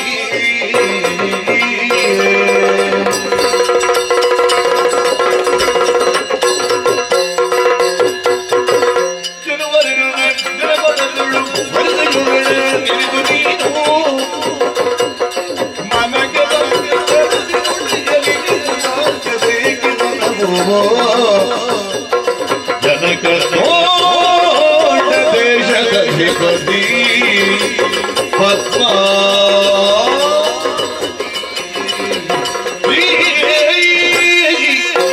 ಪದ್ಮಾವತಿ. ಈಗ ನೀವು ಆರಂಭಿಸಿದ್ದು ಅಮ್ಮನಿಂದ. ಹಾಗಾದ್ರೆ ಎಂತದ್ದು? ಅಮ್ಮ ಅಮ್ಮ. ನನ್ನ ಪರಿಚಯವನ್ನು ಹೇಳುತ್ತೇನೆ, ಆದ್ರೆ ನಿಮಗೊಂದು ಸವಾಲು. ಯಾವುದು? ಸಂಪತ್ತಿಗೆ ಸವಾಲು ಅಲ್ಲ, ನಿಮಗೆ ಪರೀಕ್ಷೆ. ಬುದ್ಧಿಗೆ ಸವಾಲು. ಪರೀಕ್ಷೆಗೆ ಸವಾಲು. ಪರೀಕ್ಷೆ ಆಗಿದೆ, 2ರಲ್ಲಿ 1 ಹೋಗಿದೆ. ಯಾರದ್ದು? ಹಾಗೆದ್ಲಲ್ಲ ಒಟ್ಟಿಗೆ. ಇಲ್ಲ ಇಲ್ಲ, 2 ಬಂದಿದೆ ನಮಗೆ, ಗೊತ್ತುಂಟಾ? 2 ಬಾಕಿದ್ದು 4 ಹೋಗಿದೆ ಅಂತ. ಅದು ಹಾಗಲ್ಲ, ಪರ್ಯಾಯ. ಪರ್ಯಾಯ ಅದು ಮೊನ್ನೆ ಬರುವ ವರ್ಷಕ್ಕೆ ಆಯ್ತು. ಮೊನ್ನೆ ಆಯ್ತು. ಪರ್ಯಾಯ ಶಬ್ದವನ್ನು ಹೇಳುತ್ತೇನೆ, ನೀವು ಉತ್ತರವನ್ನು ಕೊಡಬೇಕು. ಉತ್ತರ ಕೊಟ್ರೆ ಉತ್ತರ ತಟ್ ಅಂತ ಹೇಳಬೇಕು. ತಟ್ ಅಂತ ಹೇಳಬೇಕು ನೀವು ಉತ್ತರ. ಪುಸ್ತಕ ಕೊಡ್ತೀರಾ? ಅಯ್ಯೋ ದೇವರೇ, ಉತ್ತರವನ್ನು ತಟ್ ಅಂತ ಹೇಳಬೇಕು, ಯೋಚನೆ ಮಾಡ್ಲಿಕ್ಕಿಲ್ಲ. ಅದೇ ಅದೇ ಬಹುಮಾನ ಉಂಟಾ ಅಂತ. ಬೇಕಾ ನಿಮಗೆ ಬಹುಮಾನ? ಅದು ಕಡೆಗೆ ನೋಡುವ. ಇದು ಮೊದಲಾಗಿ ನಾನು ಆರಂಭಿಸುವುದು ನನ್ನ ಅಪ್ಪನಿಂದ. ಅಪ್ಪ ಅಪ್ಪ ಅಪ್ಪ ಅಪ್ಪ ಅಪ್ಪ. ಪಾಪ, ಎಂತ ಒಂದು ಮಗಳಿಗೆ ಜನ್ಮವನ್ನು ಕೊಟ್ಟು ಪಪ್ಪ ಒಪ್ಪ ಅಂತ ಹೇಳಿದ್ರು. ಅಪ್ಪ, ಇವಳ ಅಪ್ಪ ಆಲೋಕವನ್ನು ಸೇರಿದ. ಪಾಪ ನೋಡ, ಮುಕ್ತಿ ಸಿಗ್ಲಿಲ್ಲ. ಮೇಲೆ ನೇತಾಡುದು ನೋಡು, ಬಾವಲಿ ನೇತಾಡಿದ. ಅದು ಬಾವಲಿ ನೇತಾಡುದು ಇವಳ ಅಪ್ಪನ.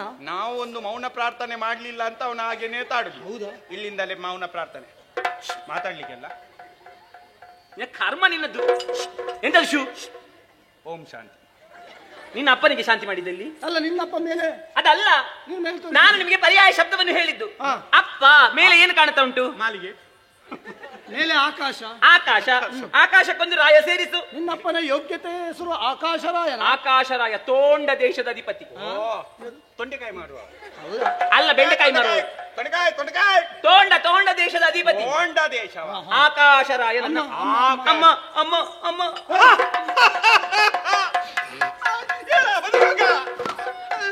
ಅಮ್ಮ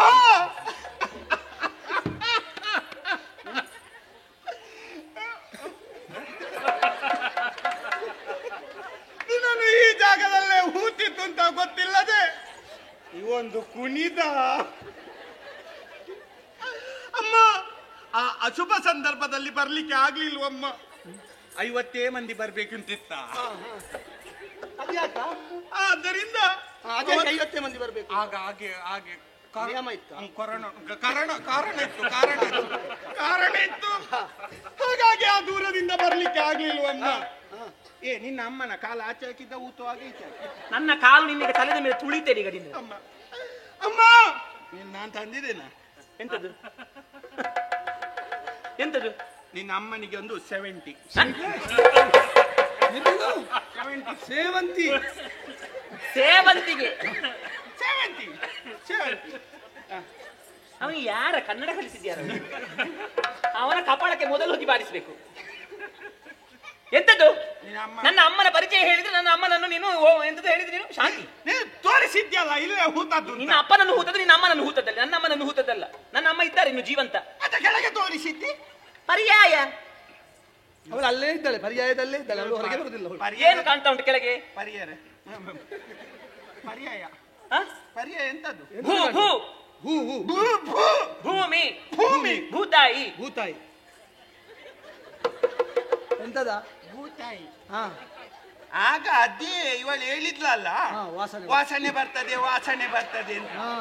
ಭೂತಾಯಿಯ ಭೂತಾಯಿಯ ಭೂತಾಯಿ ಭೂತಾಯಿ ಭೂತಾಯಿ ಭೂತಾಯಿ. ಅದು ಯಾವುದು ವಾಸನೆ ಬರುವ ಭೂತಾಯಿ? ಭೂತಾಯಿ ವಾಸನೆ ಬರುವ ಭೂತಾಯಿ ಯಾವ ಭೂತಾಯಿ ಅಂತ ಹೇಳಿದ್ದು? ಯಾವ್ದದು? ಭೂತಾಯಿ ಅಂದ್ರೆ ಭೂಮಿ ತಾಯಿ. ಭೂತಾಯಿಯ ಭೂಗೆ ಬಾಲ ಉಂಟು. ಭೂಗೆ ಬಾಲ ಉಂಟು. ಭೂತಾಯಿಗೆ ಸಹ ಬಾಲ ಉಂಟು. ಭೂಮಿ ತಾಯಿ ಧರಣಿ ದೇವಿ. ನಿನ್ನ ಅಮ್ಮನ ಯೋಗ್ಯತೆ ಹೆಸರು ಧರಣಿ ದೇವಿ. ಧರಣಿ ದೇವಿ. ನಿನ್ನ ಹೆಸರು? ನನ್ನ ಹೆಸರು. ನನ್ನ ಹುಟ್ಟಿಗೊಂದು ಕತೆ ಉಂಟು. ಕಥೆಯಾ? ಹೌದು, ಒಳ್ಳೆದುಂಟು ಕತೆ. ಬರುವ ವರ್ಷಕ್ಕೆ ಆಗ್ಬೋದಾ? ಅದರಲ್ಲಿ ನಿನ್ನದೇ ಪ್ರಧಾನ ಪಾತ್ರ. ಇದು ಪ್ರಧಾನ ಪಾತ್ರ. ಆಚೆ ವೈಭವ ಉಂಟು. ನಾಟ್ಯ ವೈಭವ ಉಂಟು. ನಾಟ್ಯ ವೈಭವ ಉಂಟು. ಎಲ್ಲ ಉಂಟು. ಒಳ್ಳೆದುಂಟಾ? ಒಳ್ಳೆದು ಹೇಳಲಿಕ್ಕೆ ಬಿಡ್ಬೇಕಲ್ಲ ನೀವು. ಕತೆಗಳು ಮಾತಾಡಬಾರ್ದು. ಕತೆ ಕೇಳು. ಹೇಳ್ತೇನೆ. ಈಗ ಮದುವೆಯಾಗಿ ಮಕ್ಕಳಾಗಬೇಕಾದ್ರೆ ಯೋಗ ಭಾಗ್ಯ ಎಲ್ಲ ಕೂಡಿ ಬರಬೇಕು. ನನ್ನ ಅಪ್ಪನಿಗೆ ಮದುವೆಯಾಗಿ ಯೋಗ ಮಾಡ್ಲಿಲ್ವಾ? ಅದೆಷ್ಟೋ ವರ್ಷಗಳ ಕಾಲ ಮಕ್ಕಳೇ ಆಗ್ಲಿಲ್ಲ. ಯೋಗ ಭಾಗ್ಯ ಬೇಕು ಅಂತ ಬೇಗ ಬೇಕಲ್ಲ.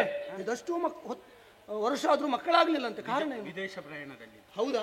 ಅಲ್ಲ, ಸಂತಾನ ಭಾಗ್ಯ ಕೂಡಿ ಬರ್ಬೇಕಲ್ಲ. ನಾರದ್ರು ಬಂದು ಹೇಳಿದ್ರು, ಕಲ್ಪೋಕ್ತ ಯಾಗ ಮಾಡ್ಬೇಕು.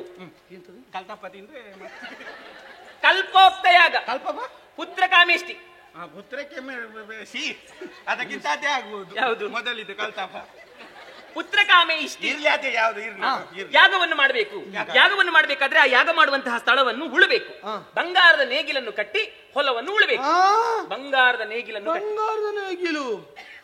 ಅವರು ಕತೆ ಕೇಳೋರಿದ್ದಾರಂತ ಹೇಳಿದ್ರು, ಮಾತಾಡುದು ಒಟ್ಟು ಹಾಗೆ ಹೇಳಿದ್ಲು. ನನ್ನ ಅಪ್ಪಗ ತೊಂಡೆಕಾಯಿ ಮಾಡುದು. ಈಗ ಬಂಗಾರದಂತ.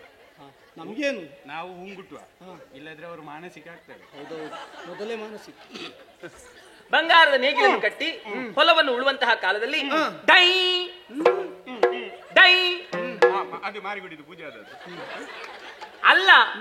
ಆ ಬಂಗಾರದ ನೇಗಿಲು ಹೋಗಿ ಬಂಡೆಗೆ ತಾಗಿದ್ದು. ಹೊಲದಲ್ಲಿ ಬಂಡೆ. ಬಂಗಾರದ ನೇಗಿಲು ಹೋಗಿ ಆ ಬಂಡೆಗೆ ತಾಗಿದಾಗ ಬಂಡೆಯನ್ನು ಓಡಿಸುವವರನ್ನು ತರಿಸಿದ್ರು. ಬಂಡೆಯನ್ನು ಓಡಿಸಿದ್ರು. ನೋಡುವಾಗ ಅದರಲ್ಲಿ ಆ ಬಂಡೆಯನ್ನು ನೋಡಿದಾಗ ಒಂದು ಸಣ್ಣ ಕೊಳ. ಆ ಕೊಳದಲ್ಲಿ ಒಂದು ಸಣ್ಣ ಕಮಲ. ಆ ಕಮಲದಲ್ಲಿ ಒಂದೇ ಒಂದು ಶಿಶು. ಆ ಶಿಶುವೆ ಈ ಶಿಶು. ಆ ಕೂಸೆ ಈ ಕೂಸು. ಕಮಲದಲ್ಲಿ ಒಂದು ಶೀಶ. ಶೀಶ ಅಂದ್ರೆ ಬಂಡೆ ಓಡಿಸುವವರು ಬಂದು ಮೊದಲೇ ಕೈ ಕಾಲು ನೋವಲ್ಲ. ಶೀಶೆ ಮೊದಲು ಇಲ್ಲಿತ್ತು. ಕುಡಿದು ಅಲ್ಲಿಗೆ ಪುಳ್ಕೆ ಅದು ಕಮಲದಲ್ಲಿ ಬಿತ್ತು. ಶಿಶು ಶಿಶು ಶಿಶು. ಪಶು ಪಶು ನೀನು. ಕೂಸು ಕೂಸು ಆ ಕೂಸೆ ಈ ಕೂಸು ಈ ಕೂಸೆ ಆ ಕೂಸು ಆ ಕೂಸೆ ಈ ಕೂಸು ಈ ಕೂಸೆ ಹೂಕೋಸು. ಎಂತ ಹೂಕೋಸು? ಹೂ ಇಲ್ಲ, ಪದ್ಮದಲ್ಲಿ ಹುಟ್ಟಿದಂತ ಕೂಸು. ಪದ್ಮ ಅಂದ್ರೆ ಹೂ ಅಲ್ವಾ? ಹೌದು. ಹೂವಿನ ಮೇಲೆ ಇರೋದು ಕೂಸು ಹೂಕೋಸು ಅಲ್ವಾ? ಅಯ್ಯೋ ಹೂಕೋಸು ಎಂತದು? ಹೂಕೂಸು. ನಿನ್ನ ಹೆಸರು? ನನ್ನ ಹೆಸರು ಪದ್ಮದಲ್ಲಿ ಹುಟ್ಟಿದ ಕಾರಣ ನನ್ನನ್ನು ಅಕ್ಕರೆಯಿಂದ, ನಲುವೆಯಿಂದ, ಒಲುಮೆಯಿಂದ, ಪ್ರೀತಿಯಿಂದ, ನಲ್ಮೆಯಿಂದ, ವಾತ್ಸಲ್ಯದಿಂದ ಯಾವ್ದು ಎಲ್ಲವೂ ಒಂದೇ. ಯಾವ್ದು ಒಂದು ಹೇಳು. ಇಂಥದ್ದು ಸ್ವಲ್ಪ ಜೋರಾಗಿ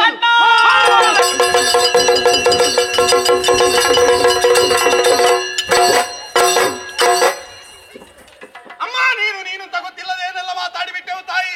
ಈ ಕಾಡದಾರಿಯಲ್ಲಿ ನಿನ್ನ ಸಂಚಾರ ಉಂಟು ಅಂತ ತಿಳಿಯದೆ ಏನೆಲ್ಲ ಆಡಿಬಿಟ್ಟೆವು. ನಿನ್ನನ್ನು ನಮ್ಮ ಹಿರಿಯವರು ನಮ್ಮದಿದ್ರು ಕೂಡ ಇನ್ನು ಮುಂದಕ್ಕೆ ನಾವು ನಂಬಿಕೊಂಡು ಬರ್ತೇವೆ. ನಿನಗೆ ಕಾಲ ಕಾಲಕ್ಕೆ ಆಗ ಭೋಗ ಪಂಚಪರ್ವ ನೇಮ ನಡವಳಿಕೆಗಳನ್ನು ನೀಡ್ತಾ ಬರ್ತೇವೆ. ಸ್ವಾಮಿ ಧೂಮಾವತಿ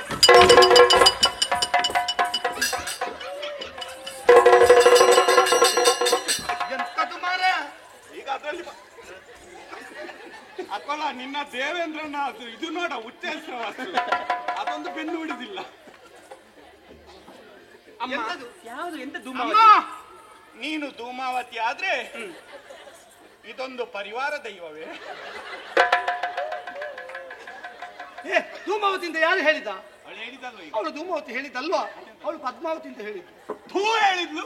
ಹೇಳಿದ್ದು ಧೂ ಅಲ್ವಾ? ಆ ಮಾರ ಹೇಳ.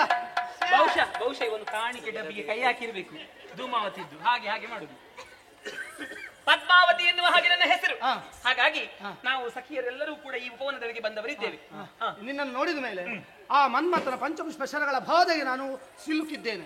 ಹಾಗಾಗಿ ಸಲ ಮದುವೆ ಅಂತ ಹೇಳಿದ್ರೆ ನಿನ್ನನ್ನೇ ಎನ್ನುವ ತೀರ್ಮಾನಕ್ಕೆ ನೀವು ಹೀಗೆಲ್ಲ ಮಾಡಿದ್ರೆ ಉಂಟಲ್ಲ, ನಾನು ಹೋಗಿ ನನ್ನ ಅಪ್ಪನಲ್ಲಿ ಹೇಳ್ತೇನೆ. ಅಪ್ಪ ದೊಡ್ಡ ಕುಂಬಳಕಾಯ ನಾನು ತೋರಿಸ್ತೇನೆ. ಕುಂಬಳಕಾಯ ಅಪ್ಪ ಏನು ಮಾಡಿ ಯಾರು? ಅಪ್ಪ ನಿನ್ನನ್ನು ಬಂಧಿಸ್ತಾರೆ. ನಿನ್ನನ್ನು ಬಂಧಿಸ್ತಾರೆ. ಎಂತದ ಬಂಧಿಸುವುದಕ್ಕೆ ಎಷ್ಟು ಮಂದಿ ನೋಡ್ಲಿಲ್ಲ? ಬಂಧನ ಅಂತ ಹೇಳಿದ್ರೆ ಮದುವೆ ಎನ್ನುವುದು ಒಂದು ಬಂಧನ. ಹಾಗ ಅವಳು ಹೇಳಿ ಕತ್ತಲೆ ಕೋಣೆಯಲ್ಲಿ ಹೋಗಿ ಹಾಕ್ತಾರೆ. ಒಳ್ಳೇದಾಯ್ತು. ಮದುವೆ ಆದ ಮೇಲೆ ಆಗಬೇಕಿತ್ತು. ಬೇಡಿ ಹಾಕ್ತಾರೆ ನಿನ್ನ ಕೈಗೆ. ಹಾಗೆ ಹೇಳಿದ್ಲು ಚಿನ್ನದ ನೇಗಿಲು. ಈಗ ಹೇಳ್ತಾರೆ ಎಂತದಿಲ್ಲ, ಬೇಡಿ ಮದುವೆ ಮಾಡ್ತಾರೆ. ಹಾಗಲ್ಲ, ನಿಮ್ಮನ್ನು ಸೆರೆಮನೆಗೆ ಹಾಕಿ ಬಂಧಿಸ್ತಾರೆ. ಎಂತ ಸೆರೆಮನೆಗೆ ಹಾಕುವುದೇ? ಏನು ನನಗೆ ಮದುವೆ ಆಗ್ಲಿಲ್ಲ ಅಂತ ನೀನು ಆಲೋಚನೆ ಮಾಡಿದ? ಮದುವೆ ಆಗಿದೆ ನಿನಗೆ? ಮದುವೆ ಆಗಿ 2 ಮಕ್ಕಳುಂಟು. ದೇವರೇ, 2 ಮಕ್ಕಳು ಆ ಉದ್ಯೋಗದಲ್ಲಿದ್ದಾರೆ. ಏನು ಉದ್ಯೋಗದಲ್ಲಿದ್ದಾರೆ? ಒಬ್ಬ ಬರೆಯುವುದು, ಮತ್ತೊಬ್ಬ ಬಿಡುವುದು. ಇವನ ಬರೆಯುವವನು? ಬರೆಯುವವನು ಏನು ದೊಡ್ಡ ಎಂತದ್ದು ಬ್ರಹ್ಮನ? ಹಾಗೆ ತಿಳ್ಕೊ. ಬಿಡುವವನು ಎಂತ ದೊಡ್ಡ ಮನ್ಮಥನ? ಹಾಗೆ ತಿಳ್ಕೊ. 5 ಬೀಳ್ತಾನೆ ಒಮ್ಮೆಲೆ ಬಿಡುವಾಗ. ಹೌದು. ಆ 2 ಮಕ್ಕಳ ಹಠ ತಾಯಿ ಬೇಕು ಅಂತ ತಾಯಿ ಮನೆ ಬಿಟ್ಟು ಹೋಗಿದ್ದಾಳೆ. ಅವಳು ಬಿಟ್ಟದ್ದ ನಿನ್ನನ್ನು, ನೀನು ಅವಳನ್ನು ಬಿಟ್ಟದ್ದ? ನಾನು ಬಿಟ್ಟದ್ದಲ್ಲ, ಅವಳೇ ನನ್ನನ್ನು ಬಿಟ್ಟು ಹೋದದ್ದು. ಎಲ್ಲಿ ಹೋಗಿದ್ದಾಳೆ? ಎಲ್ಲಿ ಹೋಗಿದ್ದಾಳೆ ಅಂತ ಗೊತ್ತಿಲ್ಲ. ಹುಡುಕ್ಲಿಕ್ಕೆ ಬಂದಿದ್ದೇವೆ. ಈಗ ಸಿಗುವ ಲಕ್ಷಣ ಕಾಣ್ತಾ ಉಂಟು. ಹೇ ಸುದೇವ, ಇದರಲ್ಲಿ 2 ಮಕ್ಕಳ ತಾಯಿ ಯಾರು ನೋಡಿ ಹೇಳು. 2 ಮಕ್ಕಳ ತಾಯಿ ಅದಲ್ಲ, ಇವಳ ಹೆಸರು ಗೊತ್ತುಂಟ ನಿನಗೆ? ಏನು? ಅವಳದು ವೆಂಕಪ್ಪಿಣಿ ಅಲ್ಲ, ಇಂದಿರಾ ಶ್ರೀಲತಾ. ಹೌದಾ? ಇಂಡಿಯಾ ಶ್ರೀಲಂಕಾ ಅದು ಕೇಳ್ಬೇಕು ಇವತ್ತು. ಹೌದಾ? ಬೇಡ. ಈ 2 ಮಕ್ಕಳ ತಾಯಿ ಯಾರು ಹೇಳು? ಅವಳಲ್ಲ. ಮತ್ತೆ 2 ಮಕ್ಕಳ ತಾಯಿ ಇವಳೇ. ಹಾಗೆ ಹೇಳೋದು ಬಿಡಬಾರ್ದು.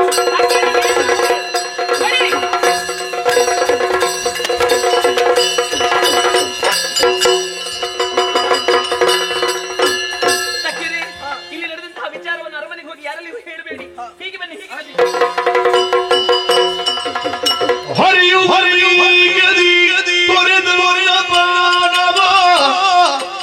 ಸರುತಿಜ ಮುಖಿ ಪದ್ಮಾವತಿಯ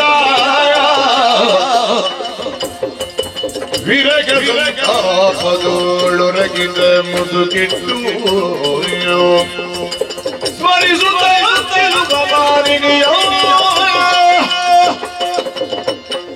ಅಡವಿಯಲ್ಲಿ ಪದ್ಮಾವತಿಯನ್ನು ಕಂಡ ಬಳಿಕ ಅರಕ್ಷಣ ನಿದ್ರಿಸುವುದಕ್ಕೆ ಸಾಧ್ಯವೇ ಇಲ್ಲ. ಮಾತ್ರವಲ್ಲ, ನನ್ನದಾದಂತಹ ಮನಸ್ಸು ಕೂಡ ಒಪ್ಪುವುದಿಲ್ಲ. ನನ್ನ ಜೀವನದಲ್ಲಿ ವರಿಸುವುದಾದ್ರೆ ಅವಳನ್ನೇ ಎನ್ನುವ ಹಾಗೆ ನಾನು ತೀರ್ಮಾನಿಸಿದ್ದೇನೆ. ನಾನು ಯಾರು ಎನ್ನುವುದು ಅವಳು ತಿಳಿದಿಲ್ಲ. ಅವಳು ಯಾರು ಎನ್ನುವುದನ್ನು ಚೆನ್ನಾಗಿ ನಾನು ಅರ್ಥ ಮಾಡಿಕೊಂಡೆ. ಹಾಗೆಂದು ವಿಷಯವನ್ನು ತಾಯಿಯಲ್ಲಿ ಹೇಳುವುದಕ್ಕೆ ಹೆದರಿಕೆಯಾಗ್ತಾ ಇದೆ. ಅದಕ್ಕಾಗಿ ಮುಸುಕು ಹಾಕಿ ಮಲಗ್ತೇನೆ. ನೋಡೋಣ. ಮಲಗಿಗ ವೆಂಕಟಾಚಲಪತಿಯನ್ನು ಕಂಡು ತಡೆದು ಕೌತುಕವ ಕೇಳಿದಳು. ಕಳೆಗೋಲಿ ನಿನ್ನ ವದನವೋ ಹಗಲು ಹೊತ್ತಿರೋಳು ಮಗನೇ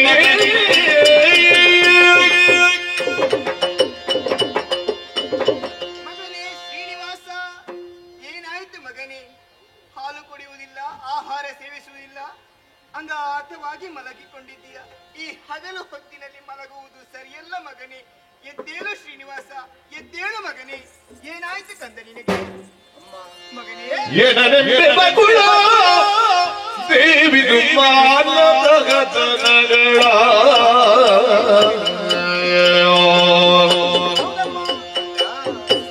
ಕಾರಣದ ನಿಧಿಗೆ ಭೇಟಿಯು ಇರುವುದಿರಿ ಮಾಲಿಗಿದ್ದಳು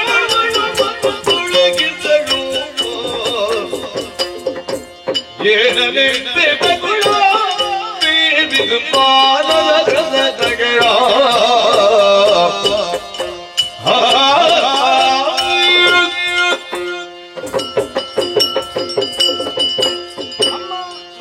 ನಿನ್ನಿಂದಲೇ ಶುಭಾಶೀರ್ವಾದವನ್ನು ಪಡೆದು ದಟ್ಟವಾದಂತಹ ಅಡವಿಯನ್ನು ಸೇರಿದೆ. ಮೃಗಬೇಟೆಯನ್ನಾಡುತ್ತಿರುವಂತಹ ಸಂದರ್ಭದಲ್ಲಿ ಅರಣ್ಯದ ಮಧ್ಯ ಭಾಗದಲ್ಲಿ ಒಬ್ಬಾಕೆ ಹುಡುಗಿಯನ್ನು ಕಂಡೆ. ಕಾಡಿನಲ್ಲಿ ಹುಡುಗಿ? ಹೌದಮ್ಮ. ಯಾರು ಏನೆಂಬುದಾಗಿ ಪರಿಚಯವನ್ನು ಕೇಳಿಕೊಂಡು ಬಂದೆಯ ಮಗ. ನಮ್ಮ ದೇವ ನೂತನವಾಗಿ ಸೃಷ್ಟಿಸಿ ಈ ಭೂಲೋಕಕ್ಕೆ ಕಳುಹಿಸಿಕೊಟ್ಟ ಎನ್ನುವುದರಲ್ಲಿ ಅನುಮಾನವೇ ಇಲ್ಲ. ಆಕೆಯನ್ನು ಕಂಡ ಬಳಿಕ ನನ್ನದಾದಂತಹ ಮನಸ್ಸು ಒಪ್ಪುವುದಿಲ್ವಮ್ಮ. ನನ್ನ ಜೀವನದಲ್ಲಿ ಮದುವೆಯಾಗುವುದಾದ್ರೆ ಅವಳನ್ನೇ ಎನ್ನುವಂತಹ ತೀರ್ಮಾನಕ್ಕೆ ನಾನು ಬಂದಾಗಿದೆ. ಹಾಗಾದ ಕಾರಣ ಮದುವೆ ಮಾಡಿಸುವಂತಹ ಹೊಣೆಗಾರಿಕೆ ನಿನದಮ್ಮ. ಎಂತಹ ಮಾತುಗಳನ್ನು ಹೇಳುತ್ತಾ ಇದ್ದಿ ಮಗನಿ.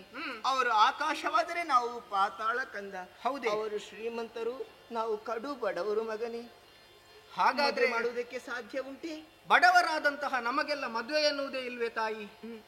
ಚಿಂತಿಸಬೇಡ, ಪ್ರಯತ್ನವನ್ನು ನೀನು ಮಾಡು. ಫಲ ಕೊಡುವವ ದೇವರು. ಹಾಗಾದ ಕಾರಣ ಆದಷ್ಟು ಶೀಘ್ರವಾಗಿ ಅವರ ಪುರವನ್ನು ಸೇರಮ್ಮ ನೀನು. ಈಗಲೇ ಹೋಗುತ್ತೇನೆ ಮಗನಿ. ಸರಿಯಮ್ಮ. ಕೇವಲ ಮಾತೆಯ ಪ್ರಯತ್ನ ಎನ್ನುವುದು ಸಾಕಾಗುವುದಿಲ್ಲ. ಅವಳು ಆ ಪುರವನ್ನು ಸೇರುವುದಕ್ಕಿಂತ ಮುಂಚಿತವಾಗಿ ನಾನು ಸೇರಿಕೊಳ್ತೇನೆ. ಕನ್ನಡ ನಾಡಿನ ಹೊರವಂಜೀರನಮ್ಮ ಕಣಿಯ ಬೆಳಲು ಬಂದೆ ಕಾಣಮ್ಮ, ಕಣಿಯ ಬೆಳಲು ಬಂದೆ ಕಾಣಮ್ಮ. ಕನ್ನಡ ನಾಡಿನ ಹೊರವಂಜಿರನಮ್ಮ ಕಣಿಯ ಬೆಳಲು ಬಂದೆ ಕಾಣಮ್ಮ, ಕಣಿಯ ಬೆಳಲು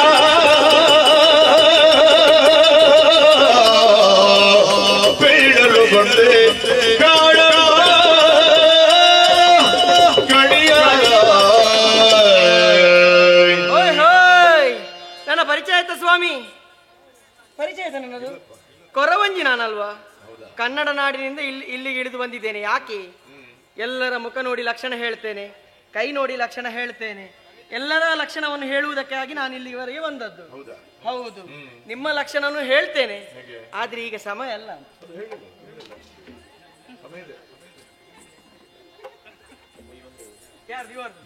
ಇವ್ರದ್ದು ಹೇಳ್ಬೇಕಾ? ಅವ್ರದ್ದು ಬೇಡ, ನಾನು ಬೇರೆಯವರದ್ದು ಲಕ್ಷಣ ಹೇಳುವುದಕ್ಕೆ ಬಂದದ್ದು. ತೋಂಡಾದೇಶದಲ್ಲಿ ಹೋಗಬೇಕು. ವೈಕುಂಠವಾಸಿಯಾದಂತಹ ಶ್ರೀಮನ್ನಾರಾಯಣನೇ ಕೊರವಂಜಿ ರೂಪದಿಂದ ನಾನು ಬಂದಿದ್ದೇನೆ. ಹಾಗಾಗಿ ಎಲ್ಲರೂ ನನಗೆ ಕಾಣಿಕೆ ಹಾಕಬೇಕಪ್ಪ. ಹೌದೌದು.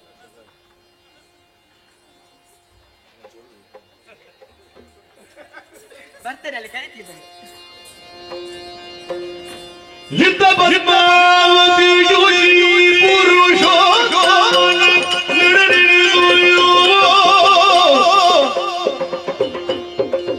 ತನ್ನಯ ಚಿತ್ತದಲ್ಲಿ ವಿರಜ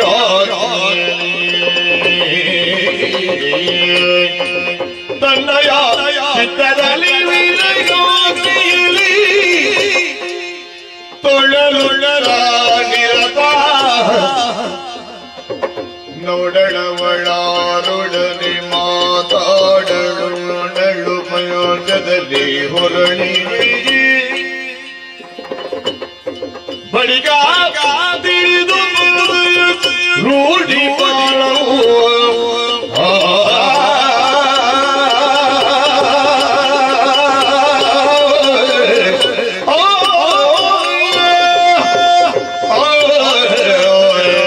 ಅರಸಿ ಧರಣಿ ದೇವಿ ಕಂಡಕ್ಷರಿಯರುಳುತ್ತಾ ತರಳಿಯವಳನು ಅರಿಯ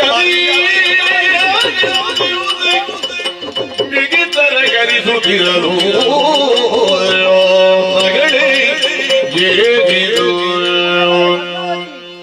ಏನಾಯ್ತಮ್ಮ? ಹೇಳಮ್ಮ, ಹಾಲು ಕುಡಿ, ಹಣ್ಣು ತಿನ್ನು ಮಗಳೇ. ಮಗಳೇ ಪದ್ಮಾವತಿ, ಸ್ವಾಮಿ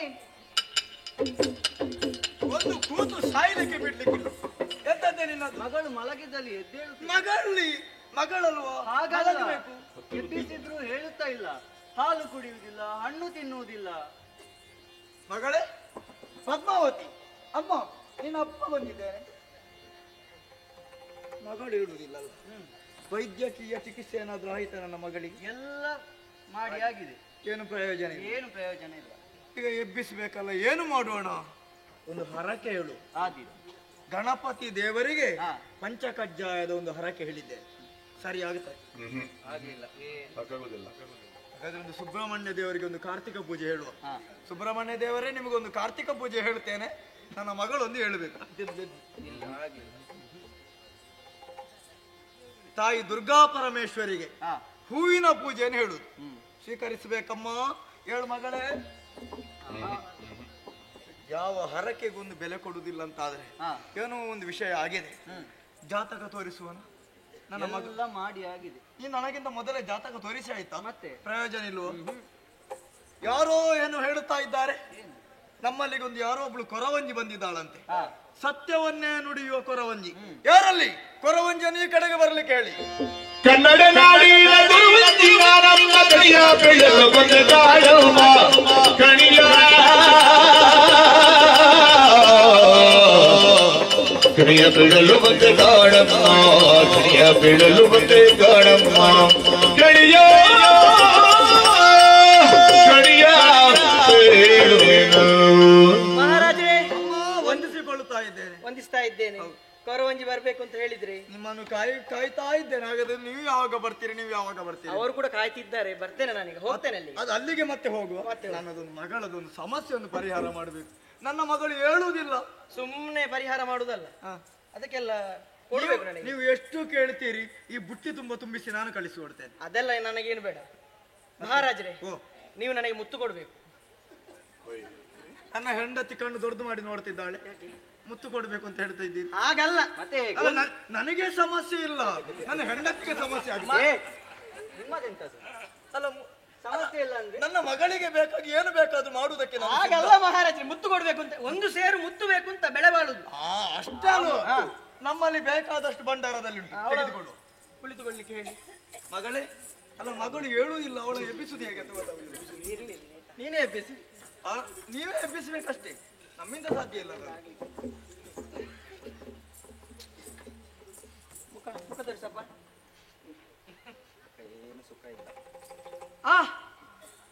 ಇವಳು ನಿಮ್ಮಲ್ಲಿ ಕೇಳದೆ ವನವಿಹಾರಕ್ಕೆ ಹೋಗಿದ್ದಾಳೆ. ಸಾಧ್ಯವಿಲ್ಲ.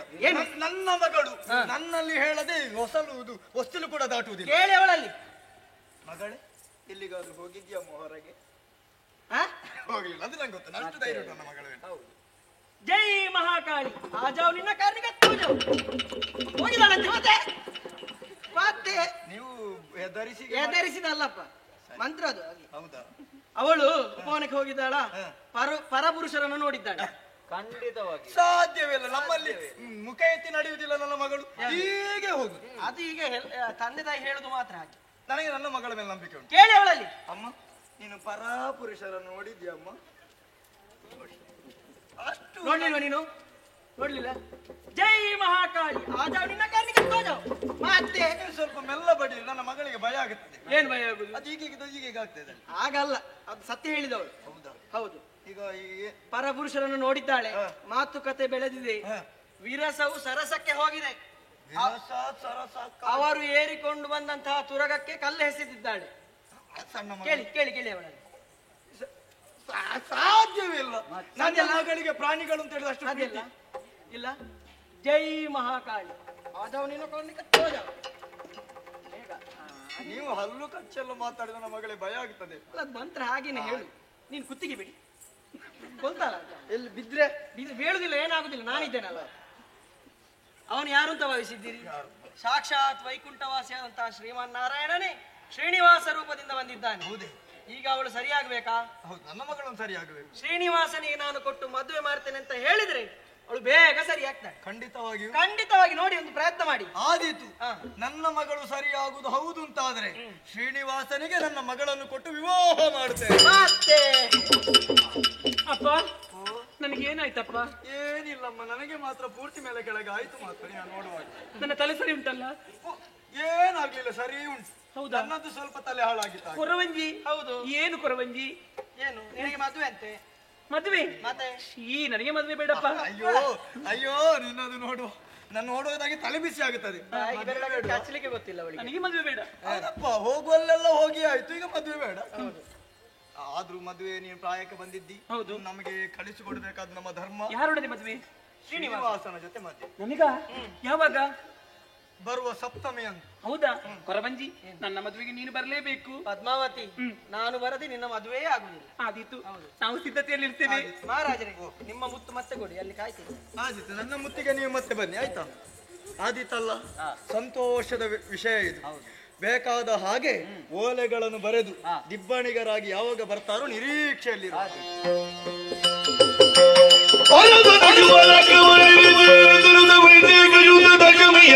ನಿರ್ಣಯಿಸಿ ಗುರುಮತದಲ್ಲಿ ಶ್ರೀನಿವಾಸ, ಹೋದ ಕಾರ್ಯ ಏನಾಯ್ತು? ಹೆಣ್ಣಾಯ್ತಾ ಅಥವಾ ಗಂಡಾಯ್ತಾ? ಮಗನೇ, ಹೋದಂತಹ ಕಾರ್ಯ ಗಂಡು ಆಯ್ತು, ನಿನಗೆ ಹೆಣ್ಣು ಕೂಡ ಆಯ್ತು ಮಗನೇ. ಹಾಗಾದ್ರೆ ಹೋಗೋಣ. ಹೋಗುವುದೆಯಾ? ಮತ್ತೆ ಹಾಗಿದ್ರೆ ಮದುವೆ ಮಾಡುವುದಕ್ಕೆ ಏನಾದ್ರು ಬೇಡುವ ಮಗನೇ ಖರ್ಚಿಗೆ? ನಿನ್ನಲ್ಲಿ ಸ್ವಲ್ಪ ಕೂಡ ಇಲ್ವಾ ಅಮ್ಮ? ಅಲ್ಲ, ಅದೆಷ್ಟೋ ಸಮಯದಿಂದ ಮಾಡಿಟ್ಟಿದ್ಯಾ, ಅದನ್ನು ಯಾರ್ಯಾರಿಗೆಲ್ಲ ಯಾಕೆ ಕೊಡುದಮ್ಮ? ಏನು ಮಾಡೋಣ, ಎದೆ ಎತ್ತರಕ್ಕೆ ಬೆಳೆದು ನಿಂತ ಮಗನಿಗೆ ಸ್ವಲ್ಪ ಕೊಟ್ರೆ ಏನು? ಈಗ ದುಡಿಲಿಕ್ಕೆ ಆಗುವುದಿಲ್ಲ ಕಂದ. ಬೇಡ, ತೊಂದರೆ ಇಲ್ಲ. ನೀನು ಕೊಡದಿದ್ರೆ ಏನಾಯ್ತಂತೆ? ನನಗೊಬ್ಬ ಮಿತ್ರನಿದ್ದಾನೆ ಕುಬೇರ, ಅವನನ್ನೇ ಭಕ್ತಿಯಿಂದ ಸ್ಮರಿಸ್ತೇನೆ. ಕುಬೇರ ಬರೆಸಿಕೊಳ್ಳುವುದಕ್ಕೆ ಕಾರಣ ಇದೆ. ಮದುವೆ ಆಗುವುದಕ್ಕೆ ಹೊರಟಿದ್ದೇನೆ. ಹಾಗಾದ ಕಾರಣ ಸ್ವಲ್ಪ ಹಣ ಬೇಕಿತ್ತು. ಆದೀತು, ನೀವು ಹೇಳಿದ ಮೇಲೆ ಕೊಡುವುದಿಲ್ಲ ಅಂತ ಹೇಳುವುದಕ್ಕಾಗುತ್ತದೆ. ಖಂಡಿತವಾಗಿಯೂ ಕೊಡುತ್ತೇನೆ. ಆದ್ರೆ ಅದನ್ನು ಹಿಂತಿರುಗಿಸುವಂತಹ ಪರಿ ಹೇಗೆ? ನಿನ್ನಿಂದ ತೆಗೆದುಕೊಂಡಂತಹ ಸಾಲವನ್ನು ಖಂಡಿತವಾಗಿ ಸಾಲವಾಗಿಯೇ ಉಳಿಸಿಕೊಳ್ಳುವುದಿಲ್ಲ. ಮುಂದೊಂದು ದಿನ ಸುಕ್ಷೇತ್ರದಲ್ಲಿ ನಾನು ನೆಲೆಯಾದಾಗ ನನ್ನನ್ನು ನಂಬಿದಂತಹ ಭಕ್ತರು ಮುಡಿಪು ಹಣ ಎನ್ನುವ ಹಾಗೆ ನನ್ನ ಸನ್ನಿಧಿಗೆ ತರ್ತಾರೆ. ಆ 7 ಅಂಶದಲ್ಲಿ 1 ಅಂಶವನ್ನು ಶರದಿರಾಜನ ಮುಖೇನವಾಗಿ ನಿನ್ನದಾದಂತಹ ಭಂಡಾರ ಸೇರುವಂತಹ ವ್ಯವಸ್ಥೆಯನ್ನು ನಾನು ಮಾಡ್ತೇನೆ. ಅಮ್ಮ, ಹಣದ ವ್ಯವಸ್ಥೆ ಆಯ್ತು, ಇನ್ನು ಹೋಗಬಹುದಲ್ವಾ? ಮದುವೆ ವಿಜೃಂಭಣೆಯಿಂದ ನಡೆಯಬೇಕು. ಆದ್ರೆ ಆಕಾಶರಾಯ ಒಂದು ಮಾತನ್ನೇ ಹೇಳಿದ್ದಾನೆ. ಏನಂತೆ? ಈವರು ಕೂಡ ಬರ್ಬೇಕು. ಈಶ್ವರ ಮತ್ತು ಬ್ರಹ್ಮದೇವರ ಉಪಸ್ಥಿತಿಯಲ್ಲಿ ಮದುವೆ ಆಗ್ಬೇಕು. ಹೌದಾ? ಅವರನ್ನು ಸ್ಮರಿಸಿದ್ದೇನೆ. ಹಾಗೆ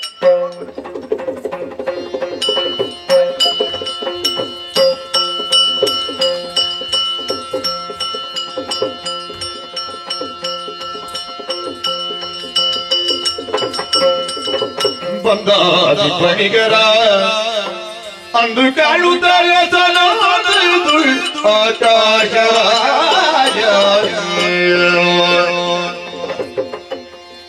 ಕುಂದದಿ ಬಳಿ ಬಳಿ ಮಗುವಿದ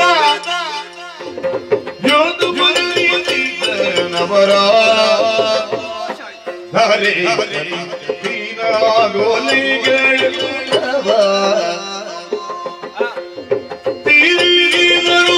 ವಿಭವದಲ್ಲಿ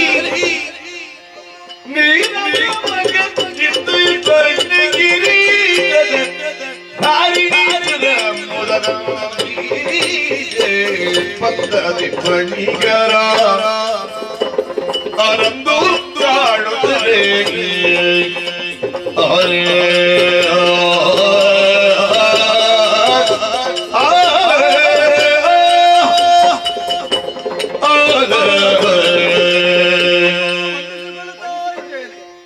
ಮದುಮಗ ನಮ್ಮ ಈಶ್ವರ ದೇವರು ಬಂದಿದ್ದಾರೆ. ವಂದಿಸಿಕೊಂಡು ಬ್ರಹ್ಮದೇವರು, ಕುಬೇರ, ನಿಮ್ಮದೆಲ್ಲ ಅನುಗ್ರಹ ಇರಬೇಕು. ನನ್ನ ಮಗ ಶ್ರೀನಿವಾಸ ವಂದಿಸಿಕೊಳ್ಳುತ್ತಾ ಇದ್ದೇನೆ ಮದುಮಗನಿಗೆ. ನಾನು ನೀವು ಸಪ್ತಮಿಗೆ ಬರ್ತೀರಿ ಅಂತ ಯೋಚಿಸಿದ್ದು, ಮತ್ತೆ ನಮಗೆ ಗೊತ್ತಾಯ್ತು ಅಂಗೀರಸರು ನೀಡಿದ ಮುಹೂರ್ತ ದಶಮಿಗೆ. ಬಹಳ ಸಂತೋಷ ಆಯ್ತು ಬಂದದ್ದು. ಮತ್ತೆ ಇನ್ನು ಇದು ತಡ ಮಾಡುದು ಬೇಡ, ಮುಹೂರ್ತ ಬೇರೆ ಹೋಗುತ್ತದೆ. ಮದುವೆ ಮಗಳನ್ನು ಕರ್ಕೊಂಡು ಬರ್ರೆ. ಹಾರ ಬರಲಿ, ಹಾರ.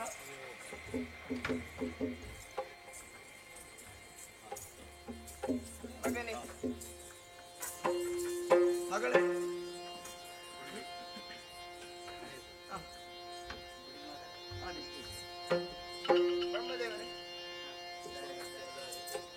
ದಾರಿ ಎರೆದು ಕೊಡಬೇಕು, ನನ್ನ ಮಕ್ಕಳಿಗೆ ಒಳ್ಳೇದಾಗಬೇಕು. ಆದಿ ಸಾಕು ಸಾಕು ಸಾಕು. ತುಂಬಾ ಆಯ್ತು ದಾರಿ ಎರೆದು. ಆರತಿಗೆ ಮಂಗಳಾರತಿ ಆಗಬೇಕು. ಆರತಿ ಬೆಳಗಿದರು ಮಂಗಳಾಂಗಿಯರ ಆರತಿ ಬೆಳಗಿದರು, ಆರತಿ ಬೆಳಗಿದರು ಮಂಗಳಾಂಗಿಯರ ಆರತಿ ಬೆಳಗಿದರು. ಶ್ರೀನಿವಾಸನಿಗೆ ಪದ್ಮಾವತಿಗೆ ಆರತಿ ಬೆಳಗಿದರು, ಮಂಗಳಾಂಗಿಯರ ಆರತಿ ಬೆಳಗಿದರು, ಮಂಗಳಾಂಗಿಯರ ಆರತಿ ಬೆಳಗಿದರು. ಶ್ರೀನಿವಾಸ ಕಲ್ಯಾಣ, ಶ್ರೀನಿವಾಸ ಕಲ್ಯಾಣ, ಶ್ರೀನಿವಾಸ ಕಲ್ಯಾಣ, ಶ್ರೀನಿವಾಸ ಕಲ್ಯಾಣ ಕಲ್ಯಾಣ.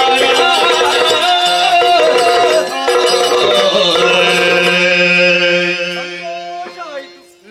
ಆಸನದಲ್ಲಿ ಸ್ವೀಕರಿಸಬೇಕು, ಕುತ್ಕೊಳ್ಬೇಕು. ಅಳಿಯಂದಿರೆ, ನನಗೊಂದು ಬಹಳ ಹಿಂದಿನೊಂದು ಆಸೆ ಇತ್ತು. ಹೌದಾ? ನನ್ನ ಮಗಳ ಗಂಡನಾಗುವವನಿಗೆ ಮುತ್ತಿನ ಕಿರೀಟ ತೊಡಿಸಬೇಕು ಅಂತ. ಇದು ಬ್ರಹ್ಮದೇವರು ಮಾಡಿದ್ದು ಅಂತ ನಮಗೆ ಸುದ್ದಿ, ನಮ್ಗೆ ಗೊತ್ತಿಲ್ಲ. ವಿಶೇಷವಾದಂತ ದಿನ ಇದು. ಧಾರೆ ಚತುರ್ಥಿ ನಾಗೋಲೆ ಕಳೆದು ವಿಶೇಷವಾದಂತ ಶುಭ ಮುಹೂರ್ತ, ಶುಭ ಶುಕ್ರವಾರ ಅಂತ ಹೇಳ್ತಾ ಇದ್ದಾರೆ ಪುರೋಹಿತರೆಲ್ಲ. ಇದೋ ಇದು ಸಕಲರು ನೋಡುತ್ತಾ ಇದ್ದ ಹಾಗೆ ಮುತ್ತಿನ ಕಿರೀಟವನ್ನು ತೊಡಿಸುತ್ತಾರೆ. ಏನಮ್ಮ ಮಗನೇ, ಏನು ಮಗನೇ, ಶಬ್ದ ಏನು ಕೇಳಿತದ್ದು? ನಿಮಗೆ ಹೆದರಿಕೆ ಎನ್ನುವುದು ಇನ್ನೂ ಬಿಟ್ಟು ಹೋಗ್ಲಿಲ್ಲ. ಹೌದು, ಪ್ರಾಯ ಆಯ್ತಲ್ಲ. ಹೀಗಾಗುವುದಕ್ಕೆ ಕಾರಣ ಇದೆ. ಏನು ಕಂದ? ಈ ಹಿಂದೆ ವೈಕುಂಠವನ್ನು ತೊರೆದಂತಹ ನಾನು ನೇರವಾಗಿ ಭೂಲೋಕವನ್ನು ಸೇರಿದೆ. ಮಾತ್ರವಲ್ಲ, ತಿಂತಿನಿ ವೃಕ್ಷದ ಕೆಳಗೆ ಹುತ್ತದೊಳಗೆ ವಾಸವಾಗಿರುವಂತಹ ಸಂದರ್ಭದಲ್ಲಿ ಕಪಿಲೆ ಎನ್ನುವಂತಹ ಧೇನು ಅನವರತವು ನನಗೆ ಹಾಲು ಕೊಡುತ್ತಾ ಇತ್ತು. ವಿಷಯವನ್ನರಿತಂತಹ ಚೋಳ ರಾಜ್ಯ ಅದನ್ನು ಶಿಕ್ಷಿಸುವುದಕ್ಕಾಗಿ ಮುಂದುವರಿದ. ಆ ಸಂದರ್ಭದಲ್ಲಿ ನಾನು ತಡೆದೆ. ಆ ಏಟು ನನ್ನದಾದಂತಹ ಹಣೆಗೆ ಬಿತ್ತು. ರಕ್ತ ಸೋರುವುದಕ್ಕೆ ಪ್ರಾರಂಭವಾಯಿತು. ಪಾಶವಿ ಕೃತ್ಯವನ್ನು ಎಸಗಿದಂತಹ ನೀನು ಇನ್ನು ಮುಂದೆ ಪಿಶಾಚಿಯಾಗು ಎನ್ನುವ ಹಾಗೆ ಶಾಪ ಕೊಟ್ಟೆ. ಮಾತ್ರವಲ್ಲ, ಕಣ್ಣೀರಿಳಿಸುತ್ತಾ ಶಾಪಕ್ಕೆ ಪರಿಹಾರ ಇಲ್ವೇ ಎನ್ನುವ ಹಾಗೆ ಕೇಳಿದಾಗ ಶುಭ ಶುಕ್ರವಾರದ ದಿನದಂದು 6 ಗಳಿಗೆ ನನ್ನದಾದಂತಹ ಮದುವೆ ಭಾಗ್ಯವನ್ನು ನೀನು ತೆರೆದ ಕಣ್ಣನ್ನು ಮುಚ್ಚದೆ ನೋಡಿದೆ ಎಂದಾದ್ರೆ ಶಾಪ ವಿಮೋಚನೆಯಾಗ್ತದೆ ಎನ್ನುವ ಹಾಗೆ ಹೇಳಿದೆ. ಹಾಗಾಗಿ ಶಾಪ ವಿಮೋಚನೆಯಾಗಿ ಅದು ಆ ಕಡೆಗೆ ಹೋಗುತ್ತಾ ಇದ್ದಾನೆ. ಆದರೆ ಒಂದು ನಿನ್ನದೇ ನಮ್ಮ ಆಶೆ ಇಲ್ಲ ಮಗನೇ. ನಿನ್ನ ಮದುವೆಯನ್ನು ನೋಡುವಂತಹ ಭಾಗ್ಯ ನನಗೆ ಈಗ ಹೊತ್ತಿನಲ್ಲಿ ಒದಗಿ ಬಂದಿದೆ. ಅದೆಷ್ಟೋ ಸಮಯದಿಂದ ಕಾಯ್ತಾ ಇದ್ದೆ. ಆದ್ರೆ ಒಂದು ಮಾತು ಮಗನೇ, ಏನು? ಅನವರತವು ನಿನ್ನ ಮದುವೆಯನ್ನು ನೋಡುವ ಭಾಗ್ಯ ನನಗೆ ಒದಗಿಸಿ ನೀನು ಕೊಡಬೇಕು ಕಂದ. ಖಂಡಿತವಾಗಿಯೂ ಅಂತಹ ಅವಕಾಶವನ್ನು ಇಲ್ಲ ಎನ್ನುವ ಹಾಗೆ ಹೇಳುವುದಿಲ್ಲ. ತಾಯಿಯಾದಂತಹ ನಿನ್ನನ್ನೇ ಬಗುಳ ಮಾಲೆಯನ್ನಾಗಿ ಸ್ವೀಕರಿಸಿ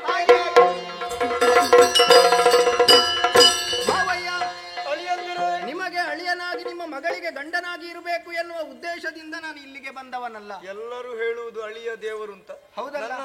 ನನ್ನ ಒಂದು ಬದುಕು ಧನ್ಯ ಆಯ್ತು. ದೇವರೇ ಅಳಿಯಾದದ್ದು. ಸಕಲರ ಸಂಕಟವನ್ನು ಪರಿಹಾರ ಮಾಡುವ ವೆಂಕಟರಮಣನಾಗಬೇಕೆನ್ನುವುದೇ ನನ್ನ ಮನದ ಆಸೆ. ಹಾಗಾದ ಕಾರಣ ಅದು ಮುಂದೆ ಕಾಣುತ್ತಿರುವಂತಹ 7 ಬೆಟ್ಟಗಳ ಮಧ್ಯದಲ್ಲಿ ತಿರು ಎನ್ನುವಂತಹ ಪ್ರದೇಶದಲ್ಲಿ ಶ್ರೀಪತಿಯಾದಂತಹ ನಾನು ನೆಲೆಯಾಗ್ತೇನೆ. ಕಾಲಾಂತರದಲ್ಲಿ ಆ ಕ್ಷೇತ್ರವು ತಿರುಪತಿ ಎನ್ನುವ ಹಾಗೆ ಲೋಕಪ್ರಸಿದ್ಧಿಯನ್ನು ಹೊಂದುತ್ತದೆ. ಮಾತ್ರವಲ್ಲ, ಈ ಕ್ಷೇತ್ರದಲ್ಲಿ ನೆಲೆಯಾಗುವುದಕ್ಕೆ ನನಗೆ ಜಾಗವನ್ನು ಕೊಟ್ಟವ ವರಾಹ ಸ್ವಾಮಿ. ಇನ್ನು ಮುಂದೆ ನನ್ನನ್ನು ಕಾಣುವುದಕ್ಕೆ ಬರುವಂತಹ ಭಕ್ತರು ಪ್ರಥಮವಾಗಿ ವರಾಹ ಸ್ವಾಮಿಗೆ ಕ್ಷೀರಾಭಿಷೇಕವನ್ನು ಅರ್ಪಿಸಿ ನನ್ನ ಬಳಿಗೆ ಬಂದ್ರೆ ಅವರದಾದಂತಹ ಪೂಜೆಯನ್ನು ನಾನು ಸ್ವೀಕರಿಸುತ್ತೇನೆ. ಬದಲಾಗಿ ಅವನನ್ನು ಕಾಣದೆ ನನ್ನ ಬಳಿಗೆ ಬಂದ್ರೆ ಅವರದಾದಂತಹ ಪೂಜೆಯನ್ನು ಸ್ವೀಕರಿಸುವುದಕ್ಕೆ ಸಾಧ್ಯವೇ ಇಲ್ಲ. ಶ್ರೀನಿವಾಸ, ಶ್ರೀ ಅಂದ್ರೆ ಲಕ್ಷ್ಮಿ, ಸಂಪತ್ತಿನ ಒಡತಿಯಾದಂತಹ ಲಕ್ಷ್ಮಿಗೆ ನನ್ನ ಹೃದಯದಲ್ಲಿ ಜಾಗವನ್ನು ಕೊಟ್ಟವ. ನಿವಾಸ ಅಂದ್ರೆ ಮನೆ. ಕೇವಲ ಚಿನ್ನ ಬೆಳ್ಳಿ ಇದ್ದ ತಕ್ಷಣ ಆತ ಶ್ರೀಮಂತನಾಗುವುದಿಲ್ಲ ಮಾವಯ್ಯ. ಯಾರಲ್ಲಿ ಹೃದಯ ಶ್ರೀಮಂತಿಕೆ ಎನ್ನುವುದಿದೆಯೋ ಅವರೆಲ್ಲ ಶ್ರೀನಿವಾಸರಾಗಿಯೇ ಇರ್ತಾರೆ. ಅವರು ಶ್ರೀನಿವಾಸರಾಗಿ ಹುಟ್ಟಿದ್ದಲ್ಲಿಗೆ ನಾನು ಶ್ರೀನಿವಾಸನಾದದ್ದಕ್ಕೆ ಸಾರ್ಥಕವಾಗ್ತದೆ. ಮಾತ್ರವಲ್ಲ, ನೂತನ ವಧುವರರು ಯಾವ ಕಾಲಕ್ಕೂ ಈ ಪರ್ವತವನ್ನು ಖಂಡಿತವಾಗಿ ಹತ್ತಬಾರದು. ಒಂದು ಶಾಸ್ತ್ರ ಉಂಟು, 6 ತಿಂಗಳ ಮೇಲೆ ಹೋಗಬಾರದು ಅಂತ. ಹೌದು, ಅದಕ್ಕಾಗಿ ನೂತನ ವಧುವರರಾದಂತಹ ನಾವು ಅಷ್ಟರ ತನಕ ಅಗಸ್ತ್ಯರ ಆಶ್ರಮದಲ್ಲಿ ಇದ್ದುಕೊಂಡು ವೇದ ಉಪನಿಷತ್ತುಗಳನ್ನೆಲ್ಲ ಕೇಳಿ ಆ ಬಳಿಕ ಪರ್ವತಾರೋಹಣ ಮಾಡುವವರೇ ಇದ್ದೇವೆ. ಅಷ್ಟೇ ಅಲ್ಲ, ಬಡತನ ಎನ್ನುವಂತಹ ಬೇಗುದಿಯಲ್ಲಿ ಇದ್ದ ಸಂದರ್ಭದಲ್ಲಿ ನನ್ನ ತಾಯಿಯಾದಂತಹ ಬಕುಳಾದೇವಿ ನನಗೆ ಅನವರತವು ಬಿದಿರಕ್ಕಿಯ ಊಟವನ್ನು ಮಾಡಿ ಬಡಿಸುತ್ತಿದ್ದಳು. ಅದುವೇ ಮುಂದೆ ಶಾಮಕನ್ನವಾಗಿ ಮಹಾಪ್ರಸಾದವಾಗಿ ನನ್ನ ಕ್ಷೇತ್ರದಲ್ಲಿ ಬರುವಂತಹ ಭಕ್ತರಿಗೆ ಒದಗಿ ಬರಲಿ. ಕಲಿಯುಗದ ಕಾಮಧೇನುವಾಗಿ ತಿರುಪತಿಯಲ್ಲಿ ನೆಲೆಯಾಗಿ ಸಕಲರ ಸಂಕಟವನ್ನು ಪರಿಹಾರ ಮಾಡುವ ವೆಂಕಟರಮಣನಾಗ್ತೇನೆ ಎಂಬಲ್ಲಿಗೆ ತಿರುಪತಿ ಕ್ಷೇತ್ರ ಮಹಾತ್ಮೆ ಎನ್ನುವಂತಹ ಪುಣ್ಯ ಕಥೆಯನ್ನು ಶ್ರದ್ಧಾ ಭಕ್ತಿಯಿಂದ ಹಾಡಿದ, ನೋಡಿದ, ಕೇಳಿದ ಮಾತ್ರವಲ್ಲ, ಈ ಕಥಾನಕದ ವೀಕ್ಷಕ, ವಿಮರ್ಶಕ, ಪ್ರೇಕ್ಷಕ ಬಂಧುವರ್ಗಕ್ಕೆ ನಾವು ನಂಬಿದಂತಹ ಜ್ಞಾನಶಕ್ತಿ ಶ್ರೀ ಸುಬ್ರಹ್ಮಣ್ಯ ಸ್ವಾಮಿ ಹಾಗೂ ದುರ್ಗಾಪರಮೇಶ್ವರಿ ಅಮ್ಮನವರು, ಮಹಾಗಣಪತಿ ದೇವರು ಆಯುಷ್ಯ, ಆರೋಗ್ಯ, ಭಾಗ್ಯಾದಿಗಳನ್ನು ಕರುಣಿಸಲಿ ಎಂಬ ಹಾಗೆ ದೇವರಲ್ಲಿ ಬೇಡಿಕೊಳ್ಳುತ್ತಾ ಕಥೆಗೆ ಮಂಗಳ ಹಾಡುವುದಕ್ಕಾಗಿ ಸಭ್ಯರಿಂದ ಅಪ್ಪಣೆ ಬೇಡೋಣ. ಕಲ್ಯಾಣಾದ್ಭುತಗಾತ್ರಾಯ ಕಾಮಿತಾದಾರದಾಯಿನೇ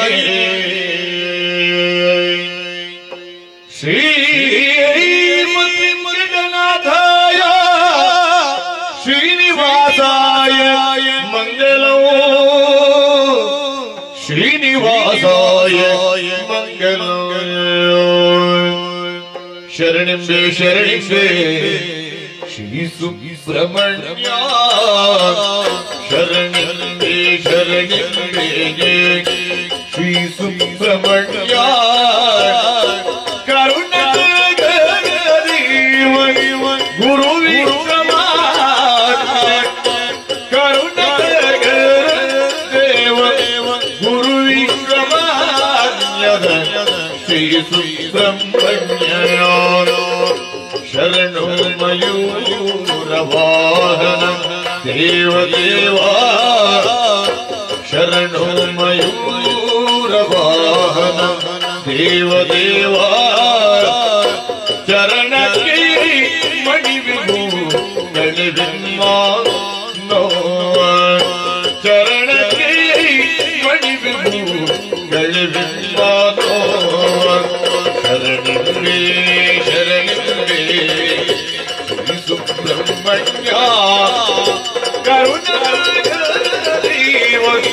ಗುರು ವಿಕ್ರಮಾನ್ಯ ಶ್ರೀ ಸುಬ್ರಹ್ಮಣ್ಯ ಸುಬ್ರಹ್ಮಣ್ಯ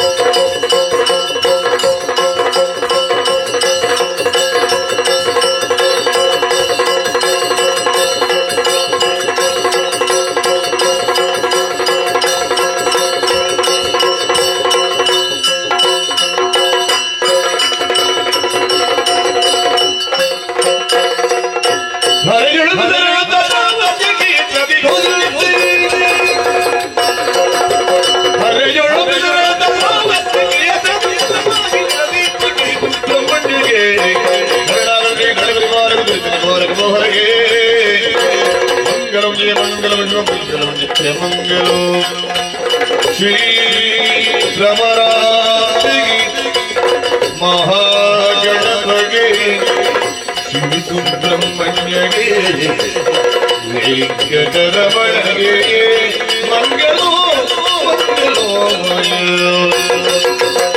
ಮಂಗಲ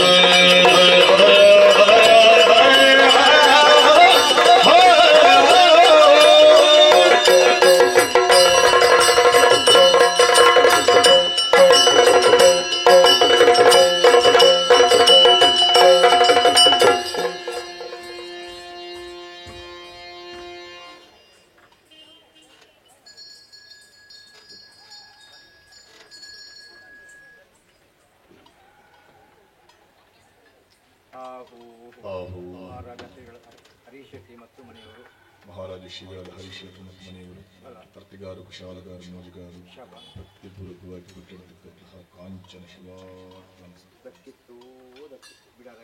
ಶ್ರೀದೇವ ಶ್ರೀದೇವ